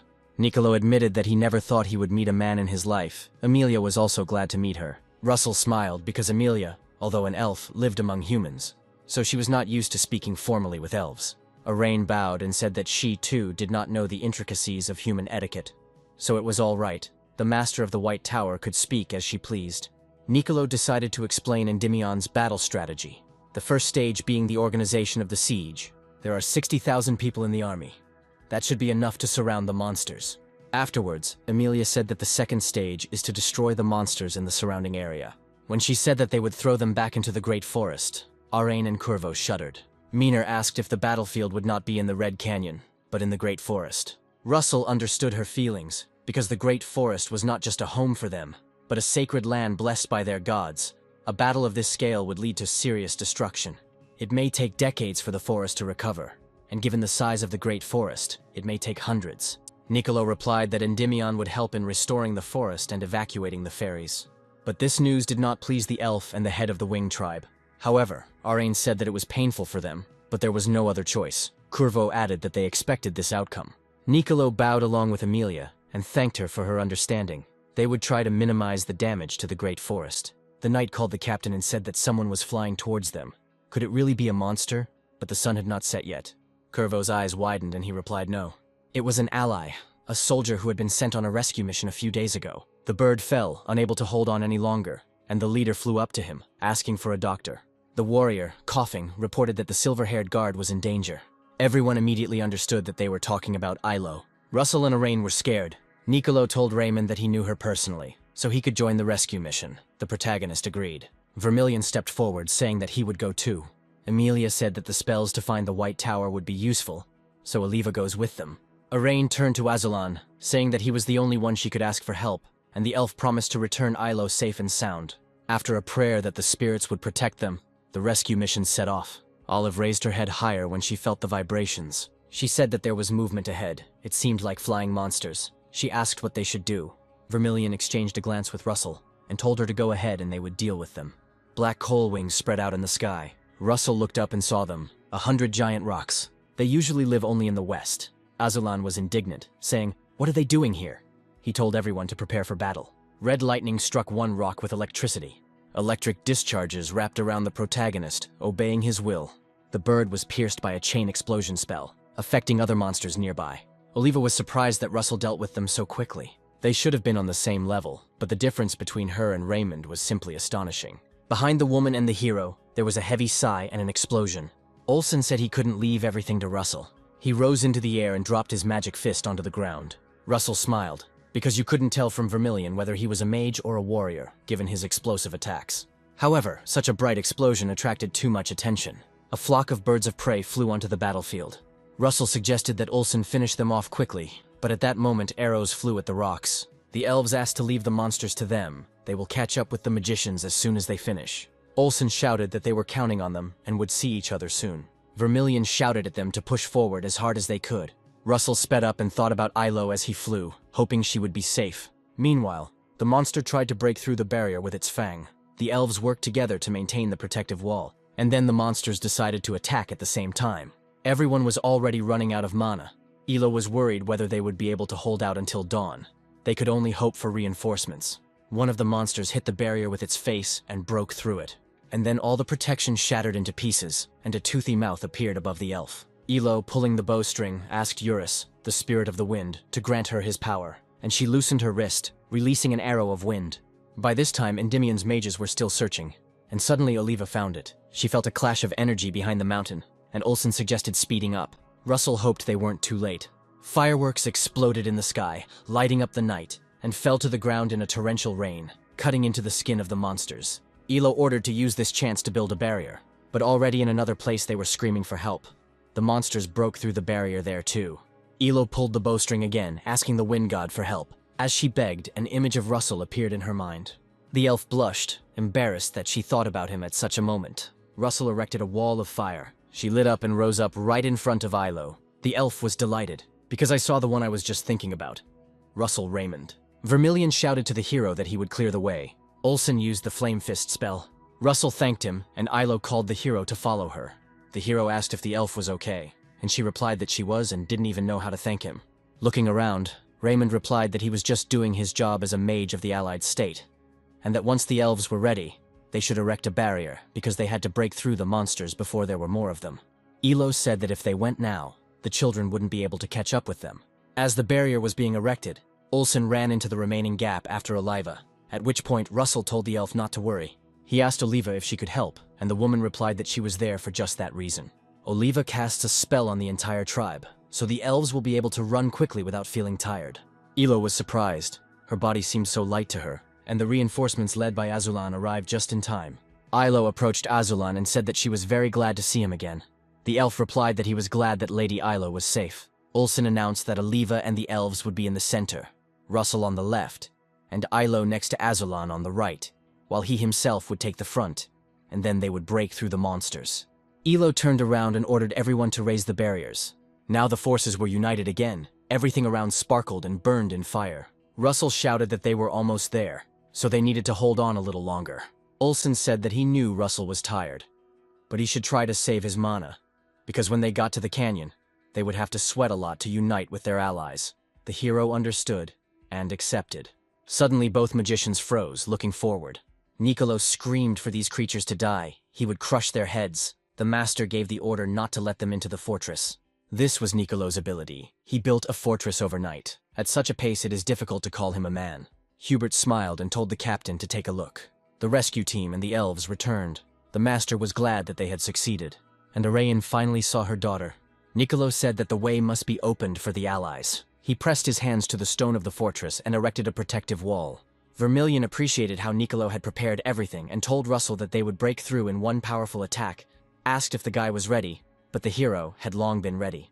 And they both screamed at the same time. Vermilion summoning a flaming fist, Russell a cannon. A huge wave of fire was born under the influence of two magicians of the fire tower and fell down. Then Russell and Olsen rushed forward, Vermilion saying that they needed to go straight ahead. There was still a little left. At this moment, the walls of the fortress opened.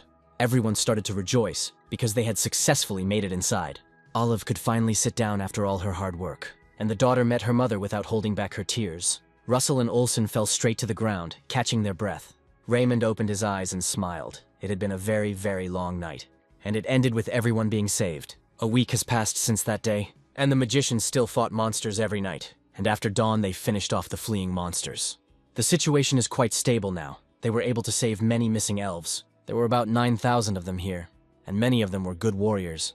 They just had to wait for reinforcements when suddenly Russell froze, sensing movement. Nicolo called out to Russell, who rose up abruptly without explaining anything. The Yellow Tower Master followed him and asked if there were monsters there again. But instead of them, reinforcements arrived. The 5th and 7th detachments of Endymion. A meeting was soon held at which the captain thanked the squad leaders for coming. William Luigi, commander of the 5th Division, replied that they did not need to be thanked, because it was their duty for the sake of the country and the people. And Dwell Kruger, commander of the 7th Division, added that it was their duty as knights. Then the master of the Yellow Tower announced the beginning of the Strategic Council, said that in the upcoming mission, their troops would play a key role. And since Russell Raymond knew the landscape of the territory and the types of monsters best, he passed the floor to him. The hero greeted and introduced himself to the squad leaders. The commanders recognized this young man, who was the most famous magician. Even the air around him was unusual. Russell picked up a piece on the chessboard and told Commander William that the 5th Squad's job would be to defend. At the moment, the army of monsters appears only here, but no one knows when they decide to move further. Therefore, it is necessary to create a tight ring to protect the elves in the canyon. Not a single monster will be allowed through. And Commander Dwell Russell informed that the task of the 7th Squad would be an attack. While the 5th Squad blocks the monsters' escape routes, they must attack with all their might and drive the monsters back into the Great Forest. No one knows what dangers may await in the Great Forest, the source of these monsters. But it is a necessary measure to protect the country. And Dwell chuckled, saying that he likes to attack with all his might, so let them leave it to them. Everyone looked at the battlefield with the figures arranged on the table. Niccolo announced that in 3 days, with the help of elves and humans, they would begin a mission to reclaim the Great Forest. The 5th and 7th Squads are Endymion's best squads. They are some of the strongest on the entire continent, so they are unlikely to lose despite the number of monsters. However, Russell was still not at ease. He had a very bad feeling about this, and the guy didn't understand why. Lady Yahello was surprised when she looked up and saw Sir Russell. It all happened so quickly that she didn't even notice how the Count had changed. She wondered when his shoulders had become so broad. Besides, he had grown taller and changed a lot since their first meeting. Elo blushed at the thought. Aurane noticed who her daughter was looking at. She kept wondering what Elo was doing, but apparently the time had already come. Then the loving mother came up to her daughter from behind and hugged her. She asked Elo if she would continue to just watch instead of coming up and talking. Ilo replied excitedly that she couldn't because Russell had something completely different in mind. Besides, she thought about Sir Russell being engaged to the Princess of Endymion. Elo couldn't believe that she had feelings for him. In such a situation, it was wrong. Aurane placed her hands on her daughter's face and told her that she knew what she was thinking, but that she shouldn't worry about it, because he and Russell are connected by a strong thread of fate. Elo blushed and asked her mother if she could really see fate. They say that the ancient high elves could, and Aurane told her daughter that if she became a menor, she could too. The woman asked her daughter to remember her words, namely that the time would soon come to make a decision. Russell's fate is as cold as a snowstorm, and if Ilo wants to love him, she must go through this fate with him. The sky was descending from its zenith, and hard times were approaching. Niccolo sighed heavily, closing his eyelids because it was starting again. He said that as they had planned, the 5th Squad would take care of the defense while they advanced into the Great Forest.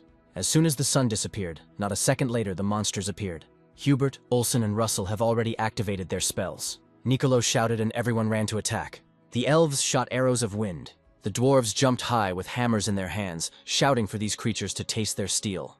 Alan Page squinted and swung his ice spear, and he hit the target right on target, freezing the monsters. Wind blades chopped off their heads. Oliva told Olsen and Hubert to leave them to her and help the defensive line. The monsters were drawn to the fire that Russell controlled. They would look up at his radiance every time until Raymond used his Inferno attack. Azulan threw his arrows while Curvo hovered in the air, dropping heavy rocks on the creatures. And only 15 days later, the army found itself at the entrance to the Great Forest. The knights rejoiced, shouting that they had succeeded. Niccolo also said that they finally pushed back the monsters. Olsen, worried, asked Russell if he felt it too, and the hero replied that he did. Monsters came from here, so everyone expected to see hordes of them here, but there were no monsters, or even any living creatures, and the whole forest was surrounded by black smoke. Elo told her mother that she did not hear spirits. The woman herself did not understand what it was. Niccolo suggested waiting for the Pen tribe sent for reconnaissance. They left yesterday, so they should return soon. The dwarf said that they also took with them a projector that they invented in the underworld, so they will be able to see everything clearly. Curvo suddenly raised his hand up, saying that the reconnaissance had returned. The recording was the same, no trace of monsters. Then Russell asked if there was a recording of the Great Forest in its entirety. Niccolo was surprised and asked what it was for. The hero pointed out that the further they walked, the thicker the black smoke became. The warrior from the Feather tribe was just about to say this. He told them to look at the recording from a bird's-eye view, and at that moment the mage's expressions changed. The footage showed a huge dome in the sky. Aurane wondered out loud how the Great Forest could have turned into this. Russell said that he thought that was what started it all. Maybe that's why he had a bad feeling. This was the source of the army of monsters, and inside this source something awaited that seemed capable of destroying all of Endymion. And it awakened. Niccolo, looking at the dome through the projector, asked if Aren knew anything about it. The woman replied that it might be somehow connected with the legend of the appearance of the Great Forest. It said that creation took place around the time the Age of the Gods was ending. The Great Forest began to grow due to the blessing of Gaia, the Mother of Life. Nicolo asked if this meant that Gaia created the Great Forest to seal away the monsters. Russell suddenly stood up and said that something was bothering him. Namely, that when Gaia created the Great Forest, there were many gods who could easily deal with an army of monsters. Olsen began to understand where Russell was going with this, and the hero continued that there was a high probability that Gaia was not trying to lock up an army of monsters at all. Emilia intervened, saying that they should check it out. And, turning to the commander, she said that it was necessary to form a reconnaissance detachment immediately. Soon the detachment was ordered to inspect everything and return before sunset. The reconnaissance squad, among others, included Olsen and Hubert. Vermilion said that he did not believe that there was no sense of life in this forest, but the professor objected that it did not seem like the forest had lost its properties. Rather, it was some kind of phenomenon. Nicolo waved his hand, saying that they were already quite deep, so they could rest a little. Russell approached Ilo and asked if she was okay, and she replied that she was. The hero asked what Arain was doing. The elf replied that she was currently meditating, or to be more precise, trying to talk to the spirits of the forest. Ilo looked up at Russell and said that he should know that there were other spirits besides the spirits of the 4 basic elements, and Russell listed the spirits of thunder, ice, light, and darkness. The elf closed her eyes and replied that the forest spirits were also one of them, but they were a little different. Ilo decided to show him. Hubert, amazed, said that he had only heard rumors about this, and Page also did not believe that he would ever see the spirit of the forest with his own eyes. He, looking like some kind of fruit, but the color of wood, appeared next to Ilo. Hubert was touched, and Russell looked in surprise at this doll made of earth and grass. The spirit asked Sir Russell what he thought. It was Ilo's voice. She shared her consciousness with the spirit, but the hero did not feel that the spirit itself was created. Ilo said that the forest spirits are much smaller than usual. They are created from several spirits. They do not have their own consciousness, so it takes time to use their power. The methods varied, but it reminded Russell of controlling golems. Ilo suddenly saw how the spirit began to fall apart. The elf covered her head with her hand, saying that the forest was in poor condition, so it was difficult for her to summon even a small spirit. Meanwhile, Arain took a deep, calm breath, and her daughter asked her if anything had worked out. The woman admitted that she had tried many times, but all the spirits were very scared, and that it is definitely connected to the darkness in the center of the great forest. Then one question arose: what is in this darkness? When the reconnaissance set out again, Oliva created a tailwind. It helped to speed up. Russell noticed the black fog growing thicker and slowly invading his consciousness. Therefore, it is good that the 7th detachment did not go with them, because they would have fallen without having time to do anything. Olive suddenly slowed down, announcing that they had arrived. Now this dome did not look the same as in the projector. It became darker, thicker, and brighter. Near the dome, there were locks of the magic seal. Nicolo asked in surprise what they were doing here. The master turned to the squad and announced that they would begin their exploration immediately, and that they needed to hurry to return before sunset. There was a tremor coming from the ground, and Nicolo, placing his palms on the ground, said that it was coming from the darkness. The master tried to take a closer look at the dome, and at that moment, the giant's eyes opened wide. Nicolo shouted sharply for everyone to step back. At that moment, a hand burst out of the dome. This creature was larger than the dome itself. The dwarf froze, asking how this was possible. Oliva also did not understand how a mountain could appear out of nowhere. Russell, looking up, suddenly shouted that it was not a mountain. It is a living creature that moves. Nicolo stammered that these were the Hecatonchires.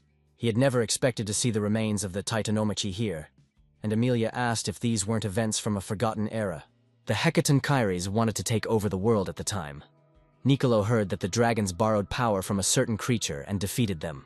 Now it became clear what Gaia wanted to seal here, and Arain, hugging her daughter, shouted that the great forest was a prison for this monster. She would never have thought that it was right below them. The commander, frozen, said that this monster devours everything in its path. So what will happen if it breaks out into their world? There was no need to wait for an answer to this question. Soon the purple energy rose high into the sky, spreading a magical wave throughout the forest. A strong wind blew up, the trees began to go crazy, and Oliva quickly put up a shield. It was only a roar from the Hecatonchire, and the ground had already cracked, forming a hole, and the mighty roots of the trees burst forth. Ilo, struggling to hold the shield, told her mother that she felt monstrous malice in his roar. But Arin replied that it was not malice, but a desire to kill all living things. Russell shouted that they had to stop him, and do it right here. They have no right to lose. At the same time, the heretic who observed this called it incredible. He couldn't even imagine that it would be a Hecaton chair and not a Titan who would be here. Hypnos howled with pleasure, saying that this was the second coming of God, something incredibly beautiful. Suddenly there was a chuckle. A voice said that this was what he had dreamed of. Hypnos did not expect to see Karen here, who was disappointed that the heretic was not happy to meet him after so much time, because he even prepared a gift for Hypnos. The heretic couldn't help but smile madly when he saw the key to the magic seal. Karen said that it was much stronger than the one used on Tartarus. Karen said for Hypnos to bless the Almighty and him, of course. Enjoying the view, the heretic asked Hypnos if he even knew whose seal he was removing, and the man replied that it was the seal of the Hecaton Kyres, a race that lived before the Titanomachy. Karen replied that Hypnos seemed to know not everything about them, and said that the name of this creature was Briareus, who was the general of the vanguard of the Hecaton Kyres race, and that once because of him, the gods were on the verge of defeat. And now the students of this limited bitch have big problems. Hypnos said that he would tell that bitch about the death of her students, and Karen, grinning, replied that he was really looking forward to this moment. But let him not forget that any mistake will cost not only his life. The seal has been removed. Hecaton Cheer stepped into the forest, Nicolo shouting that they should not be afraid. He was weakened because he had been sealed for so long. No matter what happened, they had to stop him here. Amelia concentrated her power with both hands, telling the Hecaton Cheer to come to her. The Magister used the flow between heaven and earth and grabbed Briareus with her huge wind hand. Russell was approached and asked if he could hear. Amelia wrapped magical loops around the giant's arm to restrain him, but he easily broke the bonds and struck. Oliva ran up to the Master of the White Tower, but Amelia said that she was fine. The Master knew that it was a mythical creature, but she thought that such an attack against it would at least work a little. Nicolo, meanwhile, apologized for keeping us waiting. In casting the spell, he asked the great land to become a sandy swamp and collapse. When the spell worked, he shouted for everyone to attack right now. The most powerful mages simultaneously directed dense magical beams, attacking the Hecaton Chair. The monster sank into the ground up to its waist, and black energy began to emanate from its body. At this time, Arain and Elo, holding hands, were in deep meditation. And at the same time they asked the spirit of the forest to rise up. A mighty earth spirit, entwined with ivy, seized Briareus with his giant hand. The monster managed to rise and grabbed the spirit's fingers, resisting him. The dwarf was glad that they now had a chance, but Amelia said no. Hecaton Chair placed his huge hand on the head of the forest spirit, and the Master of the White Tower, seeing this, said that this was not enough to defeat him. With one sharp movement, the giant tore off the forest spirit's head and tore off his arm. Squeezing the earthen parts of the body to the level of the sand, he told the pathetic trash not to stand in his way. And opening its mouth, the mythical creature let out a deafening roar. Not only was it stunning, but it also had an intoxicating effect, and the elf's head seemed about to explode. Olsen, covering his ears, was surprised that this bastard could talk, and the creature continued, calling the magicians bugs. And if they want him to eat them so much, then he will do it. Bowing his head over the mages who were tired from the attacks, he said that he would tear them into pieces and enjoy the taste. Nicolo grinned and asked the Hecaton Chair if he had accidentally forgotten anything. At this moment, Russell, who was standing behind the creature, was about to release a lightning attack. Before this, the Master promised the hero that they would buy him time so that he could prepare and use the most powerful spell.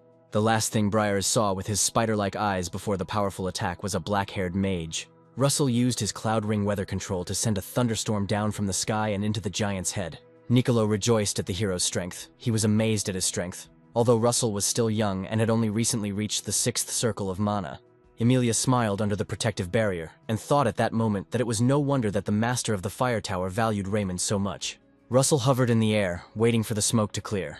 This attack had taken a lot more mana than he expected, and because of the enormous power of the spell, it worked over a large area, and not everything hit the target. But the hero hit the Hecaton Chair right on the head, so he didn't think he was unharmed. But as soon as Russell raised his eyes, he froze. Russell delivered a really powerful blow. He even managed to wound Briareus. Electric lightning was still emanating from his body, but the giant was still standing on his feet. Hubert couldn't believe that the creature had survived, and Olsen agreed that its resilience was simply astounding. However, this attack was the only one that worked. And of course, Nicolo and the other mages distracted the monster, and the commander did not expect Sir Russell to finish it off at once. But the Hecaton Chair received too little damage. Leaning down, Briars asked, noticing the color of the protagonist's hair and the magic that holds the power of dragons, if he was somehow related to Hyun Sung. Russell didn't understand what the creature was asking him about. Whether it could be about some kind of artifact. Hecaton Chair clenched his fist tightly. His hand seemed to heat up so much that steam was coming from the sinewy muscles. He said that it didn't matter, because of Russell he remembered things he wanted to forget. After these words, the monster sharply waved his hand and threw an attack at the hero, saying that it was time to die.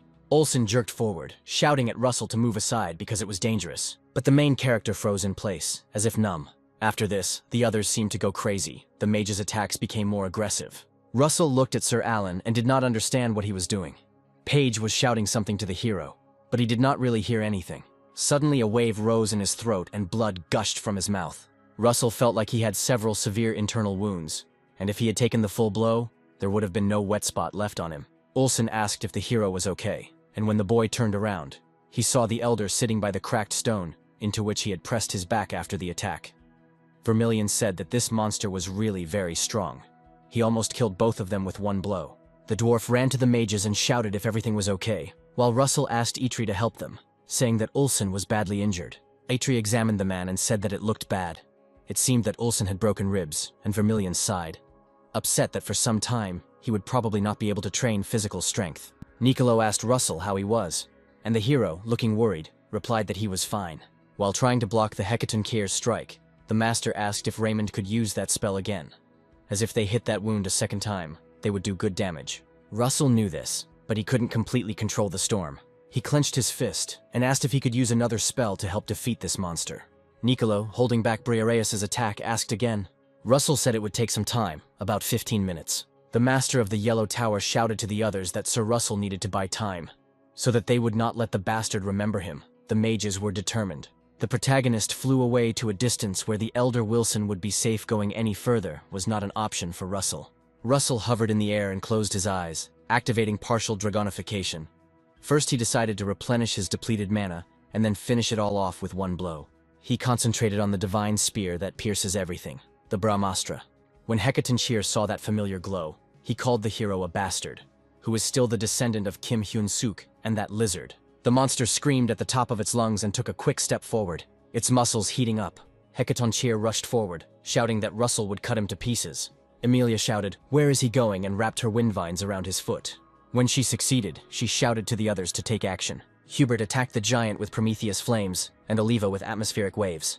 Nicolo repeated several times, shouting that Russell must be protected at any cost, and Briareus growled. Alan Page suddenly activated the ice stop. The elves put their hands on the ground and prayed to the spirits of the forest to give them their power. Giant roots rose from the ground into the air and wrapped around the Hecatonkeir's body, slowing his pace. Everyone was already at their limit from maintaining high-level magic for so long, even though very little time had passed. The monster slowly exhaled steam from its mouth, calling the magicians damn bugs. He broke free from his bonds and shouted for them to go away, while he walked towards the main character. The monster concentrated all its strength into a fist and threw a dark, heavy clot at Russell. Raymond floated in the air with his eyes closed, finishing the spell. Nicolo and Paige all looked at the hero and screamed his name in fear. Elo was so scared that she screamed at the top of her lungs, tearing her voice, and tears appeared in her eyes. She remembered how Russell had always protected her up until this moment. The elf frantically recalled the moments they had spent together and thought about what would have happened if she had only had the strength to protect him. Ilo reached out her hand to Russell, but the distance between them was just out of reach, and she sincerely prayed for someone to give her this power. Suddenly, everything froze and turned solid gray. Elo was the only one who could move. Time stood still. Then, her appearance with dragon horns said that she already had this power, but Ilo had not yet accepted it. The elf, sitting on her knees, asked who was in front of her and what he was talking about now, and in response, her appearance said that she herself knew about the power inside her. To do this, you need to completely subjugate the dragon's will, and accept all the consequences that come with it. However, having accepted the life of a half-elf, half-dragon, Elo will not be able to return to his former life. Then the elf decided that if, with the help of fate, she could save her benefactor, then she would accept this power. Oblick said that he knew that Elo would make such a choice. Hubert shouted to his student. Russell seemed to have no intention of breaking the flow. At that moment, a strong blow was heard behind the protagonist's shoulders, followed by streams of wind.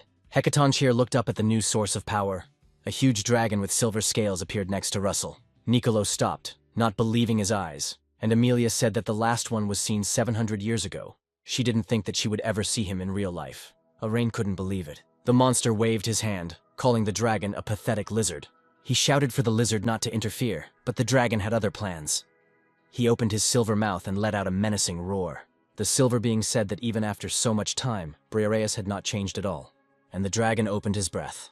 A bright beam attacked the monster's body, but the Hecatoncheir said that she too had become greatly weakened. He was going to tear the dragon apart, and then eat the heart while it's still beating. At that moment, the dragon's body evaporated, and Yahello began to fall down like a comet. The elf said that at that point her strength was exhausted, but she didn't care. She said, smiling, that she had already fulfilled her role. Russell finally regained his mana and, clutching his spear, asked for the divine power that permeated even the fleeting moments to descend into his hands.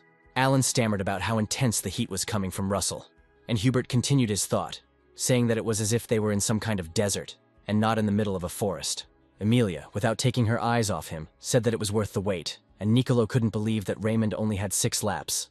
If this power had not been concentrated in the spear, the entire forest would have disappeared in the blink of an eye. Hecatoncheir experienced real fear and was surprised by his own feelings. He growled, shouting that this was impossible because he was Briareus, the general of the Hecatonchires. Without hesitation, Russell swung his sword forward, throwing a fiery Brahmastra. She hit the target, but cut off a piece of the monster's body along with its small heads. Hecatoncheir laughed, exulting that he had managed to dodge. He didn't even have time to notice how the main character appeared right in front of his eyes. Raymond took out Arachne's knitting needles. A bright, wide beam appeared in front of Briareus, and in the middle of it, something sparkled blindingly.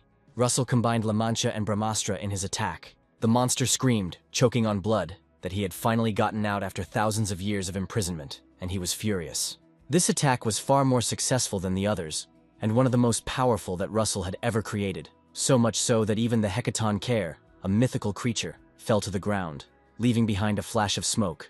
The attack's recoil was too strong, and Russell, coughing, decided that it would be better for him not to use such magic for now. The main character's head started spinning, and he, unable to control himself, fell head over heels. His last thought before the first rays of dawn was that he was able to protect everyone.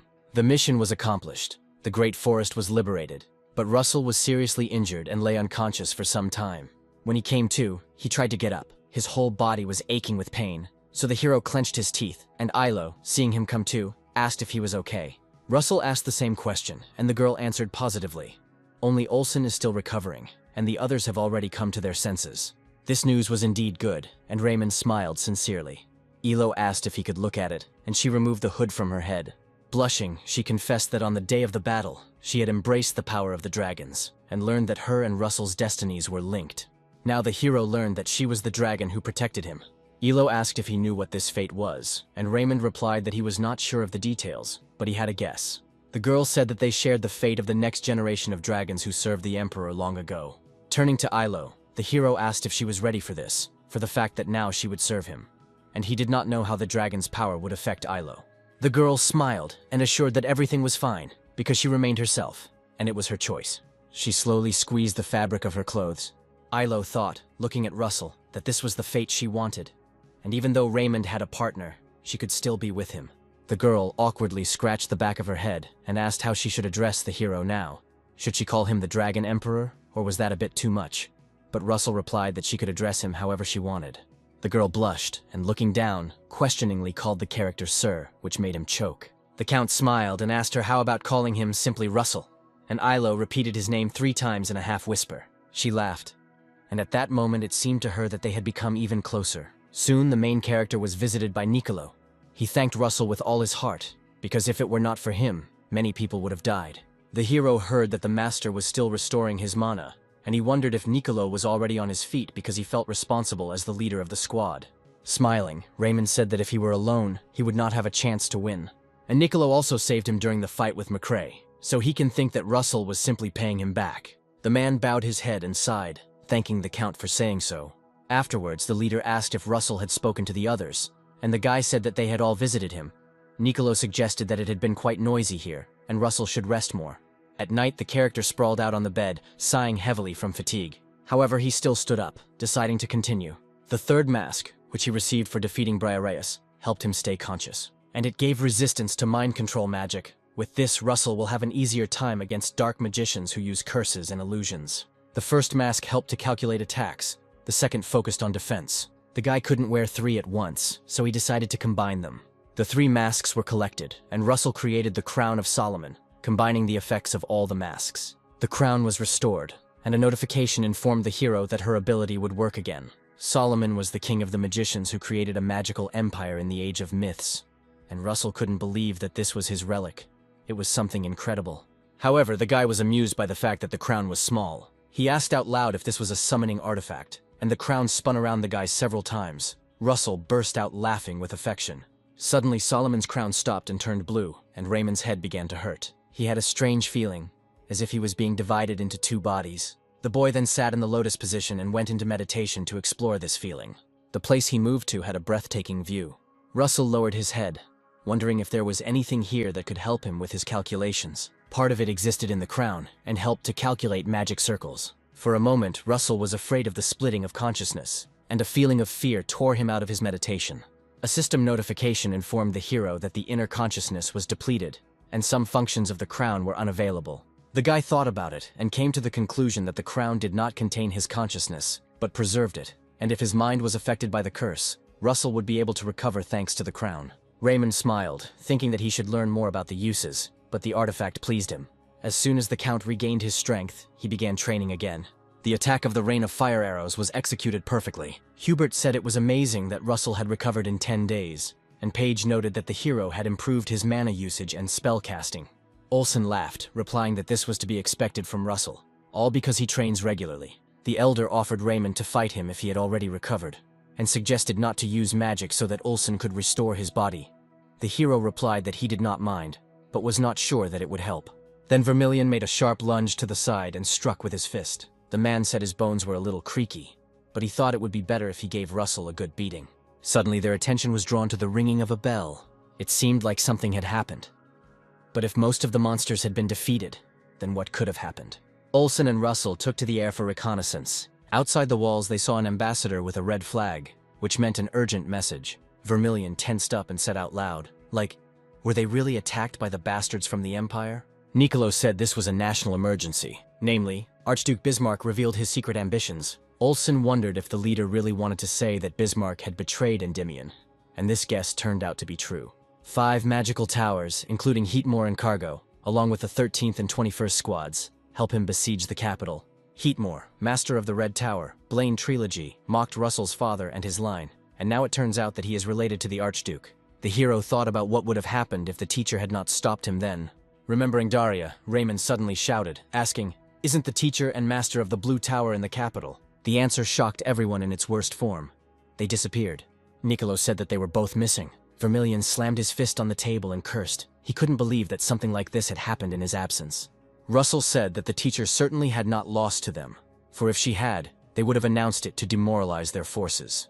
Amelia agreed with the hero that the Archduke had simply pulled some kind of trick. The most he could do was keep them somewhere far away from the capital. Russell said fearfully that if they were aiming for the throne, then they needed to take care of the king and princess.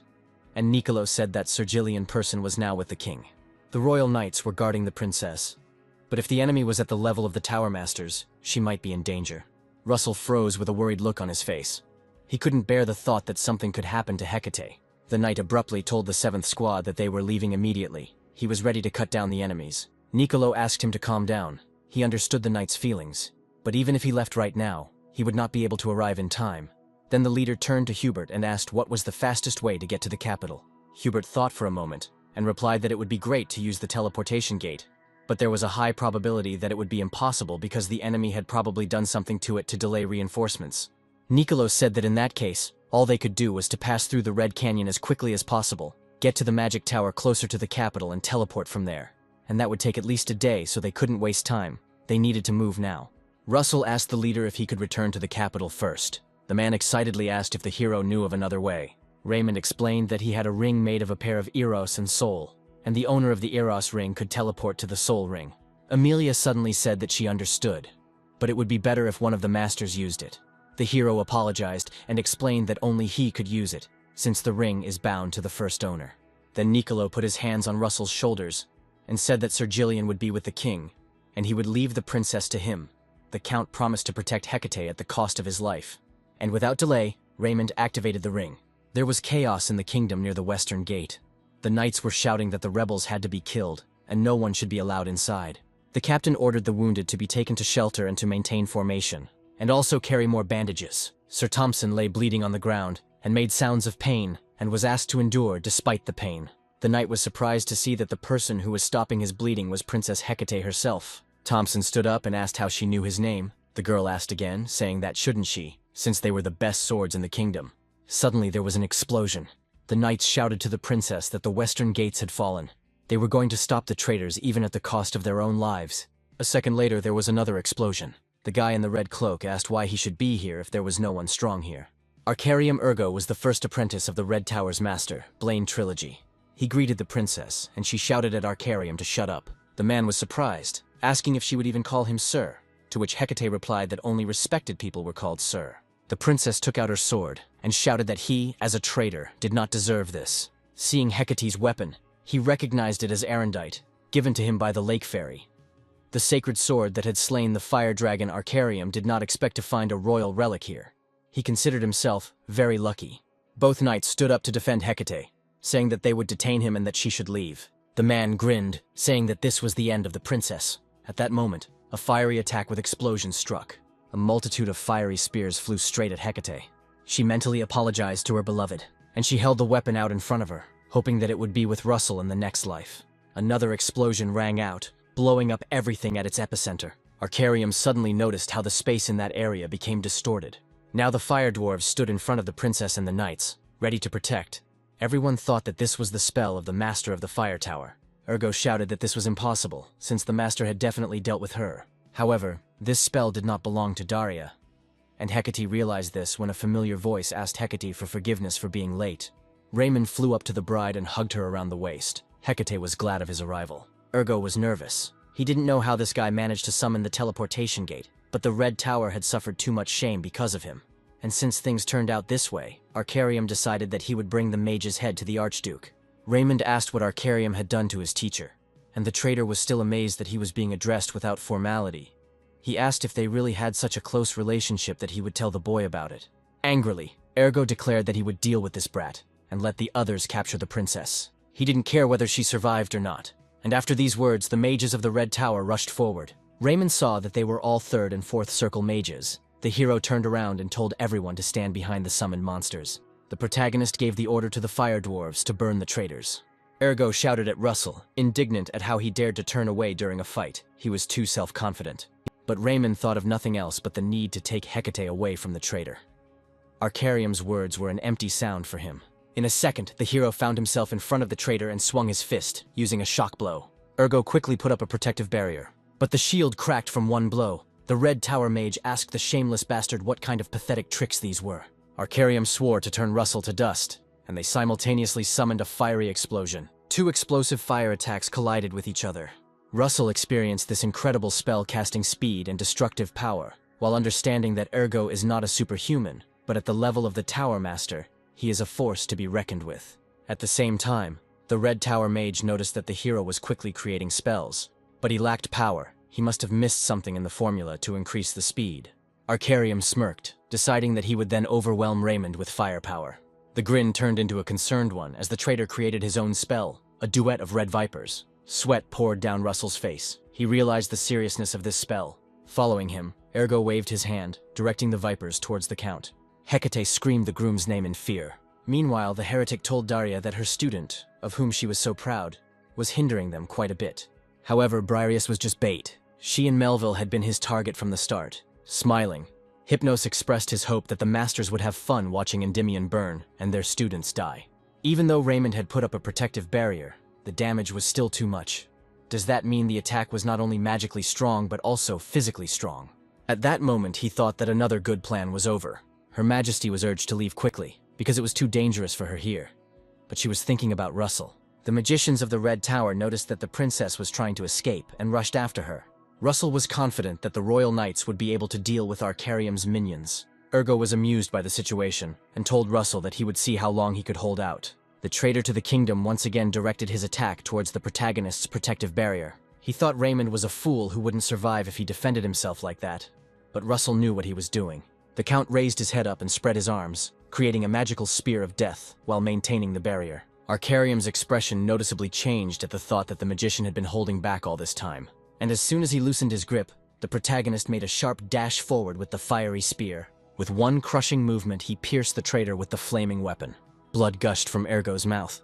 Arcarium fell to his knees and stood there with the spear in his chest, saying out loud that Russell had pretended to lose while he was preparing for a counterattack, and he had weakened his defenses due to his overconfidence, which led to his defeat. There was an explosion behind Raymond, and the hero thought that if Ergo had kept a cool head, everything could have ended differently. The battle continued. The Red Tower's mages tried to get to the princess, but the fire dwarves and knights did not allow this to happen. The count ran to the entrance of the kingdom and, opening the door, shouted out the name of the princess. The red-cloaked mages tensed up, asking what he was doing here, if something had happened to the master. Russell chuckled as he cast a fire spell. The hero's attack pierced several mages at once, and Russell replied that they could ask Ergo about it personally.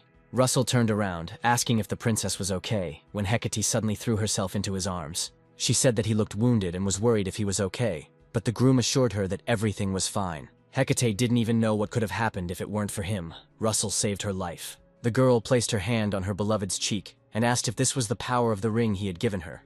Russell answered positively, but added that he could not give her the power because he had little mana left. They both turned to the window after the deafening explosions. Hecate said that the king was there. Raymond said there was no need to worry, as he had Sir Gillian with him, and he seemed to be coping quite well. Now they need to regroup, because as soon as the enemies find out that Arcarium has lost, they will retreat. Then Hecate placed the sword before her, and closing her eyes, commanded the sacred Arundite to grant the valor of the founding king to all the vassals. At that very moment, the wounded felt their fatigue disappear as if by magic. Russell had already shouted for Hecate to stop, but it was too late. The princess began to fall, since the sword Arundite by its nature distributes the owner's powers to allies if he is ordered. Hecate clenched her teeth tightly, feeling weak throughout her body. She opened her tired eyelids and said that this was all she could do to help now. Russell took his bride's hand, worried about her condition, and the wounded shouted that they would glorify their princess and show their loyalty to the royal family of Rathmos. Suddenly, the man's voice said that he was wondering why Arcarium was taking so long with one girl, and now it turns out, there are uninvited guests. The knight shouted for everyone to step back, and Russell scooped the princess up in his arms and lifted himself off the floor. Blaine threw the burning sword, commanding the spell to dissipate. Ragna's loyal blade pierced the royal wall. Trilogy chuckled as he told Sir Russell that it had been a long time since they had seen each other. The master realized that the mage had an unusual barrier, since it withstood his attack. He couldn't believe that Russell had created it so quickly.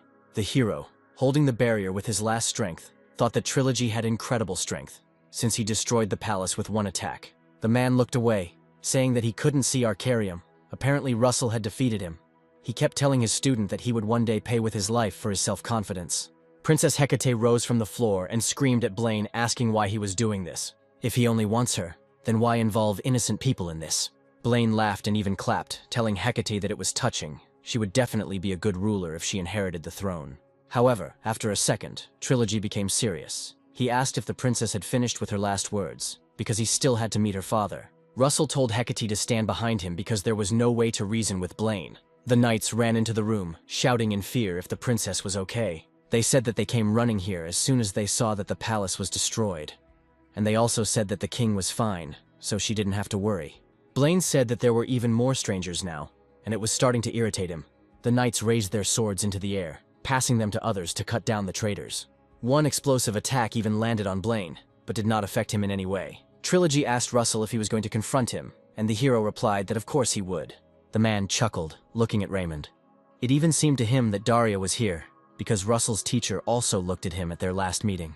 But now she was stuck in a land of darkness and emptiness, and Blaine said that Russell would never see her again. The hero became excited when he heard about the edge of darkness. He froze, and at that moment, Trilogy told Russell to show what he had to protect Daria's name. At that moment, Raymond mentally ordered the activation of Solomon's crown. An explosive attack along with a fiery sword pierced the hero. Ragna's blade was faster than the speed of sound. However, this did not stop Russell, and Blaine could not understand how a sixth circle brat could dodge this weapon. Raymond could break time into small pieces and track Trilogy's attacks. It would be pretty close, but he would be able to dodge. But Russell had allies behind him, which made the situation more difficult, because if he dodged, they would all suffer. Then the hero created a magical spear of death and multiplied it by 5. He decided to take Blaine's attack. The master was surprised that Russell was trying to protect his allies, because it was a direct road to the grave. Trilogy wanted to show Raymond what he could do. But at the moment of attack, Russell erected a giant wall of earth. Blaine's attacks literally wrapped around the erected defense, trying to break through it. Trilogy was once again amazed that Russell was comparable to him in the speed of creating spells. He was curious how long the magician would last. He cast spells with a purple aura, causing everything around him to burst into flames. The hero was still standing on his feet. Blaine said that Russell was so good that he would have even taken him on as his student if Daria hadn't beaten him to it. Russell glared at his incredibly fast and strong opponent, who was on a completely different level than Arcarium. Hecate couldn't stand it any longer and ran to Russell. At the most necessary moment, his beloved was nearby, and the Count was able to lean on her while clots of blood were rising in his throat. Blaine called this scene touching, that he would make sure that the graves of his lovers were nearby, and Hecate told the traitor to shut up. But Trilogy wasn't going to stop there. The magic around him grew stronger. The wounded Thompson begged the princess to leave because they could not hold out much longer. Blaine was irritated that even the royal knights were interfering. Holding her beloved, Hecate asked if he was okay, and although the hero answered that everything was fine, his body was noticeably weaker. Russell had only one thing left to do: dragonification. Suddenly, a system notification created a new mission to get the princess's favorite necklace. The boy asked Hecate if he could see what she was wearing, and the princess took hold of the necklace. It was a keepsake from her mother. Raymond suddenly asked if she could give it to him. Hecate reached for the clasp, certain that Russell was asking for something for a reason. Having received the green necklace, the hero thanked the bride for her trust. The notification stated that if the hero filled the necklace with mana, it would reveal its true form. The dragon scales were restored. Russell was very surprised that it was not a horn, but in such a situation he was willing to do anything, even absorb them. Trilogy saw the green glow behind the stone, this incredible mana. A question even came out of his mouth about what was going on. Now Russell's appearance was different, thanks to the dragon scales. His physical strength increased, and the cooldown of his dragonification decreased. With these dragon arms, Raymond was confident that he could defeat Blaine, and he activated the dragonification at that moment. Trilogy admitted that he didn't think that the rumors about Russell being a dragon were true. Now the man understood why McCrae Hughes lost to him. Raymond turned to Hecate and asked her to go to the knights. Blaine said that the dragon's mana is quite comparable to his. Now he was worried about another goal. If he got this power, then none of the masters would be equal to him. The master's magical powers were superior to Russell's. So the hero concentrated on the power of overheating to quickly finish off the traitor. Following the overheating, the protagonist summoned a falling sun and a fiery spear of death, strengthened 12-fold. Having launched a massive attack on Trilogy, Russell added La Mancha and Titan Slayer to the mix, but he was sure that it was not enough. Blaine had disappeared somewhere, and while Raymond was looking for him, the master made his move. He closed the distance between them and jabbingly asked Russell if this was really all he could do, that he was just showing off. The Count cast the overheating spell again. Due to the small distance between them, Blaine had to put up a barrier. Russell leapt forward and activated his fire cannon, striking the walls of the protective barrier. The shield was broken, but the spell had quite a strong recoil. At that moment, a spell flew in front of Russell, narrowly missing him. Trilogy's voice still carried through the pillars of smoke, the man admitting that Russell was certainly strong. He compared the hero's strength to a superhuman level, adding that the guy would definitely surpass him in 10, no, even 5 years. That's why Blaine will kill him here and now. Russell grabbed his spear and rushed forward, shouting for the master to try if he could. He decided to attack until he found Trilogy's weak point. Their powers collided with each other in the air, so that the attacks created a kind of yin and yang ring.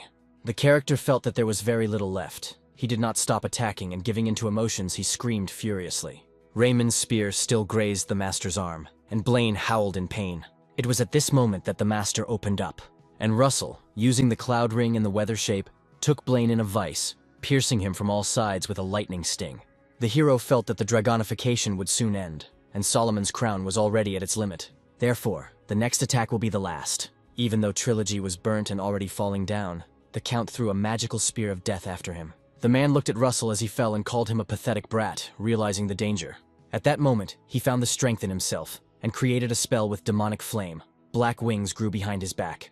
The spear of death flew straight into the clod of heavy energy, and as soon as it hit the target, the sky was lit up by a lightning discharge. Russell didn't see what happened. He was lying on the rock, unable to gather his strength. His vision was fading. His head was bleeding from hitting the rock. Even at that moment, the character thought that he had to protect the people dear to him, and if it cost him his life, he would protect them. The thought of this helped Raymond to rise. And not only that, a magic circle appeared right in front of him. Trilogy was screaming he couldn't believe this guy had gone up a lap in the fight. Russell smiled, because this was already the 7th round. But the enlightenment was abruptly interrupted. Raymond was struck by a powerful stream of lightning. The heretic who flew up to the battlefield said that it was too early for Russell to enter the 7th circle, and he told the master of the Red Tower that he looked terrible. It seemed like he had a hard time. Blaine angrily told the heretic to shut up before he could rip out his long tongue. He asked reproachfully what was taking him so long. Hypnos, removing his hood, replied that something had happened after Blaine had left. The master of the fire tower had broken the seal, but Blaine should not worry, because he had resealed it securely. Russell, kneeling, shouted furiously, asking if he, Hypnos, was behind all this. The hero asked what he had done to the teacher. The heretic said that he had already spoken with Russell Raymond, but they were meeting in person for the first time. With a cheeky grin, Hypnos declared that he would kill the father and son of the Raymond family, and the character's eyes flashed. Russell had just found out who killed his father, and Hypnos chuckled and said that it was hard to say. Most likely he died at his hands. But he himself was not to blame for his death.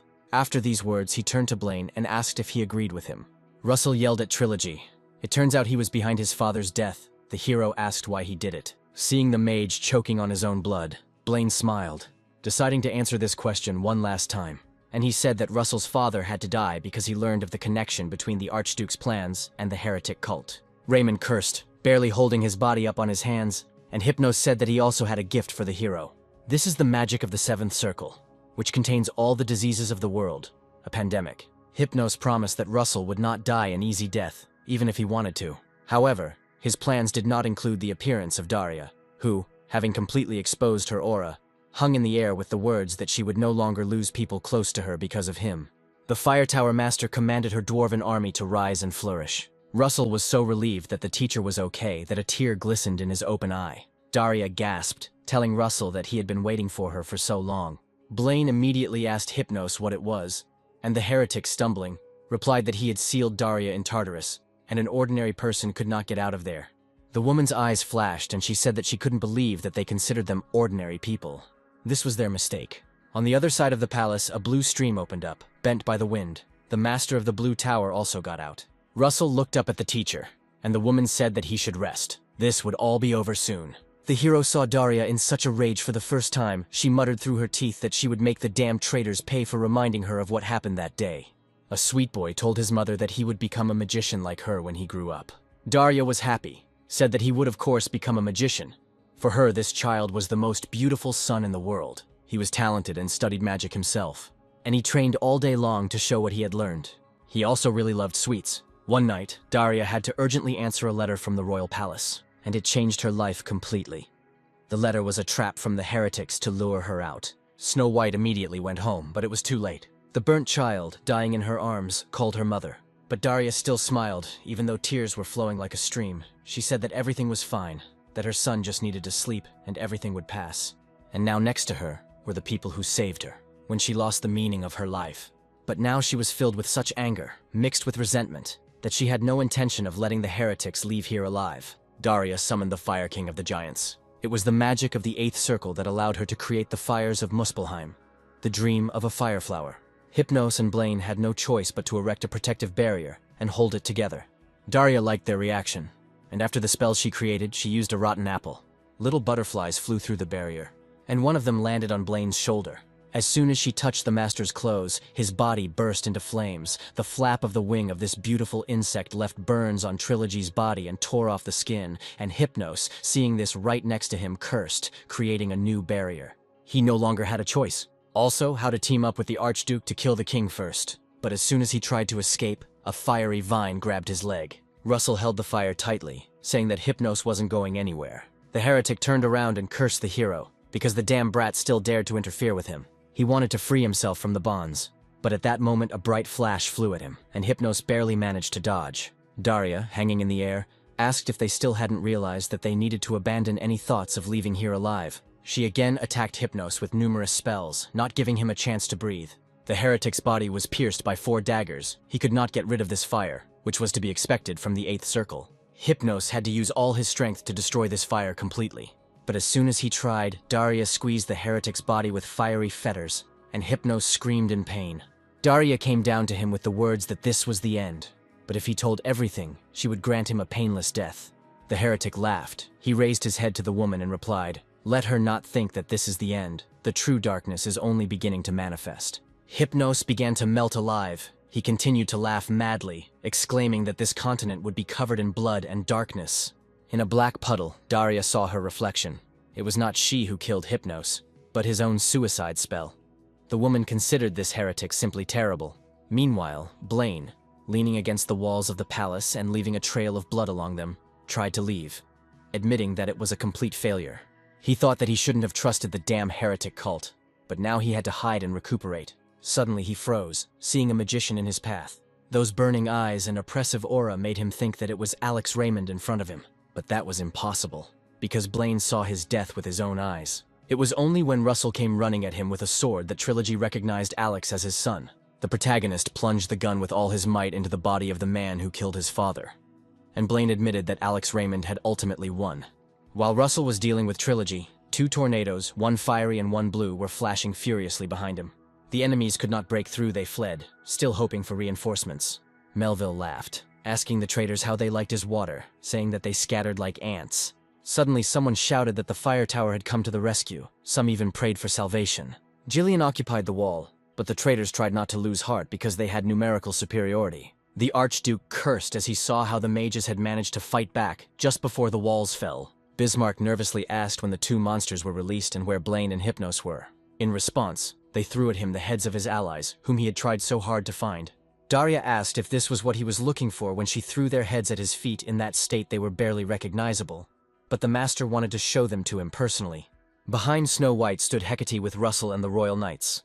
Bismarck released his purple aura and drew his sword, saying that he had been preparing for this for decades. He rushed forward, asking if they really thought that people like them could stop him. Daria told Russell that Bismarck still didn't understand anything, so he could take revenge on him. Waiting until the Archduke was closer, the hero summoned the flames of destruction. Despite the black armor, which was the strongest, the Archduke screamed as he felt the heat touch his body. One spell from Russell reduced Bismarck to dust. The horror was over, and His Majesty wanted to discuss the restoration of the palace. Before taking care of the palace, the king wanted to restore the houses of ordinary residents. He asked if the master of the Yellow Tower could take this on himself, and Niccolo answered yes. His Majesty also asked if the words of the cult leader, Hypnos, were true, and although she did not want to admit it, Daria personally heard it. The king looked thoughtfully at the documentation, trying to understand who Hypnos was talking about as the beginning of true darkness. He entrusted the matter to the master of the Fire Tower to form a squad to investigate the cult's activities. All that remained was to reward the heroes whose names were written on paper. His Majesty smiled when he saw Russell's name on the list. Standing next to the superhumans, he didn't think he would see such talent in his lifetime. They were worried about the main character. 10 days have passed, and he still hasn't woken up. Daria tried to calm the princess's anxiety, because Russell had recently become stronger. His body was getting used to the new magic circle. The guy overdid it while in a serious condition, so it's a miracle that the magic circle didn't break. The Count's teacher hugged Hecate and insisted that she leave, because Russell, as always, would cope.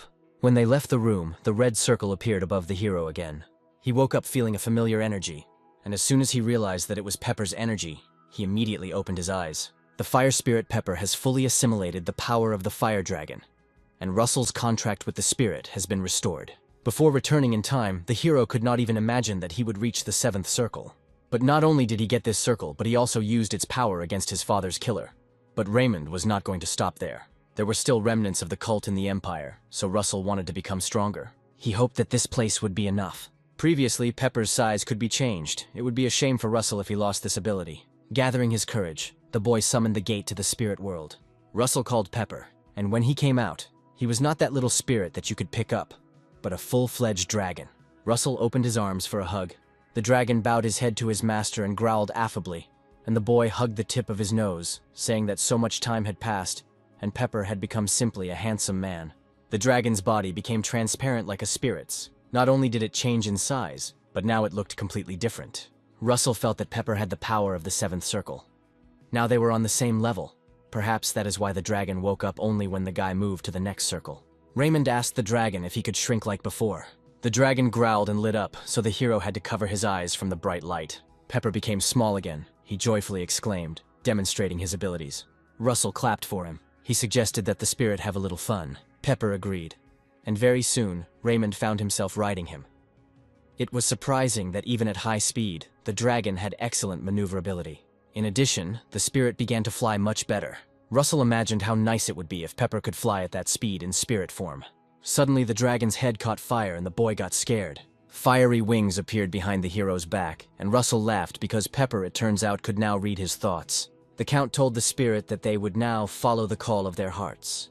It was a little slower than Perchik's own flight, but at that speed Raymond would definitely not lose to anyone in the air. For half the night the two frolicked, flying over the night Endymion. 3 days later, Olsen, Daria, Hubert, and Hecate congratulated Russell. Now the main character has become a duke. This title was only given to those who deserved to be part of the royal family. And in the entire history of Endymion, no one from the Rathmos family had ever received this title. Even the first head of the Raymonds, a mage of the 8th Circle, and a vassal of the founder Endymion were only marquises. Hecate pulled the groom by the cheek, saying that he seemed to not believe what had happened, although she too was surprised by the king's decision. Daria shared that everyone was surprised. The whole hall fell silent after his words. Hubert added that no one was against it. Everyone knows that Russell deserves it. Olsen supported him. Laughing, Daria asked if she should now address him as Duke Russell, and the hero held his palms out, answering no. He still couldn't believe it, but he asked to be addressed without formalities, because he is still Russell Raymond, their student and junior comrade. Daria smiled and said that if that's what he wanted, then fine. Olsen playfully slapped Raymond on the back, saying that was why he loved him, and Russell coughed from the sharp blow. At night, the hero was left alone with Pepper and his thoughts. He decided it was time to check the mission rewards. As a reward, he received a map of the dragon's location.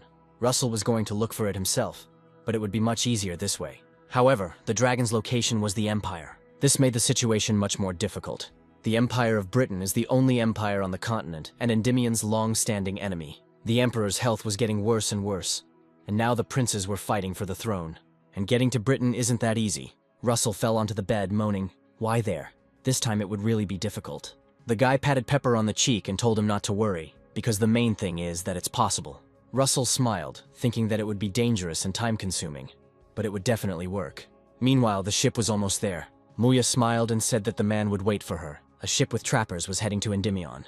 Soon Amelia and Russell greeted His Majesty. He gathered them here because he wants to help the elves and beastmen settle in new places. So much time has passed that the hero forgot about them because of the uprising that had arisen. The king declared that the master of the White Tower would aid the elves, and that Duke Russell Raymond would aid the beastmen, and they bowed in response to His Majesty's command. However, the character was worried about Mui's aggressiveness, whether she would challenge him to a duel. He had some strange premonition. The Beast King surveyed the course. She decided that as soon as she met Russell, she would immediately challenge him to a duel. Even the others on board noticed that she was in a good mood. Buffalo said that Muya had gone outside the island for the first time. She was probably anticipating strong opponents on the continent, and most importantly, it was that person. The rabbit reported that Endymion was right ahead. The ships were already visible on the horizon. Many people gathered to see the beastmen.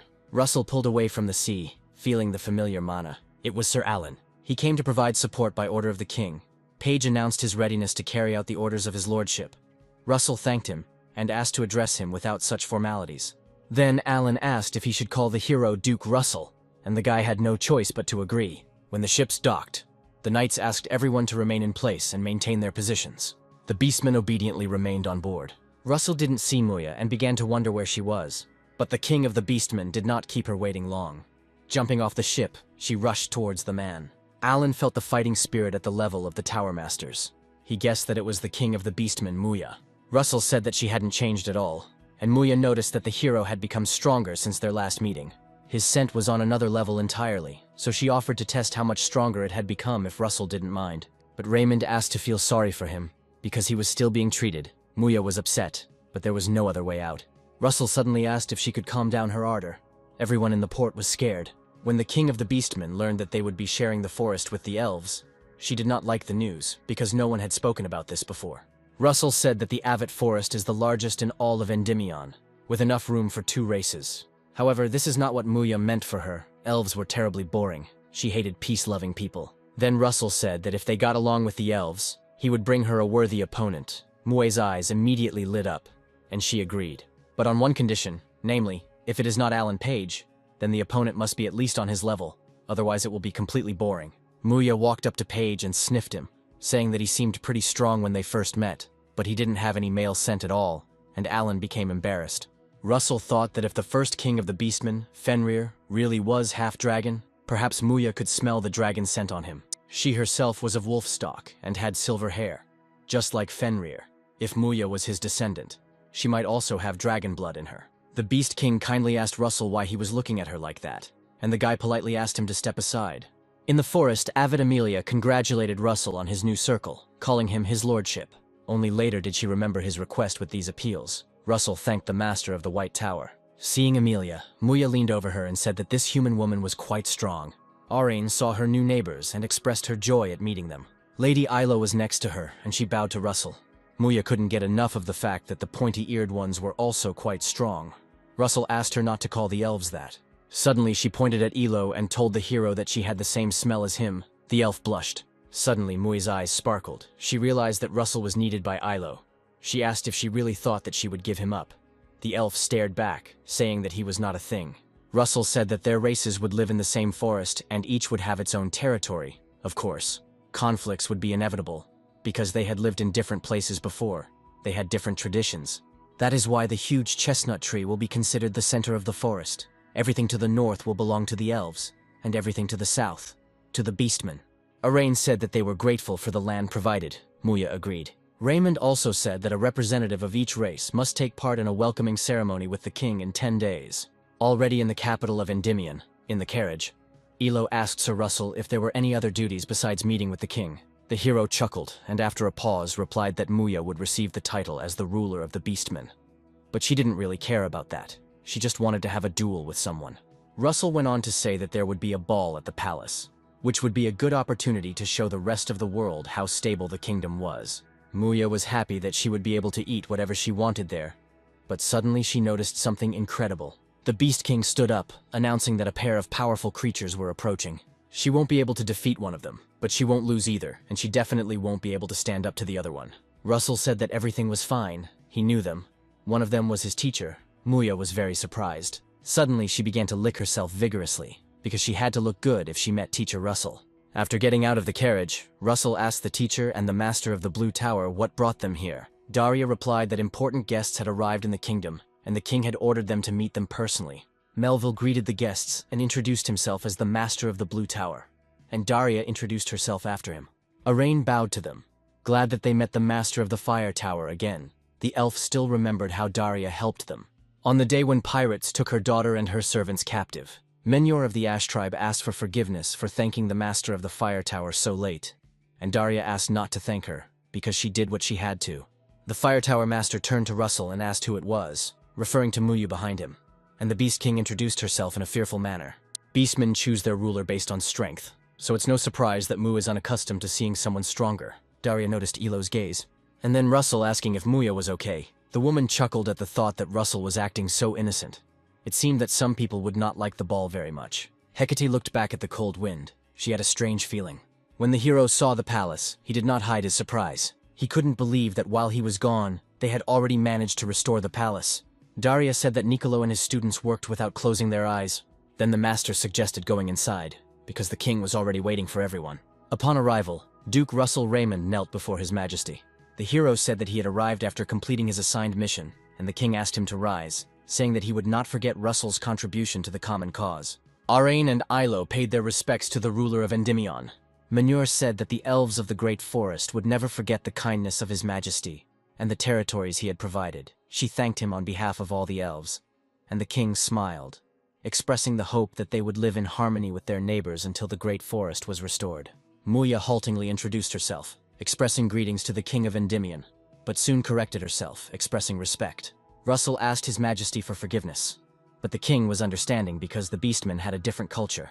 His Majesty asked the Beast King what he thought about holding the title-giving ceremony during the ball. Muya was at a loss.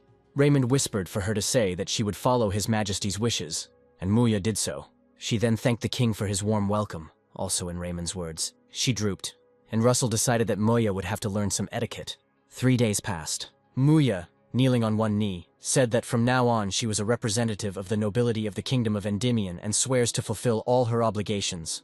The people found the Beastman's speech surprising, although there were rumors that they were all barbarians. The king of Endymion, Alphonsus Rathmos, granted Muya the family name of Lycos and the title of countess. Alphon told her to remember forever the oath she had given today, and Maya thanked His Majesty for his kindness. The ceremony was carried out as it should be, and now the king of the Beastmen was also dedicated with the royal sword. After that, the dancing began. Muya sighed heavily, sharing her worries. She said that she did everything right, but still did not understand why everything was complicated, and Russell said that she did a great job. Yahello told Sir Russell that they were at a ball after all, so if he didn't mind, they could dance. However, she did not have time to finish her sentence. As Hecate appeared at the ball in a luxurious dress, as befits a princess, she apologized for not introducing herself earlier. Ilo looked at the princess with admiration, and Muya sensed that Hecate smelled the same as the king. Hecate asked the girls if they could talk in a more secluded place, because she wanted to tell them something. Russell rose from the table, saying that he would go too, but his bride stopped him. She smiled tensely, saying that this conversation was for women's ears only, and Raymond had no choice but to stay. Daria enjoyed this spectacle from afar, amazed at how 3 races were fighting for one man. The servants bowed to Hecate. The princess asked Ilo and Muya to sit down, and also said that there was no need to observe formalities here. Hecate poured wine into the glass. She immediately took a few sips, emptying the glass to the bottom, which surprised the women. Hecate called them here to ask them what they thought of Sir Russell, her fiancé. Muya burst out laughing, and Ilo asked what the princess meant. And if we are talking about feelings, then the elf decided to say honestly that she really likes Sir Russell. The Beast King also admitted that she was interested in this man, and he was also quite strong. Hecate thought so. She said that Russell was not an ordinary duke. One day he will become king, so he cannot have concubines, and she doesn't want to share him with other women, as long as she lives. Muya expected this to be more or less the case, since the princess was just a pathetic person. But she decided to clarify something because the princess had said that this would not happen while she was alive. Hecate said that it was so, and besides, Russell had become very strong. He might even become a divine being, the likes of which had not been seen since the mythical era. And since he inherited the blood of dragons, he would definitely live longer than the princess. Hecate didn't want him to be alone when she left him. Ilo and Muya showed sympathy and even fear with their facial expressions. Hecate said that they both live longer than people, and it is enough for her that he is hers while she is alive. Muya wanted to say something, but Hecate interrupted her, saying that something needed to be fixed. First of all, she is number 1 for him. Then the queen of the beastmen asked who would be second. But Hecate headed for the exit and, smiling, replied that they should tell her this when they decided among themselves. She hurried back into the hall, but the dress was so long that the princess tripped. Russell was climbing the ladder at that moment and managed to grab her before she fell. Hecate approached the groom's face, glad that it was him, and Russell, smelling alcohol, asked why she drank if it immediately made her drunk. The princess pressed her head to the groom's shoulder and asked if he knew the best way to keep an eye on her enemies. And without waiting for an answer, she said that they needed to be forced to fight each other. The hero took the bride's hand and asked what she was talking about, but the princess only replied that she had drunk so much alcohol that her head was spinning. With a blush on her cheeks, the princess asked if she could rest in Russell's room. The hero hugged his bride from behind and replied that of course she could. 3 months later, in the fire tower, Daria sat with Russell and said that everything had just calmed down, and the student was going somewhere again. She looked up at Raymond and asked if he had warned the princess, and the hero replied that he had received permission. Bringing the glass to his lips, the woman said that if he continued like this, one day the princess would be very unhappy and might even limit the places Russell could go. In addition, Raymond also goes to a third country, Akine, a country of trade. She asked if Russell knew what this place was, but the hero knew that this country was so small that it could be called a city-state. Gambling, hired killers, money laundering, and even slave owners were widespread there. It was a dark country on a continent where everything was allowed, and Daria was worried because the darkness in the souls of people living in such places was much more terrible than usual. Russell promised that he would be careful and remember her words. Soon the hero went to Akine on a ship, and a fog arose in the sea. This was lucky, as it would allow Russell to enter the country unnoticed, but there was a problem. The man on board had been watching him since he set sail, hiding his presence and his thirst for battle. But he is certainly strong, and if he thought Russell couldn't fight at sea, he was deeply mistaken. Waiting for the right moment, Raymond abruptly tore the mantle off the man hiding, asking on the go who he was and why he was pursuing him. Imagine his surprise when that very person turned out to be Muya, awkwardly scratching the back of her head. Russell asked why she followed him, and the Beast King replied that he promised her a duel for visiting the capital. She heard that he would leave the kingdom for a long time, so she followed him. The hero tried to persuade her to come back because the place he was going to would be dangerous. But Muya had heard all about Akai, and decided that she just needed to beat everyone up. Russell sighed heavily and admitted that Akane was actually just along the way, not the endpoint. When Muya asked what the endpoint was, the hero said Endymion's sworn enemy, namely the British Empire.